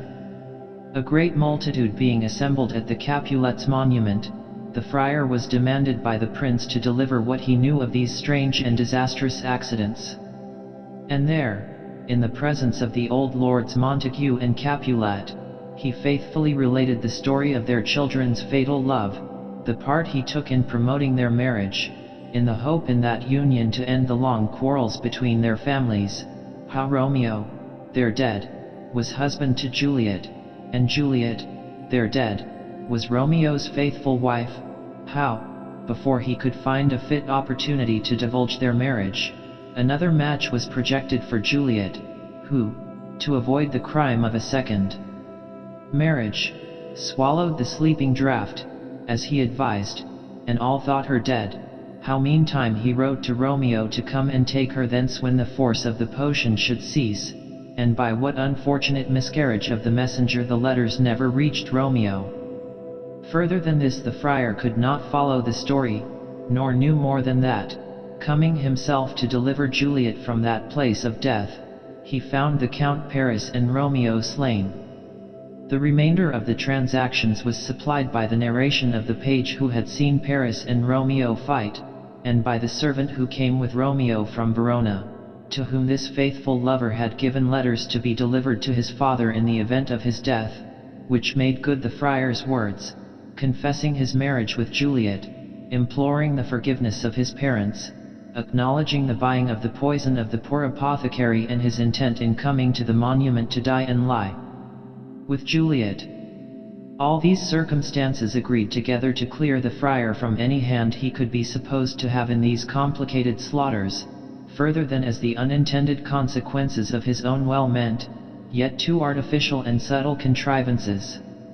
And the prince, turning to these old lords, Montague and Capulet, rebuked them for their brutal and irrational enmities, and showed them what a scourge heaven had laid upon such offences, that it had found means even through the love of their children to punish their unnatural hate.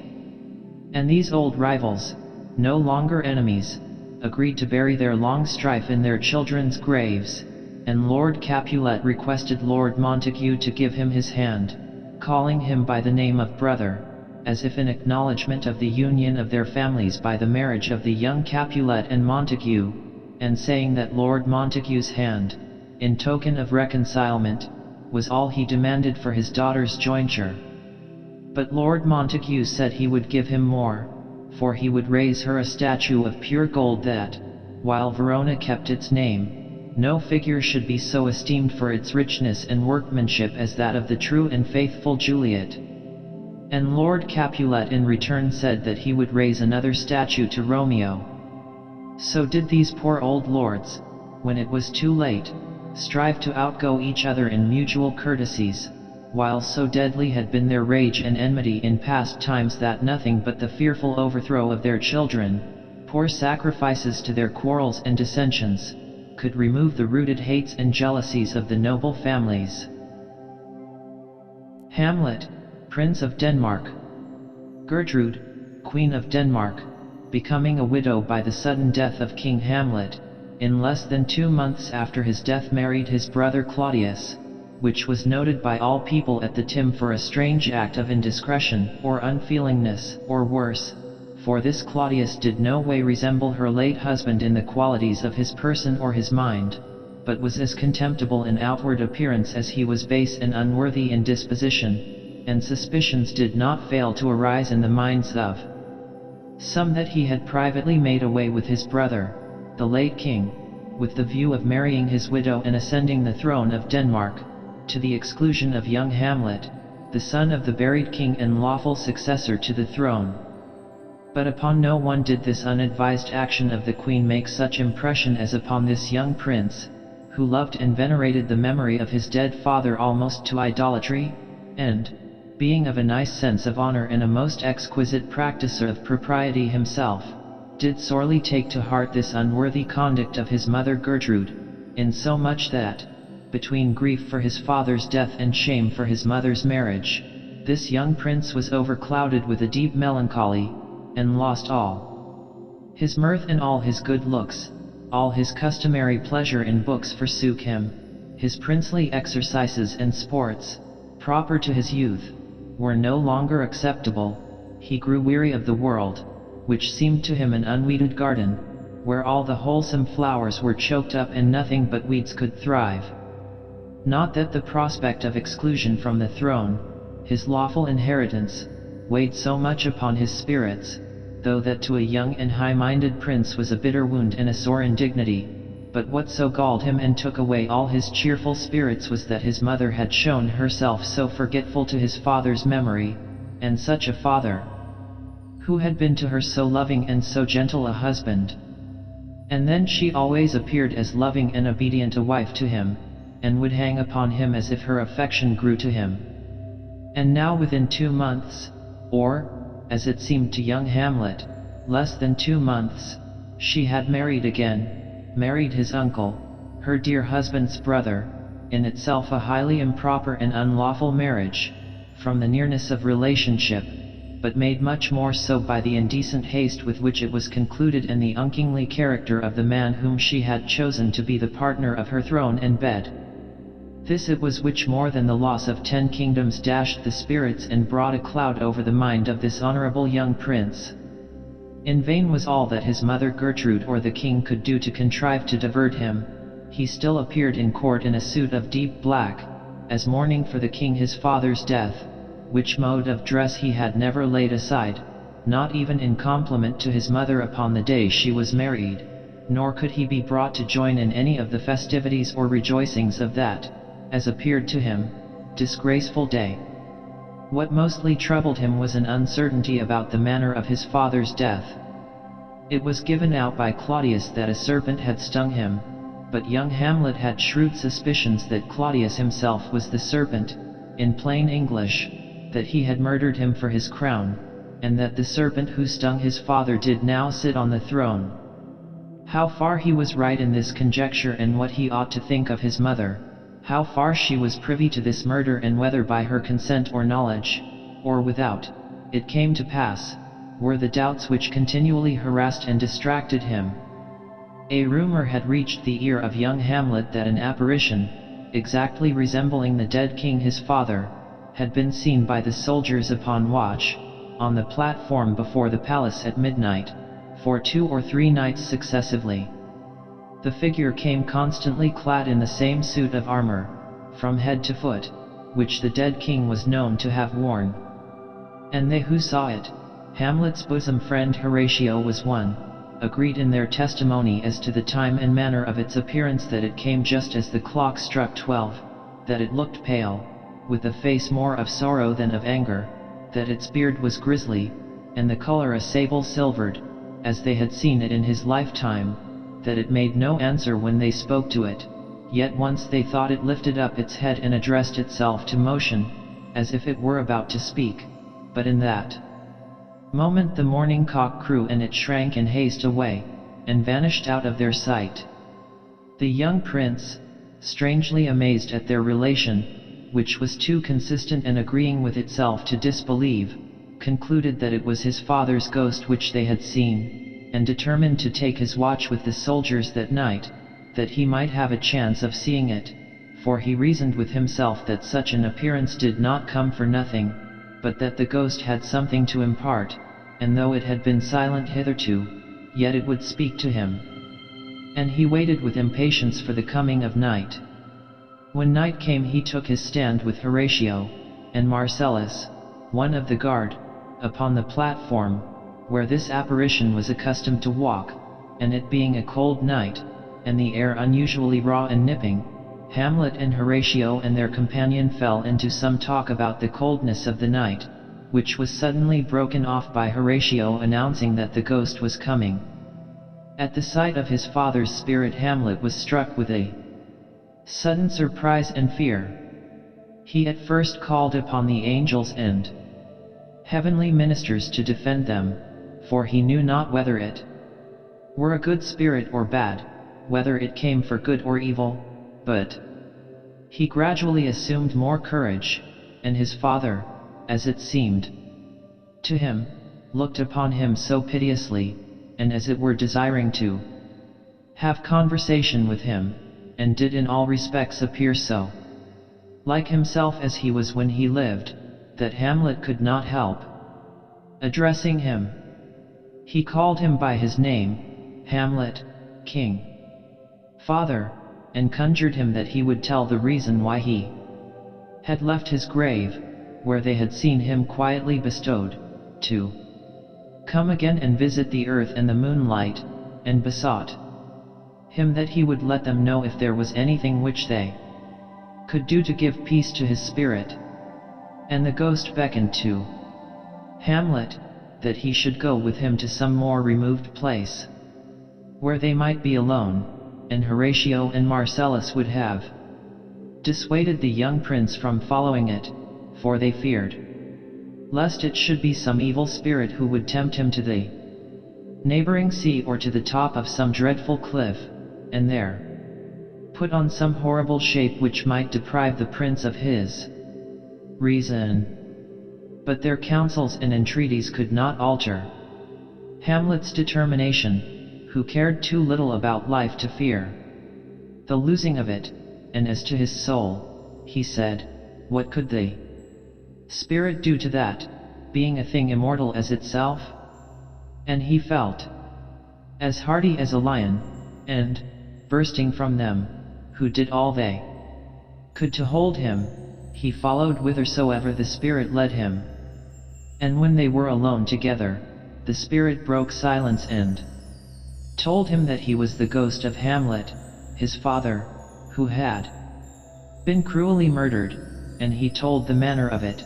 that it was done by his own brother Claudius, Hamlet's uncle, as Hamlet had already but too much suspected, for the hope of succeeding to his bed and crown, that as he was sleeping in his garden, his custom, always in the afternoon, his treasonous brother stole upon him in his sleep and poured the juice of poisonous henbane into his ears, which has such an antipathy to the life of man that, swift as quicksilver, it courses through all the veins of the body, baking up the blood and spreading a crust like leprosy all over the skin. Thus sleeping, by a brother's hand he was cut off at once from his crown, his queen, and his life, and he adjured Hamlet, if he did ever his dear father love, that he would revenge his foul murder.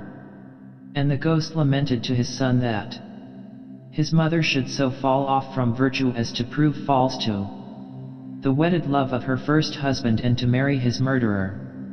But he cautioned Hamlet, howsoever he proceeded in his revenge against his wicked uncle, by no means to act any violence against the person of his mother, but to leave her to heaven, and to the stings and thorns of conscience.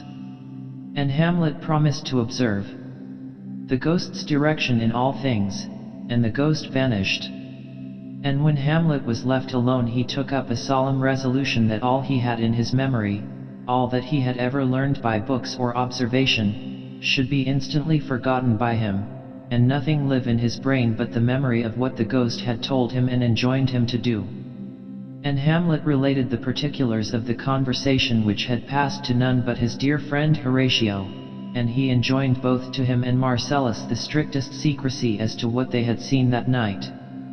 The terror which the sight of the ghost had left upon the senses of Hamlet, he being weak and dispirited before, almost unhinged his mind and drove him beside his reason. And he, fearing that it would continue to have this effect, which might subject him to observation and set his uncle upon his guard, if he suspected that he was meditating anything against him, or that Hamlet really knew more of his father's death than he professed, took up a strange resolution, from that time to counterfeit as if he were really and truly mad, thinking that he would be less an object of suspicion when his uncle should believe him incapable of any serious project, and that his real perturbation of mind would be best covered and pass concealed under a disguise of pretended lunacy.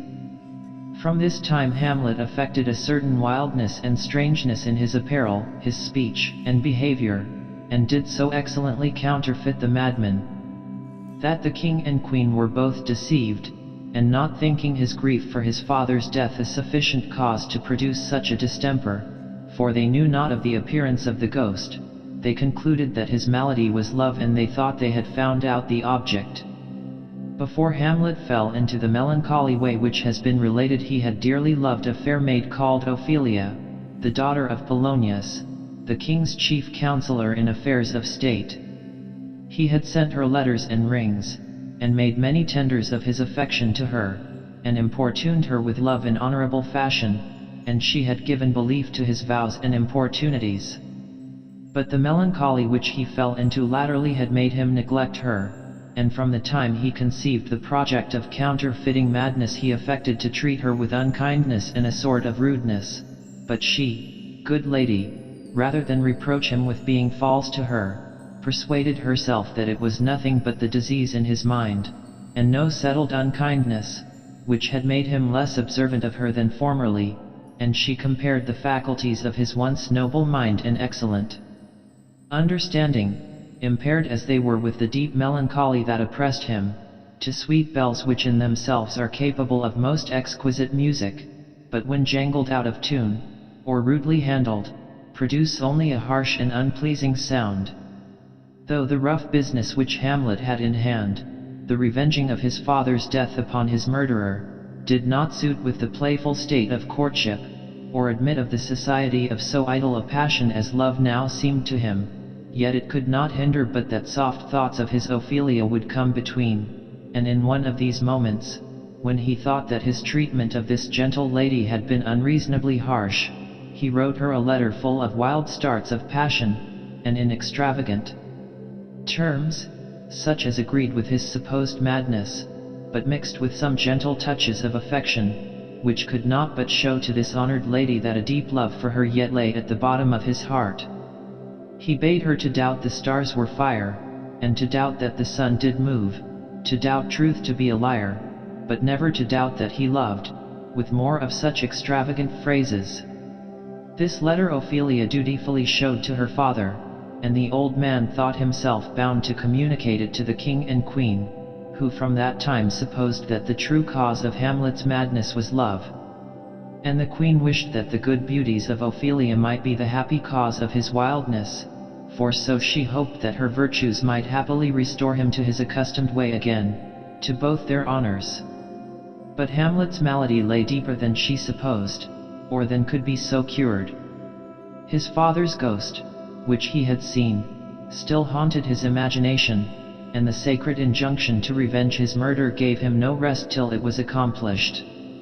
Every hour of delay seemed to him a sin and a violation of his father's commands. Yet how to compass the death of the king, surrounded as he constantly was with his guards, was no easy matter. Or if it had been, the presence of the queen, Hamlet's mother, who was generally with the king, was a restraint upon his purpose, which he could not break through. Besides, the very circumstance that the usurper was his mother's husband, filled him with some remorse and still blunted the edge of his purpose. The mere act of putting a fellow creature to death was in itself odious and terrible to a disposition naturally so gentle as Hamlet's was. His very melancholy, and the dejection of spirits he had so long been ill, produced an irresoluteness and wavering of purpose which kept him from proceeding to extremities. Moreover, he could not help having some scruples upon his mind, whether the spirit which he had seen was indeed his father, or whether it might not be the devil, who he had heard has power to take any form he pleases, and who might have assumed his father's shape only to take advantage of his weakness and his melancholy, to drive him to the doing of so desperate an act as murder. And he determined that he would have more certain grounds to go upon than a vision, or apparition, which might be a delusion. While he was in this irresolute mind there came to the court certain players, in whom Hamlet formerly used to take delight, and particularly to hear one of them speak a tragical speech, describing the death of old Priam, king of Troy, with the grief of Hecuba his queen. Hamlet welcomed his old friends, the players, and remembering how that speech had formerly given him pleasure, requested the player to repeat it, which he did in so lively a manner, setting forth the cruel murder of the feeble old king, with the destruction of his people and city by fire, and the mad grief of the old queen, running barefoot up and down the palace, with a poor cloud upon that head where a crown had been, and with nothing but a blanket upon her loins, snatched up in haste, where she had worn a royal robe, that not only it drew tears from all that stood by, who thought they saw the real scene, so lively was it represented, but even the player himself delivered it with a broken voice and real tears. This put Hamlet upon thinking, if that player could so work himself up to passion by a mere fictitious speech, to weep for one that he had never seen, for Hecuba, that had been dead so many 100 years, how dull was he, who having a real motive and cue for passion, a real king and a dear father murdered, was yet so little moved that his revenge all this while had seemed to have slept in dull and muddy forgetfulness. And while he meditated on actors and acting, and the powerful effects which a good play, represented to the life, has upon the spectator, he remembered the instance of some murderer, who, seeing a murder on the stage, was by the mere force of the scene and resemblance of circumstances so affected that on the spot he confessed the crime which he had committed. And he determined that these players should play something like the murder of his father before his uncle, and he would watch narrowly what effect it might have upon him, and from his looks he would be able to gather with more certainty if he were the murderer or not. To this effect he ordered a play to be prepared, to the representation of which he invited the king and queen. The story of the play was of a murder done in Vienna upon a duke. The Duke's name was Gonzago, his wife's Baptista. The play showed how one Lucianus, a near relation to the Duke, poisoned him in his garden for his estate, and how the murderer in a short time after got the love of Gonzago's wife. At the representation of this play, the king, who did not know the trap which was laid for him, was present, with his queen and the whole court, Hamlet sitting attentively near him to observe his looks. The play began with a conversation between Gonzago and his wife, in which the lady made many protestations of love, and of never marrying a second husband if she should outlive Gonzago, wishing she might be accursed if she ever took a second husband, and adding that no woman did so but those wicked women who kill their first husbands. Hamlet observed the king his uncle change color at this expression, and that it was as bad as wormwood both to him and to the queen. But when Lucianus, according to the story, came to poison Gonzago sleeping in the garden, the strong resemblance which it bore to his own wicked act upon the late king, his brother, whom he had poisoned in his garden, so struck upon the conscience of this usurper that he was unable to sit out the rest of the play, but on a sudden calling for lights to his chamber, and affecting or partly feeling a sudden sickness, he abruptly left the theatre. The king being departed, the play was given over. Now Hamlet had seen enough to be satisfied that the words of the ghost were true and no illusion, and in a fit of gaiety, like that which comes over a man who suddenly has some great doubt or scruple resolved, he swore to Horatio that he would take the ghost's word for 1,000 pounds. But before he could make up his resolution as to what measures of revenge he should take, now he was certainly informed that his uncle was his father's murderer, he was sent for by the queen his mother, to a private conference in her closet. It was by desire of the king that the queen sent for Hamlet, that she might signify to her son how much his late behavior had displeased them both, and the king, wishing to know all that passed at that conference, and thinking that the too partial report of a mother might let slip some part of Hamlet's words, which it might much import the king to know, Polonius, the old councillor of state, was ordered to plant himself behind the hangings in the queen's closet, where he might, unseen, hear all that passed. This artifice was particularly adapted to the disposition of Polonius, who was a man grown old in crooked maxims and policies of state, and delighted to get at the knowledge of matters in an indirect and cunning way. Hamlet being come to his mother, she began to tax him in the roundest way with his actions and behavior, and she told him that he had given great offense to his father, meaning the king, his uncle, whom, because he had married her, she called Hamlet's father. Hamlet, sorely indignant that she should give so dear and honored a name as father seemed to him to a wretch who was indeed no better than the murderer of his true father, with some sharpness replied, "Mother, you have much offended my father." The queen said that was but an idle answer. "As good as the question deserved," said Hamlet. The queen asked him if he had forgotten who it was he was speaking to. "Alas," replied Hamlet, "I wish I could forget. You are the queen, your husband's brother's wife, and you are my mother. I wish you were not what you are." "Nay, then," said the queen, "if you show me so little respect, I will set those to you that can speak," and was going to send the king or Polonius to him. But Hamlet would not let her go.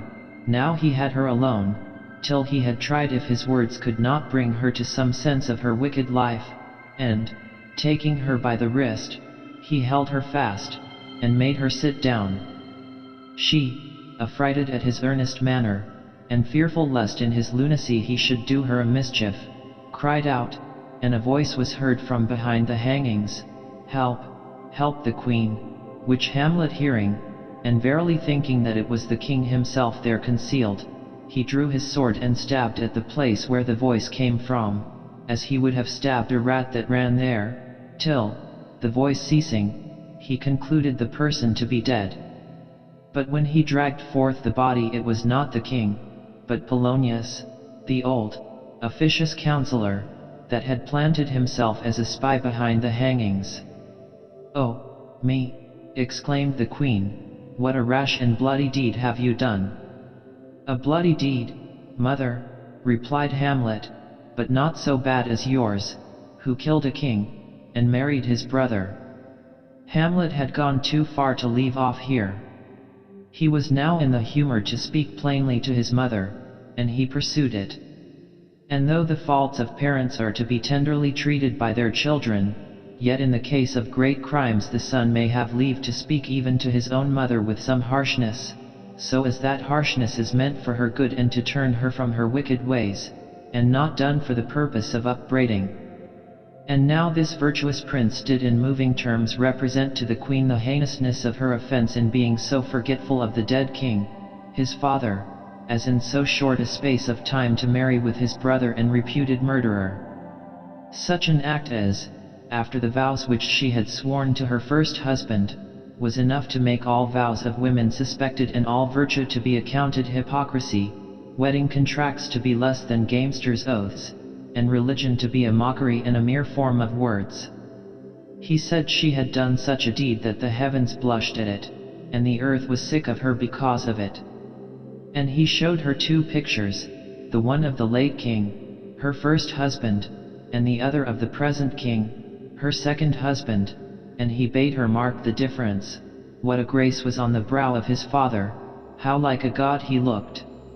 The curls of Apollo, the forehead of Jupiter, the eye of Mars, and a posture like to Mercury newly alighted on some heaven-kissing hill. This man, he said, had been her husband. And then B showed her whom she had got in his stead, how like a blight or a mildew he looked, for so he had blasted his wholesome brother. And the queen was sore ashamed that he should so turn her eyes inward upon her soul, which she now saw so black and deformed.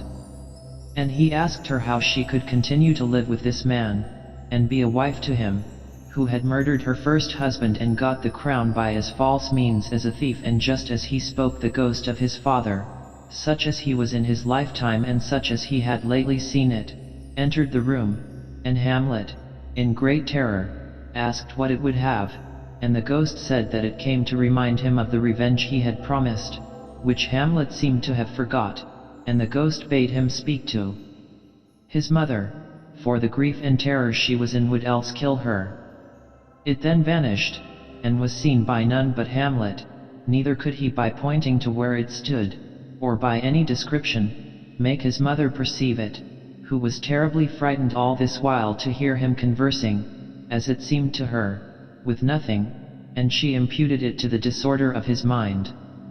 But Hamlet begged her not to flatter her wicked soul in such a manner as to think that it was his madness, and not her own offenses, which had brought his father's spirit again on the earth. And he bade her feel his pulse, how temperately it beat, not like a madman's.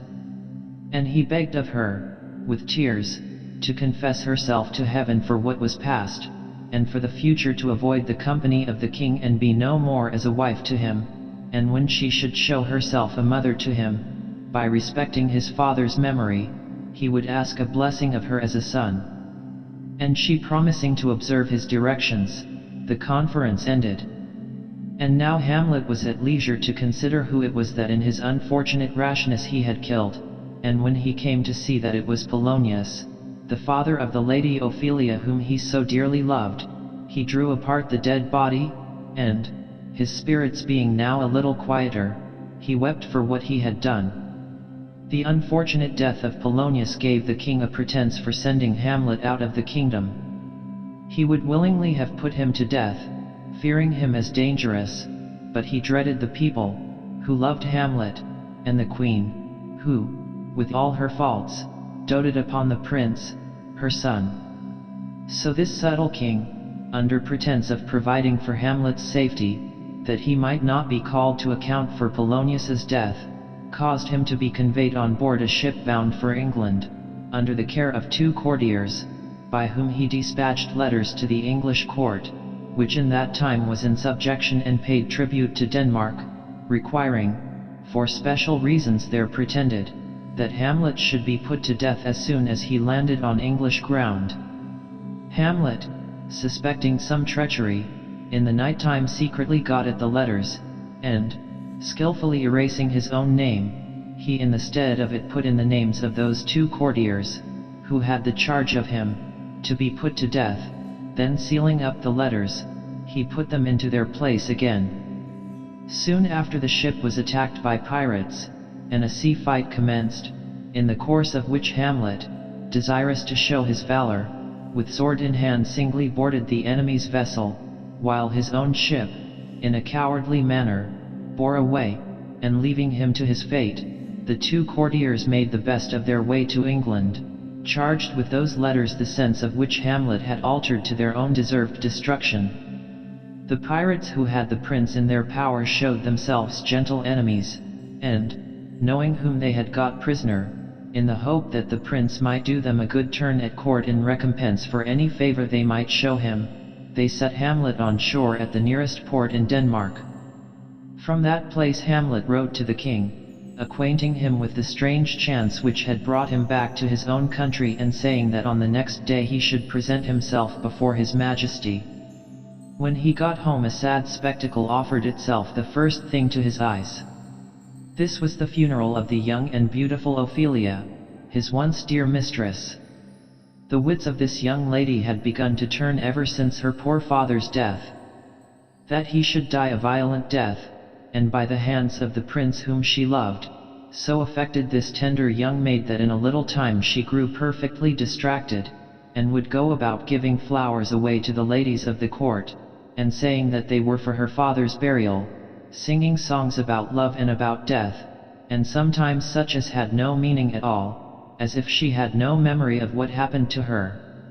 There was a willow which grew slanting over a brook, and reflected its leaves on the stream. To this brook she came one day when she was unwatched, with garlands she had been making, mixed up of daisies and nettles, flowers and weeds together, and clambering up to bang her garland upon the boughs of the willow, a bough broke and precipitated this fair young maid, garland, and all that she had gathered, into the water, where her clothes bore her up for a while, during which she chanted scraps of old tunes, like one insensible to her own distress, or as if she were a creature natural to that element, but long it was not before her garments, heavy with the wet, pulled her in from her melodious singing to a muddy and miserable death. It was the funeral of this fair maid which her brother Laertes was celebrating, the king and queen and whole court being present, when Hamlet arrived. He knew not what all this show imported, but stood on one side, not inclining to interrupt the ceremony. He saw the flowers strewed upon her grave, as the custom was in maiden burials, which the queen herself threw in, and as she threw them she said, "Sweets to the sweet. I thought to have decked thy bride bed, sweet maid, not to have strewed thy grave. Thou shouldst have been my Hamlet's wife." And he heard her brother wish that violets might spring from her grave, and he saw him leap into the grave all frantic with grief, and bid the attendants pile mountains of earth upon him, that he might be buried with her. And Hamlet's love for this fair maid came back to him, and he could not bear that a brother should show so much transport of grief, for he thought that he loved Ophelia better than 40,000 brothers. Then discovering himself, he leaped into the grave where Laertes was, all as frantic or more frantic than he, and Laertes, knowing him to be Hamlet, who had been the cause of his father's and his sister's death, grappled him by the throat as an enemy, till the attendants parted them, and Hamlet, after the funeral, excused his hasty act in throwing himself into the grave as if to brave Laertes, but he said he could not bear that any one should seem to outgo him in grief for the death of the fair Ophelia. And for the time these 2 noble youths seemed reconciled.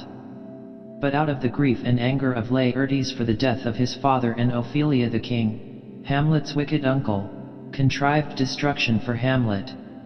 He set on Laertes, under cover of peace and reconciliation, to challenge Hamlet to a friendly trial of skill at fencing, which Hamlet accepting, a day was appointed to try the match. At this match all the court was present, and Laertes, by direction of the king, prepared a poisoned weapon. Upon this match great wagers were laid by the courtiers, as both Hamlet and Laertes were known to excel at this sword play, and Hamlet, taking up the foils, chose one, not at all suspecting the treachery of Laertes, or being careful to examine Laertes's weapon, who, instead of a foil or blunted sword, which the laws of fencing require, made use of one with a point, and poisoned. At first Laertes did but play with Hamlet, and suffered him to gain some advantages, which the dissembling king magnified and extolled beyond measure, drinking to Hamlet's success and wagering rich bets upon the issue.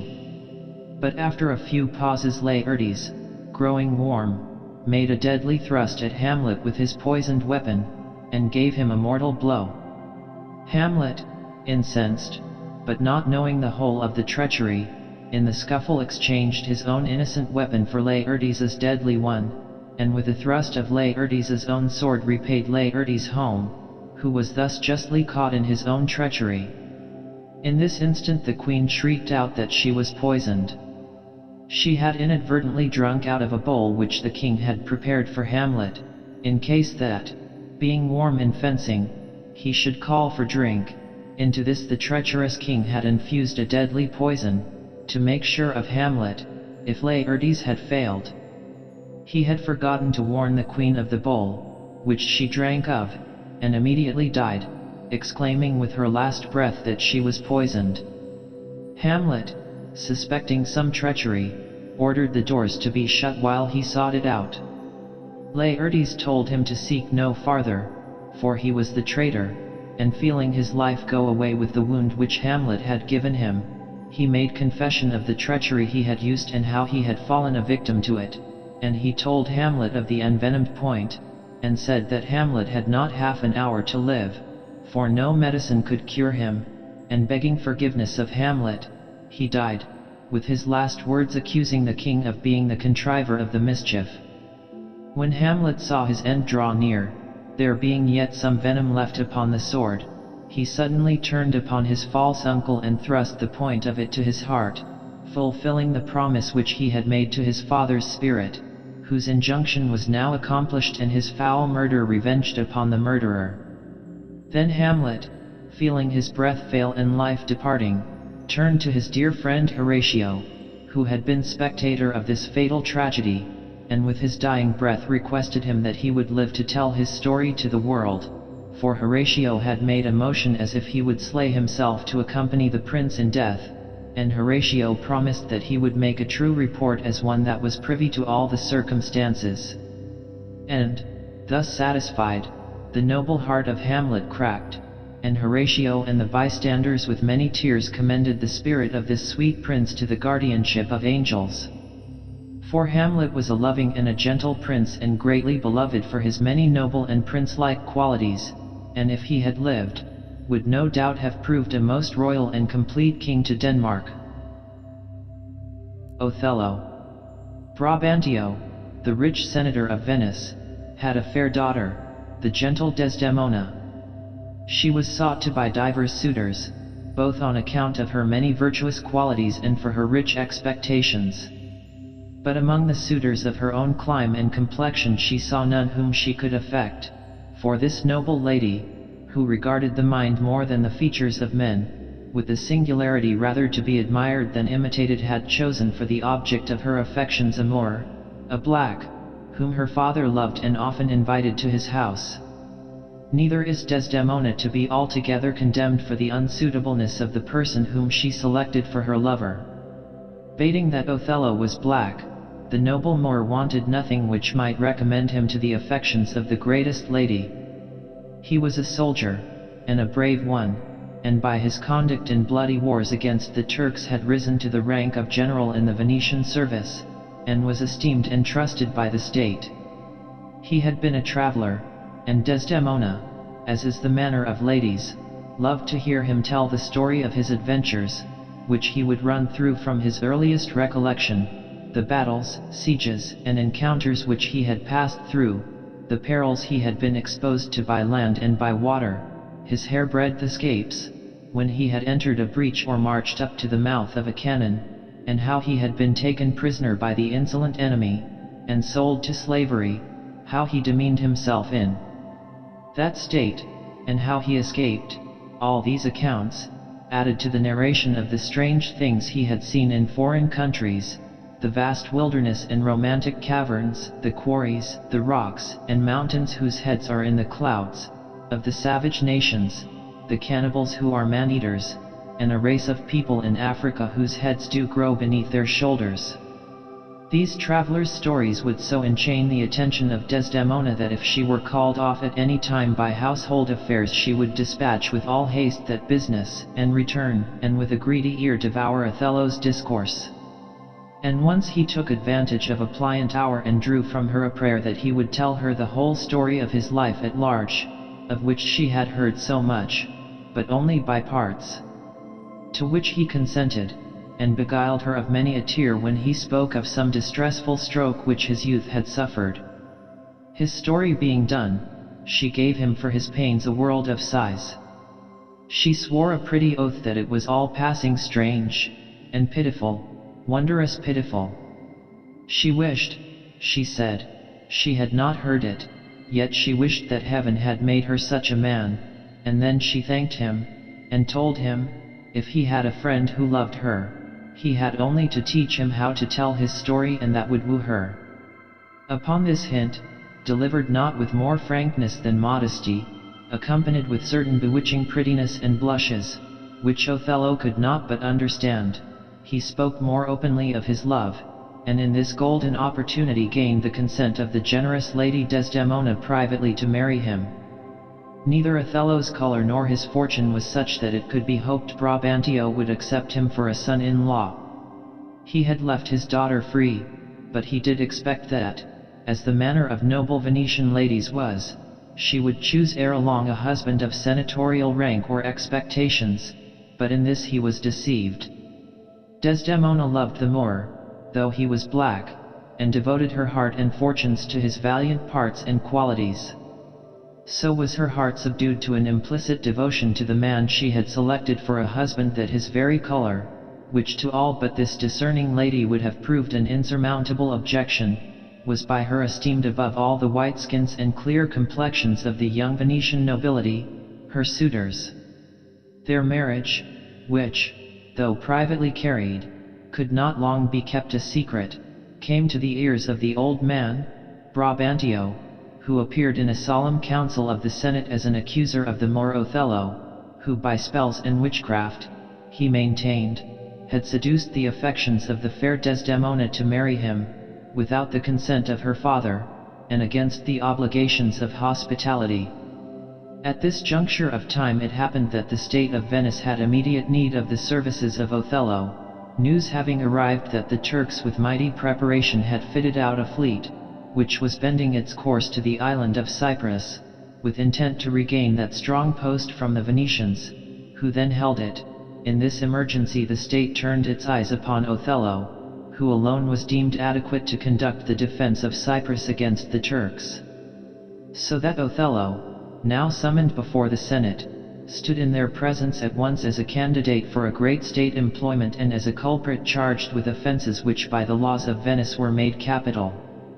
The age and senatorial character of old Brabantio commanded a most patient hearing from that grave assembly, but the incensed father conducted his accusation with so much intemperance, producing likelihoods and allegations for proofs, that, when Othello was called upon for his defense, he had only to relate a plain tale of the course of his love, which he did with such an artless eloquence, recounting the whole story of his wooing as we have related it above, and delivered his speech with so noble a plainness, the evidence of truth, that the Duke, who sat as chief judge, could not help confessing that a tale so told would have won his daughter, too, and the spells and conjurations which Othello had used in his courtship plainly appeared to have been no more than the honest arts of men in love, and the only witchcraft which he had used the faculty of telling a soft tale to win a lady's ear. This statement of Othello was confirmed by the testimony of the Lady Desdemona herself, who appeared in court and, professing a duty to her father for life and education, challenged leave of him to profess a yet higher duty to her lord and husband, even so much as her mother had shown in preferring him, Brabantio, above her father.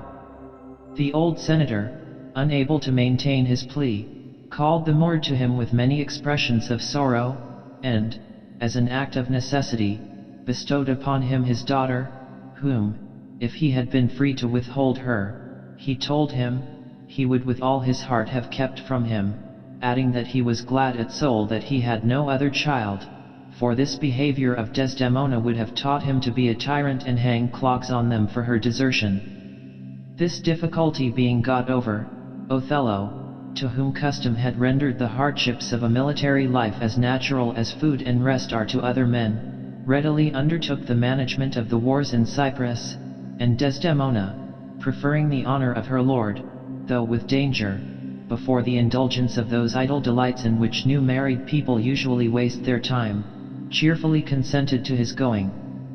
No sooner were Othello and his lady landed in Cyprus than news arrived that a desperate tempest had dispersed the Turkish fleet, and thus the island was secure from any immediate apprehension of an attack. But the war which Othello was to suffer was now beginning, and the enemies which malice stirred up against his innocent lady proved in their nature more deadly than strangers or infidels. Among all the general's friends no one possessed the confidence of Othello more entirely than Cassio. Michael Cassio was a young soldier, a Florentine, gay, amorous, and of pleasing address, favorite qualities with women. He was handsome and eloquent, and exactly such a person as might alarm the jealousy of a man advanced in years, as Othello in some measure was, who had married a young and beautiful wife. But Othello was as free from jealousy as he was noble, and as incapable of suspecting as of doing a base action. He had employed this Cassio in his love affair with Desdemona, and Cassio had been a sort of go-between in his suit, for Othello, fearing that himself had not those soft parts of conversation which please ladies, and finding these qualities in his friend, would often depute Cassio to go, as he phrased it, a-courting for him. Such innocent simplicity being rather an honor than a blemish to the character of the valiant Moor. So that no wonder if, next to Othello himself, but at far distance, as beseems a virtuous wife, the gentle Desdemona loved and trusted Cassio. Nor had the marriage of this couple made any difference in their behavior to Michael Cassio. He frequented their house, and his free and rattling talk was no unpleasing variety to Othello, who was himself of a more serious temper, for such tempers are observed often to delight in their contraries, as a relief from the oppressive excess of their own, and Desdemona and Cassio would talk and laugh together, as in the days when he went a-courting for his friend. Othello had lately promoted Cassio to be the lieutenant, a place of trust, and nearest to the general's person. This promotion gave great offense to Iago, an older officer who thought he had a better claim than Cassio, and would often ridicule Cassio as a fellow fit only for the company of ladies and one that knew no more of the art of war or how to set an army in array for battle than a girl. Iago hated Cassio, and he hated Othello as well for favoring Cassio as for an unjust suspicion, which he had lightly taken up against Othello, that the Moor was too fond of Iago's wife Emilia. From these imaginary provocations the plotting mind of Iago conceived a horrid scheme of revenge, which should involve Cassio, the Moor, and Desdemona in one common ruin. Iago was artful, and had studied human nature deeply, and he knew that of all the torments which afflict the mind of man, and far beyond bodily torture, the pains of jealousy were the most intolerable and had the sorest sting. If he could succeed in making Othello jealous of Cassio, he thought it would be an exquisite plot of revenge and might end in the death of Cassio or Othello, or both, he cared not. The arrival of the general and his lady in Cyprus, meeting with news of the dispersion of the enemy's fleet, made a sort of holiday in the island. Everybody gave himself up to feasting and making merry. Wine flowed in abundance, and cups went round to the health of the black Othello and his lady the fair Desdemona. Cassio had the direction of the guard that night, with the charge from Othello to keep the soldiers from excess in drinking, that no brawl might arise to fright the inhabitants or disgust them with the new landed forces. That night Iago began his deep-laid plans of mischief. Under color of loyalty and love to the general, he enticed Cassio to make rather too free with the bottle, a great fault in an officer upon guard. Cassio for a time resisted, but he could not long hold out against the honest freedom which Iago knew how to put on, but kept swallowing glass after glass, as Iago still plied him with drink and encouraging songs, and Cassio's tongue ran over in praise of the Lady Desdemona, whom he again and again toasted, affirming that she was a most exquisite lady.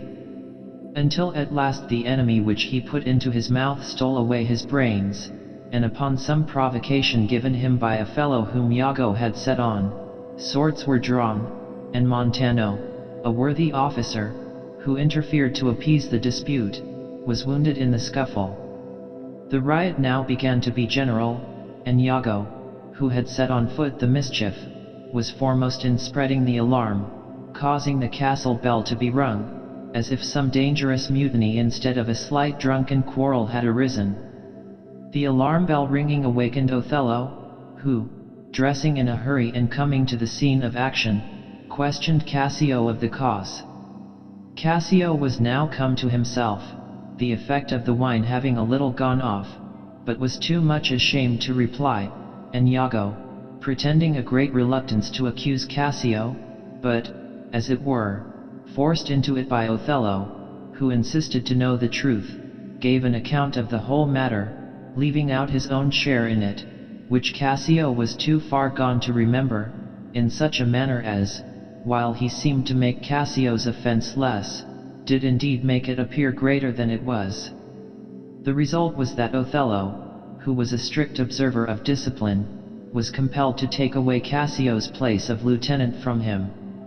Thus did Iago's first artifice succeed completely. He had now undermined his hated rival and thrust him out of his place, but a further use was hereafter to be made of the adventure of this disastrous night. Cassio, whom this misfortune had entirely sobered, now lamented to his seeming friend Iago that he should have been such a fool as to transform himself into a beast. He was undone, for how could he ask the general for his place again? He would tell him he was a drunkard. He despised himself. Iago, affecting to make light of it, said that he, or any man living, might be drunk upon occasion. It remained now to make the best of a bad bargain. The general's wife was now the general, and could do anything with Othello, that he were best to apply to the Lady Desdemona to mediate for him with her lord, that she was of a frank, obliging disposition and would readily undertake a good office of this sort and set Cassio right again in the general's favor, and then this crack in their love would be made stronger than ever. A good advice of Iago, if it had not been given for wicked purposes, which will after appear. Cassio did as Iago advised him, and made application to the Lady Desdemona, who was easy to be won over in any honest suit, and she promised Cassio that she should be his solicitor with her lord, and rather die than give up his cause. This she immediately set about in so earnest and pretty a manner that Othello, who was mortally offended with Cassio, could not put her off. When he pleaded delay, and that it was too soon to pardon such an offender, she would not be beat back, but insisted that it should be the next night, or the morning after, or the next morning to that at farthest. Then she showed how penitent and humbled poor Cassio was, and that his offense did not deserve so sharp a check. And when Othello still hung back, "What, my lord," said she, "that I should have so much to do to plead for Cassio, Michael Cassio, that came a-courting for you, and oftentimes, when I have spoken in dispraise of you has taken your part. I count this but a little thing to ask of you. When I mean to try your love indeed I shall ask a weighty matter." Othello could deny nothing to such a pleader, and only requesting that Desdemona would leave the time to him, promised to receive Michael Cassio again in favor. It happened that Othello and Iago had entered into the room where Desdemona was, just as Cassio, who had been imploring her intercession, was departing at the opposite door, and Iago, who was full of art, said in a low voice, as if to himself, "I like not that." Othello took no great notice of what he said. Indeed, the conference which immediately took place with his lady put it out of his head, but he remembered it afterward. For when Desdemona was gone, Iago, as if for mere satisfaction of his thought, questioned Othello whether Michael Cassio, when Othello was courting his lady, knew of his love. To this the general answering in the affirmative, and adding, that he had gone between them very often during the courtship, Iago knitted his brow, as if he had got fresh light on some terrible matter, and cried, "Indeed." This brought into Othello's mind the words which Iago had let fall upon entering the room and seeing Cassio with Desdemona, and he began to think there was some meaning in all this, for he deemed Iago to be a just man, and full of love and honesty, and what in a false knave would be tricks in him seemed to be the natural workings of an honest mind, big with something too great for utterance. And Othello prayed Iago to speak what he knew and to give his worst thoughts words. "And what," said Iago, "if some thoughts very vile should have intruded into my breast, as where is the palace into which foul things do not enter?"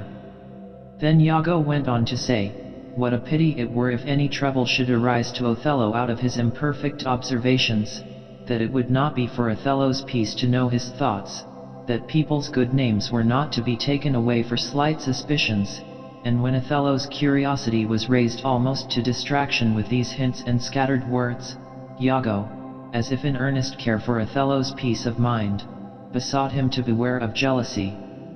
With such art did this villain raise suspicions in the unguarded Othello, by the very caution which he pretended to give him against suspicion. "I know," said Othello, "that my wife is fair, loves company and feasting, is free of speech, sings, plays, and dances well, but where virtue is, these qualities are virtuous. I must have proof before I think her dishonest." Then Iago, as if glad that Othello was slow to believe ill of his lady, frankly declared that he had no proof, but begged Othello to see her behavior well, when Cassio was by, not to be jealous nor too secure neither, for that he, Iago, knew the dispositions of the Italian ladies, his country women, better than Othello could do, and that in Venice the wives let heaven see many pranks they dared not show their husbands. Then he artfully insinuated that Desdemona deceived her father in marrying with Othello, and carried it so closely that the poor old man thought that witchcraft had been used. Othello was much moved with this argument, which brought the matter home to him, for if she had deceived her father, why might she not deceive her husband?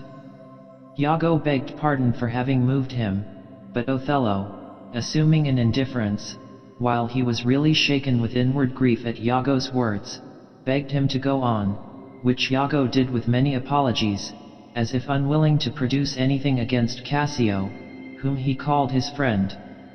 He then came strongly to the point and reminded Othello how Desdemona had refused many suitable matches of her own clime and complexion, and had married him, a Moor, which showed unnatural in her and proved her to have a headstrong will, and when her better judgment returned, how probable it was she should fall upon comparing Othello with the fine forms and clear white complexions of the young Italians her countrymen. He concluded with advising Othello to put off his reconcilement with Cassio a little longer, and in the meanwhile to note with what earnestness Desdemona should intercede in his behalf, for that much would be seen in that. So mischievously did this artful villain lay his plots to turn the gentle qualities of this innocent lady into her destruction, and make a net for her out of her own goodness to entrap her, first setting Cassio on to entreat her mediation, and then out of that very mediation contriving stratagems for her ruin. The conference ended with Iago's begging Othello to account his wife innocent until he had more decisive proof, and Othello promised to be patient, but from that moment the deceived Othello never tasted content of mind. Poppy, nor the juice of mandragora, nor all the sleeping potions in the world, could ever again restore to him that sweet rest which he had enjoyed but yesterday. His occupation sickened upon him. He no longer took delight in arms. His heart, that used to be roused at the sight of troops and banners and battle array, and would stir and leap at the sound of a drum or a trumpet or a neighing war horse, seemed to have lost all that pride and ambition which are a soldier's virtue, and his military ardor and all his old joys forsook him. Sometimes he thought his wife honest, and at times he thought her not so. Sometimes he thought Iago just, and at times he thought him not so. Then he would wish that he had never known of it. He was not the worse for her loving Cassio, so long as he knew it not. Torn to pieces with these distracting thoughts, he once laid hold on Iago's throat and demanded proof of Desdemona's guilt, or threatened instant death for his having belied her. Iago, feigning indignation that his honesty should be taken for a vice, asked Othello if he had not sometimes seen a handkerchief spotted with strawberries in his wife's hand. Othello answered that he had given her such a one, and that it was his first gift. "That same handkerchief," said Iago, "did I see Michael Cassio this day wipe his face with." "If it be as you say," said Othello, "I will not rest till a white revenge swallow them up, and first, for a token of your fidelity, I expect that Cassio shall be put to death within 3 days, and for that fair devil meaning his lady I will withdraw and devise some swift means of death for her. Trifles light as air are to the jealous proofs as strong as holy writ." A handkerchief of his wife's seen in Cassio's hand was motive enough to the deluded Othello to pass sentence of death upon them both, without once inquiring how Cassio came by it. Desdemona had never given such a present to Cassio, nor would this constant lady have wronged her lord with doing so naughty a thing as giving his presents to another man. Both Cassio and Desdemona were innocent of any offense against Othello, but the wicked Iago, whose spirits never slept in contrivance of villainy, had made his wife, a good, but a weak woman, steal this handkerchief from Desdemona, under pretense of getting the work copied, but in reality to drop it in Cassio's way, where he might find it, and give a handle to Iago's suggestion that it was Desdemona's present. Othello, soon after meeting his wife, pretended that he had a headache, as he might indeed with truth, and desired her to lend him her handkerchief to hold to his temples. She did so. "Not this," said Othello, "but that handkerchief I gave you." Desdemona had it not about her, for indeed it was stolen, as we have related. "How," said Othello, "this is a fault indeed. That handkerchief an Egyptian woman gave to my mother. The woman was a witch and could read people's thoughts. She told my mother while she kept it would make her amiable and my father would love her, but if she lost it or gave it away, my father's fancy would turn and he would loathe her as much as he had loved her.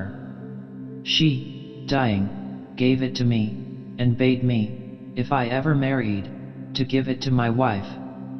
I did so. Take heed of it. Make it a darling as precious as your eye." "Is it possible?" said the frightened lady. "'Tis true," continued Othello, "it is a magical handkerchief. A sibyl that had lived in the world 200 years, in a fit of prophetic fury worked it. The silkworms that furnished the silk were hallowed, and it was dyed in a mummy of maidens' hearts conserved." Desdemona, hearing the wondrous virtues of the handkerchief, was ready to die with fear, for she plainly perceived she had lost it, and with it, she feared, the affections of her husband. Then Othello started and looked as if he were going to do some rash thing, and still he demanded the handkerchief, which when she could not produce, she tried to divert her husband from too serious thoughts, and cheerfully told him she saw all his talk about the handkerchief was only to put her off from her suit about Michael Cassio, whom she went on to praise, as Iago had foretold, till Othello in perfect distraction burst out of the room, and then Desdemona, though unwillingly, began to suspect that her lord was jealous. What cause she could have ministered to him she knew not, and then she accused herself for accusing the noble Othello, and thought, to be sure, that some untoward news from Venice or some state troubles had puddled his spirits and made his temper not so sweet as formerly. And she said, "Men are not gods, and we must not look for that observance from them when they are married which they show us on the bridal day." And she beshrewed herself for so unkindly judging of his unkindness. Again Othello and Desdemona met, and he accused her more plainly of being unfaithful and of loving another man, but he did not name whom. And Othello wept, and Desdemona said, "Alas, the heavy day, why do you weep?" And Othello told her he could have borne all sorts of evils with fortitude, poverty, and disease, and disgrace, but her infidelity had broken his heart.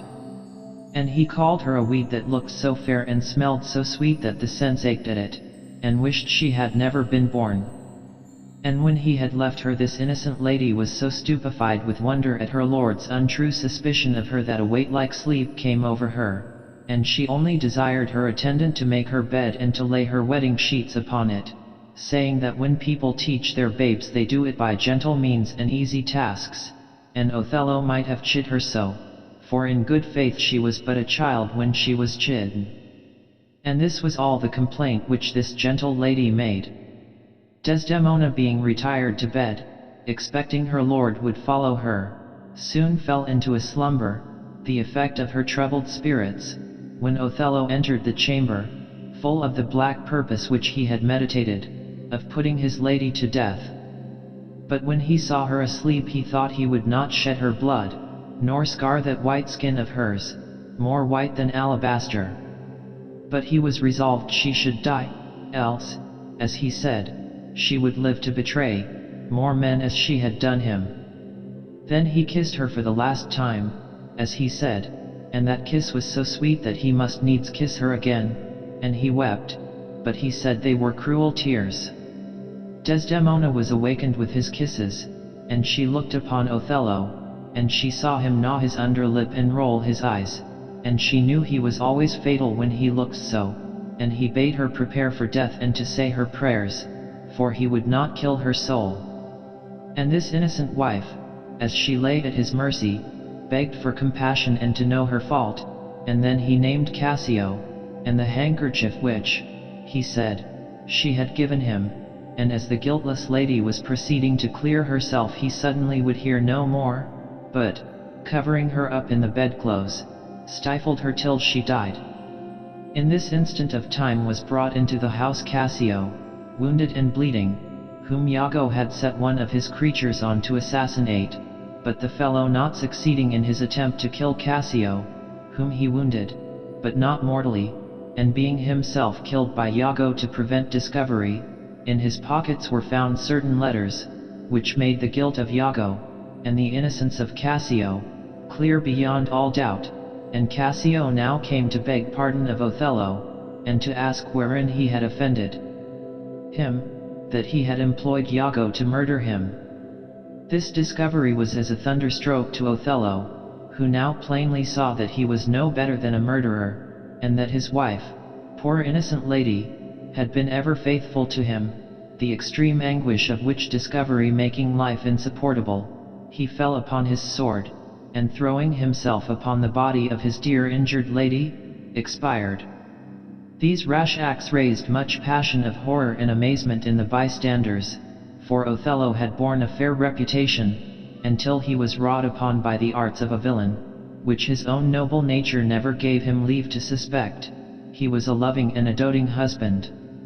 He had loved not wisely, but too well, and his manly eyes, when he learned his mistake, though not used to weep on every small occasion, dropped tears as fast as the Arabian trees their gum. And when he was dead all his former merits and his valiant acts were remembered. Nothing now remained for his successor but to put the utmost censure of the law in force against Iago, who was executed with strict tortures, and to send word to the state of Venice of the lamentable death of their renowned general. Pericles, Prince of Tyre. Pericles, Prince of Tyre, became a voluntary exile from his dominions, to avert the dreadful calamities which Antiochus, the wicked emperor of Greece, threatened to bring upon his subjects and city of Tyre, in revenge for a discovery which the prince had made of a shocking deed which the emperor had done in secret, as commonly it proves dangerous to pry into the hidden crimes of great ones. Leaving the government of his people in the hands of his able and honest minister, Helicanus, Pericles set sail from Tyre, thinking to absent himself till the wrath of Antiochus, who was mighty, should be appeased. The first place which the prince directed his course to was Tarsus, and hearing that the city of Tarsus was at that time suffering under a severe famine, he took with him a store of provisions for its relief. On his arrival he found the city reduced to the utmost distress, and, he coming like a messenger from heaven with his unhoped-for succor, Cleon, the governor of Tarsus, welcomed him with boundless thanks. Pericles had not been here many days before letters came from his faithful minister, warning him that it was not safe for him to stay at Tarsus, for Antiochus knew of his abode, and by secret emissaries dispatched for that purpose sought his life. Upon receipt of these letters Pericles put out to sea again, amid the blessings and prayers of a whole people who had been fed by his bounty. He had not sailed far when his ship was overtaken by a dreadful storm, and every man on board perished except Pericles, who was cast by the sea waves naked on an unknown shore, where he had not wandered long before he met with some poor fishermen, who invited him to their homes, giving him clothes and provisions. The fishermen told Pericles the name of their country was Pentapolis, and that their king was Simonides, commonly called the Good Simonides, because of his peaceable reign and good government. From them he also learned that King Simonides had a fair young daughter, and that the following day was her birthday, when a grand tournament was to be held at court, many princes and knights being come from all parts to try their skill in arms for the love of Tisa, this fair princess. While the prince was listening to this account, and secretly lamenting the loss of his good armor, which disabled him from making one among these valiant knights, another fisherman brought in a complete suit of armor that he had taken out of the sea with his fishing net, which proved to be the very armor he had lost. When Pericles beheld his own armor he said, "Thanks, fortune, after all my crosses you give me somewhat to repair myself. This armor was bequeathed to me by my dead father, for whose dear sake I have so loved it that whithersoever I went I still have kept it by me, and the rough sea that parted it from me, having now become calm, hath given it back again, for which I thank it, for, since I have my father's gift again, I think my shipwreck no misfortune." The next day Pericles, clad in his brave father's armor, repaired to the royal court of Simonides, where he performed wonders at the tournament, vanquishing with ease all the brave knights and valiant princes who contended with him in arms for the honor of Tisa's love. When brave warriors contended at court tournaments for the love of kings' daughters, if one proved sole victor over all the rest, it was usual for the great lady for whose sake these deeds of valor were undertaken to bestow all her respect upon the conqueror, and Tisa did not depart from this custom, for she presently dismissed all the princes and knights whom Pericles had vanquished, and distinguished him by her especial favor and regard, crowning him with the wreath of victory, as king of that day's happiness, and Pericles became a most passionate lover of this beauteous princess from the first moment he beheld her. The good Simonides so well approved of the valor and noble qualities of Pericles, who was indeed a most accomplished gentleman and well learned in all excellent arts, that though he knew not the rank of this royal stranger, for Pericles for fear of Antiochus gave out that he was a private gentleman of Tyre, yet did not Simonides disdain to accept of the valiant unknown for a son-in-law, when he perceived his daughter's affections were firmly fixed upon him. Pericles had not been many months married to Tisa before he received intelligence that his enemy Antiochus was dead, and that his subjects of Tyre, impatient of his long absence, threatened to revolt and talked of placing Helicanus upon his vacant throne. This news came from Helicanus himself, who, being a loyal subject to his royal master, would not accept of the high dignity offered him, but sent to let Pericles know their intentions, that he might return home and resume his lawful right. It was matter of great surprise and joy to Simonides to find that his son-in-law, the obscure knight, was the renowned Prince of Tyre. Yet again he regretted that he was not the private gentleman he supposed him to be, seeing that he must now part both with his admired son-in-law and his beloved daughter, whom he feared to trust to the perils of the sea, because Thaisa was with child, and Pericles himself wished her to remain with her father till after her confinement, but the poor lady so earnestly desired to go with her husband that at last they consented, hoping she would reach Tyre before she was brought to bed. The sea was no friendly element to unhappy Pericles, for long before they reached Tyre another dreadful tempest arose, which so terrified Thaisa that she was taken ill, and in a short space of time her nurse, Lycorida, came to Pericles with a little child in her arms, to tell the prince the sad tidings that his wife died the moment her little babe was born. She held the babe toward its father, saying, "Here is a thing too young for such a place. This is the child of your dead queen." No tongue can tell the dreadful sufferings of Pericles when he heard his wife was dead. As soon as he could speak he said, "O you gods, why do you make us love your goodly gifts and then snatch those gifts away?" "Patience, good sir," said Lycorida, "here is all that is left alive of our dead queen, a little daughter, and for your child's sake be more manly." "Patience, good sir, even for the sake of this precious charge." Pericles took the newborn infant in his arms, and he said to the little babe, "Now may your life be mild, for a more blusterous birth had never babe. May your condition be mild and gentle, for you have had the rudest welcome that ever prince's child did meet with. May that which follows be happy, for you have had as chiding a nativity as fire, air, water, earth, and heaven could make to herald you from the womb. Even at the first, your loss, meaning in the death of her mother, is more than all the joys, which you shall find upon this earth to which you are come a new visitor, shall be able to recompense." The storm still continuing to rage furiously, and the sailors having a superstition that while a dead body remained in the ship the storm would never cease, they came to Pericles to demand that his queen should be thrown overboard, and they said, "What courage, sir? God save you." "Courage enough," said the sorrowing prince. "I do not fear the storm, it has done to me its worst, yet for the love of this poor infant, this fresh new seafarer, I wish the storm was over." "Sir," said the sailors, "your queen must overboard. The sea works high, the wind is loud, and the storm will not abate till the ship be cleared of the dead." Though Pericles knew how weak and unfounded this superstition was, yet he patiently submitted, saying, "As you think meet." "Then she must overboard, most wretched queen."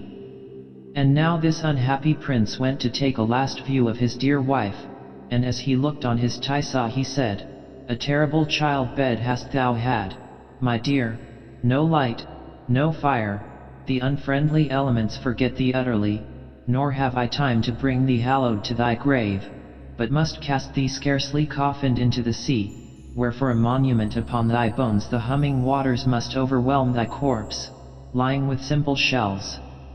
O Lycorida, bid Nestor bring me spices, ink, and paper, my casket and my jewels, and bid Nicander bring me the satin coffin.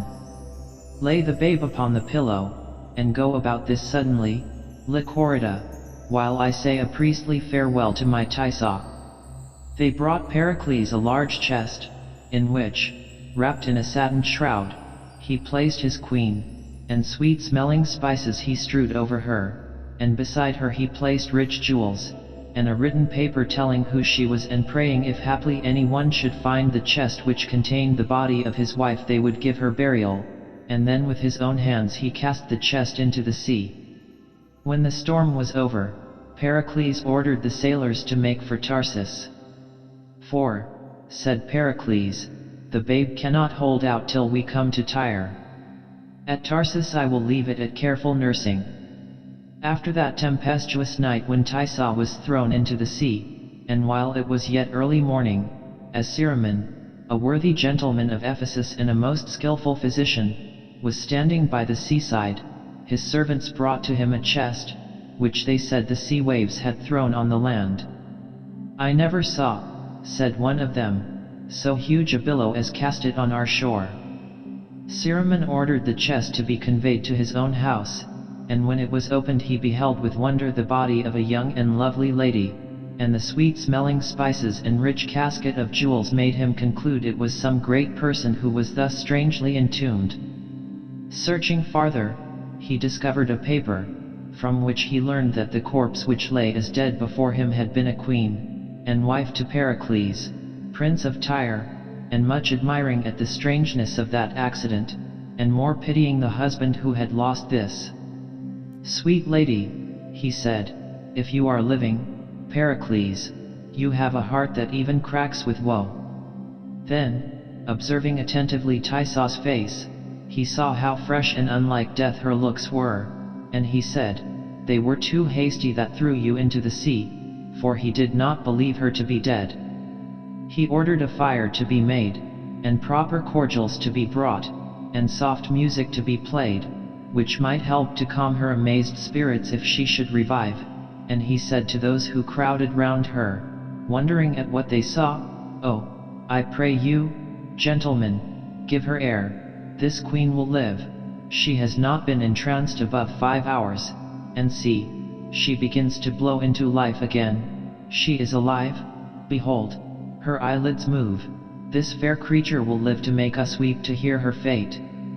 Tyso had never died, but after the birth of her little baby had fallen into a deep swoon which made all that saw her conclude her to be dead, and now by the care of this kind gentleman she once more revived to light and life, and, opening her eyes, she said, "Where am I?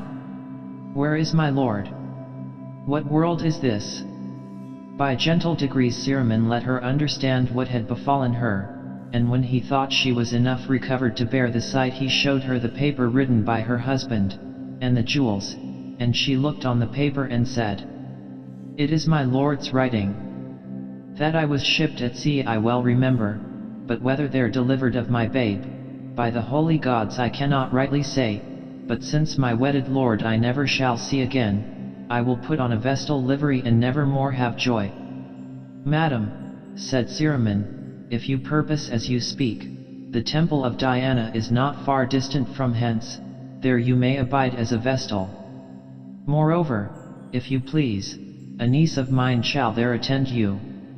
This proposal was accepted with thanks by Tyso, and when she was perfectly recovered, Cyremon placed her in the temple of Diana, where she became a vestal or priestess of that goddess, and passed her days in sorrowing for her husband's supposed loss, and in the most devout exercises of those times.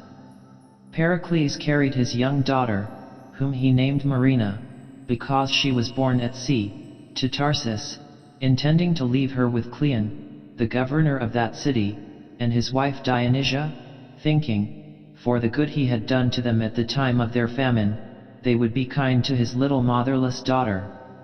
When Cleon saw Prince Pericles and heard of the great loss which had befallen him, he said, "Oh, your sweet queen, that it had pleased heaven you could have brought her hither to have blessed my eyes with the sight of her." Pericles replied, "We must obey the powers above us. Should I rage and roar as the sea does in which my Tyso has, yet the end must be as it is. My gentle babe, Marina here, I must charge your charity with her. I leave her the infant of your care, beseeching you to give her princely training."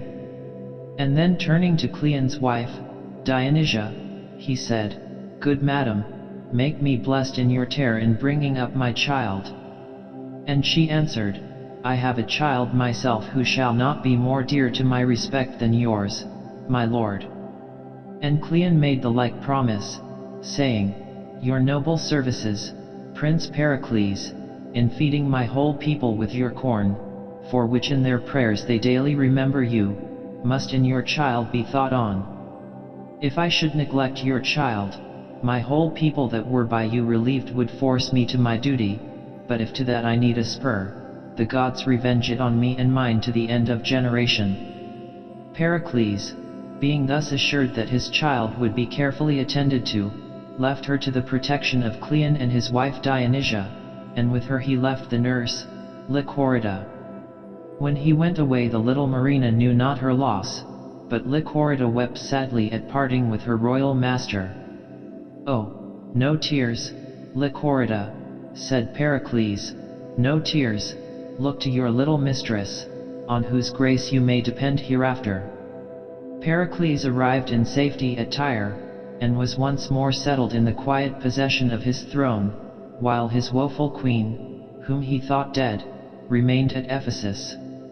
Her little babe Marina, whom this hapless mother had never seen, was brought up by Cleon in a manner suitable to her high birth. He gave her the most careful education, so that by the time Marina attained the age of 14 years the most deeply learned men were not more studied in the learning of those times than was Marina. She sang like one immortal, and danced as goddess-like, and with her needle she was so skillful that she seemed to compose nature's own shapes in birds, fruits, or flowers, the natural roses being scarcely more like to each other than they were to Marina's silken flowers. But when she had gained from education all these graces which made her the general wonder, Dionysia, the wife of Cleon, became her mortal enemy from jealousy, by reason that her own daughter, from the slowness of her mind, was not able to attain to that perfection wherein Marina excelled, and finding that all praise was bestowed on Marina, while her daughter, who was of the same age and had been educated with the same care as Marina, though not with the same success, was in comparison disregarded, she formed a project to remove Marina out of the way, vainly imagining that her untoward daughter would be more respected when Marina was no more seen. To encompass this she employed a man to murder Marina, and she well timed her wicked design, when Lycorida, the faithful nurse, had just died. Dionysia was discoursing with the man she had commanded to commit this murder when the young Marina was weeping over the dead Lycorida. Leonine, the man she employed to do this bad deed, though he was a very wicked man, could hardly be persuaded to undertake it, so had Marina won all hearts to love her. He said, "She is a goodly creature. The fitter than the gods should have her," replied her merciless enemy. "Here she comes weeping for the death of her nurse Lycorida. Are you resolved to obey me?" Leonine, fearing to disobey her, replied, "I am resolved." And so, in that one short sentence, was the matchless Marina doomed to an untimely death. She now approached, with a basket of flowers in her hand, which she said she would daily strew over the grave of good Lycorida. The purple violet and the marigold should as a carpet hang upon her grave, while summer days did last. "Alas for me," she said, "poor unhappy maid, born in a tempest, when my mother died. This world to me is like a lasting storm, hurrying me from my friends."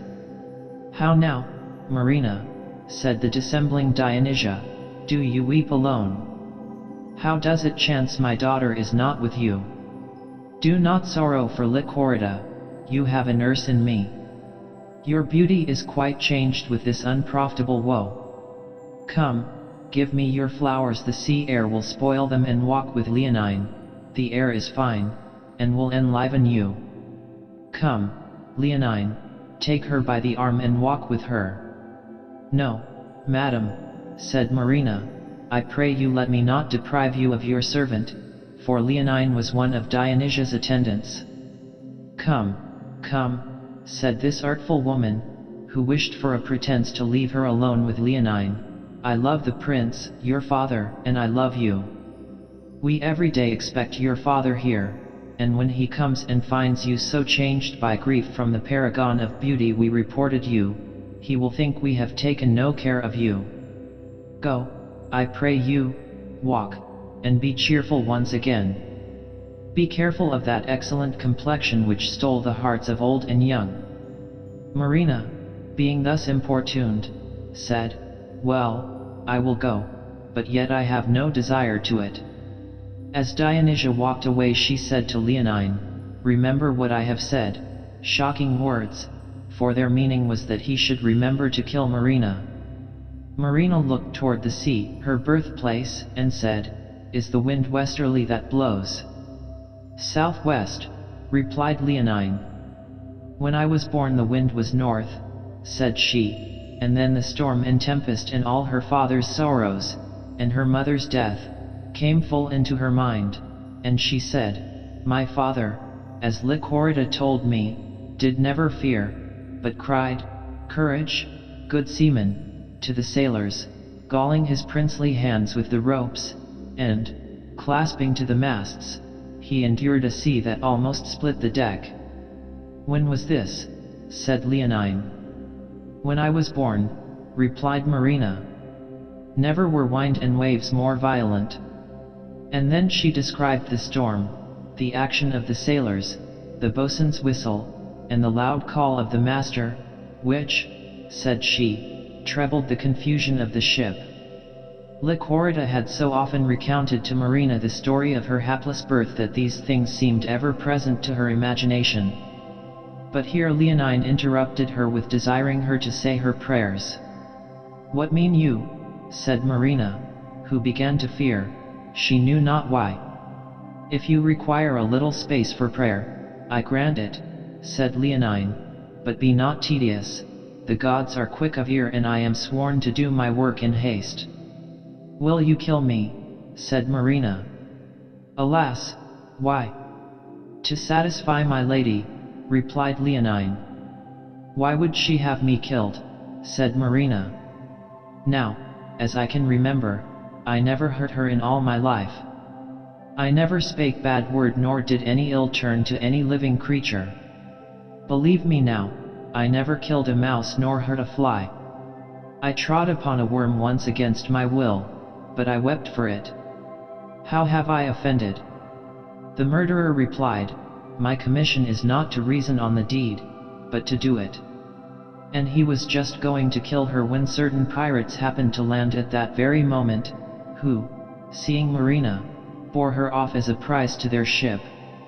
The pirate who had made Marina his prize carried her to Mytilene and sold her for a slave, where, though in that humble condition, Marina soon became known throughout the whole city of Mytilene for her beauty and her virtues, and the person to whom she was sold became rich by the money she earned for him. She taught music, dancing, and fine needleworks, and the money she got by her scholars she gave to her master and mistress, and the fame of her learning and her great industry came to the knowledge of Lysimachus, a young nobleman who was governor of Mytilene, and Lysimachus went himself to the house where Marina dwelt, to see this paragon of excellence whom all the city praised so highly. Her conversation delighted Lysimachus beyond measure, for, though he had heard much of this admired maiden, he did not expect to find her so sensible a lady, so virtuous, and so good, as he perceived Marina to be, and he left her, saying he hoped she would persevere in her industrious and virtuous course, and that if ever she heard from him again it should be for her good. Lysimachus thought Marina such a miracle for sense, fine breeding, and excellent qualities, as well as for beauty and all outward graces, that he wished to marry her, and, notwithstanding her humble situation, he hoped to find that her birth was noble, but when they asked her parentage she would sit still and weep. Meantime, at Tarsus, Leonine, fearing the anger of Dionysia, told her he had killed Marina, and that wicked woman gave out that she was dead, and made a pretended funeral for her, and erected a stately monument, and shortly after Pericles, accompanied by his loyal minister Helicanus, made a voyage from Tyre to Tarsus, on purpose to see his daughter, intending to take her home with him. And he never having beheld her since he left her an infant in the care of Cleon and his wife, how did this good prince rejoice at the thought of seeing this dear child of his buried queen! But when they told him Marina was dead, and showed the monument they had erected for her, great was the misery this most wretched father endured, and, not being able to bear the sight of that country where his last hope and only memory of his dear Thysa was entombed, he took ship and hastily departed from Tarsus. from the day he entered the ship a dull and heavy melancholy seized him. He never spoke, and seemed totally insensible to everything around him. Sailing from Tarsus to Tyre, the ship in its course passed by Mytilene, where Marina dwelt, the governor of which place, Lysimachus, observing this royal vessel from the shore, and desirous of knowing who was on board, went in a barge to the side of the ship, to satisfy his curiosity. Helicanus received him very courteously and told him that the ship came from Tyre, and that they were conducting thither Pericles, their prince. "Amen, sir," said Helicanus, "who has not spoken to anyone these 3 months, nor taken any sustenance, but just to prolong his grief. It would be tedious to repeat the whole ground of his distemper, but the main springs from the loss of a beloved daughter and a wife." Lysimachus begged to see this afflicted prince, and when he beheld Pericles he saw he had been once a goodly person, and he said to him, "Sir King, all hail! The gods preserve you! Hail, royal sir!" But in vain Lysimachus spoke to him. Pericles made no answer, nor did he appear to perceive any stranger approached. And then Lysimachus bethought him of the peerless maid Marina, that haply with her sweet tongue she might win some answer from the silent prince, and with the consent of Helicanus he sent for Marina, and when she entered the ship in which her own father sat motionless with grief, they welcomed her on board as if they had known she was their princess, and they cried, "She is a gallant lady." Lysimachus was well pleased to hear their commendations, and he said, "She is such a one that, were I well assured she came of noble birth, I would wish no better choice and think me rarely blessed in a wife." And then he addressed her in courtly terms, as if the lowly seeming maid had been the high-born lady he wished to find her, calling her fair and beautiful Marina, telling her a great prince on board that ship had fallen into a sad and mournful silence, and, as if Marina had the power of conferring health and felicity, he begged she would undertake to cure the royal stranger of his melancholy. "Sir," said Marina, "I will use my utmost skill in his recovery, provided none but I and my maid be suffered to come near him." She, who at Mytilene had so carefully concealed her birth, ashamed to tell that one of royal ancestry was now a slave, first began to speak to Pericles of the wayward changes in her own fate, telling him from what a high estate herself had fallen. As if she had known it was her royal father she stood before, all the words she spoke were of her own sorrows, but her reason for so doing was that she knew nothing more wins the attention of the unfortunate than the recital of some sad calamity to match their own. The sound of her sweet voice aroused the drooping prince. He lifted up his eyes, which had been so long fixed and motionless, and Marina, who was the perfect image of her mother, presented to his amazed sight the features of his dead queen. The long silent prince was once more heard to speak. "My dearest wife," said the awakened Pericles, "was like this maid, and such a one might my daughter have been. My queen's square brows, her stature to an inch, as wand-like straight, as silver-voiced, her eyes as jewel-like. Where do you live, young maid? Report your parentage. I think you said you had been tossed from wrong to injury, and that you thought your griefs would equal mine, if both were opened." "Some such thing I said," replied Marina, "and said no more than what my thoughts did warrant me as likely." "Tell me your story," answered Pericles. "If I find you have known the 1,000th part of my endurance, you have borne your sorrows like a man and I have suffered like a girl, yet you do look like Patience gazing on kings' graves and smiling extremely out of act. How lost you your name, my most kind virgin? Recount your story, I beseech you. Come, sit by me." How was Pericles surprised when she said her name was Marina, for he knew it was no usual name, but had been invented by himself for his own child to signify seaborn.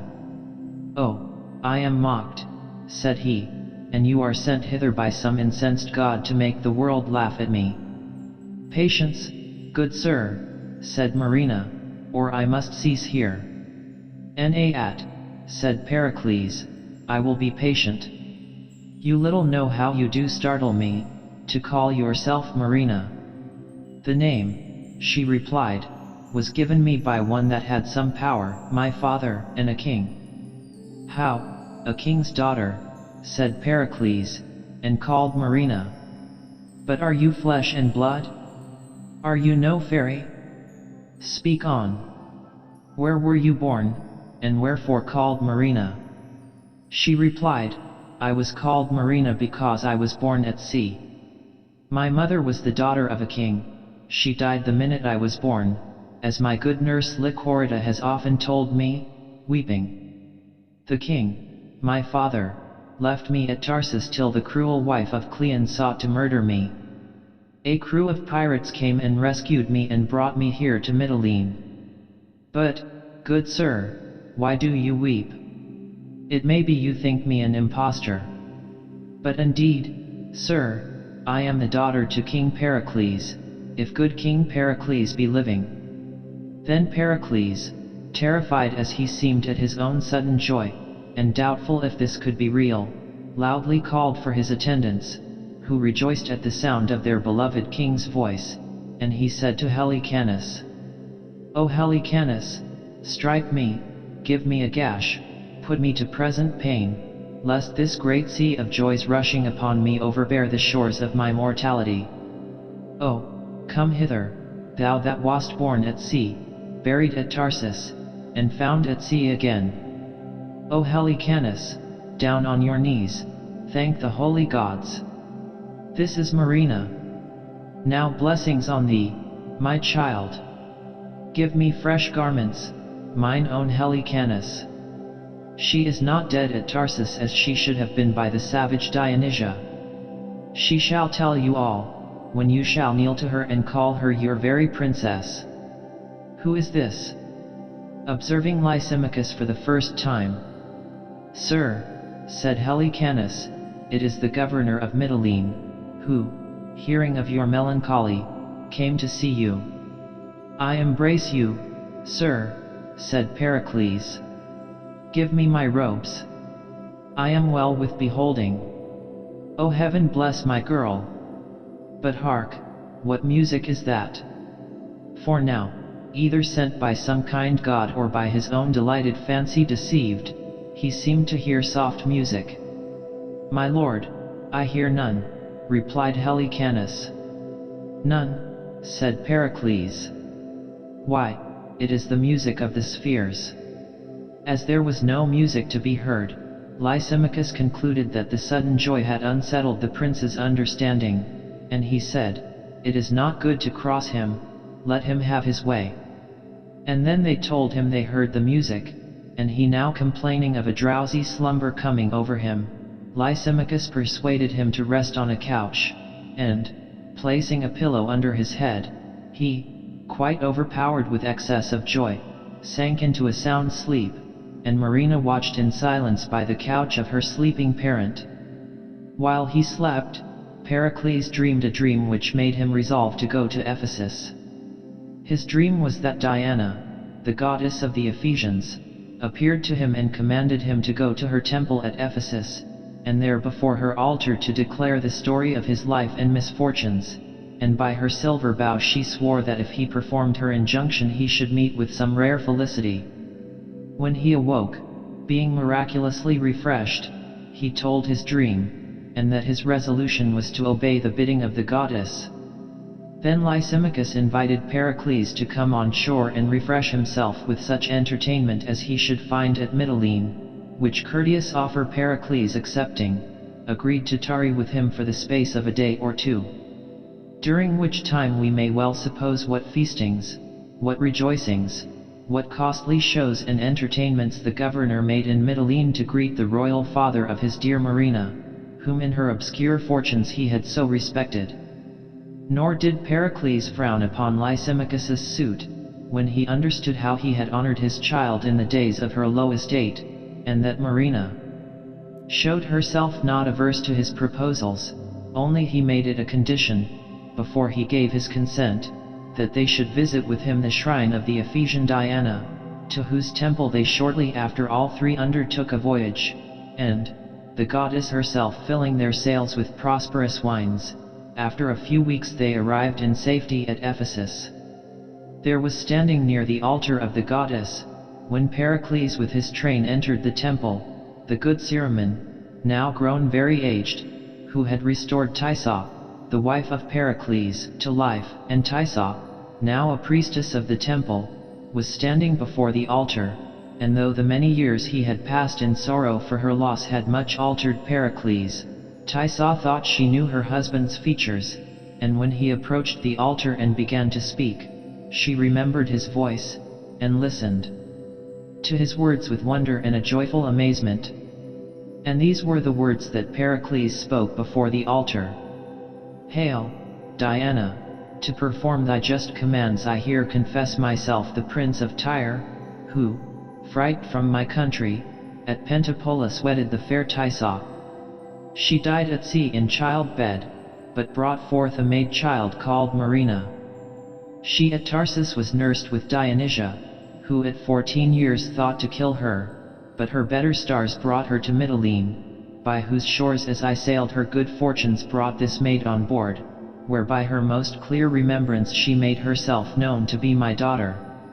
Thysa, unable to bear the transports which his words had raised in her, cried out, you are, O royal Pericles," and fainted. "What means this woman?" said Pericles. "She dies. Gentlemen, help." "Sir," said Cyremon, "if you have told Diana's altar true, this is your wife."